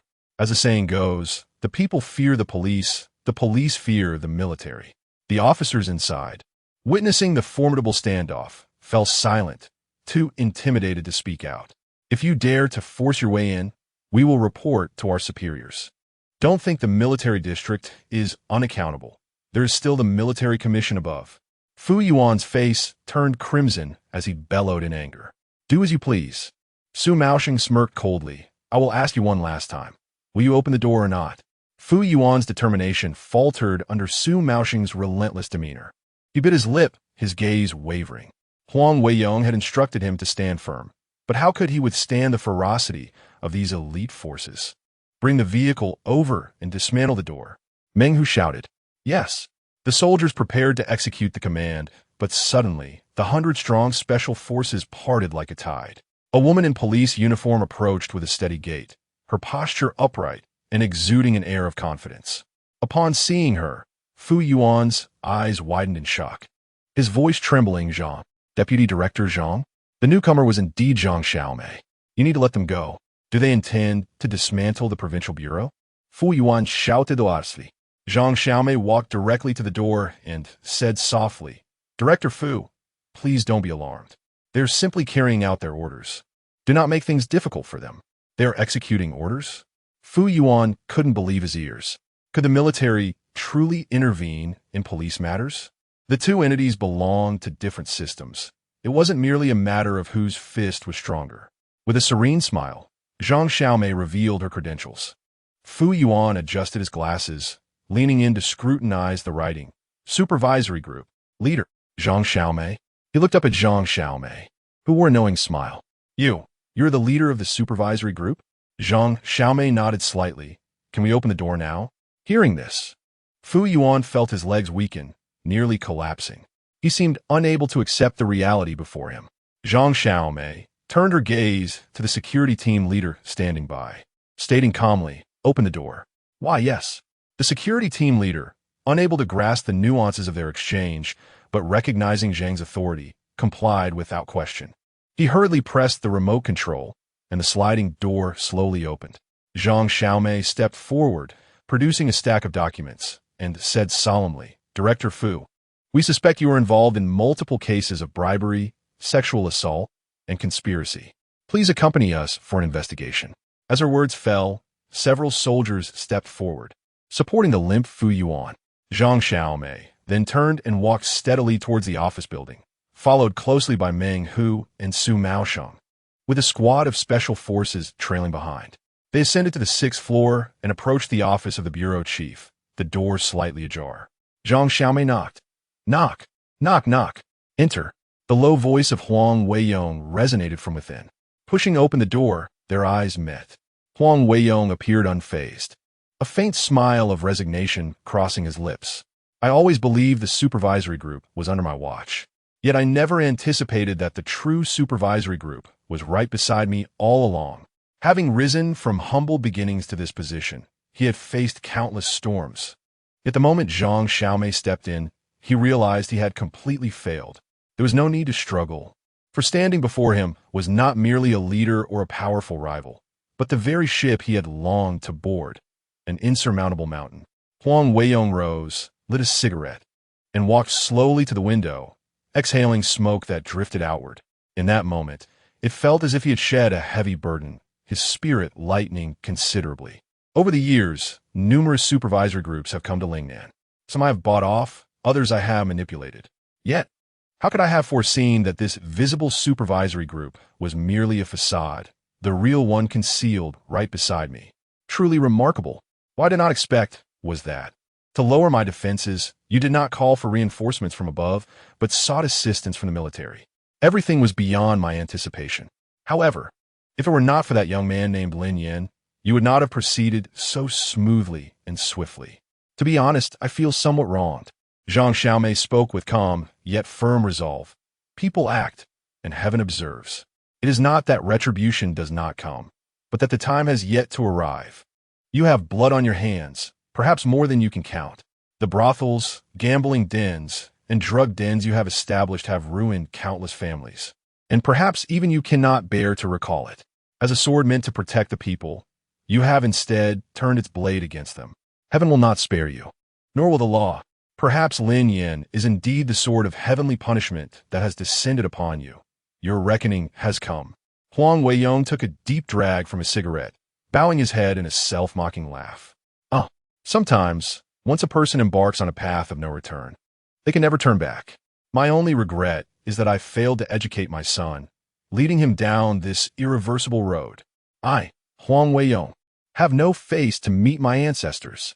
With those words, Huang Weiyong tossed aside his cigarette and leaped down without a hint of hesitation or longing. Chapter 62. Returning home with Su Yingxue to meet my parents at Tianyu Garden. The arriving soldiers swiftly managed the scene. The living assassins were escorted away, while the injured, including old Yu, were sent to the hospital. A tall, sturdy man entered the house, searching until he spotted Su Yingxue, at which point he let out a heavy sigh of relief. Uncle Shun, Su Yingxue exclaimed. The military personnel were of the same generation as her father. Thus she addressed them as uncle, even though Shenlong appeared to be only in his 30s.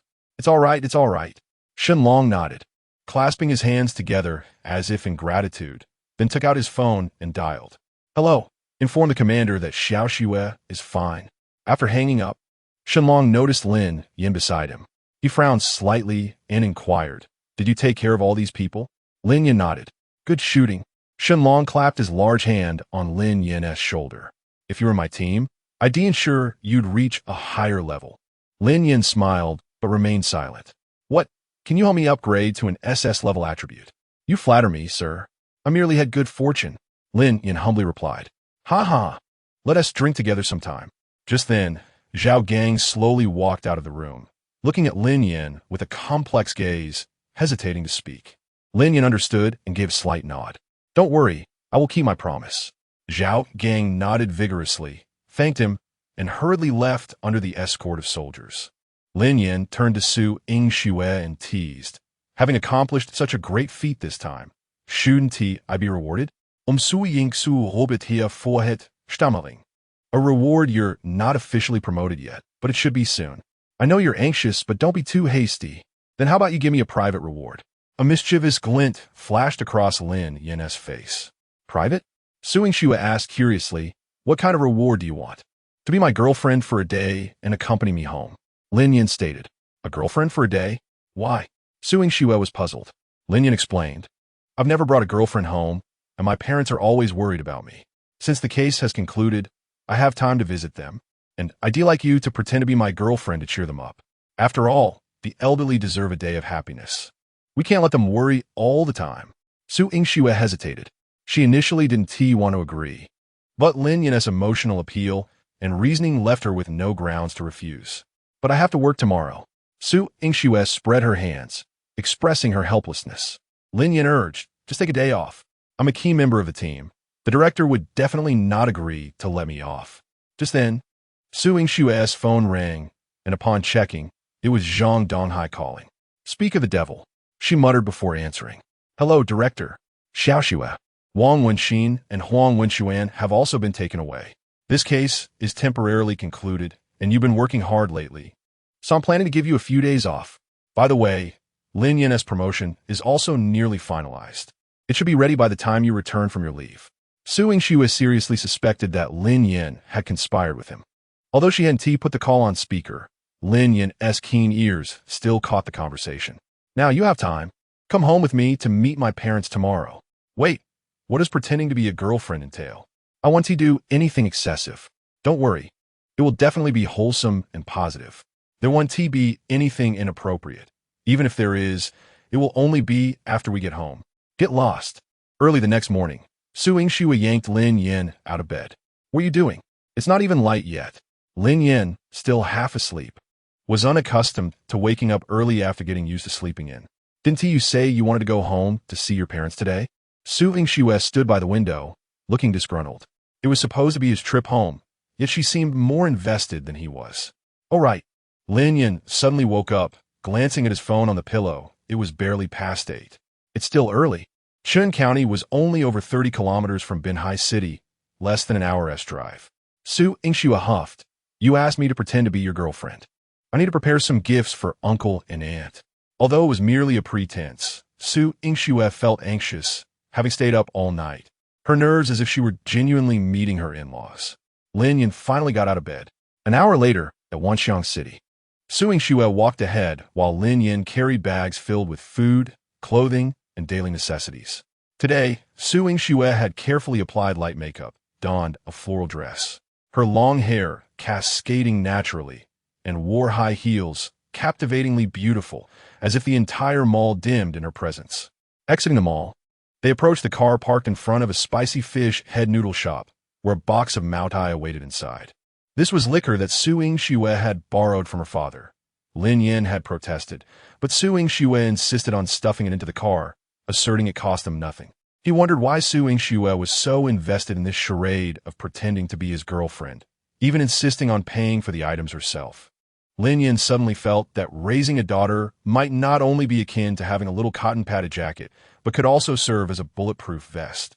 Once inside the car, Su Yingxue took a deep breath, her chest rising and falling rapidly. Lin Yan teased, It's just pretending. Why are you so flustered? I'm not flustered. Then why are you breathing so fast? I'm thinking of my lines, figuring out how to act in front of your parents.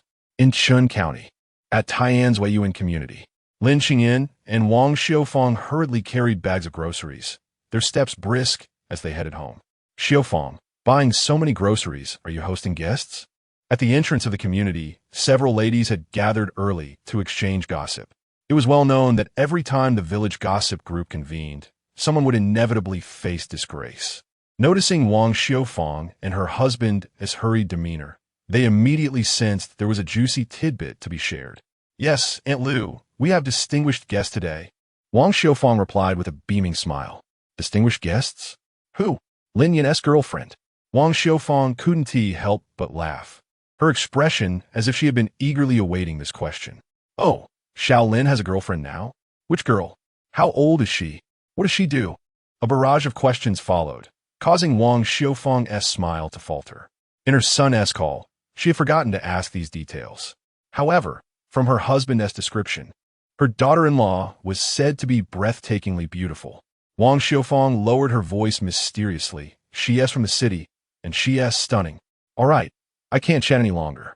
I need to hurry home and cook. Lin Xingyuan, let us go. I still need to simmer some ribs. If we're late, it will be too late. The couple had just disappeared around the corner when the ladies began to gossip. From the city? A beauty? I can hardly believe it. Who doesn't know that kid from their family? He delivers packages in the city and hardly earns anything. How could a beauty marry someone who delivers takeout? Dream on. As they spoke, they merely entertained the notion, and they certainly didn't believe it. Let us not forget, it's been a while since Lin Yan returned home. I heard that kid owed a lot of money. Apparently, he was scammed by a streamer and borrowed hundreds of thousands online, which is why he hasn't dared to come back. That is possible. Nowadays, which young person doesn't want to show off when they make money? Only those who haven't earned any would be too scared to return home. Just as everyone was discussing, a pink spicy fish head vehicle slowly drove into the community. In the old community, with no underground parking, cars had to be parked on the surface. This unfamiliar vehicle immediately caught the attention of the ladies, their sensitivity to gossip surpassing that of ordinary people.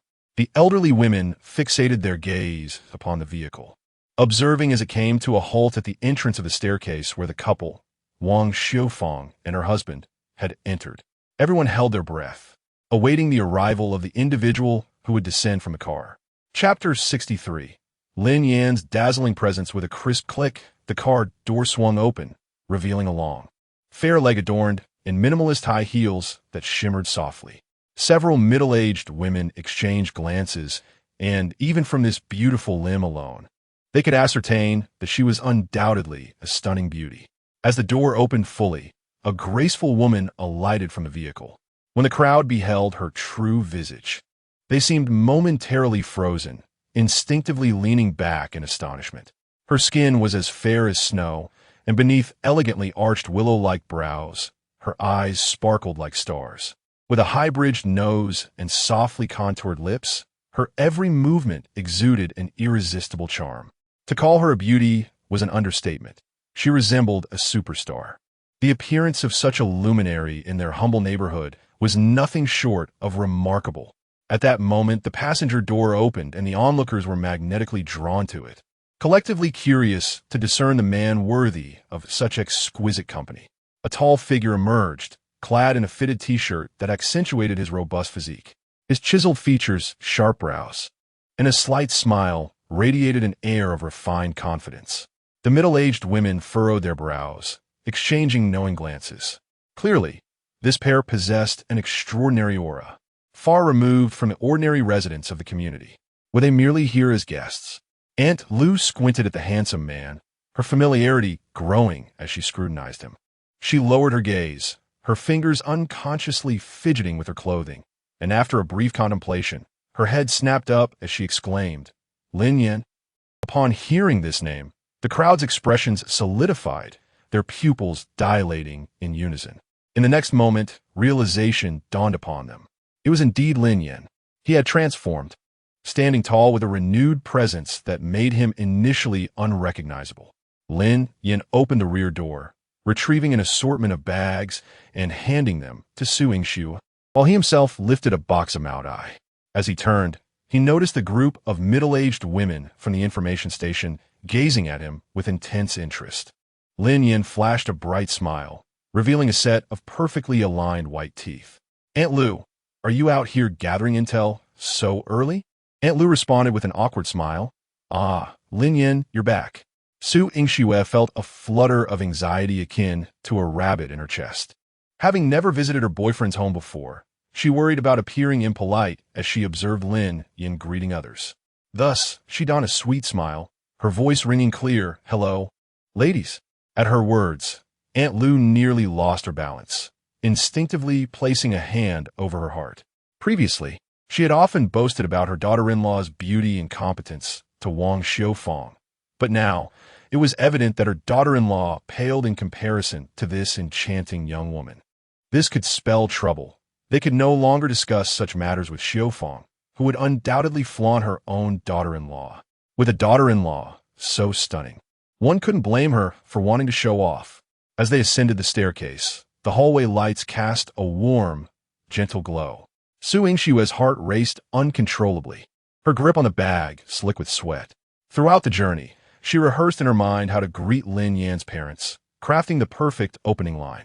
Yet, as they approached the door, her nerves intensified, causing her to forget even her well-prepared remarks. "Knock, knock, knock, Mom. Open up," Lin Yan called out. Having misplaced the house keys during a recent delivery job, he had no choice but to knock. Su Yingshu hid behind Lin Yan, peeking out nervously, afraid to make a sound. After a brief moment, the door creaked open. Lin Xingyuan stood there, wearing a slightly faded shirt, his right hand resting on the doorknob. Upon seeing Lin Yan, he froze, recognizing the familiar face, yet hesitating to accept it, for his son had never looked so handsome. During their last video call, his eyesight had been poor, compounded by the small screen that obscured clear details. "Who are you looking for?" Lin Xingyuan finally managed to utter. I'm looking for Wang Xiufang. Lin Yin replied. What do you want with her? Lin Qingyuan frowned. I'm her son. What do you think I want with her? Lin Yin retorted. Lin Yin? Lin Qingyuan's gaze scrutinized Lin Yan's face. Disbelief etched across his features. Who else? Lin Yin raised an eyebrow in question. Lin Qingyuan continued to stare, scrutinizing Lin Yin for a while longer, suspicion evident in his expression. You didn't undergo plastic surgery, did you? Oh right, Lin Yin thought to himself, relieved that his father had conjured a plausible explanation. At that moment, Su Yingxue stepped out from behind Lin Yin, offering a polite greeting with a clear, melodious voice. Hello, Uncle. Lin Qingyuan's eyes lit up, his previously stern demeanor transforming into a radiant smile akin to a blooming flower. Hello, hello. Welcome, welcome. Gumin, Gumin, he exclaimed, turning swiftly to head towards the kitchen, calling out, Hurry up, everyone. Our guests have arrived. Let's go. Lin Yin strode confidently into the house. Hearing the commotion, Wang Xiufang hurriedly emerged from the kitchen, flour dusting her hands.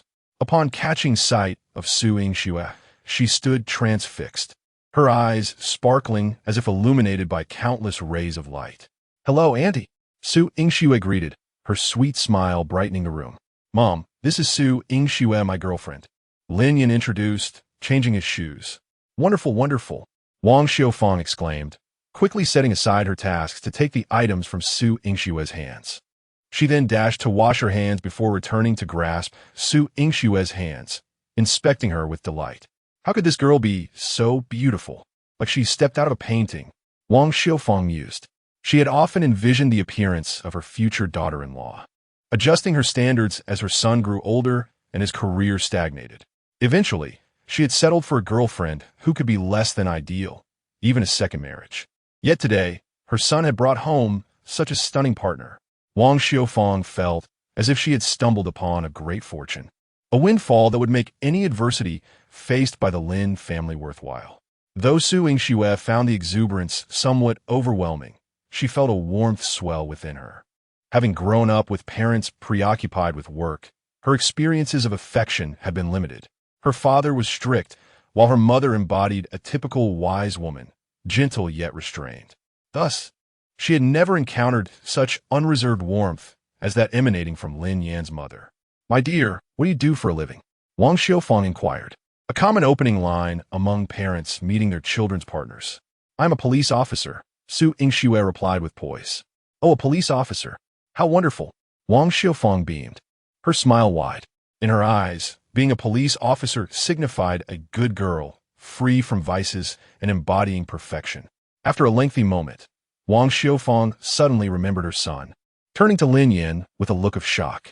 As she circled around him, scrutinizing every angle, her eyes brimmed with disbelief. Are you sure this is the child I bore? Chapter 64. My mother-in-law invites me to dinner? Mom, what are you looking at? Lin Yin inquired. Wang Xiufang approached, reminiscent of the time when Su Yingxue had done the same, playfully tugging at Lin Yan's cheek. Really? Have you had cosmetic surgery? Lin Yin nodded, yeah. Don't I look more handsome now? Wang Xiufang initially intended to scold him, but upon glancing at Su Yingxue, she immediately refrained. Having such a wonderful daughter-in-law made the cosmetic alterations worthwhile. After a brief exchange of pleasantries, Wang Xiufang returned to the kitchen to continue preparing the meal. Su Yingxue offered to help, but was politely declined. The couple's stance was firm. It was hardly appropriate for a daughter-in-law to work on her first visit home. Seated on the sofa, Lin Yin held a clove of garlic in his hands while Lin Qingyuan sat on a small stool, peeling it. The television blared a war drama. Though no one was watching, it seemed necessary to keep it on to alleviate the awkward atmosphere. As a first-time father-in-law, Lin Qingyuan lacked experience and sat in the living room, unsure how to initiate conversation. Thus, he spoke in a paternal tone. Lin Yin, let me tell you, mutual deference is the cornerstone of a harmonious relationship. As a man, you must be magnanimous. Lin Yin retorted, we have a good relationship. With that, he seized Su Yingxue's hand and cradled it in his embrace. Right, darling? Su Yingxue turned, her eyes wide, attempting to withdraw her hand. Yet Lin Yan's father was right in front of them. She shot Lin in a fierce glare, but ultimately allowed him to have his way. Lin Qingyuan frowned. sensing that his son was putting on show. Ahem. What I meant was, your relationship should be harmonious. Holding hands, and such are expressions of a good relationship. But what if conflict arise? Uncle is right. Su Yingxue promptly withdrew her hand, smiling as she added, we will definitely be mutually accommodating in the future. During dinner, Wang Xiaofang served Su Yingxue like a doting mother. This made Su Yingxue feel a tad embarrassed. By the way, when do you plan to get married? The question left Su Yingxue momentarily stunned. Lin Yin reacted swiftly, Mom. You have to give us some time. We just started dating. Oh, right, no rush. We can discuss it next year. Wang Xiaofang chuckled. Su Yingxue smiled awkwardly, thinking, Annie, you're overthinking. I'm just pretending. The dinner was warm and harmonious, and Lin Yin could hardly recall the last time his parents were this joyful. Although Su Yingxue was merely acting as his girlfriend, as long as it brought joy to his parents, he felt it was sufficient. He believed that most parents do not seek wealth or extreme filial devotion from their children. They simply wish for their children to lead happy lives. Thus, as a son, he should endeavor to fulfill this modest wish of theirs. Even knowing that his mother would likely boast to the neighbors afterward, he thought, so what? The older generation values face and emotional fulfillment, and, as their child, he should strive to provide that. This was precisely Lin Yan's intention in bringing Su Yingxue home, and it seemed he had achieved his goal splendidly.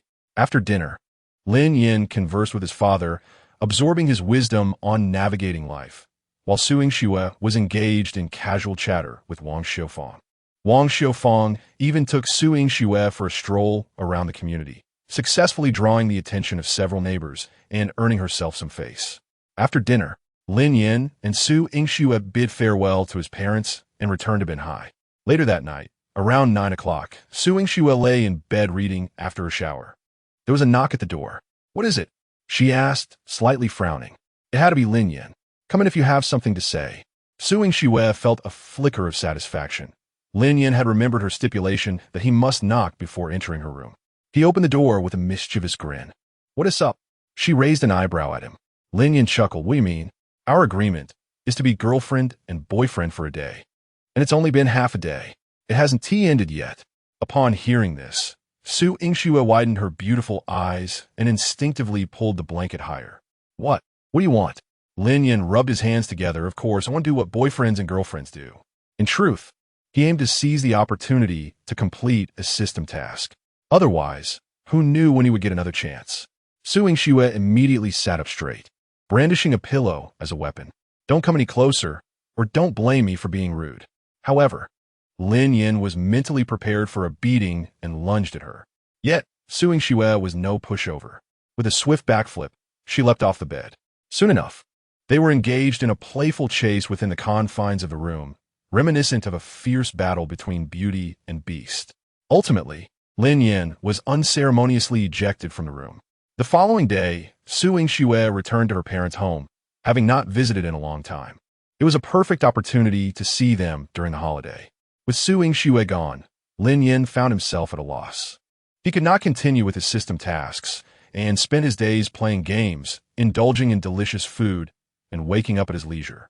After several days of this monotonous routine, he realized just how dull life could be without Su Yingxue around.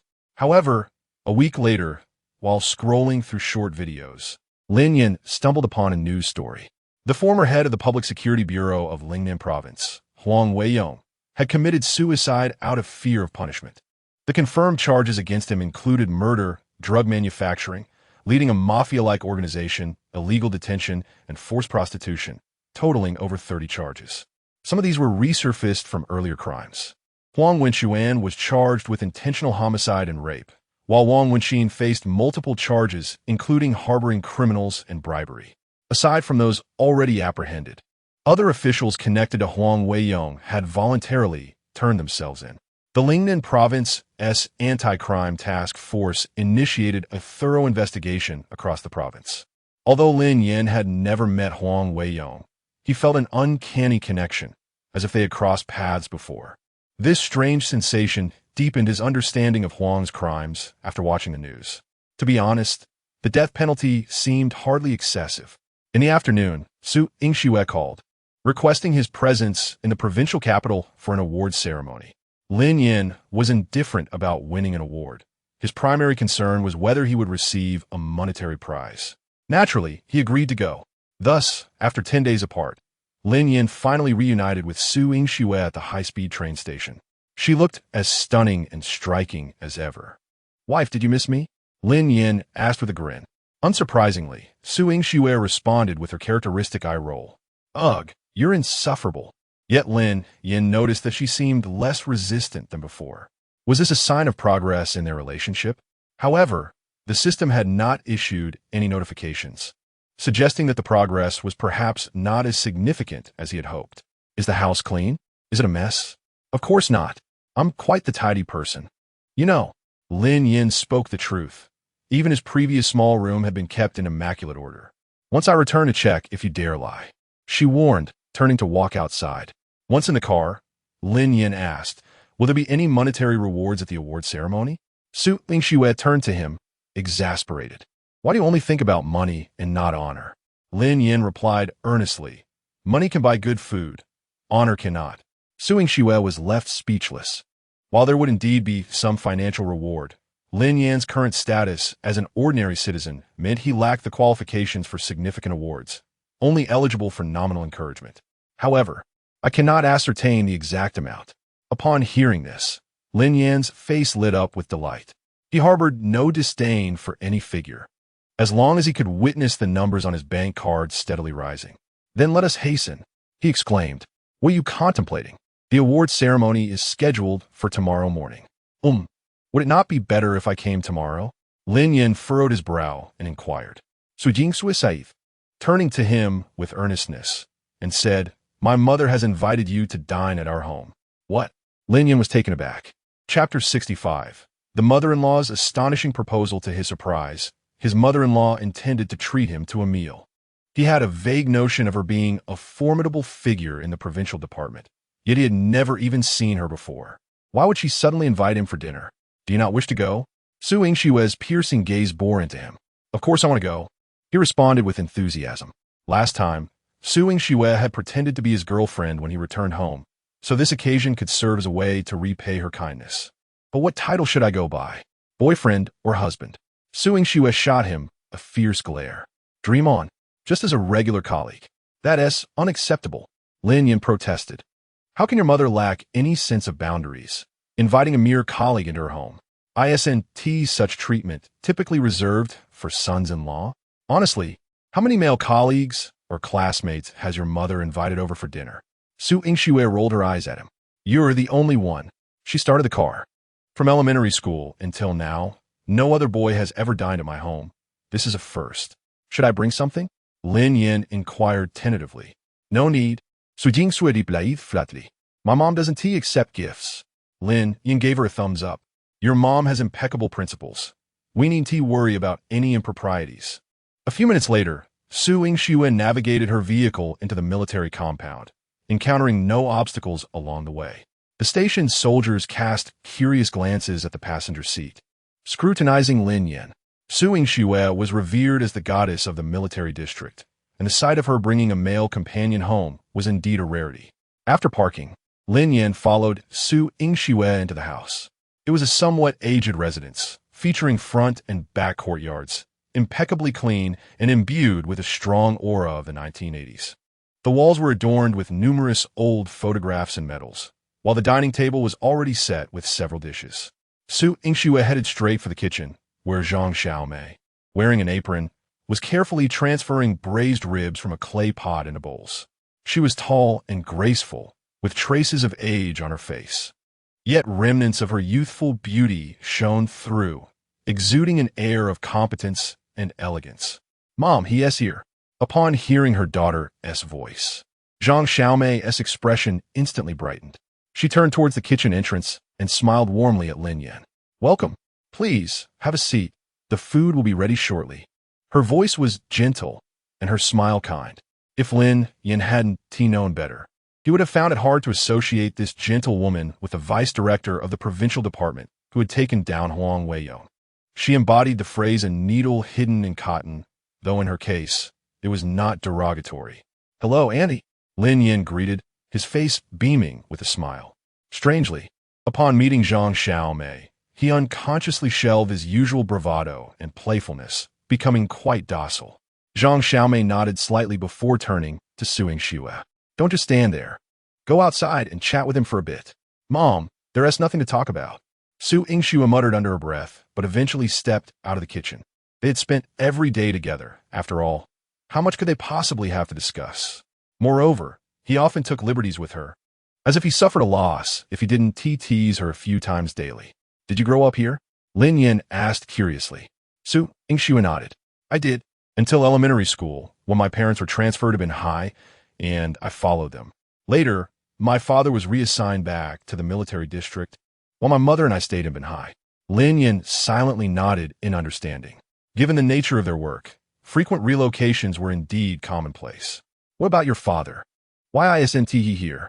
He continued. He is attending a meeting and wanted to be back for a while, Su Yingxue explained. Oh, Lin Yin said, sitting on the sofa, feeling inexplicably uneasy. There was an intangible sense of propriety within the house that seemed to dictate how one should stand or sit. A few minutes later, Zhang Xiaomei removed her apron and warmly invited Lin Yin to the dining table. Xiaolin, do you drink? Lin Yin quickly waved his hands. Auntie, I don't drink. His tolerance for alcohol was poor, and he had few friends, which meant he had never developed a habit of drinking. Zhang Xiaomei inquired further. Then what about cigarettes? Your uncle isn't home, and I'm not familiar with it, but he has some here. What do you smoke? I can get it for you. Lin Yin again waved his hands in refusal. Auntie, thank you, but I don't smoke. He had never had the luxury of spending money on such vices due to his meager allowance as a child. Now that he had some wealth, he felt no need to cultivate such habits. Zhang Xiaomei smiled with satisfaction as she sat down and placed a piece of rib into Lin Yin's bowl. Don't be polite. Just treat it like home. Like home? Lin Yin paused for a moment, pondering whether she was treating him as a potential son-in-law. Thank you, Auntie. He relished the ribs she served. I heard from Xiaoxue that you have studied martial arts? Zhang Xiaomei inquired. Lin Yin nodded. Yes, I happened upon a master who taught me. His extensive background could easily be investigated. If he fabricated too many details, it would be easy to expose him. The concept of a master was vague enough to evade scrutiny. Zhang Xiaomei nodded slightly, a gentle smile unwavering. Truly, heroes emerge from youth. Very commendable. The three of them enjoyed their meal while engaging in light conversation. It was only when they had all set down their chopsticks that Zhang Xiaomei posed a rather profound question. Xiaolin, do you truly wish to become a police officer? The question caught Lin Yin off guard.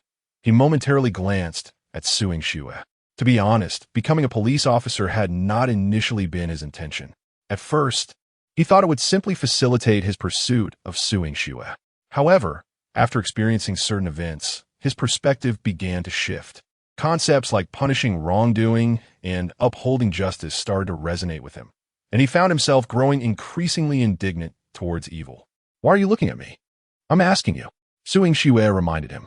Taking a deep breath, Lin Yin replied earnestly, Annie, to be honest, I didn't initially intend to become a police officer.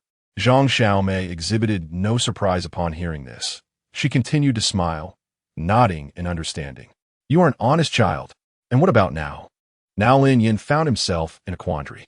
Suddenly, Zhang Xiaomei rose and walked to a nearby cabinet, opening it to retrieve a file folder before returning to the dining table.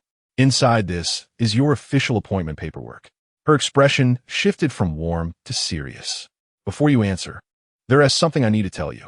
The final decision rests entirely with you. Lin Yin raised his head to meet Zhang Xiaomei's resolute gaze. She continued, her tone grave. We have all witnessed your capabilities. It would be a waste to assign you as a mere patrol officer. If you genuinely wish to serve as a police officer, your stage should not be limited to trivial cases. You should be involved in significant matters. What do you mean? Lin Yin asked, furrowing his brow in confusion. Zhang Xiaomei nodded, offering clarification. Currently, while our nation appears peaceful on the surface, there are undercurrents of turmoil. Many situations extend beyond personal interests and involve the welfare of numerous individuals. Thus, your skills should be utilized in areas where they are most needed. Lin Yin shook his head, still perplexed. I still don't quite understand. Zhang Xiaomei decided to be direct. If you are willing to become a police officer, to be the blade that protects the community, we will entrust you with an important mission. What mission? Lin Yin pressed for clarification. Chapter 66. Does alcohol really lead to recklessness? Zhang Xiaomei shook her head. I cannot disclose that to you just yet. Given your capabilities and current standing, you're the most suitable candidate for this task. You need only to understand that once this case is resolved, it has the potential to save countless families. Apologies, Andy. Upon hearing this, Lin Yin instinctively wanted to refuse. He had merely considered himself an ordinary citizen, never envisioning himself as a superhero. This sudden weight of responsibility felt overwhelming, and he hesitated to accept. With his life finally beginning to take a turn for the better, he did not wish to invite trouble upon himself. After all, he had successfully tackled previous cases only when he felt assured. From her tone, it seemed that this matter was exceedingly intricate. You need not respond immediately. Take some time to ponder it. In 3 days, convey your decision to Xiao Xue. Zhang Xiaomei once again donned her signature smile. Allow me to offer you some reassurance. Regardless of your choice, Andy believes you are an exceptional young man and will not interfere in your relationship with Xiao Xue. Even if you decline, you will always be welcome in our home. As they journeyed back to Binhai, Su Yingxue drove attentively while Lin Yin sat in the passenger seat, her words echoing in his mind. What could this important task be that it was shrouded in such mystery? Just tell me what the assignment is. Lin Yin could not help but inquire. Su Yingxue sighed in exasperation. Do you think I know? The matters my mom and her team are investigating are hardly things I can divulge as a mere junior officer. She spoke the truth. Certain details were classified, even from family members. Having grown up in such an environment, Su Yingxue had long since acclimated to it. She could recite the confidentiality protocols fluently since she was 8. However, do not place too much pressure on yourself. My mother has stated that everything is ultimately your decision. Even if you choose to remain an ordinary officer, that is perfectly acceptable. After all, the opportunity for advancement will come through your own merit. She will not use it as leverage against you. I understand, Lin Yin nodded. In truth, he held a favorable impression of Zhang Xiaomei. She was knowledgeable, gracious, empathetic, and exceptionally astute. Being in her presence was akin to basking in the warmth of spring. Her high position was indeed a testament to her remarkable abilities. Upon returning to Binhai, the two remained unaffected by the earlier conversation, continuing to engage in their usual banter. Su Yingxue maintained her regular work schedule, while Lin Yin refrained from visiting the police station, still deliberating whether or not to pursue a career in law enforcement. 2 days later, Su Yingxue unexpectedly called, requesting Lin Yin to meet her at the city bureau, claiming there was good news. Lin Yin initially feared he would be conscripted as free labor once more. But to his surprise, he was summoned to collect a reward. In the office of the bureau chief, Zhang Donghai sat at his desk, beaming as he gestured for Lin Yin to take a seat. Sit down, let's discuss this matter leisurely. Lin Yin eyed him warily. Chief, Su Yingxue sent me to claim my reward. Where is it? Zhang Donghai chuckled as he opened a drawer, retrieving an envelope and a certificate, which he slid across the desk to Lin Yin. Your repeated assistance in solving major cases has provided us with tremendous support. Although your current status does not permit you to receive formal recognition, we cannot remain indifferent. I submitted a report to my superiors and secured a reward for you.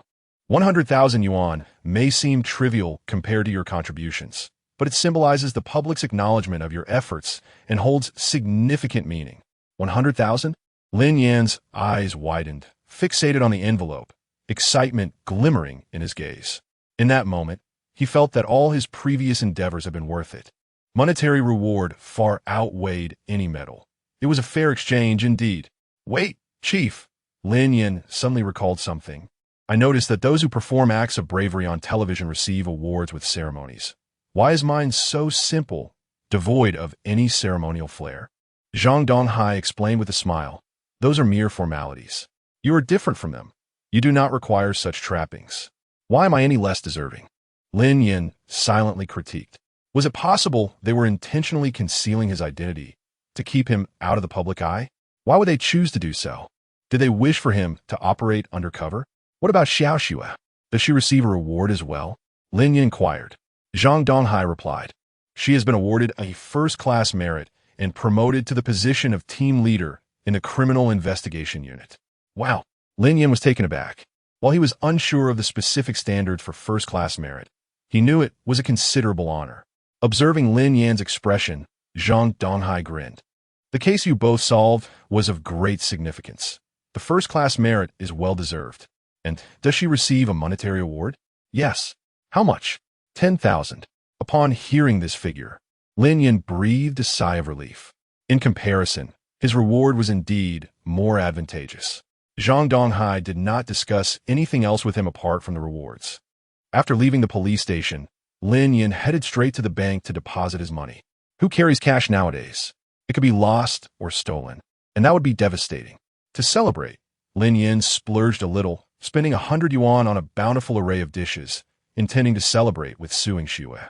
Knowing she did not handle alcohol well, and that he himself was not much better, he bought 2 bottles of strong spirit, curious to see if there was any truth to the notion of reckless behavior under the influence. He swore it was merely a test of the theory, not a lewd intention. That evening, as Su Yingxue returned from work and beheld the lavish spread before her, her eyes sparkled. It seems you've received quite a reward today, she teased. Not much, just over 100,000. Lin Yin replied nonchalantly. Now wash your hands. Dinner awaits. Okay. Su Yingxue replied sweetly, rushing to the bathroom to wash her hands. It was indeed a day worthy of celebration, and she increasingly felt that aside from his frugality and slight lewdness, Lin Yin was rather commendable. As they raised their glasses to toast, Lin Yin declared, "To your swift ascent to becoming my wife." How shameless! Su Yingxue shot him a sidelong glance. Strangely, she found herself becoming accustomed to Lin Yan's unfiltered remarks and, at times, even found them somewhat endearing. This sensation was peculiar. She had never experienced anything like it before.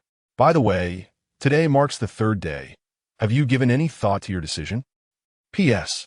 Considering that 7 Little Fish may not align well with the storyline of this book, I have recently been revising chapters 18 to 40 significantly. Once completed, the entire narrative will become more cohesive and refined, while not affecting the subsequent plot. The revisions should wrap up in the next couple of days, at which point I will inform everyone. You will be able to revisit the earlier chapters, and I assure you, it will not disappoint. I hope all of you can be understanding. With this determination, I will not let the story falter or come to an abrupt end. Chapter 67. The first kiss with Su Yingxue. Upon hearing those words, Lin Yin was momentarily taken aback. Had he truly made up his mind?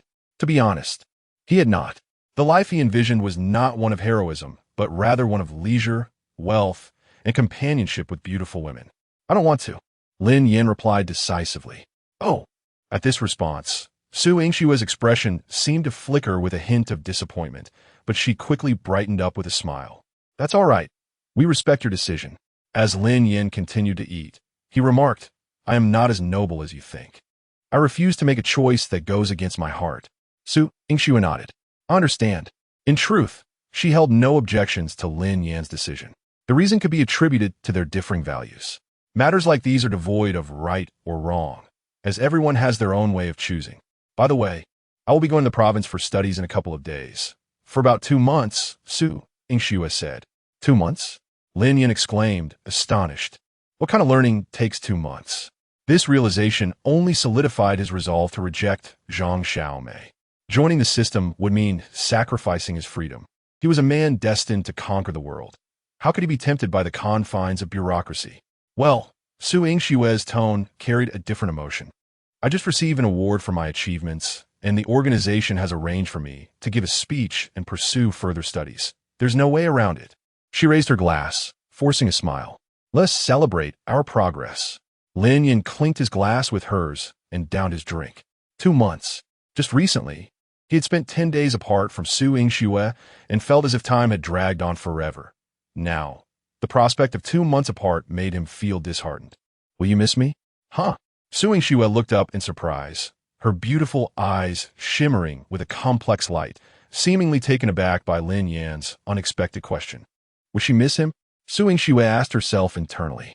This lecherous yet stingy fellow, who would ever miss him? yet deep within her heart, a sense of reluctance and yearning for their impending separation began to quietly spread. "Will you miss me?" Su Yingxue impulsively echoed the same question. And as soon as the words left her lips, she was startled by her own inquiry, not understanding why she had asked it. "Of course I will. You are my wife," Lin Yan replied with his signature mischievous grin, lightening the once somber atmosphere considerably. Su Yingxue gazed at him, her eyes gradually becoming hazy, mingling admiration and appreciation, along with the intoxicating effects of alcohol. "During the days I am away, you must take care of yourself." Suddenly, Lin Yan grasped Su Yingxue's hand. At the moment their skin touched, Su Yingxue felt a surge of electricity coursing through her body. Coupled with the alcohol's effects, her mind went blank and her breathing quickened. She instinctively tried to withdraw her hand, but Lin Yan held on tightly. After several attempts, she ultimately surrendered to his grip. Su Yingxue lowered her head, her cheeks flushed.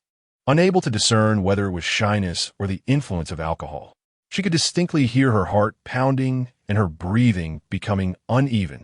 At that moment, she dared not look up, fearful that the instant their eyes met, she would be irrevocably lost in the depths of his gaze. Lin Yan, too, felt a rush of heat in his head, his throat parched. As he beheld Su Yingxue, who resembled an ethereal fairy, he sensed a primal desire within him spiraling out of control. In a moment of impulse, he found the courage to seize Su Yingxue's hand. Countless images flashed through his mind. He yearned to pull her into his embrace, to kiss her, to witness her shy demeanor nestled in his arms. Breathing heavily, Lin Yan felt as if he were on the verge of losing control. A voice within him fervently urged, "Pull her close, hold her tight, kiss her without hesitation." Yet another voice of reason cautioned him, "No, she is not your girlfriend yet. Such actions might hurt her." As Lin Yan's breath grew increasingly rapid, a surge of blood rushed to his head. He abruptly stood up and strode towards Su Yingxue. In the midst of her astonished, fearful, and bewildered gaze, Lin Yan cupped her face in his hands and kissed her without a moment's hesitation. Su Yingxue was momentarily stunned, her eyes wide open, her body frozen in place. Forgetting to resist or reprimand, her mind blanked, leaving her devoid of the ability to think. Lin Yan, at that moment, resembled a wild beast, consumed by the sweetness of the kiss. Just as he sought to deepen their connection, Su Yingxue suddenly came to her senses and forcefully pushed him away. Her expression was dazed, her breathing rapid, and like a frightened rabbit, she dashed into the bathroom. Turning on the faucet, Su Yingxue splashed cold water on her face, desperately trying to regain her composure. At that moment, she keenly realized how terrifying alcohol could be. A moment's carelessness could lead one to lose their senses. Having grown up in a traditional environment, she held deeply ingrained beliefs about relationships, viewing premarital intimacy as an insurmountable chasm. Moreover, they had yet to even establish a romantic relationship. After Su Yingxue fled, Lin Yan remained rooted to the spot, his chest heaving as his mind gradually cleared. He relished the exquisite moment they had just shared. The sensation of kissing was truly delightful. Having been single for over 20 years, Lin Yan rated this experience very highly, asserting that such encounters should be pursued repeatedly. Congratulations, host, for completing the task. Progress of the strategy. Tip received task bonus, 150. 000 yuan. Current strategy progress, 60. Unlocked entry, a top-tier driver. Your driving skills have reached an extraordinary level. Even the greatest of drivers would pale in comparison before you. The Wuling Hongguang will no longer be merely a van beneath your command, but a divine vehicle. Task: confess to Su Yingxue and have her agree to be your girlfriend. Lin Yan glanced at the task and immediately frowned. According to the strategy chart, one needed to achieve at least 70 progress to have a chance at a successful confession. Currently, he was only at 60. Was this task a bug? Hey system. Your task is incorrect. System task is accurate. The task has entered its second phase. The host must find ways to increase the strategy value on their own.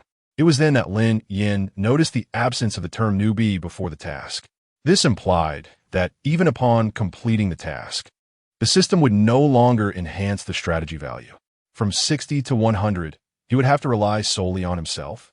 Lin Yin instantly felt a sense of lost paternal affection. Fortunately, he had unlocked an A-tier entry, which brought him a modicum of solace. Although he possessed a driver's license, he had scarcely driven before. Now, with this entry, he could indulge in pleasures beyond the reach of others. Just then, a notification from his bank card brought him joy. Bank of Industry and Commerce, account ending in 8238, received a transfer of 10,000 yuan on September 9th at 1605. Current balance, 410,732.00 yuan. Bank of Industry and Commerce, the funds from the Public Security Bureau's reward, combined with the earnings from these two tasks, had brought Lin Yan's savings to over 400,000. Indeed, as the strategy progressed, the rewards increased. If this was only 60, reaching 100 would surely yield several million. Lin Yan found himself lost in wondrous daydreams. Moments later, Su Yingxue emerged from the bathroom, her hair damp and her cheeks flushed like ripe apples, avoiding eye contact with Lin Yan. "You." Lin Yan began to speak, but was interrupted by Su Yingxue. "I'm fine. It was just the alcohol playing tricks on me, so don't overthink it." Chapter 68. Lin Yan's mission. As the words fell, an immediate silence enveloped the air, the awkward atmosphere stretching between the two, as if even their heartbeats could be distinctly heard. Despite Lin Yan's usual eloquence, he was just as inexperienced in matters of the heart as Su Yingxue. This was, after all, his first kiss as well. "I might consider your mother's proposal."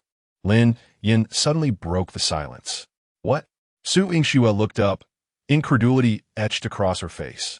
"Are you agreeing?" Lin Yan shook his head, saying earnestly, "I merely said I might consider it, but that does not equate to full agreement. I have my conditions." In an instant, Su Yingxue regained her composure, her gaze sharpening. "Speak." With a serious expression, Lin Yan articulated, "I can give it a try, but I do not wish to participate in an official capacity as a police officer. Furthermore, I have a prerequisite. If I feel that the risks are too great or beyond my capabilities, I reserve the right to withdraw at any moment." When the system presented the task, Lin Yan realized that to swiftly complete Su Yingshue's strategy, he must embrace risk. This was predetermined when the system selected her as the target, for her personality assured that the process would not be smooth sailing. "I can convey your thoughts to my mother." Su Yingxue picked up the phone and, in Lin Yan's presence, relayed his words verbatim. "Moments latte." She hung up and turned to Lin Yan. She said yes. Lin Yan nodded. "Well then, the meal is finished, and we've had enough to drink. Let us call a night and wash up before sleeping."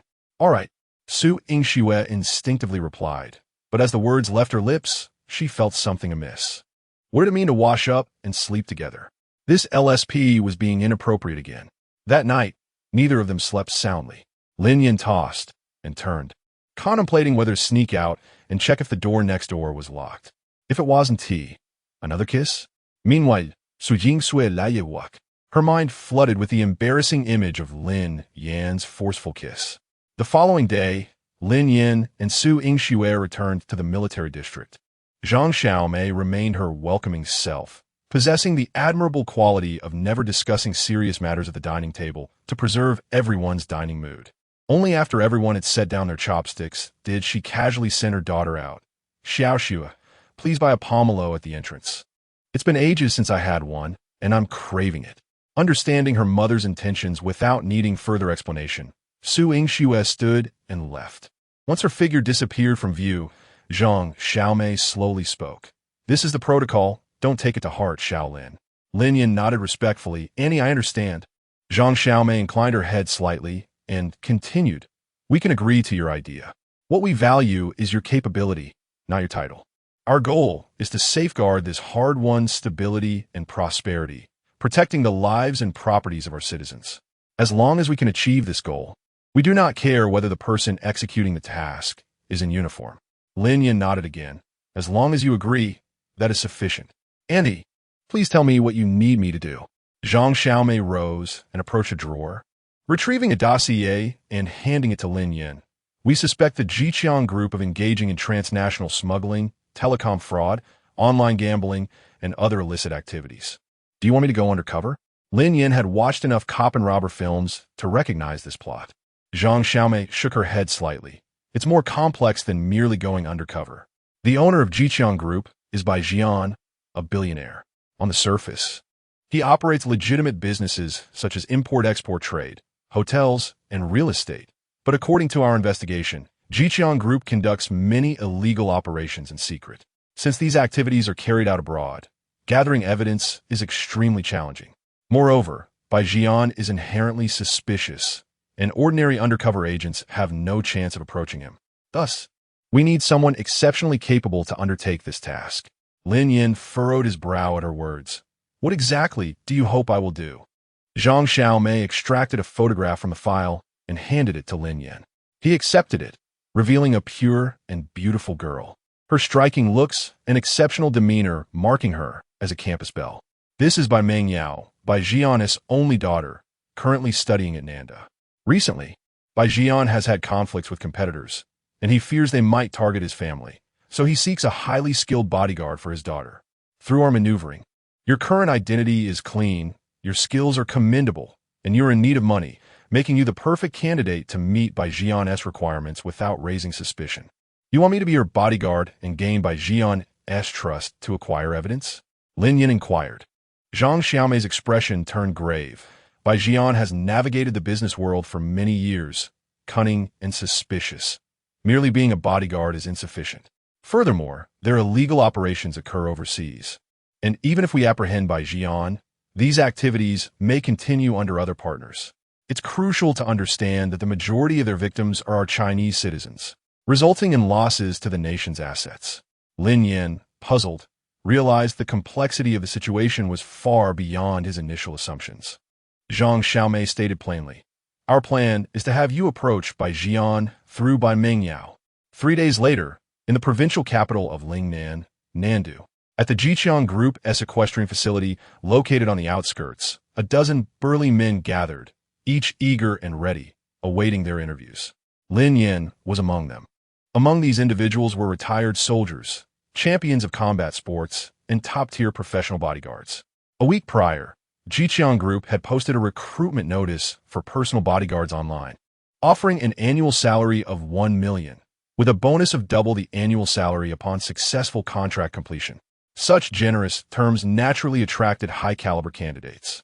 Not only were they required to possess agility, but they also needed to embody the crisis awareness and protective spirit of a professional bodyguard. Essentially, they must be both capable fighters and vigilant enough to detect danger, willing to sacrifice themselves for their employer's safety. Although Lin Yin had not undergone formal bodyguard training, he had his own advantages: crisis warning, martial arts master, and elite firearm specialist. Undoubtedly, if he desired, he could become the most exceptional bodyguard in the world. Moments later, a secretary clad in a tailored uniform approached, holding a folder, smiling as she announced, "Thank you all for your patience. We will now proceed to the assessment phase, consisting of 2 components. Each will be scored individually, with a maximum of 10 points.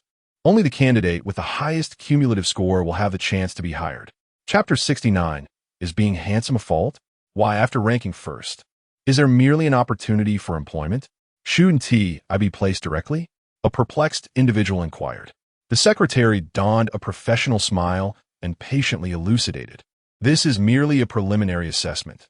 The final decision rests with our young lady's discretion. What? The crowd exchanged incredulous glances, one person lamenting, her opinion? Does it hinge on looks? This is absurd. The bodyguard should be evaluated on skill, not appearance. At that moment, all eyes gravitated towards Lin Yin, the most striking figure in the room, with his chiseled features and remarkable charisma, standing out amidst a sea of muscular men. Sensing the scrutinizing gazes, Lin Yin inwardly scoffed. Is being handsome a crime? The secretary continued. The first round will be a combat assessment.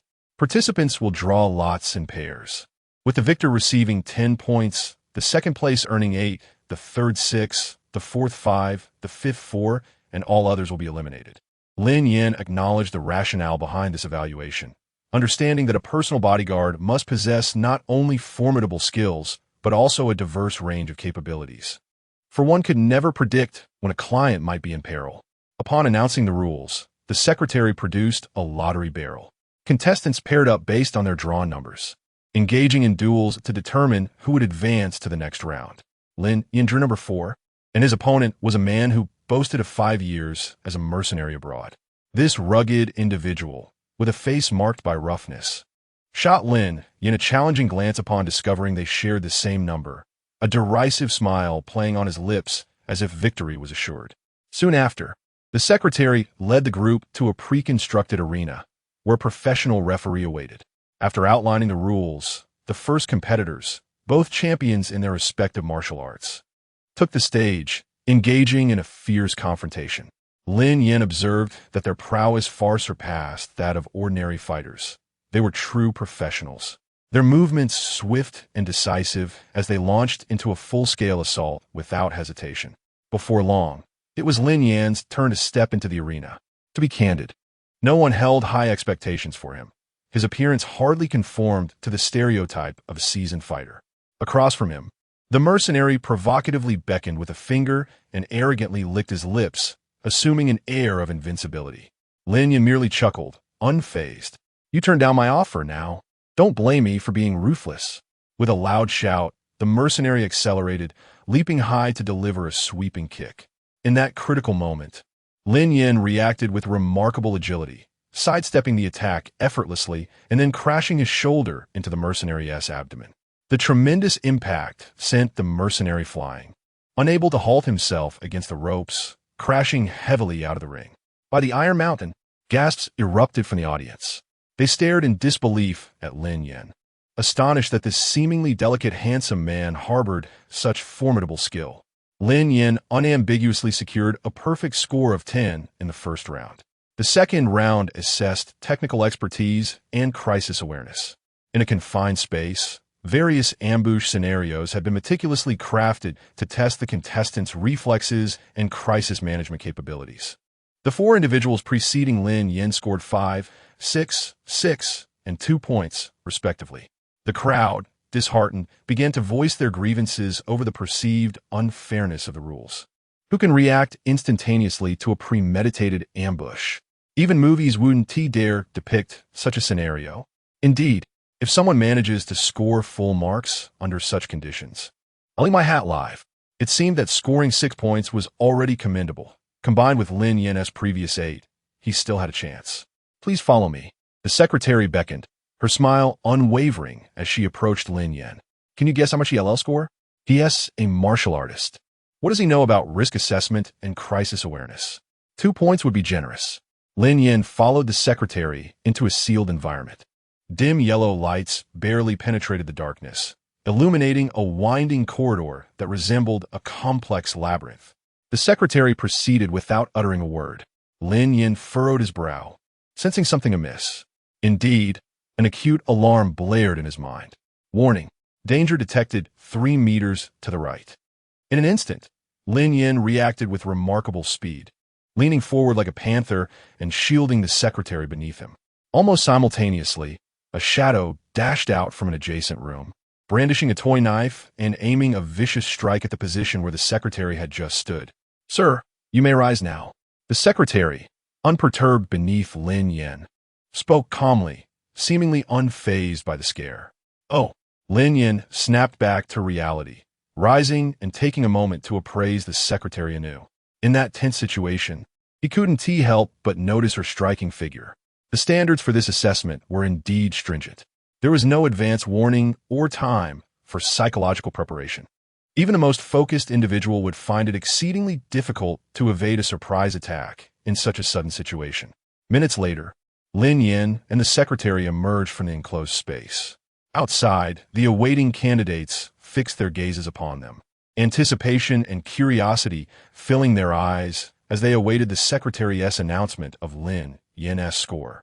After all, with Lin Yan having achieved a perfect score in the first round, should he secure above 5 points in this round, the remaining candidates would entirely lose their chances. 5 points. The secretary's voice rang out.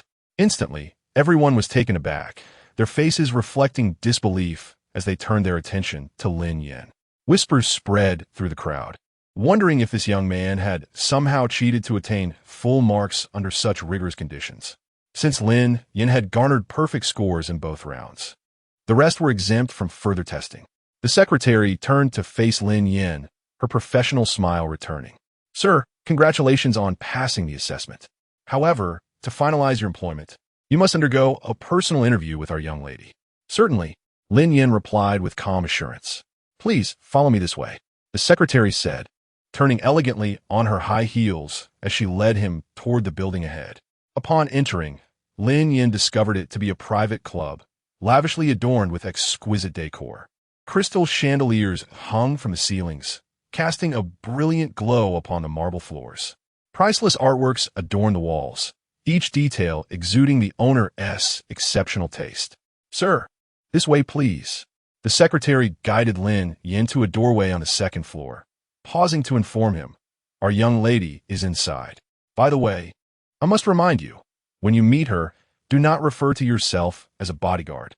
Lin Yin frowned in confusion, asking, then what should I call myself? A companion for study. The secretary succinctly replied before knocking on the door. Knock, knock, knock, please enter. A melodious voice resonated from within, as enchanting as the chime of silver bells. Chapter 70. Is the car a Rolls-Royce? A companion reader? In an instant, Lin Yan's mind flickered with images from a film by Stephen Chow. The heavy wooden door slowly creaked open, and the secretary gestured for him to enter. Lin Yan stepped inside with steady confidence.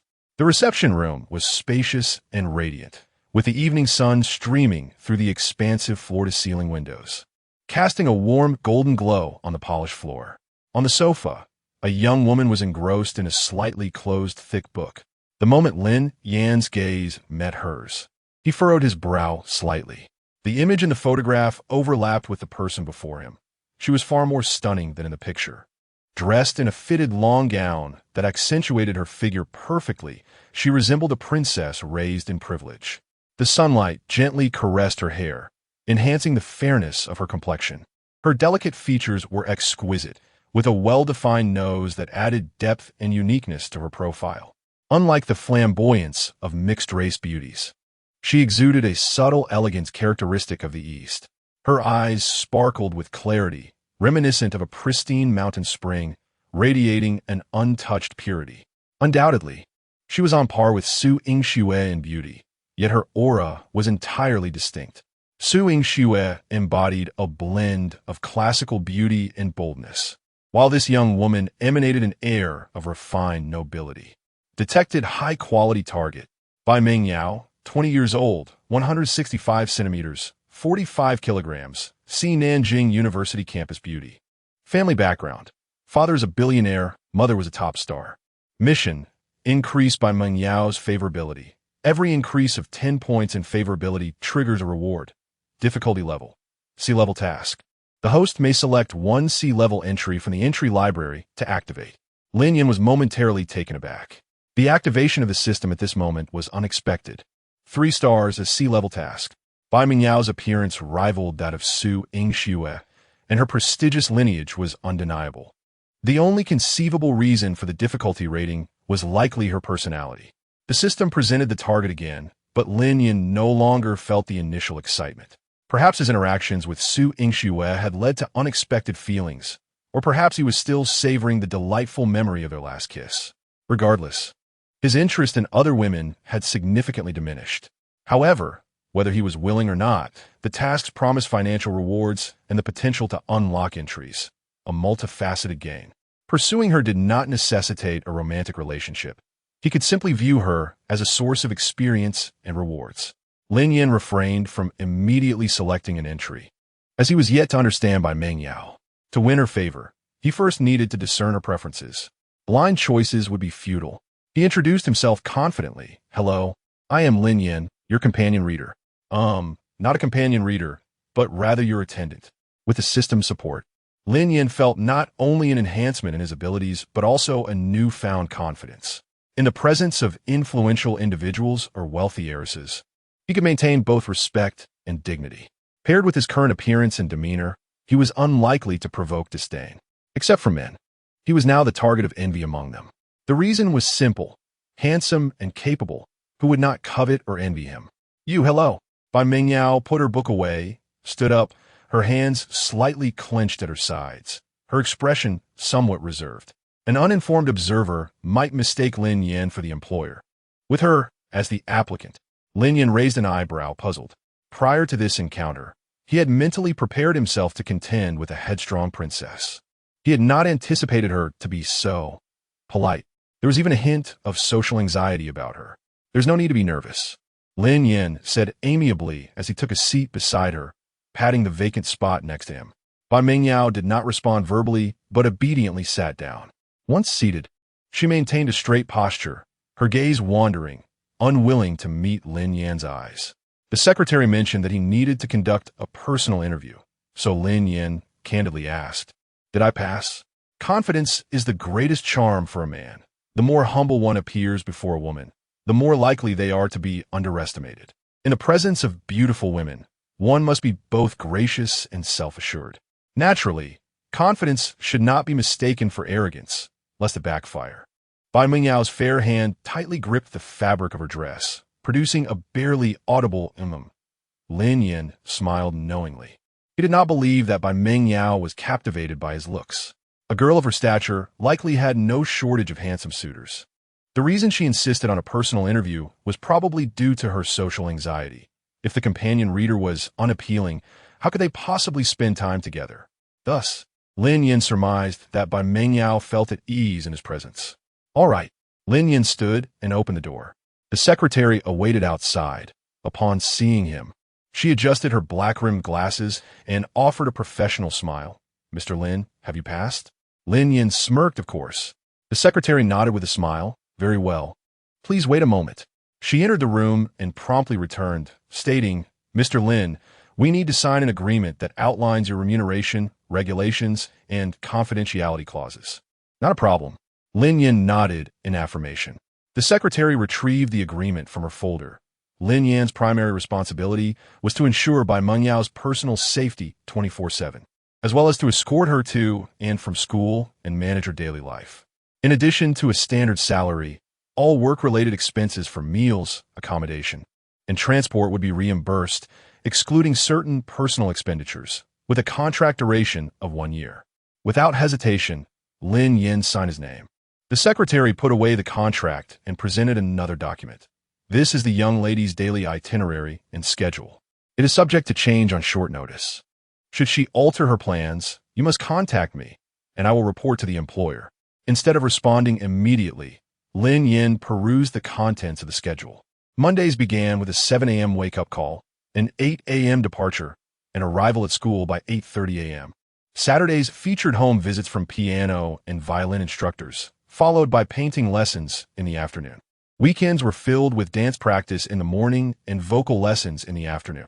From this schedule, it was evident that Bai Mengyao had grown up in an ivory tower, living a life of luxury where everything was handed to her. Everything was meticulously planned, seemingly devoid of personal freedom. "Does my work commence now?" Lin Yan raised an eyebrow in inquiry. The secretary handed him a key. "Yes, Mr. Lin. The moment you signed, your duties began. Next, you will take the young lady home. The housekeeper has arranged accommodation for you." As Lin Yan received the key, he was taken aback. It was a key to a Rolls-Royce. Chapter 71, Assassination Attempt. "This is my business card, which contains all my contact information." Lin Yan received it and observed, "Lifestyle assistant, Li Xiaoyan. According to the contract, if there were no mistakes in the work after 1 month, we would first pay 2 months' salary. Later, please add me as a friend, and I will send you my home address. The car is parked outside." "All right."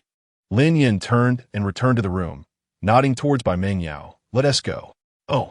Bai Mengyao quickly rose and jogged a few steps to catch up with Lin Yan, resembling a well-behaved little rabbit. Upon exiting the club, a row of luxury cars greeted their eyes: Porsches, Mercedes. The most dazzling of all was the black Cullinan.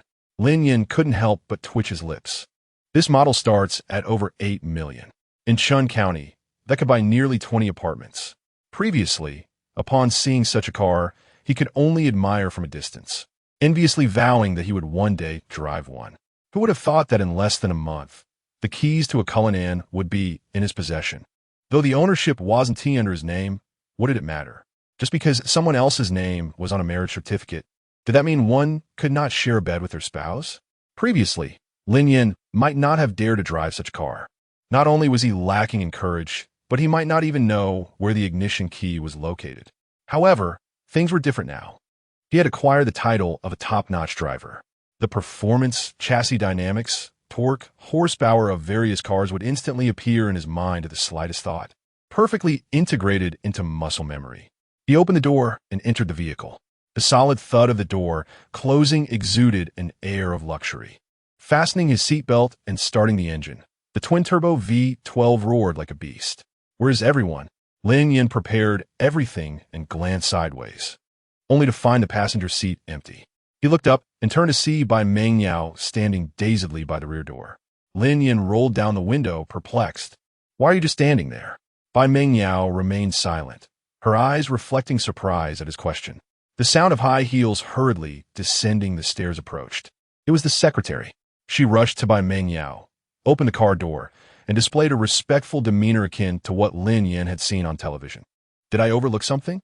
Lin Yin realized belatedly. For so many years, he had never had someone open a car door for him, nor had he opened one for anyone else. He had never encountered anyone who required such service, so he had not considered this aspect. After Bai Mengyao got in, Li Xiaoyan took the passenger seat, her professional smile unwavering. "Mr. Lin, please remember to open the door for the young lady next time." There was no hint of reproach in her tone, as Lin Yin was a specially recruited bodyguard. It was understandable that his etiquette might not be on point. At her words, Lin Yin turned to meet her clear gaze, astonished. "Wow, is she really a young lady who doesn't even know how to open a door?" Li Xiaoyan activated the navigation system. Their destination was the Luhu Villa district on the outskirts of the city, undoubtedly an affluent area of Nandu. Just one corner property, there would cost at least 20 to 30 million. The Cullinan slowly exited the racetrack, heading towards the destination. However, just after passing two intersections, Lin Yin sensed something amiss. Two black SUVs had been trailing them closely. Judging by their speed and distance, it appeared they were being followed. Li Xiaoyan noticed his wary gaze directed at the rearview mirror, turned back, and smiled. "Mr. Lin, those two cars are our people. The boss has assigned a security team of over 20 for the young lady. Besides these two vehicles, there are two more ahead." The purpose of assigning a personal bodyguard to the young lady was due to the fact that, despite the team's size, they were unarmed. If they were confronted by skilled or professional assassins, these bodyguards would be of little use. The boss was not in the country, but he had watched the entire interview process today. He was quite satisfied with this young man, named Lin Yin, and instructed that no matter the conditions offered, they must retain him. Surprisingly, Lin Yin did not engage in any negotiations. The vehicles continued forward. After about 10 minutes, they entered a two-way four-lane road leading to the suburbs. Lin Yin passed through the intersection with just 2 seconds remaining on the green light. The two SUVs halted at the red light, with a large truck closely following behind. Lin Yin maintained a steady speed. As they drove, a fully loaded dump truck sped toward them from the opposite direction. Initially, Lin Yin did not pay much attention, but suddenly an alarm blared in his mind, displaying a warning message. "Warning, a large truck is approaching and will collide with you in 50 meters. Please evade immediately." Lin Yin was startled. The front wheels of the truck had already crossed the solid line, and the following truck was accelerating rapidly. The distance between the three vehicles was now less than 30 meters, a gap that would close in an instant at such speed. If a collision occurred, neither the Cullinan nor any vehicle could withstand it. In a split second, Lin Yin swiftly turned the steering wheel, not hitting the brakes, but flooring the accelerator instead. The Cullinan's front end swerved left between the two vehicles, the tires screaming as the body tilted. The Cullinan had now entered the oncoming lane. Facing an approaching vehicle, Lin Yin jerked the steering wheel to the right at lightning speed, the car skidding from left to right in a tight arc. Had it not been for the Cullinan's advanced suspension and power, escaping such a trap would have been nearly impossible. The powerful inertia caused Li Xiaoyan in the passenger seat and Bai Mengyao in the back to feel as if they were on a roller coaster. If not for their seat belts, they might have been thrown about. A loud crash resounded behind them as two vehicles collided. Li Xiaoyan's properly, her spirit nearly leaving her body. Bai Mengyao in the back seat did not scream, but her expression spoke volumes. Her face was ashen, and her once clear eyes were now filled with terror, trembling uncontrollably. She was frightened, and deeply so. Lin Yan did not stop. Through the rearview mirror, he saw that the front of the two trucks had crumpled into a thin sheet, resembling a waste newspaper that had been crushed. Such a collision would have certainly been fatal for the drivers. However, if a Cullinan were wedged between them, that would tell a different tale. Clearly, this was a premeditated assassination attempt. However, they had not anticipated that someone would react so adeptly in such a sudden situation. One hand gripping the steering wheel, Lin Yan turned to the dazed Bai Mengyao, reassuringly stating, "Don't be afraid. I'm here." Upon hearing this, Bai Mengyao seemed to awaken to the reality around her. Meeting his deep, steadfast gaze, she felt her fear gradually dissipate, sensing a grounding presence emanating from Lin Yan. At that moment, Li Xiaoyan's phone rang. Her chest still heaved with anxiety as she answered, glancing at the caller ID. It was the leader of the bodyguard team in the rear vehicle. "Hello, Li Xiaoyan. Did you see that two trucks just collided? It was horrendous. The drivers are likely doomed."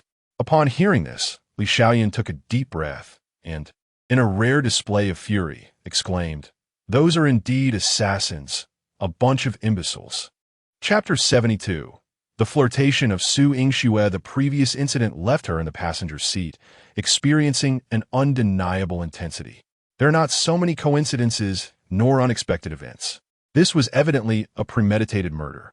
Had it not been for Lin Yan's exceptional driving skills, they might have been reduced to mere pulp.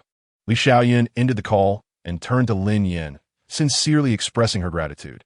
He had not only successfully saved the young lady, but also herself. Without delay, she dialed another number. "Hello, boss. We just encountered." She recounted the entire occurrence in detail. "Yes, understood, boss." After hanging up, she looked at Lin Yan again and announced, "The boss said he'll reward you with 1 million. Please give me your car number later." 1 million. Upon hearing this figure, Lin Yan's eyes widened even more than when he had heard the system's alarm. The system is indeed miserly. Lin Yan silently grumbled. But what of it? While the system's tasks might yield valuable items, the wealthy boss could not match that. Those items, after all, are priceless. Throughout the remaining journey, Lin Yan drove swiftly, avoiding close proximity to any vehicle. If possible, he overtook. If not, he evaded. Meanwhile, Li Xiaoyan offered psychological comfort to Bai Mengyao. 10 minutes later, the Cullinan turned into the Lu Hui Villa district. The security guards immediately stood tall, respectfully saluting. Lin Yan pressed the horn in acknowledgement. Arriving at a grand villa by the lake, the automatic doors opened, and the butler was already waiting. As soon as the car stopped, the butler approached to open the door. Seeing Bai Mengyao in a daze, he was momentarily taken aback, quickly asking, "Miss, what happened?" Li Xiaoyan hurriedly exited the vehicle, stating, "The young lady was startled. We must escort her back to her room." The group promptly ushered Bai Mengyao into the villa. Lin Yan parked the car, and a servant approached him with a bow, saying, "Hello, please follow me." The servant led him to a guest room on the 3rd floor, merely a wall away from Bai Mengyao's room. This arrangement was quite sensible. In case of an emergency, he could provide immediate protection. One could not possibly house them together, for if they were to live like that for a year, Bai Jian would surely be welcoming a grandchild. The room's decor reflected the owner's noble status, exuding luxury without the ostentation of a nouveau riche. This opulence made Lin Yan, who was accustomed to a more modest lifestyle, somewhat uncomfortable. Soon, the psychologist arrived to provide the necessary psychological intervention for Bai Mengyao. Lin Yan reclined on the bed, engrossed in his phone. Although he was a personal bodyguard, he enjoyed greater freedom compared to other security personnel, as evidenced by Li Xiaoyan's demeanor. Moreover, he had just saved Bai Mengyao's life, which was undoubtedly worth far more than 1 million. Su Yingxue had gone off to study the day before. For reasons unknown, their communication had been sparse, even when she had returned home for over 10 days. Occasionally, she would send him messages reminding him to clean and updating him on the progress of the Qianzhou and Huang Weiyong cases. Though their exchanges were limited, they maintained contact. Now, with the sudden cessation of communication, Lin Yan felt a void, particularly after their last kiss. It was akin to an addiction. He found himself reminiscing, regretting not having acted differently at that moment. vowing to perform better next time. Snow Pig, what are you up to? Laughter. JPG. Unlike other undercover agents, Lin Yin did not need to constantly conceal his identity, as the contract did not prohibit him from using personal communication devices. No one could access his phone without his consent, which allowed him to boldly message Su Yingxue. Ideally, he would refrain, but he could not resist. It was like a couple missing each other after a brief separation. He was constantly preoccupied with thoughts of her. Minutes later, Su Yingxue replied, "You are the pig." She did not inquire about his whereabouts or activities, understanding that he was likely engaged in a mission. Even if she yearned to know, she refrained from asking. It was against protocol. "Lin Yin, what are you doing?" Su, just finished a speech, about to eat. "Have you eaten?" Lin Yin, a bit hungry. "Wish I could eat, but can't." Sai. Kotapeche, Su. Gantit, what do you want to eat? Lin Yin, I want to eat you. Hee. JPG.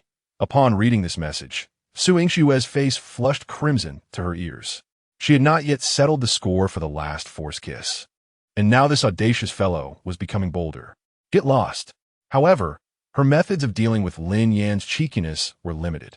Get lost had devolved into playful banter. Lin Yan, all right, I will roll myself into a ball and roll over to you. Su, stop being silly. Seriously, no matter where you are or what you are doing, please stay safe, understood? Seeing this message, Lin Yan wore an affectionate smile. The beauty of words lies in their ability to convey entirely different emotions when spoken by different individuals. Su Yingxue was genuinely concerned for him, independent of any mission, purely concern.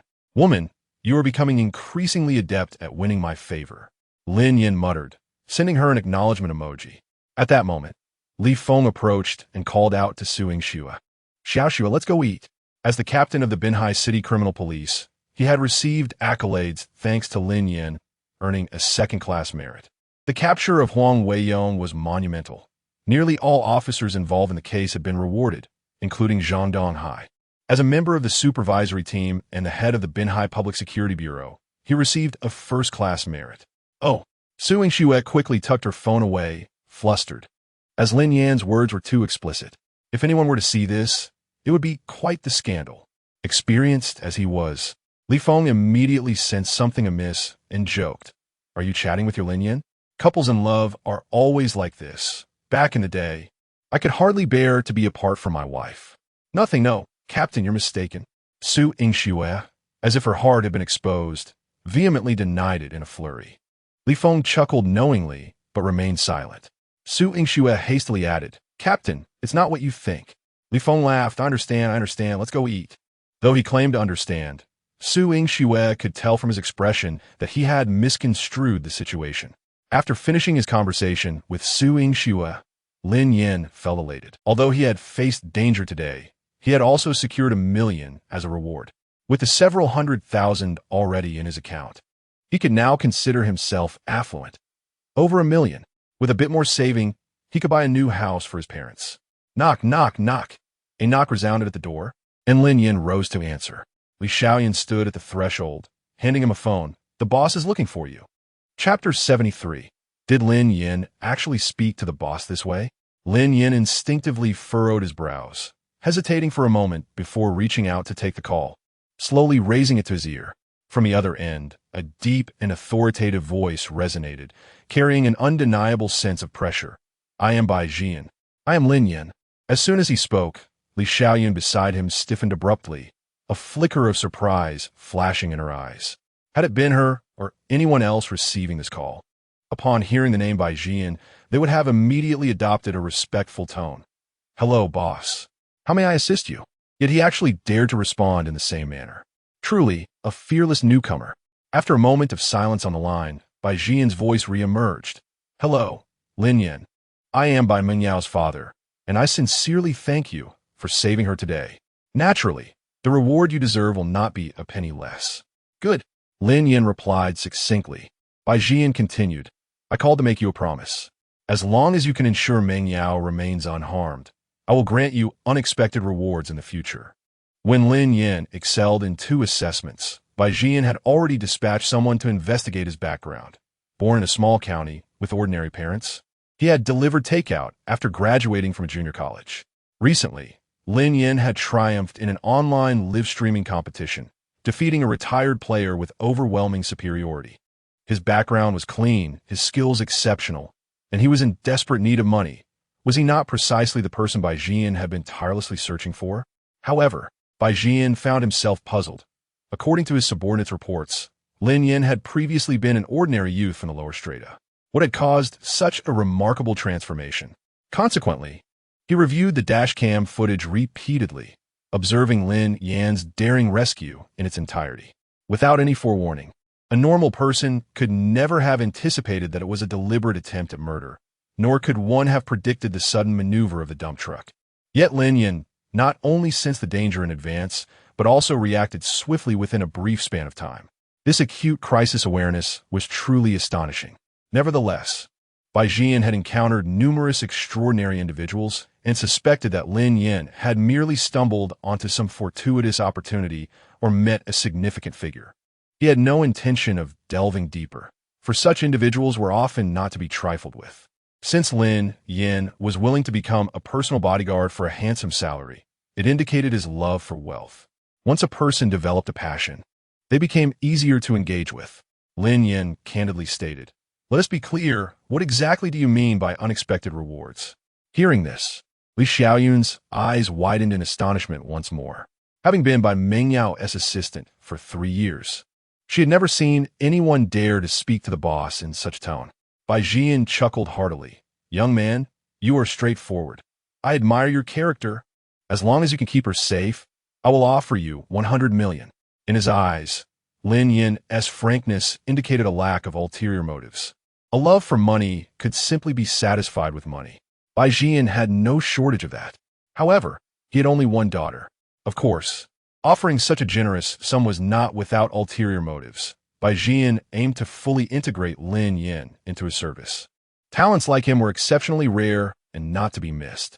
Lin Yan did not hesitate. Words alone are not enough. You must provide written assurance. Not an issue, Bai Jian replied promptly. Lin Yan returned the phone to Li Xiaoyun and turned back to his room. To maintain his confidence in front of Bai Jian, he knew he must be formidable himself. Moreover, Bai Jian was astute and had seen many people. Even a simple conversation could easily reveal his true nature if one was not careful. Only by maintaining an air of nonchalance and presenting himself as a seasoned individual, while making it evident that he was motivated by financial gain, could he effectively lower Bai Jian's guard. During dinner, Lin Yan was seated at the main table, which had only 2 places, one for him and the other conspicuously empty, undoubtedly for Bai Mengyao. "Mr. Lin, the young lady does not wish to dine at the moment, so you must eat alone for now." Li Xiaoyun approached respectfully. After the phone call, her demeanor towards Lin Yan had noticeably shifted. What was once mere politeness now carried a hint of reverence. Lin Yan's presence at the main table alongside Bai Mengyao clearly indicated Bai Jian's high regard for him. "All right." Lin Yan picked up his chopsticks, observing the 5 dishes and a soup before him. Though each was modest in portion, they were exquisitely presented. Clearly a carefully curated and nutritionally balanced meal. Just as he was about to dig in, he suddenly recalled something and turned to Li Xiaoyun. "There is too much food for me to finish alone. It would be a shame to waste it. Why not join me for a bit?" Li Xiaoyun quickly waved her hand in refusal. "No, Mr. Lin, I will be dining with them in the staff area shortly." The them she referred to included the butler and other servants. "Well, if you won't eat, then..." Lin Yan began to feast heartily. "By the way, please don't call me Mr. Lin anymore. It sounds awkward. Just call me Lin Ge." Li Xiaoyun hesitated for a moment before softly responding. "All right, Lin Ge." In her mind, those who could converse with the boss were typically arrogant and aloof. Yet, Lin Yan, with his prowess in the boss's favor, remained humble and unpretentious, which naturally endeared him to her. "Lin Ge, let me serve you some soup. Lin Ge, if you need anything, just let me know." After dinner, Lin Yan had Li Xiaoyun accompany him for a stroll in the villa garden to aid digestion. The young lady has improved significantly under the guidance of a psychologist. "She is sleeping now," Li Xiaoyun mentioned. Lin Yan nodded. For a little girl to experience such an event, it's only natural that she would be frightened. Not just by Meng Yao, but anyone else would likely be shaken by such an occurrence. Li Xiaoyun was already quite resilient psychologically. By the way, what does Bai Mengyao enjoy doing in her spare time? What are her hobbies? Lin Yin inquired. Li Xiaoyan replied without hesitation. The young lady loves reading and excels academically. Had it not been for an unexpected incident during the college entrance examination, she would have undoubtedly been admitted to Tsinghua or Peking University.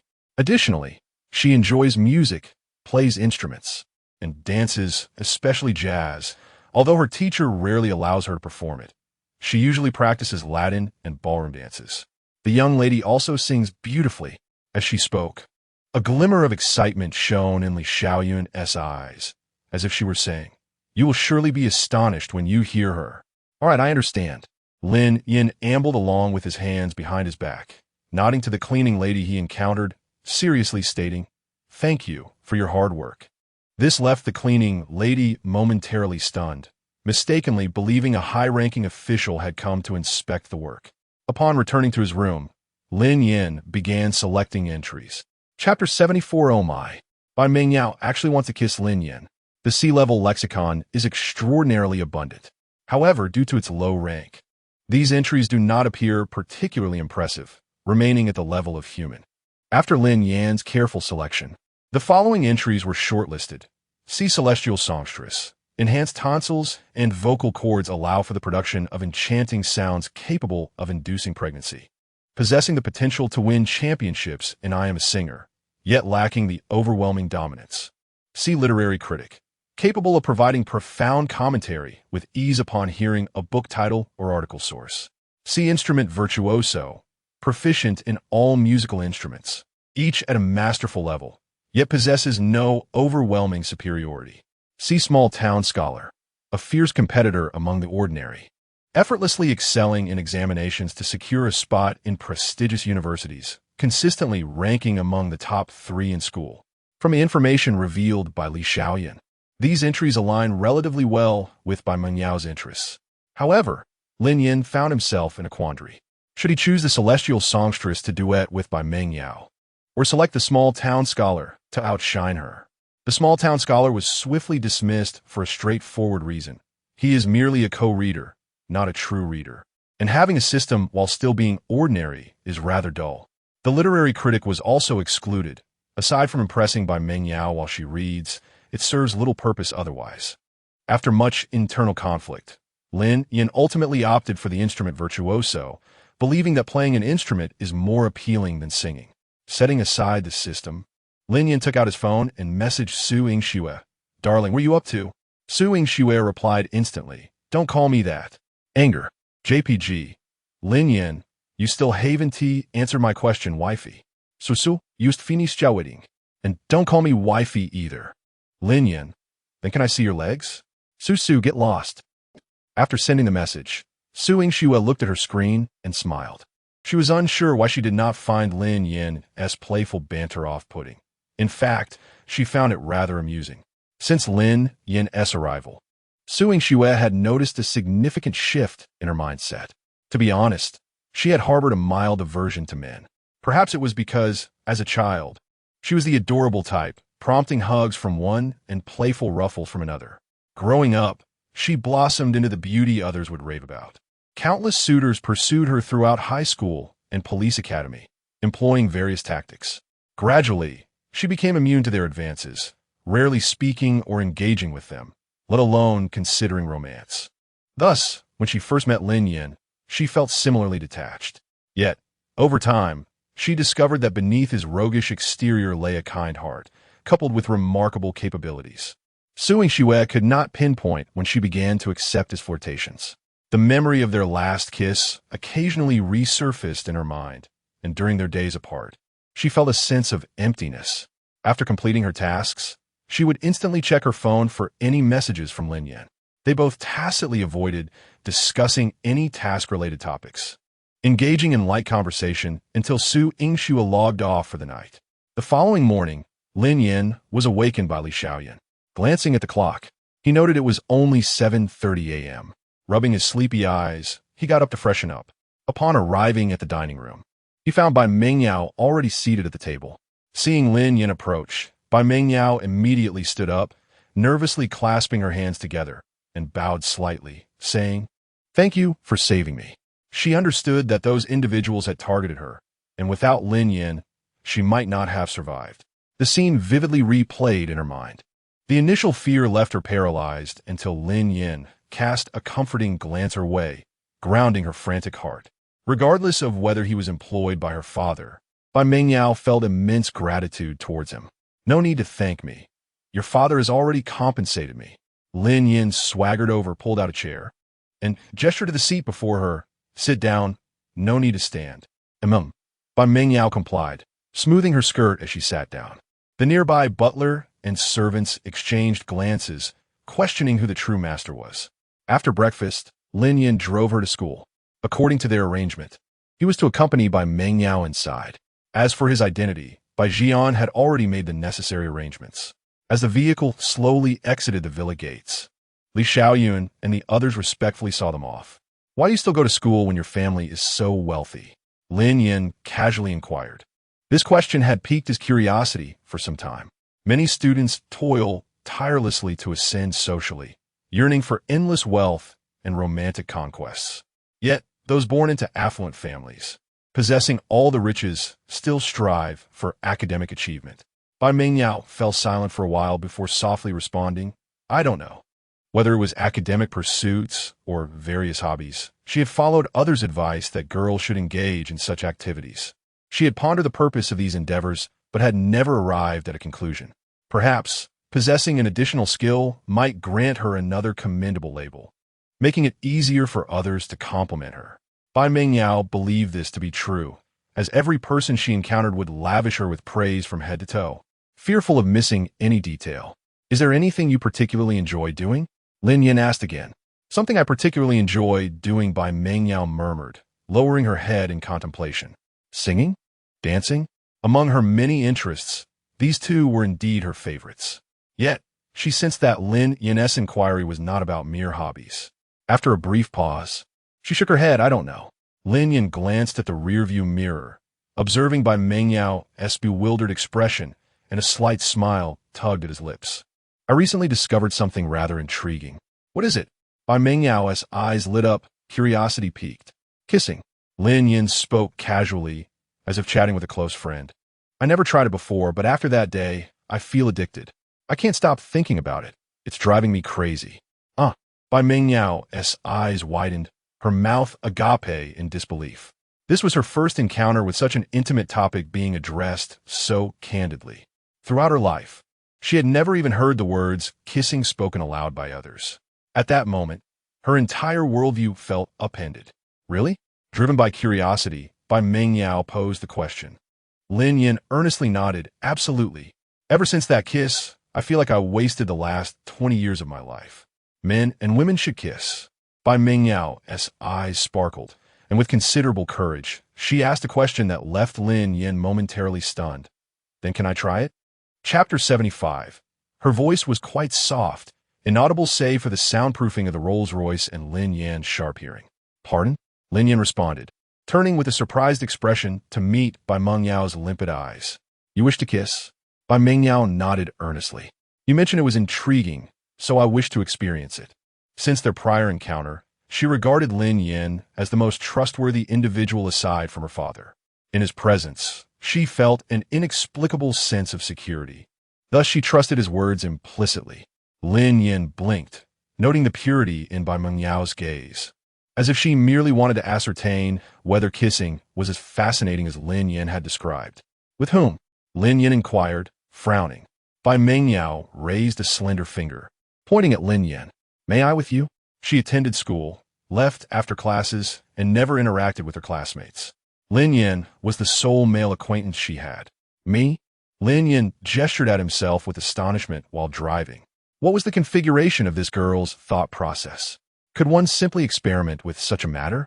He kissed Su Yingxue because they shared an emotional foundation, whereas he had only known Bai Mengyao for a few days. "No," Lin Yin stated firmly. Su Yingxue was the sole object of his desire. "Very well," Bai Mengyao replied, lowering her head in disappointment. Upon reaching the school, Lin Yin and Bai Mengyao entered the classroom, one after the other, and sat in the same row. Immediately, all eyes converged on Lin Yin. The sudden appearance of a handsome man in their class, arriving with the aloof belle Bai Mengyao, caused a stir. Who is that individual? Could he be Bai Mingyao's boyfriend? Hardly a boyfriend. He is merely attractive. Bai Mingyao is a top-tier heiress. He is unworthy. In truth, the students were unaware of Bai Mingyao's true identity. They only knew that she was chauffeured to and from school in luxury cars and maintained an icy demeanor, making her unapproachable. Thus, they speculated that she was a wealthy heiress. However, Lin Yin silenced these discussions with a mere glance. The students who met his gaze immediately feigned reading, refraining from further comment. Nodding off in class was a deeply ingrained habit in Lin Yan's genetic makeup. Consequently, he slept until noon. We should depart, Lin Yan heard, rousing him from his slumber. Class is dismissed? Bai Mingyao nodded. We should have lunch. Instead of returning home for lunch, they would dine at a restaurant owned by the Bai family, located not far from the school. Previously, someone would wait for her at the school gate, escort her to lunch, and then return her. The two exited the classroom, one after the other, separated by approximately 4 or 5 meters. As they walked, a girl approached, exclaiming excitedly, "Senior, may I add you on VX?" Lin Yan paused, scrutinizing the girl. She was reasonably attractive, but far inferior to Su Yingxue and Bai Mingyao. Lin Yan's grave gaze lingered on the girl's attire for a moment before he uttered coldly, "My apologies.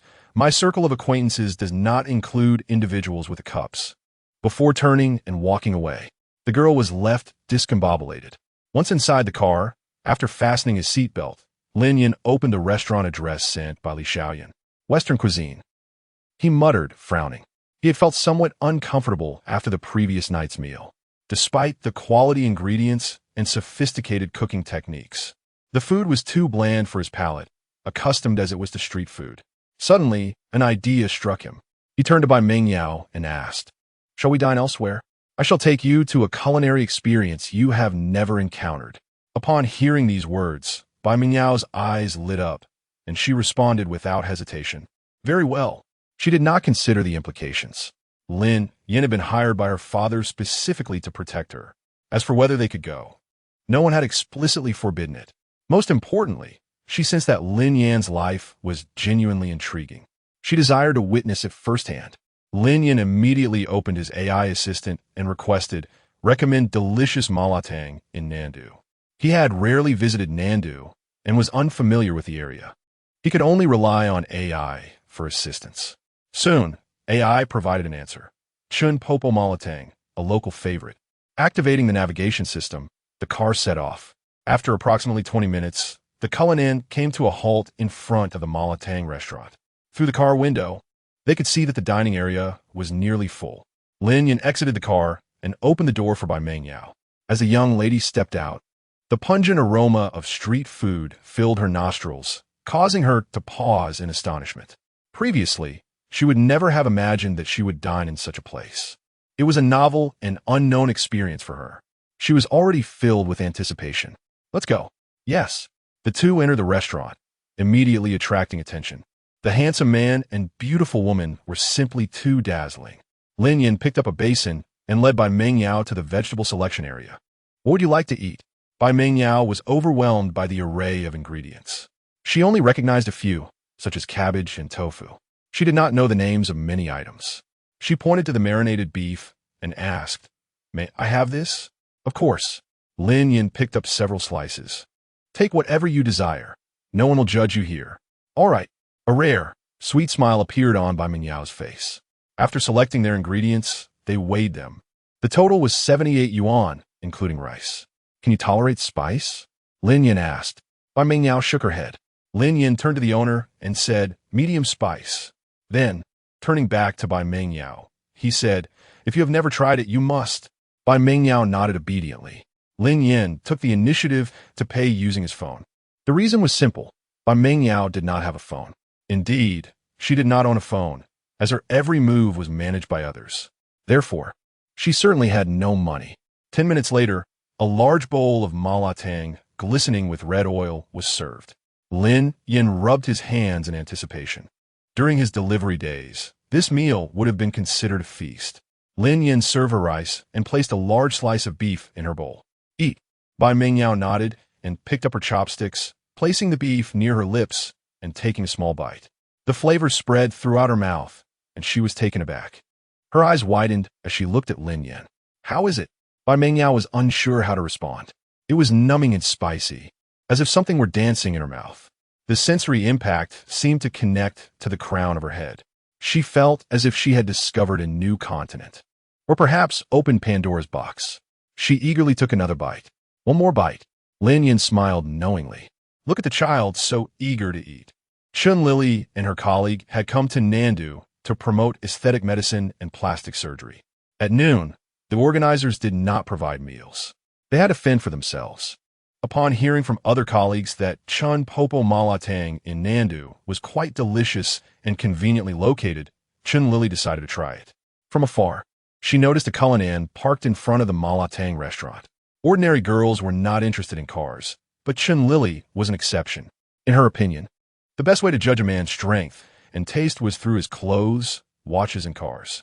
The Cullinan, worth more than 8 million, was the car of her dreams. Wow! Chun Lily quickened her pace, but slowed down as she approached the car. Her gaze fell upon the interior of the car, her eyes brimming with longing. Lily, stop staring. You're about to starve, her colleague urged. Chun Lily replied, You go ahead and get the groceries. I will be there shortly. She wished to linger a moment longer, hoping for a chance encounter with the owner of the vehicle.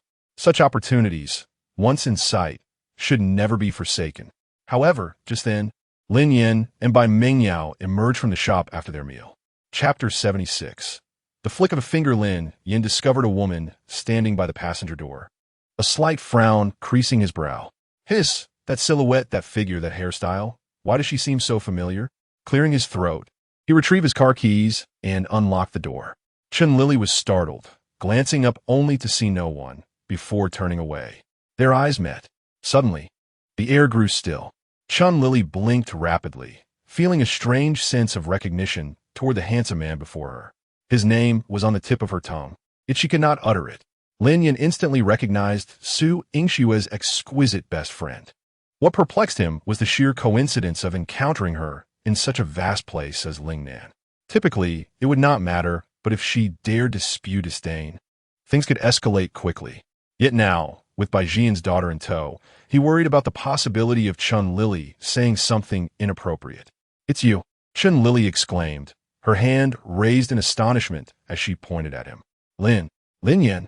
His hairstyle had changed, his attire transformed, but most strikingly, he had become remarkably handsome. An astonishing metamorphosis that momentarily led her to doubt her recognition. However, her gaze was soon drawn to the enchanting beauty behind Lin Yan. Upon seeing Bai Mengyao, Chun Lily felt as though her eyes might pop out in disbelief. Bai Mengyao was breathtakingly radiant, standing there like a flower in full bloom, exuding an air of sophistication that Chun Lily, a mere pretender to high society, could never hope to emulate. Wait, how could such a girl be with someone like Lin Yan, who was practically destitute? Chun Lily quickly grasped the crux of the matter. Just recently, she had heard her friend mention that he had become an auxiliary police officer. At that time, she had been relieved to know her judgment had not faltered. But was there really a difference between delivering takeout and being an auxiliary police officer? The latter was merely a more palatable title. He was not a real police officer. How had he suddenly transformed into such a striking figure, especially with a woman of such caliber? A wave of frustration washed over her, akin to running into an ex who was now thriving far beyond their shared past. No, surely he wasn't using his looks to deceive this beautiful woman? A thought struck her suddenly. There were many con artists nowadays, particularly online, crafting perfect personas to ensnare wealthy women. It had to be that. Thus, she spoke up. Lin Yan, you didn't go to become an auxiliary. Lin Yan anticipated trouble and, having prepared in advance, crumbled a piece of tissue into a ball. Just as her words began to escape, the warning barely formed, he executed a swift flick of his finger. Bayu, the tissue ball shot perfectly into Chun Lily's mouth, leaving her momentarily speechless. Cough, cough, cough, woo, move aside, move aside. Lin Yan then pushed past Chun Lily, opened the car door, and beckoned to Bai Mengyao. Get in. MMM. Bai Mengyao responded like a little kitten, obediently climbing into the car. Lin Yan returned to the driver's seat, ignited the engine, and accelerated away. This car is his. Chun Lily felt her mind buzz with shock, the overwhelming surprise almost causing her to choke on the tissue lodged in her throat. Had he truly transformed into someone so dashing, driving a Cullinan? Was this really Lin Yin? Moments later, after regaining her composure from the astonishment, Chun Lily extracted the tissue and hurriedly messaged her friend. At Luhu Villa, Li Xiaoyan wore an anxious expression, hastily messaging Lin Yin. Lin Gu, why are you still not back? The restaurant just called to say the young lady didn't come for dinner. This news alarmed her greatly. After sending the message, she immediately reported to Bai Jian. Such matters could not be concealed, as any trouble could lead to dire consequences for her. Upon learning this, Bai Jian promptly ordered someone to check the vehicle surveillance footage. Fortunately, there had been no mishaps. Lin Yin had merely taken her out for a meal. Bai Jian had no intention of reprimanding Lin Yin.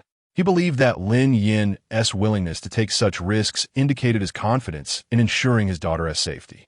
Other bodyguards would likely stay cooped up at home, but such was the difference in capability. Lin Yin's unconventional approach only increased Bai Jian's belief that this young man was worthy of cultivation and entrusted with significant responsibilities. The reason was simple. This type of person possesses skills, yet lacks ulterior motives or guile. As long as one fulfills their desires, they will willingly work for you. Having risen from humble beginnings to his current position, Bai Jian had mastered the art of winning hearts. Thus, in addition to having him protect his daughter, Bai Jian was also preparing to assign him a major task. On the way back to school, the two remained silent. However, Lin Yin sensed something amiss. Bai Mengyao sat in the back seat, her cheeks flushed, lips tightly pressed together, her posture rigid as if she were controlling something. Are you unwell? Lin Yin inquired with curiosity. Bai Mengyao subtly shook her head, a hint of embarrassment on her face. I have a stomachache. Lin Yin immediately realized it must have been from the spicy street food they had consumed. This young lady had likely never encountered such fare, and her digestive system was unaccustomed to it. It's all right, you'll get used to it after a few more times. Bai Mengyao nodded. Then with a hint of grievance, she lamented, but, I need to use the restroom now. Is that so? Lin Yin glanced at the navigation. Suppressing his urgency, we're almost at school. Bai Mengyao looked pitifully at him, but, I only go home. Her life was meticulously regimented, and even her restroom habits were no exception. The sanitary conditions of other restrooms were subpar, so she always returned home to relieve herself. Can't you hold on a bit? Lin Yin frowned. Having grown up in his grandmother's rural home, he had endured far worse conditions. He had been accustomed to using outdoor facilities. No. Bai Mengyao's eyes grew misty, her voice trembling with desperation. Brother, please, I can't hold it anymore. Hearing her call him brother, Lin Yin executed a swift turn, flooring the accelerator. If there were speeding fines, he'd let her father deal with it. A journey that normally took half an hour was completed in just 10 minutes. Such was the prowess of a skilled driver. As he waited for Bai Mengyao, his phone rang unexpectedly. An unfamiliar number, calling from overseas. Lin Yin frowned slightly. After a moment of hesitation, he answered. Hello. A voice on the other end belonged to Bai Jian. Chapter 77. Trouble brews. My wife is jealous who? Lin Yin's tone was crisp and decisive. I am Bai Jian. What is it? Bai Jian replied with a softened tone. There's a lucrative opportunity. Would you be interested? Lin Yin furrowed his brow, his mind racing. How much are we talking about? Bai Jian's voice was laced with temptation. Enough for you and your parents to never worry about money again. What do you want me to do? Lin Yin continued to inquire.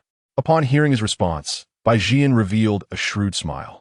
As he suspected, despite Lin Yan's formidable abilities, he was easily manageable. The key was to discuss money with him. Help me with something. Bai Jian's tone suddenly turned grave. The one who targeted Xiao Yao is Tian Tai, the owner of Hongshin Group. He is my business rival.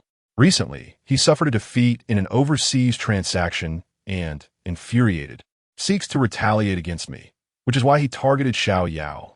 Lin Yin frowned. You want me to kill him? Ha ha ha. Bai Jian laughed heartily. I merely want you to eliminate the threat to Xiao Yao. If you agree, not only will I reward you with money, but I will also grant you shares in my company. From now on, you will no longer be a bodyguard, but a partner in Jiqiang Group, fully integrated into the upper echelon. You and your family will never have to worry about money again. Tian Tai had always been a thorn in Bai Jian's side. And if Lin Yin could dispose of him, Bai Jian could gradually encroach upon Tian Tai's territory overseas.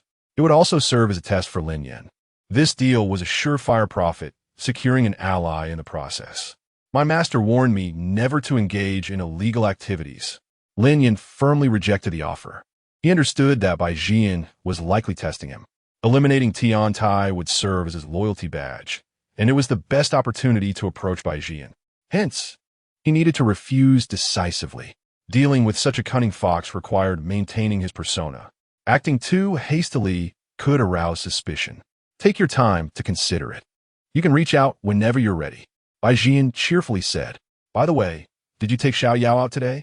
Yes, Lin Yin replied nonchalantly. I can't get used to the food here, so I took her out to eat. We had a meal worth 78. You'll need to reimburse me later. Ha ha ha. No problem. Bai Jian laughed. Xiao Yao has never had a mother, and I've been busy with work.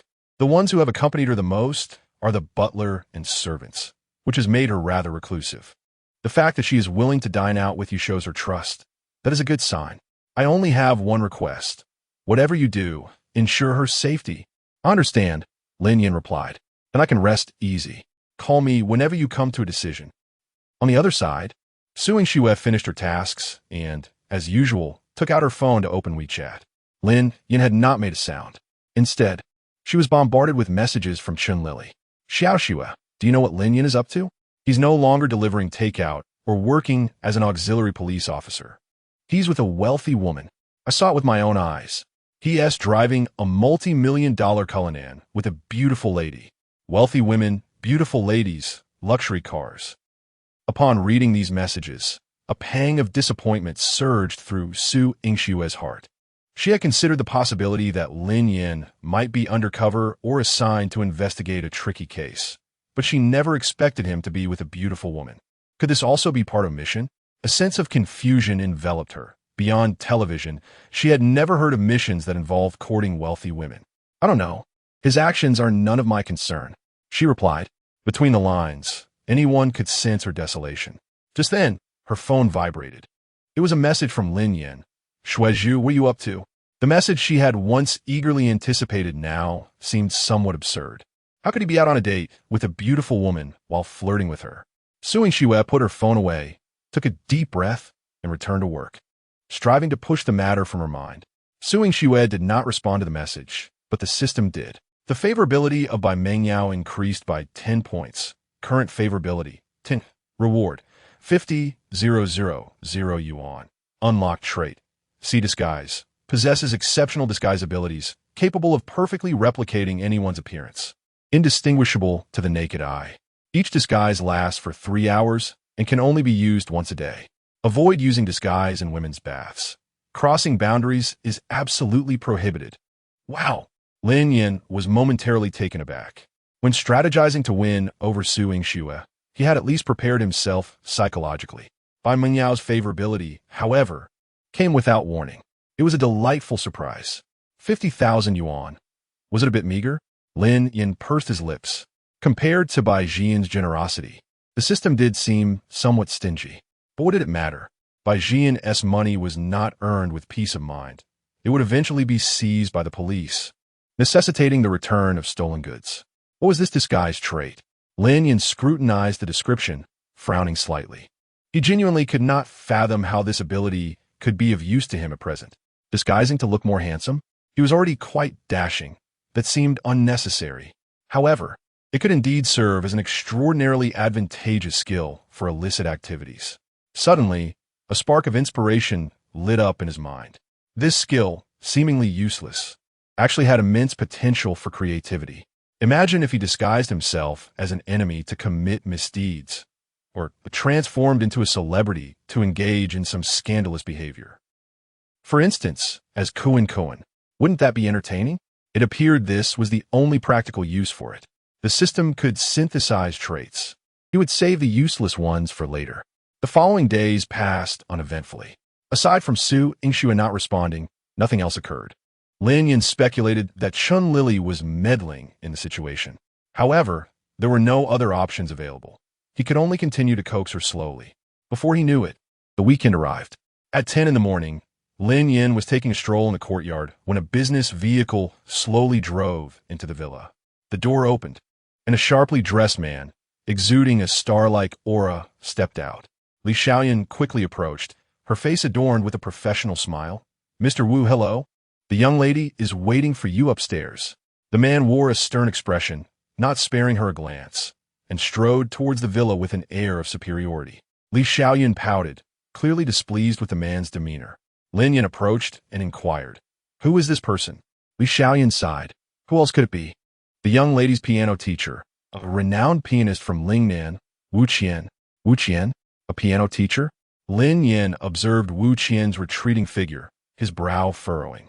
Without Li Xiaoyan mentioning the piano, he had forgotten he possessed the trait of a musical prodigy. "How much does he charge per lesson?" Li Xiaoyan extended 5 fingers. 5,000? Li Xiaoyan shook her head. 500,000 a year. How outrageous. Lin Yan's eyes widened. Wasn't that highway robbery? After saying this, he hurriedly followed suit. Chapter 78. Apologies, I am a piano prodigy in the villa. There exists not only a dedicated dance studio, but also an independent piano room. By Meng Yao, clad in an elegant white gown, awaited in the piano room. The soft light of dawn filtered through the glass, casting a gentle glow upon her, rendering her as beautiful as a fairy emerging from a painting, pure and unblemished. Upon seeing Wu Qian, Bai Mengyao promptly rose from her seat, hands clasped modestly over her abdomen, and slightly bowed. "Teacher Wu." Her gesture was perfectly measured, devoid of any excess. Wu Qian nodded slightly, his earlier indifference melting away as a warm smile graced his features. "Good morning, Xiao Yao. How did your practice with the piece I assigned last week go?" "Play it for me."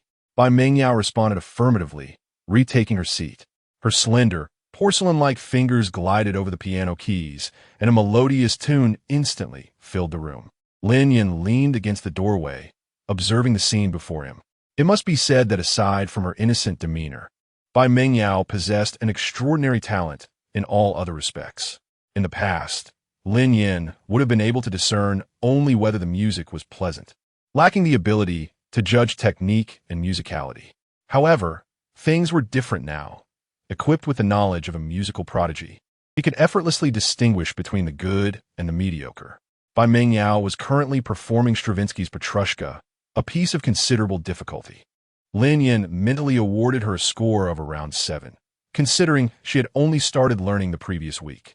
While achieving a score of 7 was not particularly challenging, attaining a 9 or even a 10 would require an exceptional gift. Lin Yin believed that although Bai Mengyao might not reach a perfect score in the future, the possibility of her achieving a 9 was very high. This was the ability the knowledge had granted him, to discern a person's talent through their music and technique. "Lingo, what are you doing here? Can you understand it?" Li Xiaoyan approached, whispering in Lin Yan's ear. "Of course. I practiced for 2.5 years." Lin Yan replied confidently. "Really?" Li Xiaoyan's face was full of skepticism. Given Lin Yan's prowess in physical skills and driving, she naturally categorized him as one of the rougher types. To put it plainly, she thought he was rather uncultured. "Do I look like someone who would lie?" Lin Yin turned to her, his gaze lingering on her form-fitting skirt and shapely legs, frowning as he remarked, "You should wear black next time." "What?" Li Xiaoyan looked bewildered. Lin Yin raised an eyebrow, chuckling, "Linga loves black stockings." Li Xiaoyan immediately felt a wave of embarrassment. Lin Ge was indeed quite blunt. As the performance concluded, Wu Qian applauded, praising Xiao Yao. "Your progress is remarkable." In that moment, as Bai Mengyao turned her head, her gaze crossed over Wu Qian and landed on Lin Yin by the door. A flicker of surprise, mixed with anticipation, crossed her expression, as if she wished to hear him say something. Wu Qian followed her gaze, and his smile vanished instantly.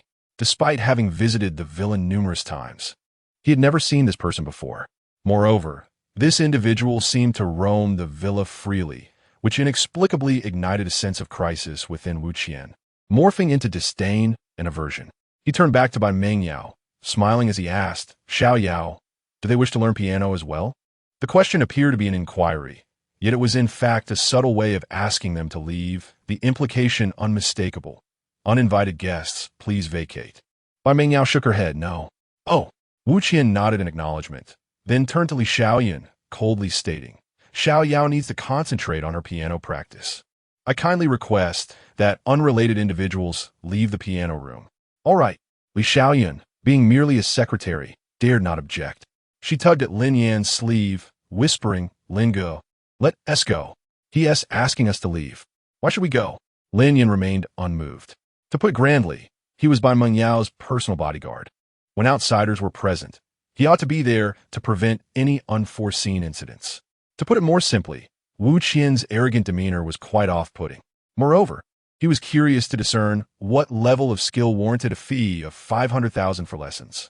Wu Qian, noticing Lin Yan's obstinacy, scoffed, If you don't leave, I'll require you to pay the tuition. My lessons do not come cheap. His expression bore an air of arrogance and pride, adding, Oh, and let me remind you, not everyone can learn the piano. You'd best think carefully before proceeding, lest you find yourself unable to learn and then blame me for poor instruction. Don't come to me seeking a refund later. Lin Yan merely chuckled disdainfully, remaining silent as he retrieved his phone and opened a search app. What is Wu Qian's background? The search results displayed. Wu Qian, a renowned pianist from Lingnan province, has won third place in the national piano competition. Is that all? Lin Yan flipped his phone screen around, incredulous that someone who could barely be considered famous would dare to call himself a pianist. Wu Qian, rather than becoming angry, laughed. So, you do have some understanding of the piano? I know a bit, Lin Yan shrugged. How about, you perform for us? Wu Qian pointed to the piano, his tone laced with provocation, inviting them to witness a master's skill. In Lingnan, few could inspire his apprehension, and he was acquainted with all of them. This nameless individual before him dared to boast, and Wu Qian saw an opportunity to expose him. Sure, Lin Yan replied, but what if I play better than you? Wu Qian smiled nonchalantly. Confidence is commendable, but excessive confidence is detrimental. I'll state this plainly. If you play better than I do from now on, you will teach Xiao Yao, and the lesson fees will be yours. I shall never set foot in this villa again. Deal, that's your word. Lin Yan strode confidently toward the piano, and upon noticing, Bai Mingyao instinctively stood up, gracefully stepping aside. She said nothing, for in her heart, she believed that if Lin Yan claimed he could, he surely would. Li Xiaoyan watched in astonishment, wondering if he truly dared to proceed. Wouldn't it be embarrassing if he played poorly? As Lin Yan's hands rested upon the piano keys, countless notes flashed through his mind, forming combinations, and a multitude of world-renowned pieces emerged before him. Seeing him hesitate, Wu Qian smirked slightly. If you find that piece too difficult, it's all right. I allow you to choose an easier one. No need, Lin Yan responded, turning swiftly to position his hands on the keys in a blind playing posture. Bai Mengyao's eyes widened in astonishment. She could also play without looking, but only with relatively simple pieces. She had yet to witness anyone perform Petrushka in such a manner. Though Li Xiaoyan did not understand piano, she recognized the skill involved. Playing with one's back turned was arguably more challenging than playing blindfolded. Wu Qian, observing this, furrowed his brow. Doubts began to creep into his mind. Could he truly possess such skill? There seemed to be no reason for it. He had been bold enough to challenge Lin Yan only because he had never heard of him. If he truly had such talent, he wouldn't be so obscure. Would he? At that moment, Lin Yan slowly closed his eyes. The next instant, his 10 fingers began to dance gracefully across the keys. Chapter 79. Master, may I audit? Lin Yan's fingers rhythmically danced across the keys, the intricate notes of Petrushka flowing like a gentle stream into the ears of the audience. Wu Qian's brow furrowed instantly. An expert's prowess is revealed at the very moment their fingers touch the keys. One can easily discern between mere tinkling and genuine artistry. It was evident that Lin Yan was not exaggerating. He not only played well, but did so with remarkable skill, executing the challenging Petrushka from memory. The formidable nature of his ability began to surface. However, Wu Qian was undeterred. This was merely the beginning, and the true complexity of the piece lay ahead. Upon hearing the music, Bai Mengyao's delicate brows knitted in surprise. She had never anticipated that Lin Yan not only played the piano, but did so at a level far beyond her expectations. Among those present, The most astonished was Li Xiaoyan. She gaped at Lin Yan, who was effortlessly playing the keys with his back to her. Is this really Lin? You can actually play? The piece gradually reached its climax. Each finger of Lin Yan seemed to be imbued with life, akin to agile Latin dancers, leaping and twirling across the keys, mesmerizing onlookers. Bai Mengyao's lips parted slightly in astonishment. She had dedicated an entire week to mastering this piece, fully aware of its complexity. Yet Lin Yan's performance surpassed any rendition she had previously heard from Wu Qian by at least 1 or 2 levels, leaving her utterly astonished. At that moment, Wu Qian stood frozen, his expression one of disbelief akin to witnessing the national football team winning the World Cup. Could an ordinary person achieve such mastery? No, it was impossible. The skill Lin Yan had just displayed was at least that of an international master, with no more than 3 individuals in the country able to match him. How could someone of such caliber remain obscure? How could he suddenly appear here? Moreover, he had just observed the secretary's shocked expression, clearly indicating that she too had been unaware of Lin Yan's piano prowess. A self-taught individual? Unacquainted with competitions? Truly, the saying rang true. Masters are often found among the common folk.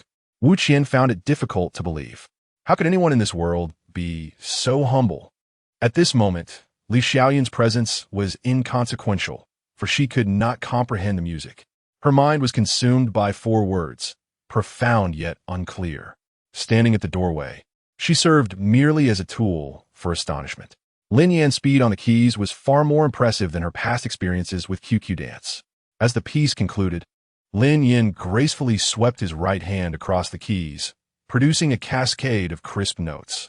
He clapped his hands on his thighs, exclaiming in delight, "What a performance!" He turned, a confident smile gracing his lips as he raised an eyebrow at Wu Qian. "It's your turn." He thought to himself, "You, who cannot even rank nationally, dare to call yourself a master before me? This job with a salary of 500,000 is mine." Wu Qian, recovering from his stupor, looked at Lin Yan with a ghostly expression, his lips quivering as he asked, "Who is your teacher?" It was inconceivable that someone capable of producing such a student would remain unknown. Self-taught, just playing the piano, do I really need a teacher? Lin Yan's eyes flickered with surprise as he regarded Wu Qian in confusion. Beside them, Bai Mengyao's cheeks flushed slightly as she lowered her gaze, feeling as though she had been subtly criticized. Self-taught, without guidance? Wu Qian began to question his own existence. He had practiced piano since childhood, hailed as a genius, with parents investing heavily in esteemed instructors to guide him. He had only just reached his current level. The thought of achieving international master status through self-teaching was unfathomable, a notion too terrifying to entertain. "What are you standing there for?" Lin Yan gestured towards the piano. "It's your turn." Wu Qian glanced at the piano, then back at Lin Yan. There was no need to compete. It was evident he could not perform Petrushka from memory. The outcome was already determined. "No, I won't compete. I concede." Wu Qian's face turned crimson as he uttered those words weakly. Hearing this, Lin Yan turned to the dazed Bai Mengyao. "Did you hear that? He admits defeat. I'll take on the task of teaching you piano from now on. Remember to have your father settle the payment later." His intention to accept this role was not merely for monetary gain or to increase his favor with Bai Mengyao. He aimed to further solidify his persona as a money-driven individual, allowing Bai Jian to lower his guard and ultimately earn his trust. This was a gradual scheme, echoing Zhang Xiaomei's final words of advice. "Master," Wu Qian suddenly interjected, a hint of flattery in his tone. "May I remain here to audit? I assure you, I will not disrupt your class." For Wu Qian, the opportunity to observe a master teach up close was invaluable, and he was determined not to miss it. Lin Yan frowned, scrutinizing him with an odd look, and replied coolly, "Ordinary people are not worthy of attending my class." Wu Qian sighed with relief, thinking, "That works. While I may not be a master, I am somewhat well known, so I should not be considered an ordinary person." "You misunderstood. I was referring to you." Lin Yan shrugged and turned to Li Xiaoyan. "Xiaoyan, close the door and show him out." "Understood."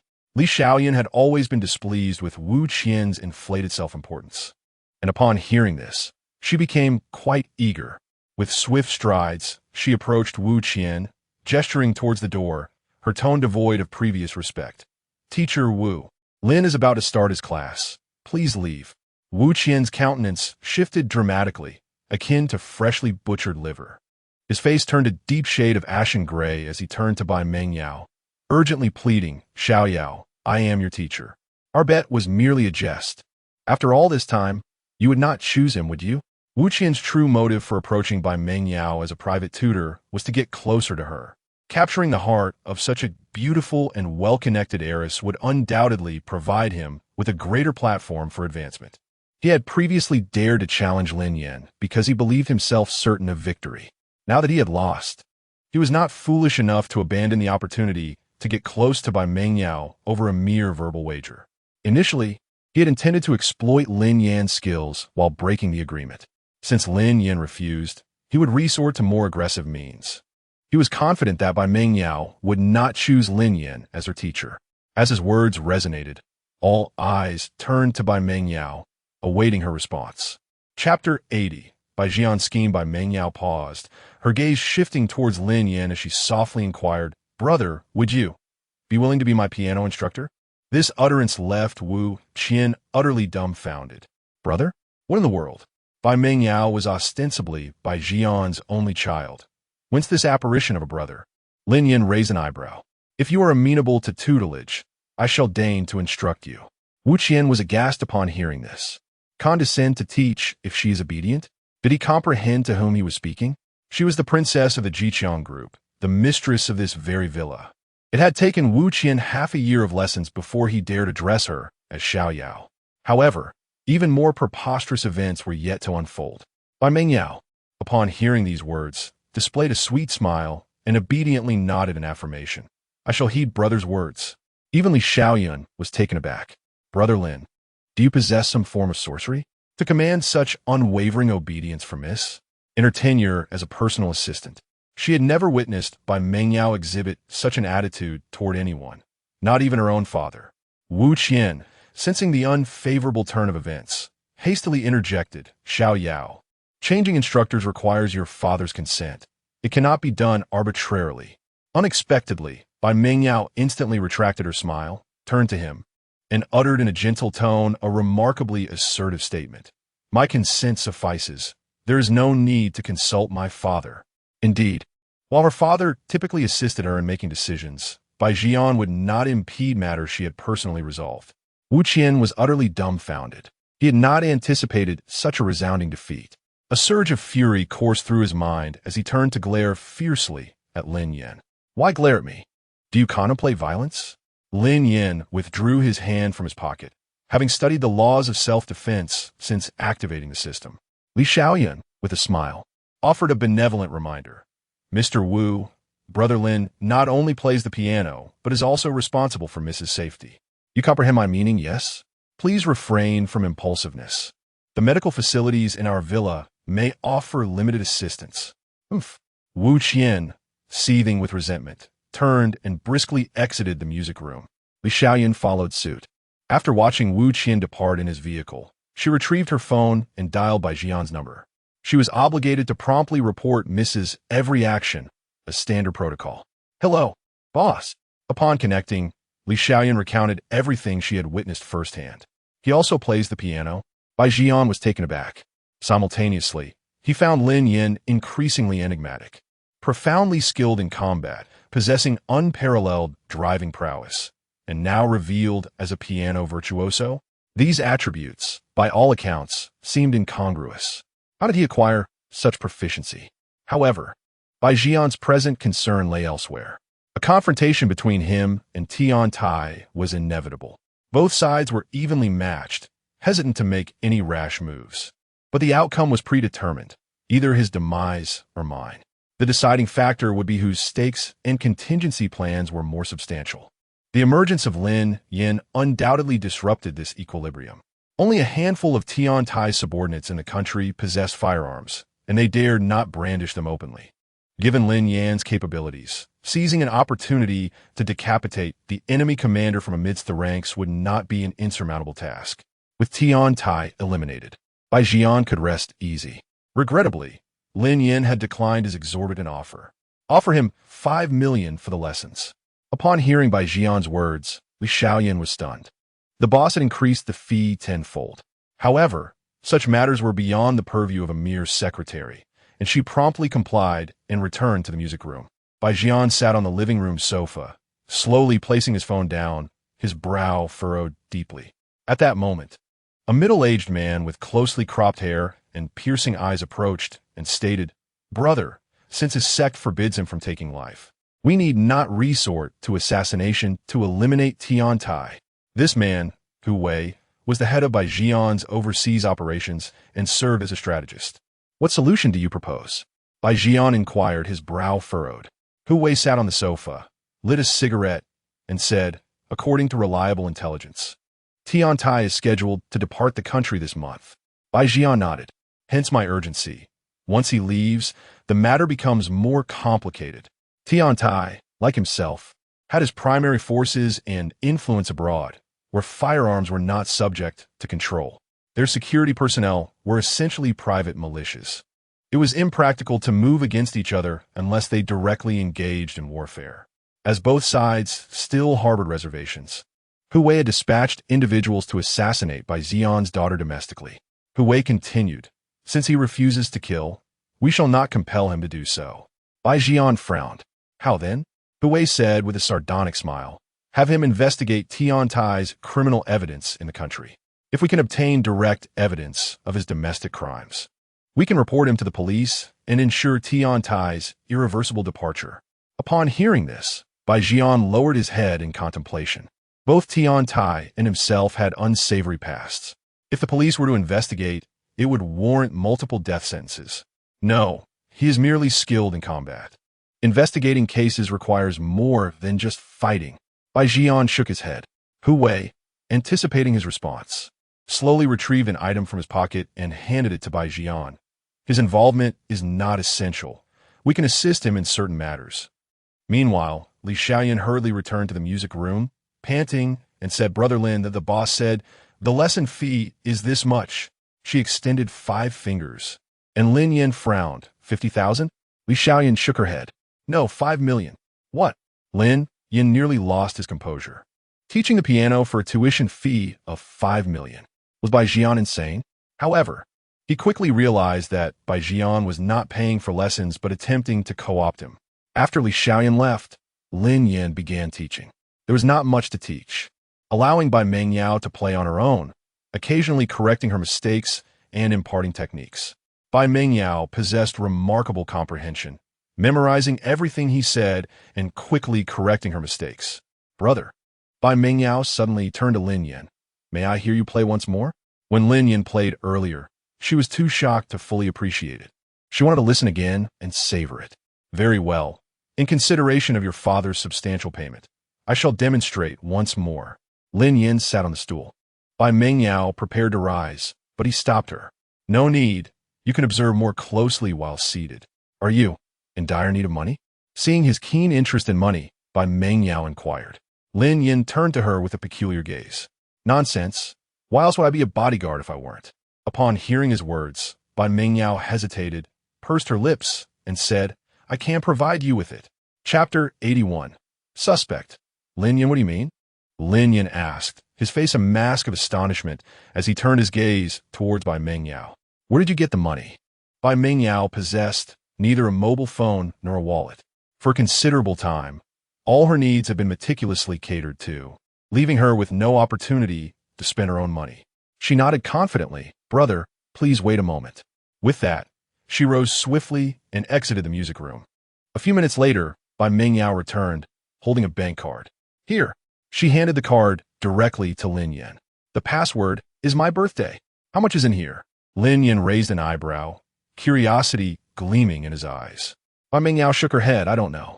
This was given to me by my father on my 18th birthday. He told me to keep it safe and said if I ever needed money urgently, I could use it, but I mustn't tell anyone." Lin Yin furrowed his brow. "Only withdraw when in need? What does that imply?" Given Bai Jian's meticulous care for his daughter, it was inconceivable that Bai Mengyao would ever worry about money while he was alive. Could it be that this was a contingency plan left by Bai Jian for his daughter? Although Lin Yin initially hesitated to accept Bai Mengyao's money, his curiosity got the better of him. "All right, I'll keep it for now. He tucked the card into his pocket, intending to visit the bank at a later time to uncover the truth. By the way, when is your birthday? 031115. That evening, Lin Yin lay in bed, sending a flurry of messages to Su Yingxue, but they vanished into the void, receiving no reply. Has your account been hacked? Still, there was no response. After a brief contemplation, he decided to place a video call. To his surprise, Su Yingxue answered. In the frame, she appeared as if she had just emerged from a shower, clad in pajamas, her hair damp, and a facial mask adorning her visage. Speak if you have something to say, she replied coldly, resembling a couple engaged in a silent standoff. Lin Yin demanded, why haven't you replied to my messages? Su Yingxue retorted, do I have an obligation to respond to you? Is it that Chun Lily has been bad-mouthing me in front of you? How is that my concern? Despite her words, after the past few days, she had come to a realization. Lin Yin was likely engaged in a mission. The luxury cars and beautiful women might all be part of his assignment. However, in that moment, her emotions clouded her rationality, and she felt an inexplicable sense of betrayal. Su Yingxue pondered why she had lost control of her emotions. It was so unlike her. Nonetheless, even with the understanding that Lin Yin might be executing a task, she still felt a twinge of discomfort. How could she articulate that feeling? It was akin to her husband being sent by his boss to dine and drink with a beautiful client. Although she understood it was work, she found it impossible to remain at ease. Lin Yin asserted, how can it not concern you? Everyone in our community knows you are my girlfriend. Do you still want to deny it? Su Yingxue vehemently denied, that's not true. That won't do. You've tarnished my reputation. You must take responsibility. Su Yingxue plafeli scolded, shambles. At this, Lin Yin chuckled, realizing that Su Yingxue's anger had dissipated. It appeared that comforting a girl was not as challenging as he had imagined. He generously sent her a red envelope. While I'm away, treat yourself to some good food. No, you work so hard for your money. Keep it for yourself. Just don't be stingy with yourself. Do I work hard? Lin Yin couldn't help but laugh. Earning money was remarkably easy for him now. He teased, oh, I've heard that wives enjoy managing finances. Don't you want me to hand over my paycheck? Without hesitation, Su Yingxue retorted, not a chance. I can earn my own money and spend it as I please. Lin Yin seized the opportunity. So you admit that you're my wife? Only then did Su Yingxue realize, her cheeks flushed with embarrassment. Go to hell, she exclaimed before decisively ending the video call. Lin Yin gazed at the chat window, a smile spreading across his face. Judging by Su Yingxue's reaction, he was not far from completing his system task. Keep it up. At that moment, his phone rang. Lin Yin frowned. It was Bai Jian calling. Hello, Lin Yin. Have you had a chance to rest? Not yet. What is the matter? I'd like to discuss something with you. Don't worry. This time, it's not about sending you to kill someone. A week later, on October 15th, Su Yingxue had the day off and returned to Binhai. Upon arriving home, she first tidied Lin Yin's scattered slippers and proceeded to wash the bed linens. Dust had settled on the dining table, and she meticulously cleaned the house before leaving. Although her studies would not conclude for over a month, she wanted to ensure that if Lin Yin unexpectedly returned home, he would not be uncomfortable in a messy environment. Su Yingxue drove to Huangfeng town under the jurisdiction of Binhai. After some inquiries, she located a secluded residence.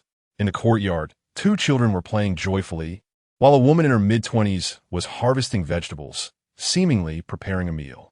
Upon noticing Su Yingxue, the woman furrowed her brow slightly. Who are you looking for? Su Yingxue politely responded, I'm looking for Zhao Yusen. Perhaps due to Su Yingxue's striking beauty, the woman hesitated momentarily before calling out to the house. Someone is here. Soon, a young man emerged from the house. He bore a resemblance to Zhao Gang and, upon seeing Su Yingxue, was momentarily taken aback. You're looking for me? Su Yingxue nodded, producing a piece of paper from her pocket and handing it to him. Actually, he's been silently watching over you all these years. Zhao Yusen took the paper, and as he read its contents, he stood frozen in place. Xin, it's been 15 years. Your father finally has the chance to speak with you. Su Yingxue softly explained, your father is currently detained here.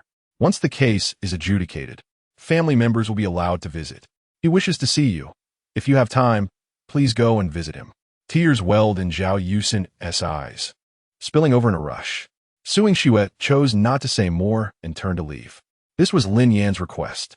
It proved that her initial judgment had been correct. While Lin Yan appeared carefree on the surface, he possessed a kind and righteous heart. Just as Su Yingxue got in her car and prepared to leave, her phone vibrated incessantly. Curious, she checked and found a flurry of messages in her study group chat. Police report.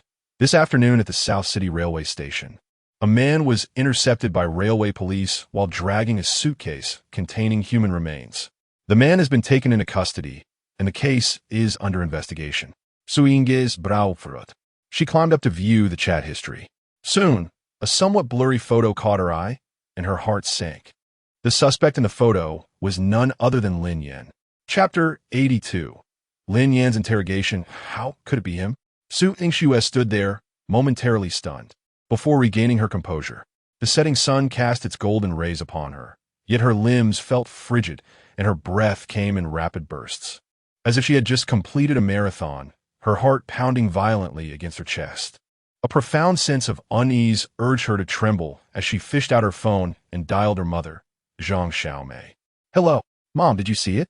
The moment the words escaped her lips, Su Yingxue regretted her inquiry. As a deputy-level official, how could her mother be unaware of such a significant case? I saw it. Zhang Xiaomei's voice resonated from the receiver, steady and composed. Then, Su Yingxue hesitated, wanting to ask if Lin Yan was on a mission. But she swallowed the question. Being part of the law enforcement system, she understood the impropriety of her curiosity.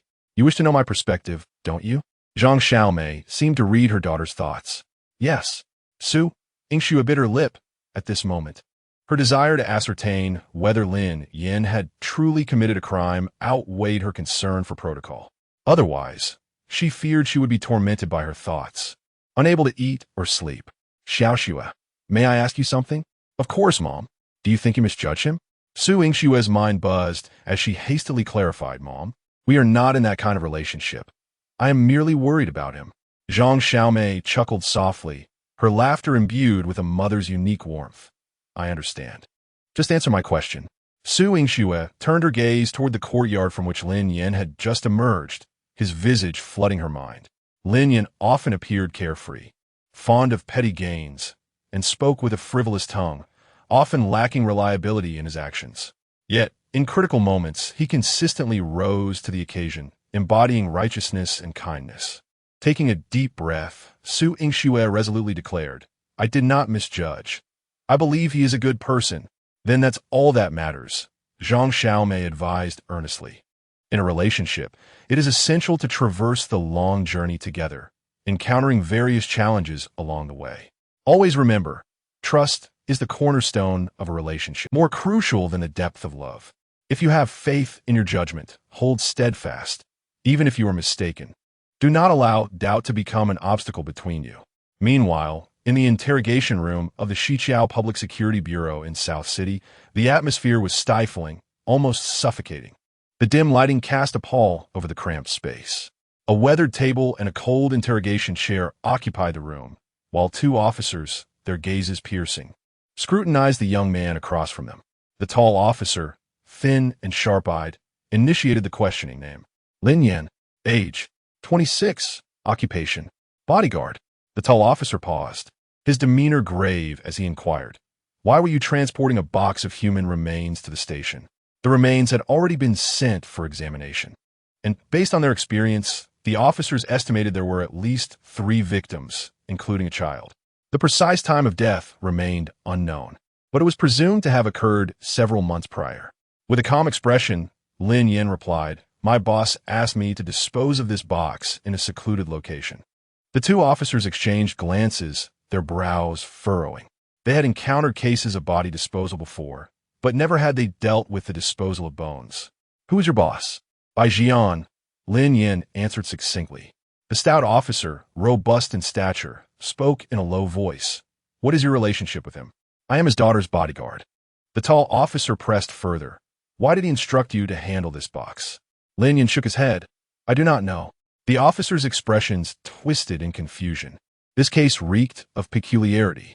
Bai Jian was a well-known entrepreneur in South City. How could someone of his stature resort to having his subordinate dispose of human remains? There must be more to the story. The stout officer continued. Whose remains are these? Where did you obtain them? Of course, they were given to me by Bai Jian. Lin Yan reiterated, but I truly do not know who the deceased are. The tall officer clenched his fists, gritting his teeth. How can you claim to know nothing? After interrogating numerous individuals, he was taken aback by the straightforwardness of Lin Yan's answers. Yet he gleaned no useful information. Lin Yan shrugged innocently. Officer, I genuinely do not know. Bang! The tall officer slammed his fist on the table in frustration. All right, I need to step out for a moment. Seeing this, the stout officer rose and exited the interrogation room, heading to the chief's office. Knock, knock, knock, come in. The stout officer entered the office and reported, Chief, his testimony is quite suspicious. Please take a look. He handed over the statement. Chief Hao Dong took the statement, his brow furrowing. Bai Jian's daughter's bodyguard? The name Bai Jian resonated in Hao Dong's mind. He had even seen the man in person. An entrepreneur of such standing embroiled in a murder case likely harbored unspeakable secrets, perhaps even intentional homicide. Yet what puzzled Hao Dong was why Bai Jian would opt for such a crude method of disposing of the remains. The Jiqiang Group was a key enterprise in the province, wielding significant influence. They could not rely solely on Lin Yan's account. The immediate priority was to investigate the identities and causes of death for the deceased, while concurrently verifying Lin Yan's identity and recent activities. Understood, Chief. Investigating the identities of the deceased felt akin to searching for a needle in a haystack. The DNA results indicated that the smaller set of remains was related to the other two, suggesting that they were a family of three. Under what circumstances would a family perish simultaneously? It could either be an accident or foul play. If it were an accident, why not afford them a proper burial, instead of disposing of the remains? The police investigation revealed that Bai Jian's wife had passed away 15 years prior, leaving only his daughter as a relative. It was evident that these three individuals were not related to him. Furthermore, Lin Yan's claims were substantiated. He indeed was Bai Jian's daughter's bodyguard, residing in the Bai family's villa community at Luhu prior to the incident. The case grew increasingly enigmatic, with the likelihood of homicide rising. Chief, Bai Jian left for a country in South Asia a month ago and is currently out of the country. Hao Dong fell into contemplation. This case posed significant challenges. Bai Jian not only wielded considerable influence, but also possessed a formidable legal team, without concrete evidence. Securing a conviction would be virtually impossible. After a moment of reflection, Hao Dong instructed, do not alert Bai Jian for now. We will begin by investigating the identities of the deceased. While identifying the deceased based solely on bones was fraught with difficulties, it was not entirely impossible. Carbon-14 dating revealed that the family of three had died between 5 to 8 months prior. This greatly narrowed the investigation window, as the family had been missing for approximately 6 months. By reviewing provincial missing persons reports and conducting inquiries, it was likely that the identities of the deceased could be uncovered. If they were from out of town, DNA comparisons could still be made, though it would take longer.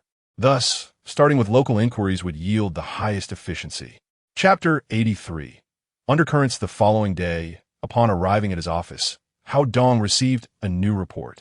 Alarming reports concerning collective disappearances in Lingnan province over the past 6 months were exceedingly rare, with the majority proving to be false alarms. Only 2 cases of missing persons remained unresolved. One case involved a householder named Zhang Rongxiang, aged 35, while the other concerned 48-year-old Lu Qingfu. As the police were unable to establish contact with either family, the cases were classified as missing persons. Hao Dong immediately dispatched personnel to investigate both families' registered places of residence. The officers assigned to Zhang Rongxiang's case located his cousin. The cousin, a stout man with sun-darkened skin, spoke of his relative with a palpable sense of unease. Rongxiang's parents passed away early, so he ventured to Nandu in his early 20s. Within a few years, he had acquired a car and a house, and even married and had children. Many villagers were envious, but we were never privy to the specifics of his occupation. The cousin, who maintained a close relationship with Zhang Rongxiang, frequently contacted him. 5 months prior, the cousin had planned a trip to Nandu and attempted to reach Zhang Rongxiang in advance, only to find his phone switched off and his messages unanswered. Calls to his sister-in-law went unanswered as well. Alarmed, the cousin reported the matter to the local public security bureau, but the case remained unresolved due to a lack of leads. After all, without evidence suggesting the involvement of a major crime, it was difficult to allocate significant police resources to a dedicated search. Meanwhile, officers investigating the disappearance of Liu Qingfu's family discovered through inquiries that they had relocated to North Xinjiang years ago. In previous years, they would return to their hometown for the Spring Festival, but this year, they had neither returned nor answered their phones. The person who reported the disappearance was a friend of Liu Qingfu, who claimed that Liu owed him 5,000 yuan, which was originally scheduled to be repaid this year. But now he had vanished without a trace. Considering all the available information, the circumstances surrounding Zhang Rongxiang's family most closely resembled those of the deceased. At that moment, the forensic report was released, revealing blunt force trauma to the skull of the adult male's skeletal remains and knife wounds to the ribs of the child. Preliminary findings suggested a case of family annihilation. The police promptly collected DNA samples from Zhang Rongxiang's cousin for comparison, confirming the identities of the deceased as Zhang Rongxiang and his family. The Westbridge Subdistrict Public Security Bureau immediately reported the case to the provincial department, and Nanda City swiftly assembled a team of seasoned criminal investigators, establishing a task force to formally investigate the Zhang Rongxiang family annihilation case.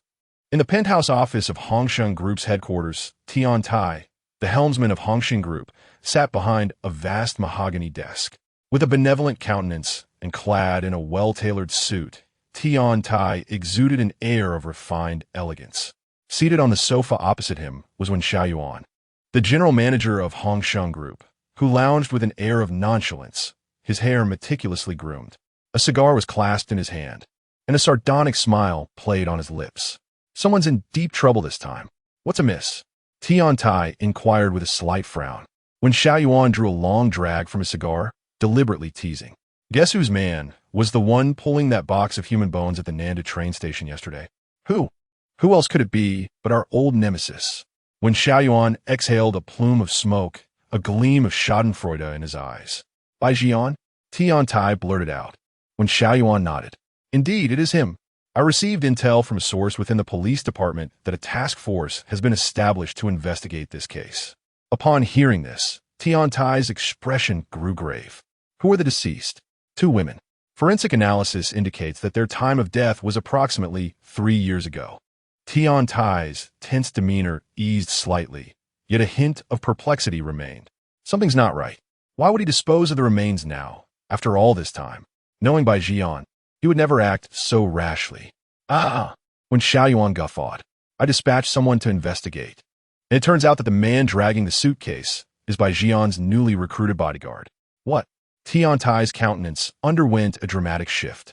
Are you saying it's the same one who evaded? When Xiaoyuan confirmed with a nod. Precisely. Bai Jian's sudden disposal of the corpses suggests that he may have caught wind of something and is trying to cover his tracks. Unfortunately, that bodyguard possesses brute strength but lacks the wit to match, dragging the suitcase to the train station of all places. Tian Tai shook his head. It's not that simple. Bai Jian is a man of profound cunning. We must not underestimate him. When Xiaoyuan exuded confidence. Rest assured, I'll receive immediate updates from my contacts within the police department. Bai Jian is likely facing an inescapable predicament this time. Tian Tai cautioned, if this is indeed the case. Then Bai Jian will certainly be hesitant to return to the country. This would leave his Jiqiang group without a leader. In front of the Fengyu residential complex in Nanda City, a police vehicle came to a gentle halt. Li Feng, the task force leader, alighted first. Tall and imposing, with sharp eyes and an aura of competence, Li Feng exuded an air of efficiency. Following him were Wang Tingting and other officers, along with a locksmith carrying a toolbox. Team Leader Li, the address provided by Zhang Rongxiang's cousin is right here, Wang Tingting said, gesturing toward the somewhat dilapidated residential complex. Li Feng cast his gaze upon the complex entrance and gestured with a wave. Let's go. Fengyu residential complex was a typical old neighborhood, lacking property management and overseen only by a gatekeeper. Following the gatekeeper's directions, the group arrived at room 201 on the second floor of Building 3. The door was covered in rust, and overdue utility bills were plastered across it. Knock, knock, knock. Wang Tingting rapped on the door, but there was no response from within. Li Feng turned to the locksmith. Open the door. You got it. The locksmith deftly extracted tools from a toolbox emblazoned with the words Li's Locksmith Services and inserted them into the lock. In a matter of seconds, the lock emitted a distinct click. Opened. The locksmith beamed with pride. 80 yuan, right? I'll scan your code. Wang Tingting promptly retrieved her phone to make the payment. As Li Feng pulled the door open, a pungent odor, a blend of decay and mildew, assailed his nostrils. He wrinkled his brow and stepped inside. The interior was coated in a thick layer of dust, with cobwebs adorning every corner. The paint on the walls was peeling, but the items were arranged in a relatively orderly manner, showing no signs of having been disturbed. Wang Tingting produced a face mask and offered it to Li Feng. Team Leader Li, here you go. No need. Scent can sometimes provide clues, Li Feng declined. Wang Tingting pursed her lips and muttered under her breath, we're not bloodhounds. You know, Li Feng ignored her and continued toward the living room. On the coffee table, the fruit in a fruit bowl had long since turned into a pool of black liquid. A school bag lay on the sofa.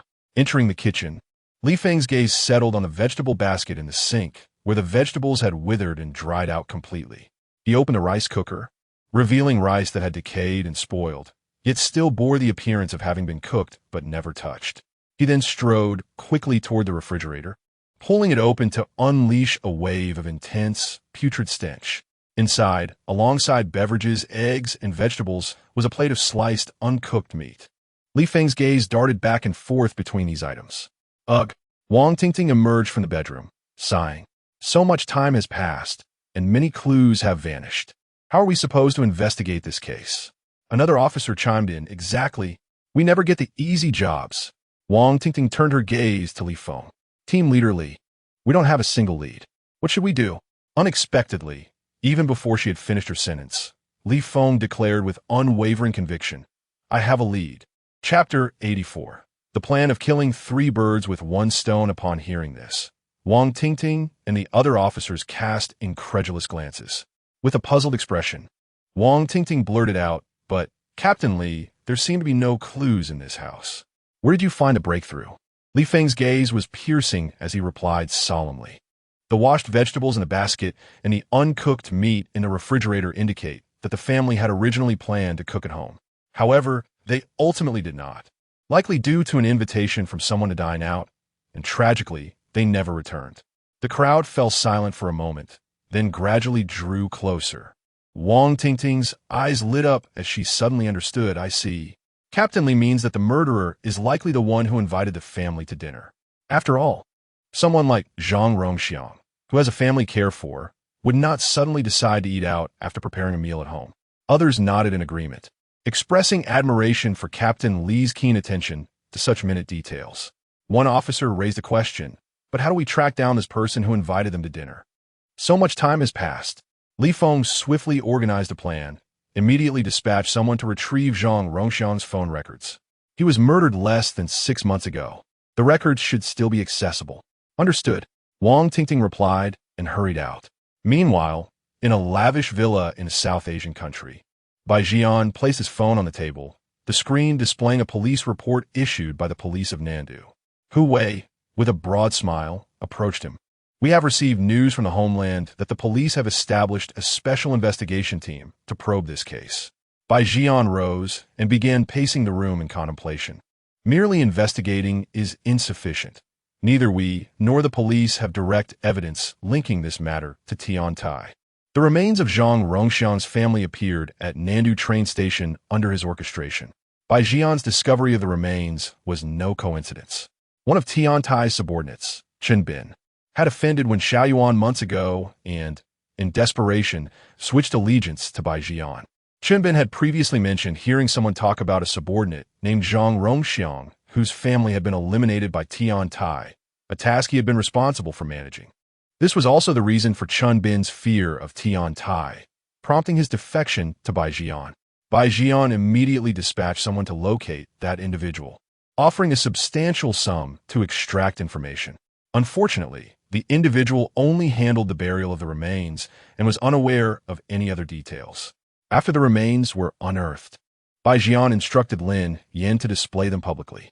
The police would easily connect Lin Yin to him and classify him as the prime suspect. Given his status, the police would undoubtedly conduct a meticulous investigation. This was merely a component of the plan. More importantly, by drawing the police's focus towards himself, Bai Jian hoped to lower Tian Tai's guard, preventing him from interfering with the investigation's progress. However, orchestrating a way for the police to pinpoint Tian Tai and uncover evidence of the mastermind behind the scenes had become Bai Jian's most pressing dilemma. When Xiao Yuan reassured him, even if the police cannot find anything now, as long as we can guide their attention, Tian Tai won't be able to leave the country until the truth of the case is revealed. This was the third objective of their plan, to utilize Bai Jian's identity to attract police scrutiny, aiming to capture Tian Tai, or, at the very least, restrict his movements to buy more time for themselves. As for Lin Yin, he was not central to the entire plan. His role was merely to guide the police's suspicion towards Bai Jian. Nevertheless, Bai Jian believed that since Lin Yin was willing to assist him once, he might do so again. He resolved to exercise patience with this stubborn, yet capable young man. We must not remain idle. Let our people secretly assist the police in investigating leads. However, we must ensure that Tian Tai remains oblivious. Otherwise, we will undoubtedly face his frenzied retaliation. An hour later, Zhang Rongxiang's call log was delivered to Li Feng. His eyes swiftly scanned through the previous entries, directly honing in on the last two. 5, 13, 17, 20. 189, 4587. 5, 13, 1934. 135, 8588. Typically, dinner time for ordinary people falls between 6 and 7 o'clock. Li Feng quickly affirmed his earlier deduction. When Zhang Rongxiang's family was preparing to cook, they received an invitation from a number beginning with 189. Consequently, Zhang Rongxiang's wife returned the prepared meat to the refrigerator, leaving the dripping vegetables in the sink. The clues were gradually clarifying. The murderer likely lurked behind these two numbers, with the possibility of collaboration between them. Immediately investigate these two phone numbers, Li Feng commanded. Understood. Wang Tingting promptly accessed the public security system for further inquiry. Soon, the identities of the two phone number holders emerged before everyone. The user of the 189 number was Cheng Xinghua, 38 years old, from Dayu County in Lingnan Province. With multiple prior convictions for robbery and theft, recently released from prison a year ago. The holder of the 135 number was Jin Liang, a local resident of Nandu, aged 36, with no criminal record. Captain Li, it seems this Cheng Xinghua is the prime suspect, Wang Tingting remarked with a furrowed brow. We cannot ascertain that just yet. Li Feng rose, scanning the officers in the room with a serious demeanor. Find these two individuals as quickly as possible. Yes, the officers responded in unison. This was the key lead in solving the case. Success hinged upon this moment. As Wang Tingting exited the office, she mumbled softly, "Have you all noticed that Captain Li seems different now?" A tall, slender officer glanced back at the office and nodded. Indeed, he wasn't this impressive during the last assignment. It's as if he's transformed into a different person this time. Wang Tingting's eyes sparkled with admiration. I also want to achieve second-class merit, but unfortunately, I lack the capability. Captain Li is so formidable. I hope we can ride on his coattails this time. The tall, lean officer sighed. How can this case compare to that of Huang Weiyong? The big fish? Achieving a commendation would be quite fortunate. Wang Tingting pouted, feeling disheartened. After everyone had departed, Li Feng checked the time and swiftly left the task force, driving towards the Nandu Detention Center. Presenting the documentation and credentials issued by the provincial department, he gained access to the detention center, arriving at the luxurious single-occupancy cell for serious offenders. Li Feng retrieved the key to unlock the door, entered the room, quickly removed his police uniform, and donned the prison attire provided on the bed before stepping into the bathroom. When he emerged once more, he had transformed into Lin Yan's likeness. Chapter 85, Miss. Are you perhaps enamored with Brother Lin? Good heavens, I hadn't realized the transfiguration skill was so extraordinary. Lin Yan was astounded upon its inaugural use. He initially deemed it a useless skill bestowed by the system. Little did he know, it would prove invaluable in a critical juncture. Lin Yin acquiesced to Bai Jian's terms. After assenting to Bai Jian's request, Lin Yin discreetly contacted Zhang Xiaomei. Following deliberations, they resolved to eradicate Tian Tai in conjunction with the operation. Thus transpired the preceding scene. Lin Yin presented the Zhang Rongxiang family's remains at the train station, leading to his apprehension and subsequent incarceration. To unearth incriminating evidence against Tian Tai, Lin Yin disclosed his ability to transfigure to Zhang Xiaomei. While taken aback, it seemed plausible given Lin Yan's extraordinary nature. Consequently, under Zhang Xiaomei's orchestration, the police force disseminated misinformation to Tian Tai's informants, aiming to lull him into complacency. Lin Yan's disguise as Li Feng to investigate the case was intended to avert Bai Jian's suspicion. A successful acquisition of evidence to apprehend Tian Tai would result in Lin Yan's exoneration and return to Bai Jian's inner circle for continued covert operations. Regrettably, the transfiguration skill was limited to 3 hours daily. Otherwise, the evidence-gathering process would have been expedited. Fortunately, the initial day yielded results. During his visit to Zhang Rongxiang's residence, Lin Yin attempted to employ long-range tracking. Alas, the passage of time had dissipated the scent, rendering the skill unusable. If they could successfully locate the individuals mentioned on the phone, the case's progression would likely accelerate. Hence, the dissemination of false information. Should Tian Tai discover the police's investigation into the Zhang Rongxiang family's murder, he might preemptively eliminate key figures. Presently, Lin Yin could only await the discovery of the individuals by other task force members, allowing him to utilize his transfiguration skill for further investigation without squandering precious time. Inside a police vehicle en route to the detention center, Li Feng, fixated on the video of himself, stared with such intensity that his eyelids nearly vanished. Director, good heavens, this is simply divine.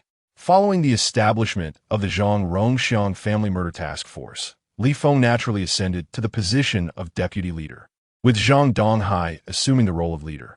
Simultaneously, he received a clandestine assignment to alternate shifts with Lin Yin. Lin Yin would handle investigations, while he would cover the remaining time. Zhang Donghai chuckled, remarking, "He is an extraordinary individual, not to be judged by conventional standards." Indeed, wasn't he extraordinary? Eliminating Cho Ji, capturing Black Wolf alive, uncovering a clandestine drug manufacturing operation, solving a rape murder case, and incidentally dismantling Huang Weiyong's network. Had he not personally witnessed these events, Zhang Donghai would have vehemently dismissed them as implausible. However, upon learning of Lin Yan's refusal to become a formal police officer, he felt a tinge of regret. Such a talent would undoubtedly serve as a formidable guardian of the region. By the way, henceforth, lead the task force members in the relentless pursuit of Cheng Xinghua and Jin Liang's whereabouts. The arduous task of locating individuals was best left to Li Feng. Lin Yin would focus on the technical aspects. Li Feng nodded, stating, "We have already conducted background checks on Cheng Xinghua and Jin Liang. We found no connection between Cheng Xinghua and Bai Jian, but we did discover his close association with Tian Tai, frequently visiting Tian Tai's hotels and clubs." Upon hearing this, Zhang Donghai furrowed his brow and said, "First, let's find the individuals in question." Following Lin Yan's detainment by the police, Bai Mingyao temporarily suspended her classes. Given the intricate external circumstances, particularly the previous assassination attempt, Bai Jian dared not be negligent without Lin Yan's presence. The current security team was adequate for safeguarding the residents. Tian Tai wouldn't dare launch a direct armed assault, would he? This is China, not South Asia. He lacks the audacity. Inside a cozy and charming pink princess room on the second floor of the villa, Bai Mingyao sat on the bedside, gazing blankly out the window. Lin Yin had been gone for 2 days. She had inquired with Secretary Li, but the latter was unaware of his whereabouts. Bai Mingyao felt a vague sense of unease. Her heart adrift like a rootless duckweed, constantly swaying, unable to find a resting place. Since his disappearance, she felt a loss of security. Her sleep was restless. During her piano practice today, she repeatedly struck wrong notes in a familiar piece. She couldn't fathom the reason. Knock, knock, knock. A knock sounded on the door. Bai Mingyao turned her head, and said, "Come in." The door opened, and Li Xiaoyan stood at the entrance with a smile. "Say, miss, the meal is ready. You may come downstairs to eat." Bai Mingyao nodded and rose to walk towards the door, but suddenly stopped and turned to Li Xiaoyan, asking, will Brother Lin return?" Upon hearing this, Li Xiaoyan frowned slightly. She wasn't entirely sure why Lin Yin had suddenly left. However, her keen intuition led her to suspect some underlying reason. The fact that the boss hadn't instructed her to find another bodyguard indicated that Lin Yin was still employed, perhaps temporarily absent due to other needs. "Miss, rest assured, Brother Lin will definitely return." "Really?" Bai Mingyao's eyes, previously dim, lit up upon hearing this. Li Xiaoyan nodded, reassuring her, "Miss, don't worry."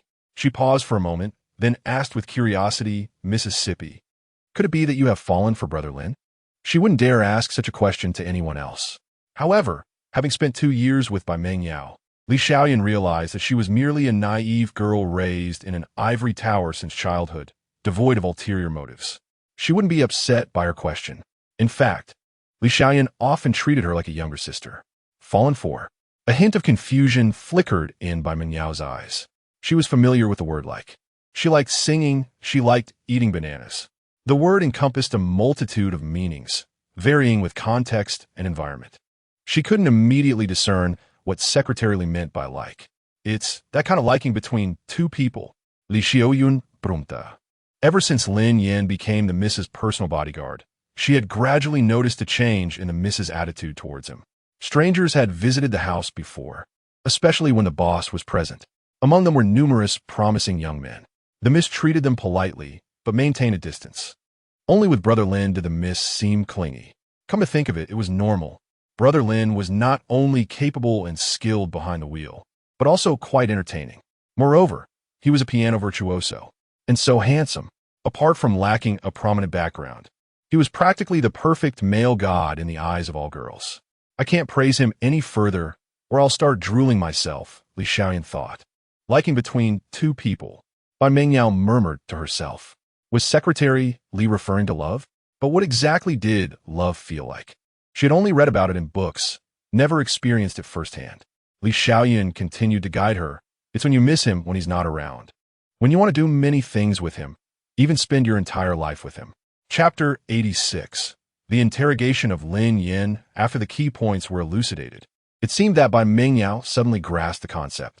During Lin Yan's absence over the past 2 days, she had indeed found herself thinking of him from time to time, yearning to hear him share his knowledge of the piano. She longed to play alongside him, and though she had never contemplated the notion of spending eternity together, she sensed an undeniable desire for his presence to remain by her side. Meanwhile, the technical team of the Special Investigation Unit worked tirelessly, swiftly pinpointing Cheng Xinghua's whereabouts. At 10:50 p.m. that evening, Cheng Xinghua appeared at the Nandu Conxiao Hotel and checked in. Upon receiving the news, Li Feng acted decisively, assembling a police force to rush to the hotel. Upon entering the lobby, Li Feng displayed his officer's badge, causing the front desk staff to spring into action, promptly retrieving Cheng Xinghua's room number, 605. As the group ascended to the 6th floor via the elevator, Li Feng and his colleagues instinctively reached for their waists, swiftly drawing their service weapons and chambering rounds. Aware that Cheng Xinghua might be the perpetrator of a murder, they remained on high alert. Before they could approach room 605, a piercing scream from a woman echoed through the door and into the corridor, the hotel's poor soundproofing rendering the shriek particularly jarring. Li Feng's brow furrowed immediately, while a look of disdain crossed Wang Tingting's face. In order to prevent Cheng Xinghua from sensing any abnormality, Li Feng signaled to a staff member, who understood and quickly unlocked the door with a spare key.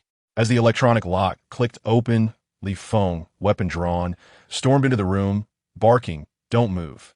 Inside, Cheng Xinghua and the woman bent over in shock, their bodies frozen in disbelief as they turned to face Li Feng and the ominous barrel of his gun. With unwavering determination, Li Feng seized a blanket from the bed and hurled it towards the pair, commanding, "Get dressed now." Cheng Xinghua, regaining his wits, exhibited a flicker of panic on his face as he hastily snatched up his clothes and clumsily put them on. "What the hell did I do for you to arrest me?" he protested. "The police suspect you of engaging in illegal sexual transactions." Li Feng shot back, his gaze sharp as he directed his admonition towards the woman. And you, get dressed. Due to the high confidentiality of the operation to apprehend Cheng Xinghua, it was imperative that the woman also be taken back to the precinct. As she picked up her dress from the floor, she muttered, "Officer, is it really necessary to bring guns to a prostitution bust? It feels like you're catching a murderer." Her familiar complaints betrayed that this was not her first encounter with the law, yet the gravity of the situation left her visibly stunned. Soon, Cheng Xinghua and the woman were escorted into a police vehicle bound for the Public Security Bureau. "Take him to the interrogation room first. I'll step into the restroom." Li Feng instructa. Wang Tingting nodded in acknowledgement. "Understood, Captain Li." Half an hour later, outside the interrogation room, Wang Tingting, exasperated, lamented to a nearby officer. "This guy is as stubborn as a rock. He plays dumb to every question, completely unyielding." The officer sighed in resignation. Individuals like him, seasoned criminals with a history, have navigated the system countless times. Prying open their mouths is no easy feat. Wang Tingting smirked, teasing. "Captain Li hasn't fallen into the toilet, has he? It's been half an hour, and he still hasn't shown up." The officer shrugged, offering a wry smile. Even if Captain Li arrives, it's likely to yield little progress. Such individuals won't speak unless presented with irrefutable evidence. Just as those words left his lips, Li Feng's figure appeared at the end of the corridor. Wang Tingting furrowed her brow, squinting as she sensed something different about him. It wasn't a change in appearance, but rather a newfound steadiness in his gait. Exuding a unique aura, his posture more upright, and his gaze significantly deeper. "Stop dawdling. Come in and take notes." Li Feng's voice resonated low and powerful. "Yes, Captain Li." Wang Tingting hurriedly followed him inside. Within the interrogation room, Lin Yin, disguised as Li Feng, leaned forward with both hands resting on the table, his eyes sharp as he fixated on Cheng Xinghua, who was plump and resembled a small mountain sunk into the chair, his bald head gleaming and his face marred by a multitude of pockmarks. Cheng Xinghua averted his gaze, unwilling to meet Lin Yan's penetrating stare. Compared to the ruthless criminals Lin Yan had previously encountered, such as Zhao Gang and Xiao Ji, Cheng Xinghua's demeanor was markedly diminished, resembling more a frightened mouse. "Do you know Bai Jian?" Lin Yan inquired in a low, resonant tone that echoed within the interrogation room. Cheng Xinghua was momentarily taken aback, confusion flickering in his previously panicked eyes as he wondered why the inquiry had shifted from a prostitution bust to Bai Jian. He quickly shook his head, adamantly denying. "I don't know him. And what about Tian Tai?" Lin Yan pressed, his gaze fixed on Cheng Xinghua's face, searching for any subtle shift in expression that might betray him. Upon hearing Tian Tai's name, Cheng Xinghua's body stiffened slightly, pausing before he again shook his head, asserting, "I don't know him." "How about Zhang Rongxiang?" At the mention of this name, Cheng Xinghua appeared as if struck by lightning, straightening his back, his eyes widening in alarm as he vehemently denied. "Officer, I don't know any of the people you're talking about." "Is that so?" Lin Yin replied, retrieving Cheng Xinghua's phone from Wang Tingting and scrutinizing him intently. "Is this your phone?" Cheng Xinghua hesitated for a moment before instinctively nodding. "Yes, it's mine." Lin Yin produced a call log, pointing with his slender finger to the second-to-last number, starting with 189. "Call this number." "Understood." Wang Tingting responded, quickly pulling out her phone to dial the number. "Moments latte." Cheng Xinghua's phone rang. Lin Yan's voice dropped ominously, imbued with an air of pressure. "I'll ask you once more. Do you know Zhang Rongxiang?" Cheng Xinghua's heart sank, a flicker of panic crossing his face as he stuttered, I. Lin Yan stood and strode towards Cheng Xinghua, presenting the call log before him and coldly stating, "This is the call log from the day before Zhang Rongxiang was murdered. You must recognize this number." As Cheng Xinghua stared at the number on the log, his complexion turned pale, stammering, "It's mine, but his death has nothing to do with me." "Then why did you falsely claim not to know him?" Lin Yan pressed, his voice growing increasingly stern. Cheng Xinghua fell silent once more, beads of sweat forming on his forehead. Lin Yan let out a cold laugh and began his narrative. The last recorded call to Zhang Rongxiang was on May 13th. That day, his family had planned to cook at home, but received a phone call, after which they eagerly left. Unfortunately, it was a trap, and they met a grim fate at the hands of the murderer who called them. And the person who made that call was you. Cheng Xinghua protested. Officer, don't make baseless accusations. This has nothing to do with me. Lin Yin pointed to the surveillance camera in the interrogation room, coldly stating, every word you've just spoken has been recorded. It proves that you lied to the police during the interrogation, denying any acquaintance with Zhang Rongxiang. If this matter is unrelated to you, why conceal it? We will not wrongfully accuse the innocent, but we shall not let the guilty go unpunished. Next, we will continue to gather evidence, and once the chain of evidence is complete, Lin Yin approached Cheng Xinghua, placing a firm hand on his shoulder as he enunciated with gravity, you are the murderer of Zhang Rongxiang's entire family. According to our laws, you are undoubtedly doomed. He could distinctly sense Cheng Xinghua's body tremble violently with fear. Chapter 87. The true culprit emerges. Lin Yin possessed the attributes of a top detective, and his mastery lay in observing micro-expressions and subtle reactions. Through Cheng Xinghua's series of responses, Lin Yin formed a preliminary judgment. It was highly probable that Cheng Xinghua was not the murderer of Zhang Rongxiang's family, yet he undoubtedly knew the truth behind the events. At the outset, Lin Yin inquired about Bai Jian, aiming to scrutinize Cheng Xinghua's expressions and tone when he spoke the truth, using this as a reference to determine whether his subsequent answers were deceptive. It became apparent that Cheng's later responses were all laced with falsehoods. Lin Yin's subsequent remarks were intended to probe Cheng Xinghua's psychological fortitude, observing his reactions closely. When confronted with accusations, Cheng instinctively lowered his head, his eyes darting rapidly as he focused on formulating a defense, striving to prove his innocence. A genuine perpetrator would typically deny their guilt outright or exhibit a profound fear of death. Cheng, however, seemed flustered yet retained a semblance of confidence, indicating that he was most likely not the true culprit. Officer, I truly did not commit murder. I'm not the one who killed him, Cheng Xinghua exclaimed, his voice trembling slightly. Lin Yin pressed on. Then who is the murderer? I. How would I know who killed him? You cannot convict me based solely on a phone call. Cheng's voice rose in pitch, an attempt to mask his inner turmoil. Lin Yin smiled faintly. I have made myself quite clear. Based on the current evidence, you are the sole suspect.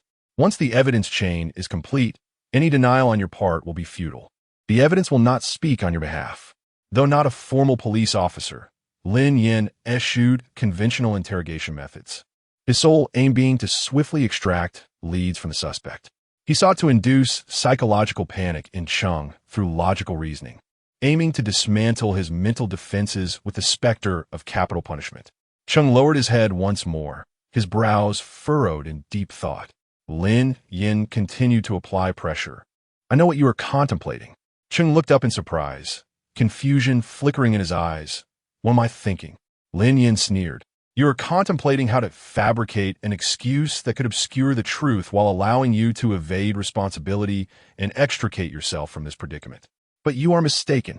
If you did indeed commit the murder, no matter your words, you cannot escape the clutches of the law. But Lin Yin deliberately paused, heightening Cheng's anxiety. But what? Cheng swallowed hard, his panic becoming increasingly evident. Lin Yin had struck a nerve. Cheng had indeed been pondering whether he could confess only to soliciting, concealing other matters to secure his freedom. Lin Yin continued, if you remain silent now, even if you're not the murderer, once we identify the true culprit, you will still be regarded as an accomplice. You made the call and intentionally concealed information.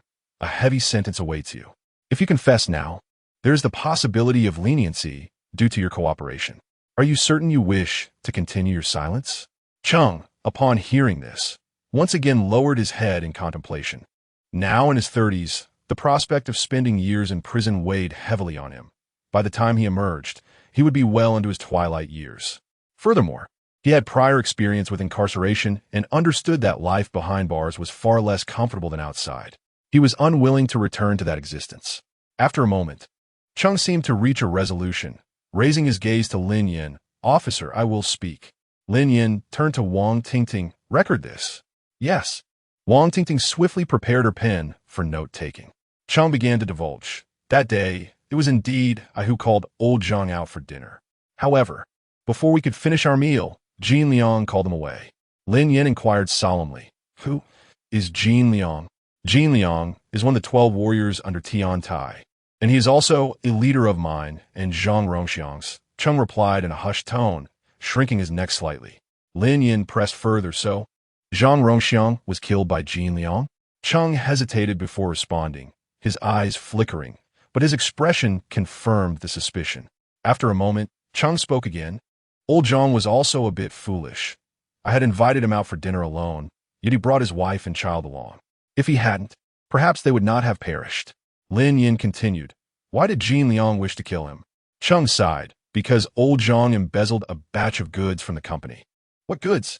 Lin Yin queried. HLY, Cheng replied. Lin Yin exchanged a shocked glance with Wang Tingting, both taken aback. Why did he embezzle?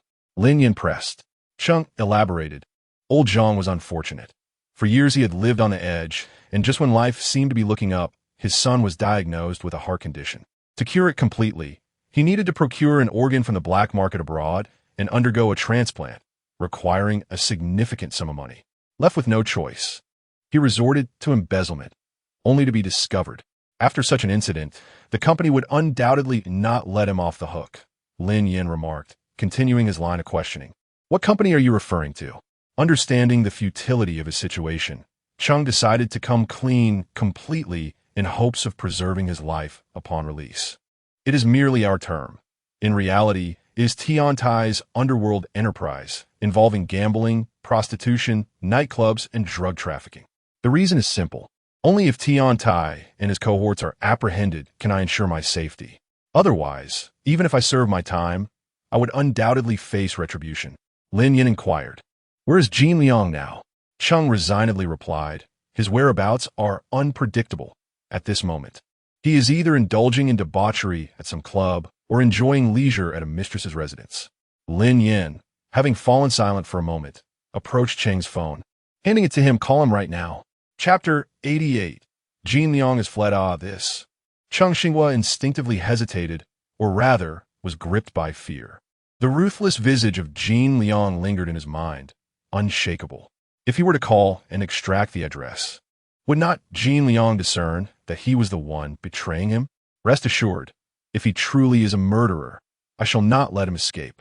Lin Yan's gaze was resolute, his tone firm, setting aside the legal implications. A beast that spares not even children deserves to be subjected to the most severe retribution. Cheng Xinghua looked up at Lin Yan, and seeing his unwavering confidence, his initial trepidation began to dissipate. He illuminated his phone screen, unlocked it, and navigated to the contact labeled Liang Ge. His finger hovered over the dial button, hesitating still. Observing this, Lin Yin continued. Once you make this call, even if you accomplish something significant, we will petition the court for leniency in your sentencing. Upon hearing this, Cheng Xinghua gritted his teeth and pressed the dial button. Beep, beep, beep. After a few tones, a disgruntled voice emerged from the other end. What is it? Cheng Xinghua switched to a cautious tone.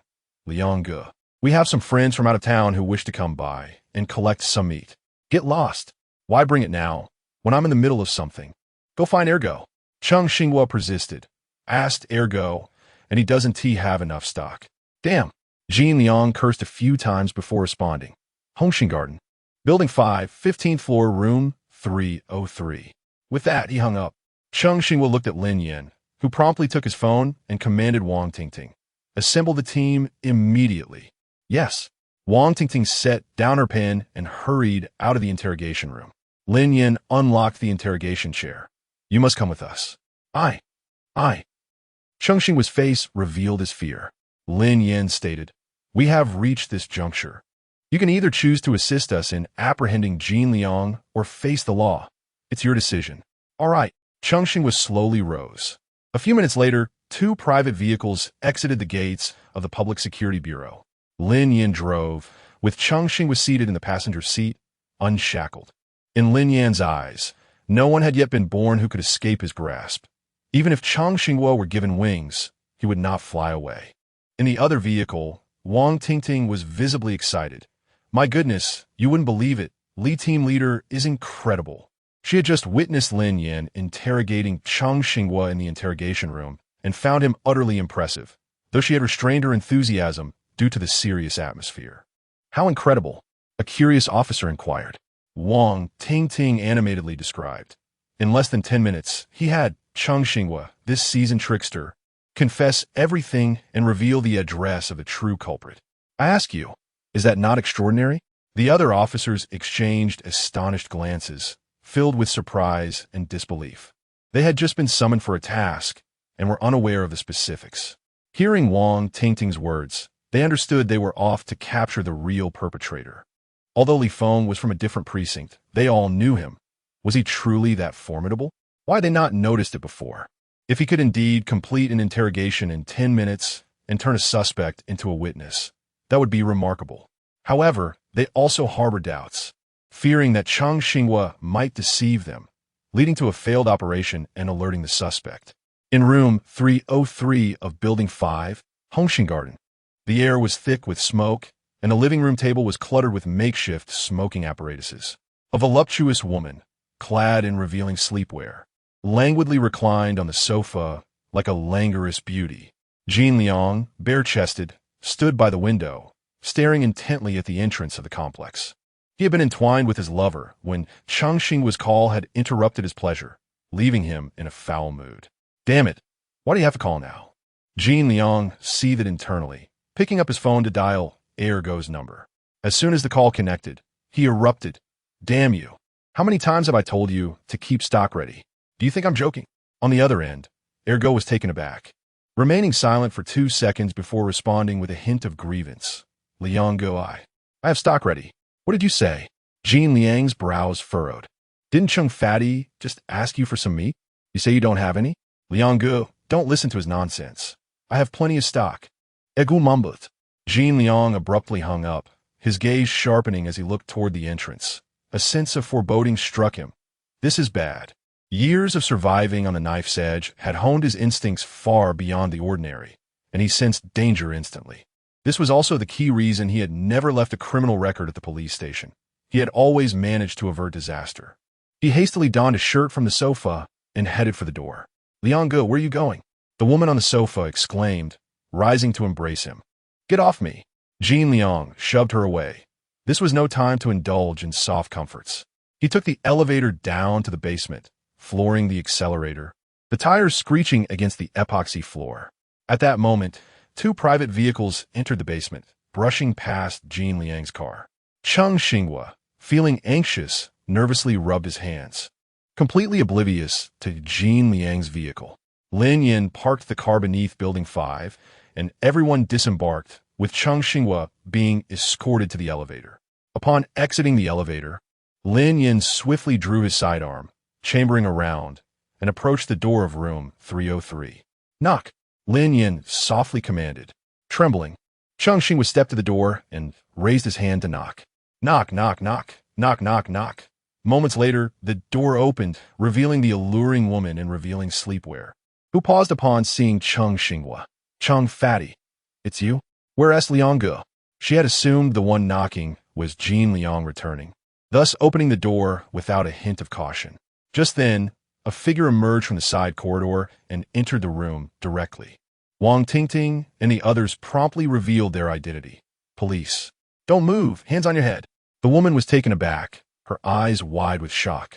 With the table strewn with smoking paraphernalia, she was left speechless and could only comply, crouching down with her hands on her head.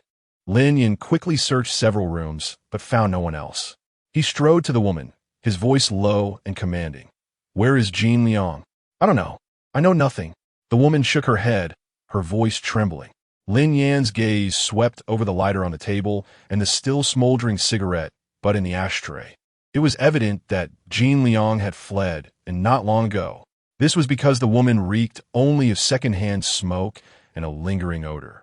The smoke was clearly not hers. Wang Tingting frowned. This is strange. We didn't leak any information. How did he know we were coming for him? Another officer shrugged helplessly. This kind of person is exceedingly cunning.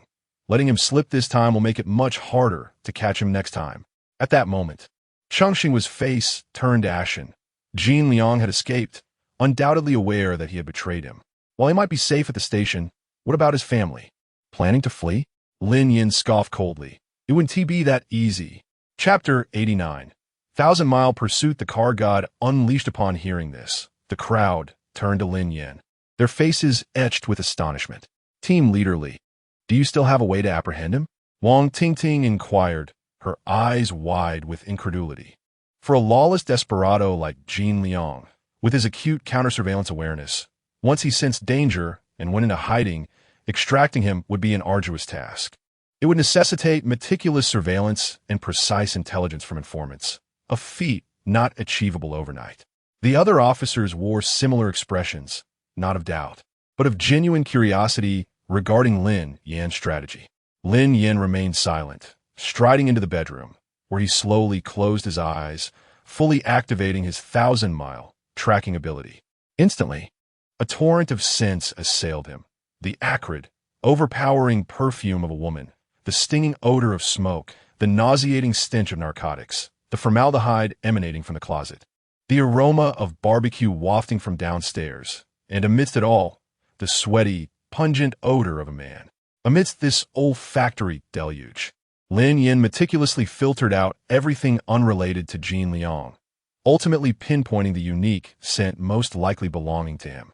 Abruptly, Lin Yin opened his eyes, emerged from the bedroom, reholstered his handgun, and declared in a deep voice, "Take the individuals and evidence back to the station. Await my instructions." With that, he swiftly departed, leaving Wang Tingting and the other officers rooted to the spot, their faces displaying profound bewilderment. Unbelievable. Is Team Leader Li planning to apprehend him single-handedly? He just went in for a sniff and can locate him like a sniffer dog? Stop speculating and quickly photograph everything. Bring all the evidence back. The officers chattered as they promptly commenced their duties.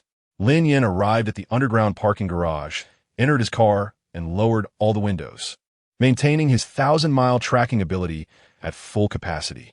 Jin Liang's scent lingered in the air, now mingling with the exhaust fumes. A dog's sense of smell is approximately 200 times more acute than a human's, but Lin Yan's 1,000-mile tracking ability surpassed even that tenfold. Despite the heavy exhaust fumes in the underground parking garage, his extraordinary ability allowed him to clearly distinguish between different car models and conditions. He could even detect the subtle differences in engine odors due to varying degrees of wear and tear. At that moment, Lin Yin merely needed to closely follow the exhaust fumes intertwined with Jin Liang's scent to trace his whereabouts. Compared to simply tracking a person's scent, this proved to be somewhat simpler. With the engine roaring, Lin Yin floored the accelerator, and the car shot out of the garage like an arrow released from a bow. Meanwhile, Jin Liang was driving a BMW 530, speeding along the road leading out of the city. His phone was already switched off. Having dealt with the police for years, he knew that answering or making any calls at this juncture could be monitored by the authorities. This was a fundamental counter-surveillance tactic. He aimed to escape as far as possible before the police had a chance to cast their dragnet. He would find a secure place to lie low and then bide his time. After all, this wasn't his first time being pursued by the police. In the past, as long as he wasn't apprehended on the spot, the company could always resolve the problem through various channels. What he hadn't anticipated was that Cheng Pongzi would betray him. That bastard. Once he recovered from this, he would wipe out his entire family. Jin Liang gritted his teeth, uttering venomous curses. As Wang Tingting and the others escorted Cheng Xinghua and Jin Liang's mistress back to the police station, Zhang Donghai was already waiting in the task force's conference room. Wang Tingting provided a detailed account of the operation's events. After listening, Zhang Donghai frowned, remained silent for a long while, and then said to her, "You may proceed with your duties." "Yes, team leader." After Wang Tingting departed, Zhang Donghai made a phone call. "Hello, director." "Ah, Lao Zhang. Any progress on the case?" Zhang Xiaomei's voice on the other end was gentle and composed. "Director, it's like this," Zhang Donghai began, recounting the entire process from Lin Yan's interrogation to the arrest. According to the returning officers, he has now gone to pursue the suspect alone. "I'm calling to ask if you require any backup." Aside from his position as the director of the Public Security Bureau, Zhang Donghai, nearing 50, couldn't help but notice the ambiguous undertones between Lin Yan and Suing Xue. Although he had faith in Lin Yan's abilities, the matter was of utmost importance, and he needed to consult Zhang Xiaomei to ensure absolute certainty. "Do you think he needs assistance?" Zhang Xiaomei retorted. Zhang Donghai smiled subtly. In my opinion, he shouldn't require it. This Jin Liang is far inferior to Qiu Ji. Zhang Xiaomei responded. Since he hasn't requested assistance, let's confidently place our trust in him. Zhang Donghai nodded, understanding, understood, director. 20 minutes later, Jin Liang drove out of Nandu's urban area, with only 5 kilometers remaining to the highway entrance. Once he reached the highway, he could speed away, escaping to another province. Upon arriving, he could abandon the car at will, seek refuge with friends, and make it exceedingly difficult for the police to track him down. However, at that moment, Jin Liang glimpsed a car rapidly approaching him in the rearview mirror. The speed limit on this provincial road was 80 kilometers per hour, but Jin Liang's speed had already reached 120 kilometers per hour, a severe violation. For the other car to close in so quickly under these conditions, its speed must have been extraordinary. An ominous premonition washed over Jin Liang. Without hesitation, he slammed on the accelerator again, attempting to shake off the pursuer. Unfortunately, this was a two-way, 4-lane road, with poor visibility at night and heavy trucks traveling along it. With his driving skills, Jin Liang's maximum speed was 140 kilometers per hour, and he had to constantly brake, steer, and overtake, requiring intense concentration. Even so, he nearly collided with a truck. Yet, the car behind him was like a phantom, closing in relentlessly. At its closest, the distance between the two cars was less than 2 car lengths, making it impossible to shake off. Jin Liang grew increasingly anxious, his heart pounding like a drum, his throat parched and burning, his Adam's apple bobbing involuntarily as he desperately swallowed saliva. Ahead, 2 trucks appeared, positioned closely together, seemingly about to drive side by side. If Jin Liang was blocked by these 2 trucks, he would inevitably have to slow down, which would mean being caught by the car behind. The only option was to risk overtaking between the 2 trucks. However, the gap between the 2 trucks was less than 10 meters, a narrow space that made overtaking extremely hazardous. But the ever-present fear behind him sent shivers down Jin Liang's spine, and he desperately wanted to escape. With a determined bite, he hardened his heart and floored the accelerator. Ah! Jin Liang roared, the car engine emitting a deafening rumble as it accelerated once more. He swiftly turned the steering wheel, veering the car into the narrow gap between the 2 trucks, barely wide enough for one car to pass through and narrowly squeeze through. As the rear of his car swung past, the gap between the 2 trucks was no longer wide enough for any vehicle to squeeze through. Jin Liang exhaled deeply, gasping for breath, as if he could still hear the angry shouts of the truck drivers. At that moment, a long line of trucks had formed in the opposite lane. While overtaking by using the oncoming lane wasn't entirely impossible, the risk was far greater than what he had just faced. It required not only extraordinary courage, but also exceptional driving skills and a strong mental fortitude, or he would be torn to shreds by the oncoming trucks. However, just as Jin Liang thought he had successfully shaken off his pursuer, at the instant the 2 trucks were about to converge, a black car suddenly emerged from the extremely narrow gap, appearing eerily in his rearview mirror. Chapter 90. Jin Liang captured Jin Liang's eyes widened in disbelief as he fixated on the rearview mirror, where a Havel appeared like Spectre. He understood all too well what it meant to drive an ordinary domestic SUV to such an extraordinary level. Today, he feared he was indeed facing inevitable doom. His foot seemed to lose control, subconsciously easing off the accelerator, causing the BMW to gradually decelerate. Simultaneously, the Havel smoothly maneuvered to a parallel position beside him. Peering through the passenger window, he met a pair of eyes deep and cold as a chasm. Lin Yin slowly raised his right hand, the dark muzzle of a gun aimed squarely at him, signaling him to pull over. Jin Liang snapped back to reality, his gaze sharpening in determination as he pressed the accelerator once more. He was a desperate fugitive, unwilling to fall into the hands of the police. At that moment, 2 sharp gunshots shattered the stillness of the night. The BMW's rear tires exploded instantly, the rubber screeching against the asphalt in a piercing wail. 2 minutes later, the out-of-control vehicle came to a haphazard stop by the roadside. Seeing this, Jin Liang wasted no time abandoning the car and sprinting toward the adjacent farmland. However, Just a few steps into his escape, he instinctively glanced back and saw a shadow leap like a cheetah, closing in above him in the blink of an eye. A sudden, searing pain struck his left cheek as he was sent sprawling to the ground by an overwhelming force. Jing Liang clutched his burning, numb face in terror, trembling as he looked up at his assailant, stammering, "Why you? Are you a police officer?" Though dressed in civilian attire, the moment the gun was drawn, he recognized it as a police firearm. Lin Yin, expressionless, holstered his gun, rolled up his sleeves, and yanked Jing Liang off the ground, bellowing, "What does it matter who I am?" He then unleashed a furious punch squarely on Jing Liang's face. "Ah!" Jing Liang screamed, his body flailing like a kite severed from its string. Lin Yan's blow was devoid of any embellishment. It stemmed purely from his intense disdain and fury towards this vile man. Zhang Rongxiang deserved his fate, but his innocent young son did not. The adage, "Do not let misfortune befall one's wife and children," was the root of Lin Yan's rage. Dazed and reeling from the impact, Jing Liang lay on the ground, moaning in agony with blood filling his mouth, a cloying metallic taste pervading his senses. After a brief moment, as the pain subsided slightly, he mustered the strength to gaze at Lin Yin, weakly inquiring, Who are you? Police officers cannot abuse their power. Be careful, or I will report you." "Huh?"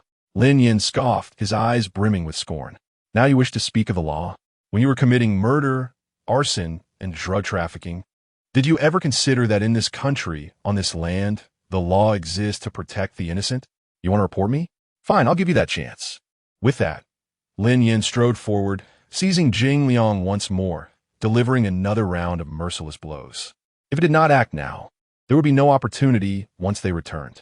An hour later, at the Westbridge Security Bureau, the Havel came to a halt in front of the office building. Anticipating the arrival, Zhang Donghai and others had been waiting. Lin Yin exited the vehicle, opened the back door, and dragged Jing Liang out as if he were a lifeless dog. He dusted off his hands and calmly declared, "He resisted arrest, but has been subdued." The sight left everyone present utterly astonished, especially Wang Tingting, whose eyes were wide as saucers, her face a mask of disbelief. She could not fathom how team leader Li had managed to apprehend him. The Jing Liang before her bore no resemblance to someone who had put up a fight. Rather, he appeared as a thoroughly cowed beast, trembling in fear and scarcely daring to breathe. Zhang Donghai nodded slightly, saying, "You've worked hard. Take a moment to rest. We'll handle the rest." Lin Yin acknowledged the request and quickly drove off toward the detention center, as the time for the disguise was about to expire. Upon returning, Lin Yin entered the luxurious private room where the real Li Feng lay languidly on the bed, clearly startled upon seeing Lin Yin. "Wait, how did you do that?" Li Feng inquired, scrutinizing Lin Yan's face from every angle. "Interested in learning?" Lin Yin raised an eyebrow. Indeed, Li Feng admitted candidly, if he could master such a skill, it would elevate him significantly, though he had yet to determine how precisely. "Oh," Lin Yin responded nonchalantly, continuing to change into his prison garb, leaving the conversation at that. "What does that all mean?" Li Feng asked, perplexed. Once dressed, Lin Yin regarded him with an innocuous expression, shrugging. "I merely asked if you wish to learn. I never stated I would teach you." Damn it." Li Feng realized he had been played. Lin Yin patted his shoulder, his demeanor shifting to seriousness. "Jing Liang has been captured. Getting him to confess will not be easy, and getting him to identify Tian Tai will be even more challenging. Inform Director Zhang that this matter requires patience and careful deliberation." "How do we deliberate?" Li Feng frowned. Lin Yin pondered, first this way, then that way, and finally. Li Feng leaned back, squinting at him. "I feel like you're toying with me." Lin Yin nodded. "You are quite astute." "Damn it." Li Feng pouted. Lin Yin continued. "I haven't formulated a solid plan yet. Jing Liang knows he faces a death sentence. Once he confesses, it's certain doom for him. So he will never speak." Li Feng nodded in agreement. Lin Yin's assessment was accurate. Such desperate criminals are acutely aware of their circumstances. The more frequently the police interrogate them with increasing intensity, the more it suggests they lack concrete evidence at present. Consequently, he would remain tight-lipped. This is a fundamental understanding for a criminal investigator when dealing with offenders, especially those with long histories of crime. unlike those implicated in random offenses. Tell Director Zhang that no one should interrogate him tonight, nor ask him anything. Keep him in solitary confinement. Understood. Li Fim affirmat. Promptly changing into his own clothing and departing. Though Jing Liang's injuries appeared minor, they were anything but trivial. Fortunately, none were life-threatening. Aside from the pain, he was largely unharmed. After his wounds were treated, he was escorted under police custody to the detention center, confined in a solitary, luxurious suite. During this time, no one inquired about the case, leaving Jing Liang slightly perplexed. From his captors, he learned that the police had traced the Zhang Rongxiang case. Yet, given the passage of time, the absence of witnesses made it exceedingly difficult for the police to find solid evidence proving him as the murderer. Jing Liang resolved firmly, regardless of how the police interrogated him, he would never relent. At worst, he would face charges for drug use. Moreover, he was confident that his company would intervene on his behalf. Under police escort, he was taken to the detention center, placed in solitary confinement in a luxurious suite. 2 days passed in a blink.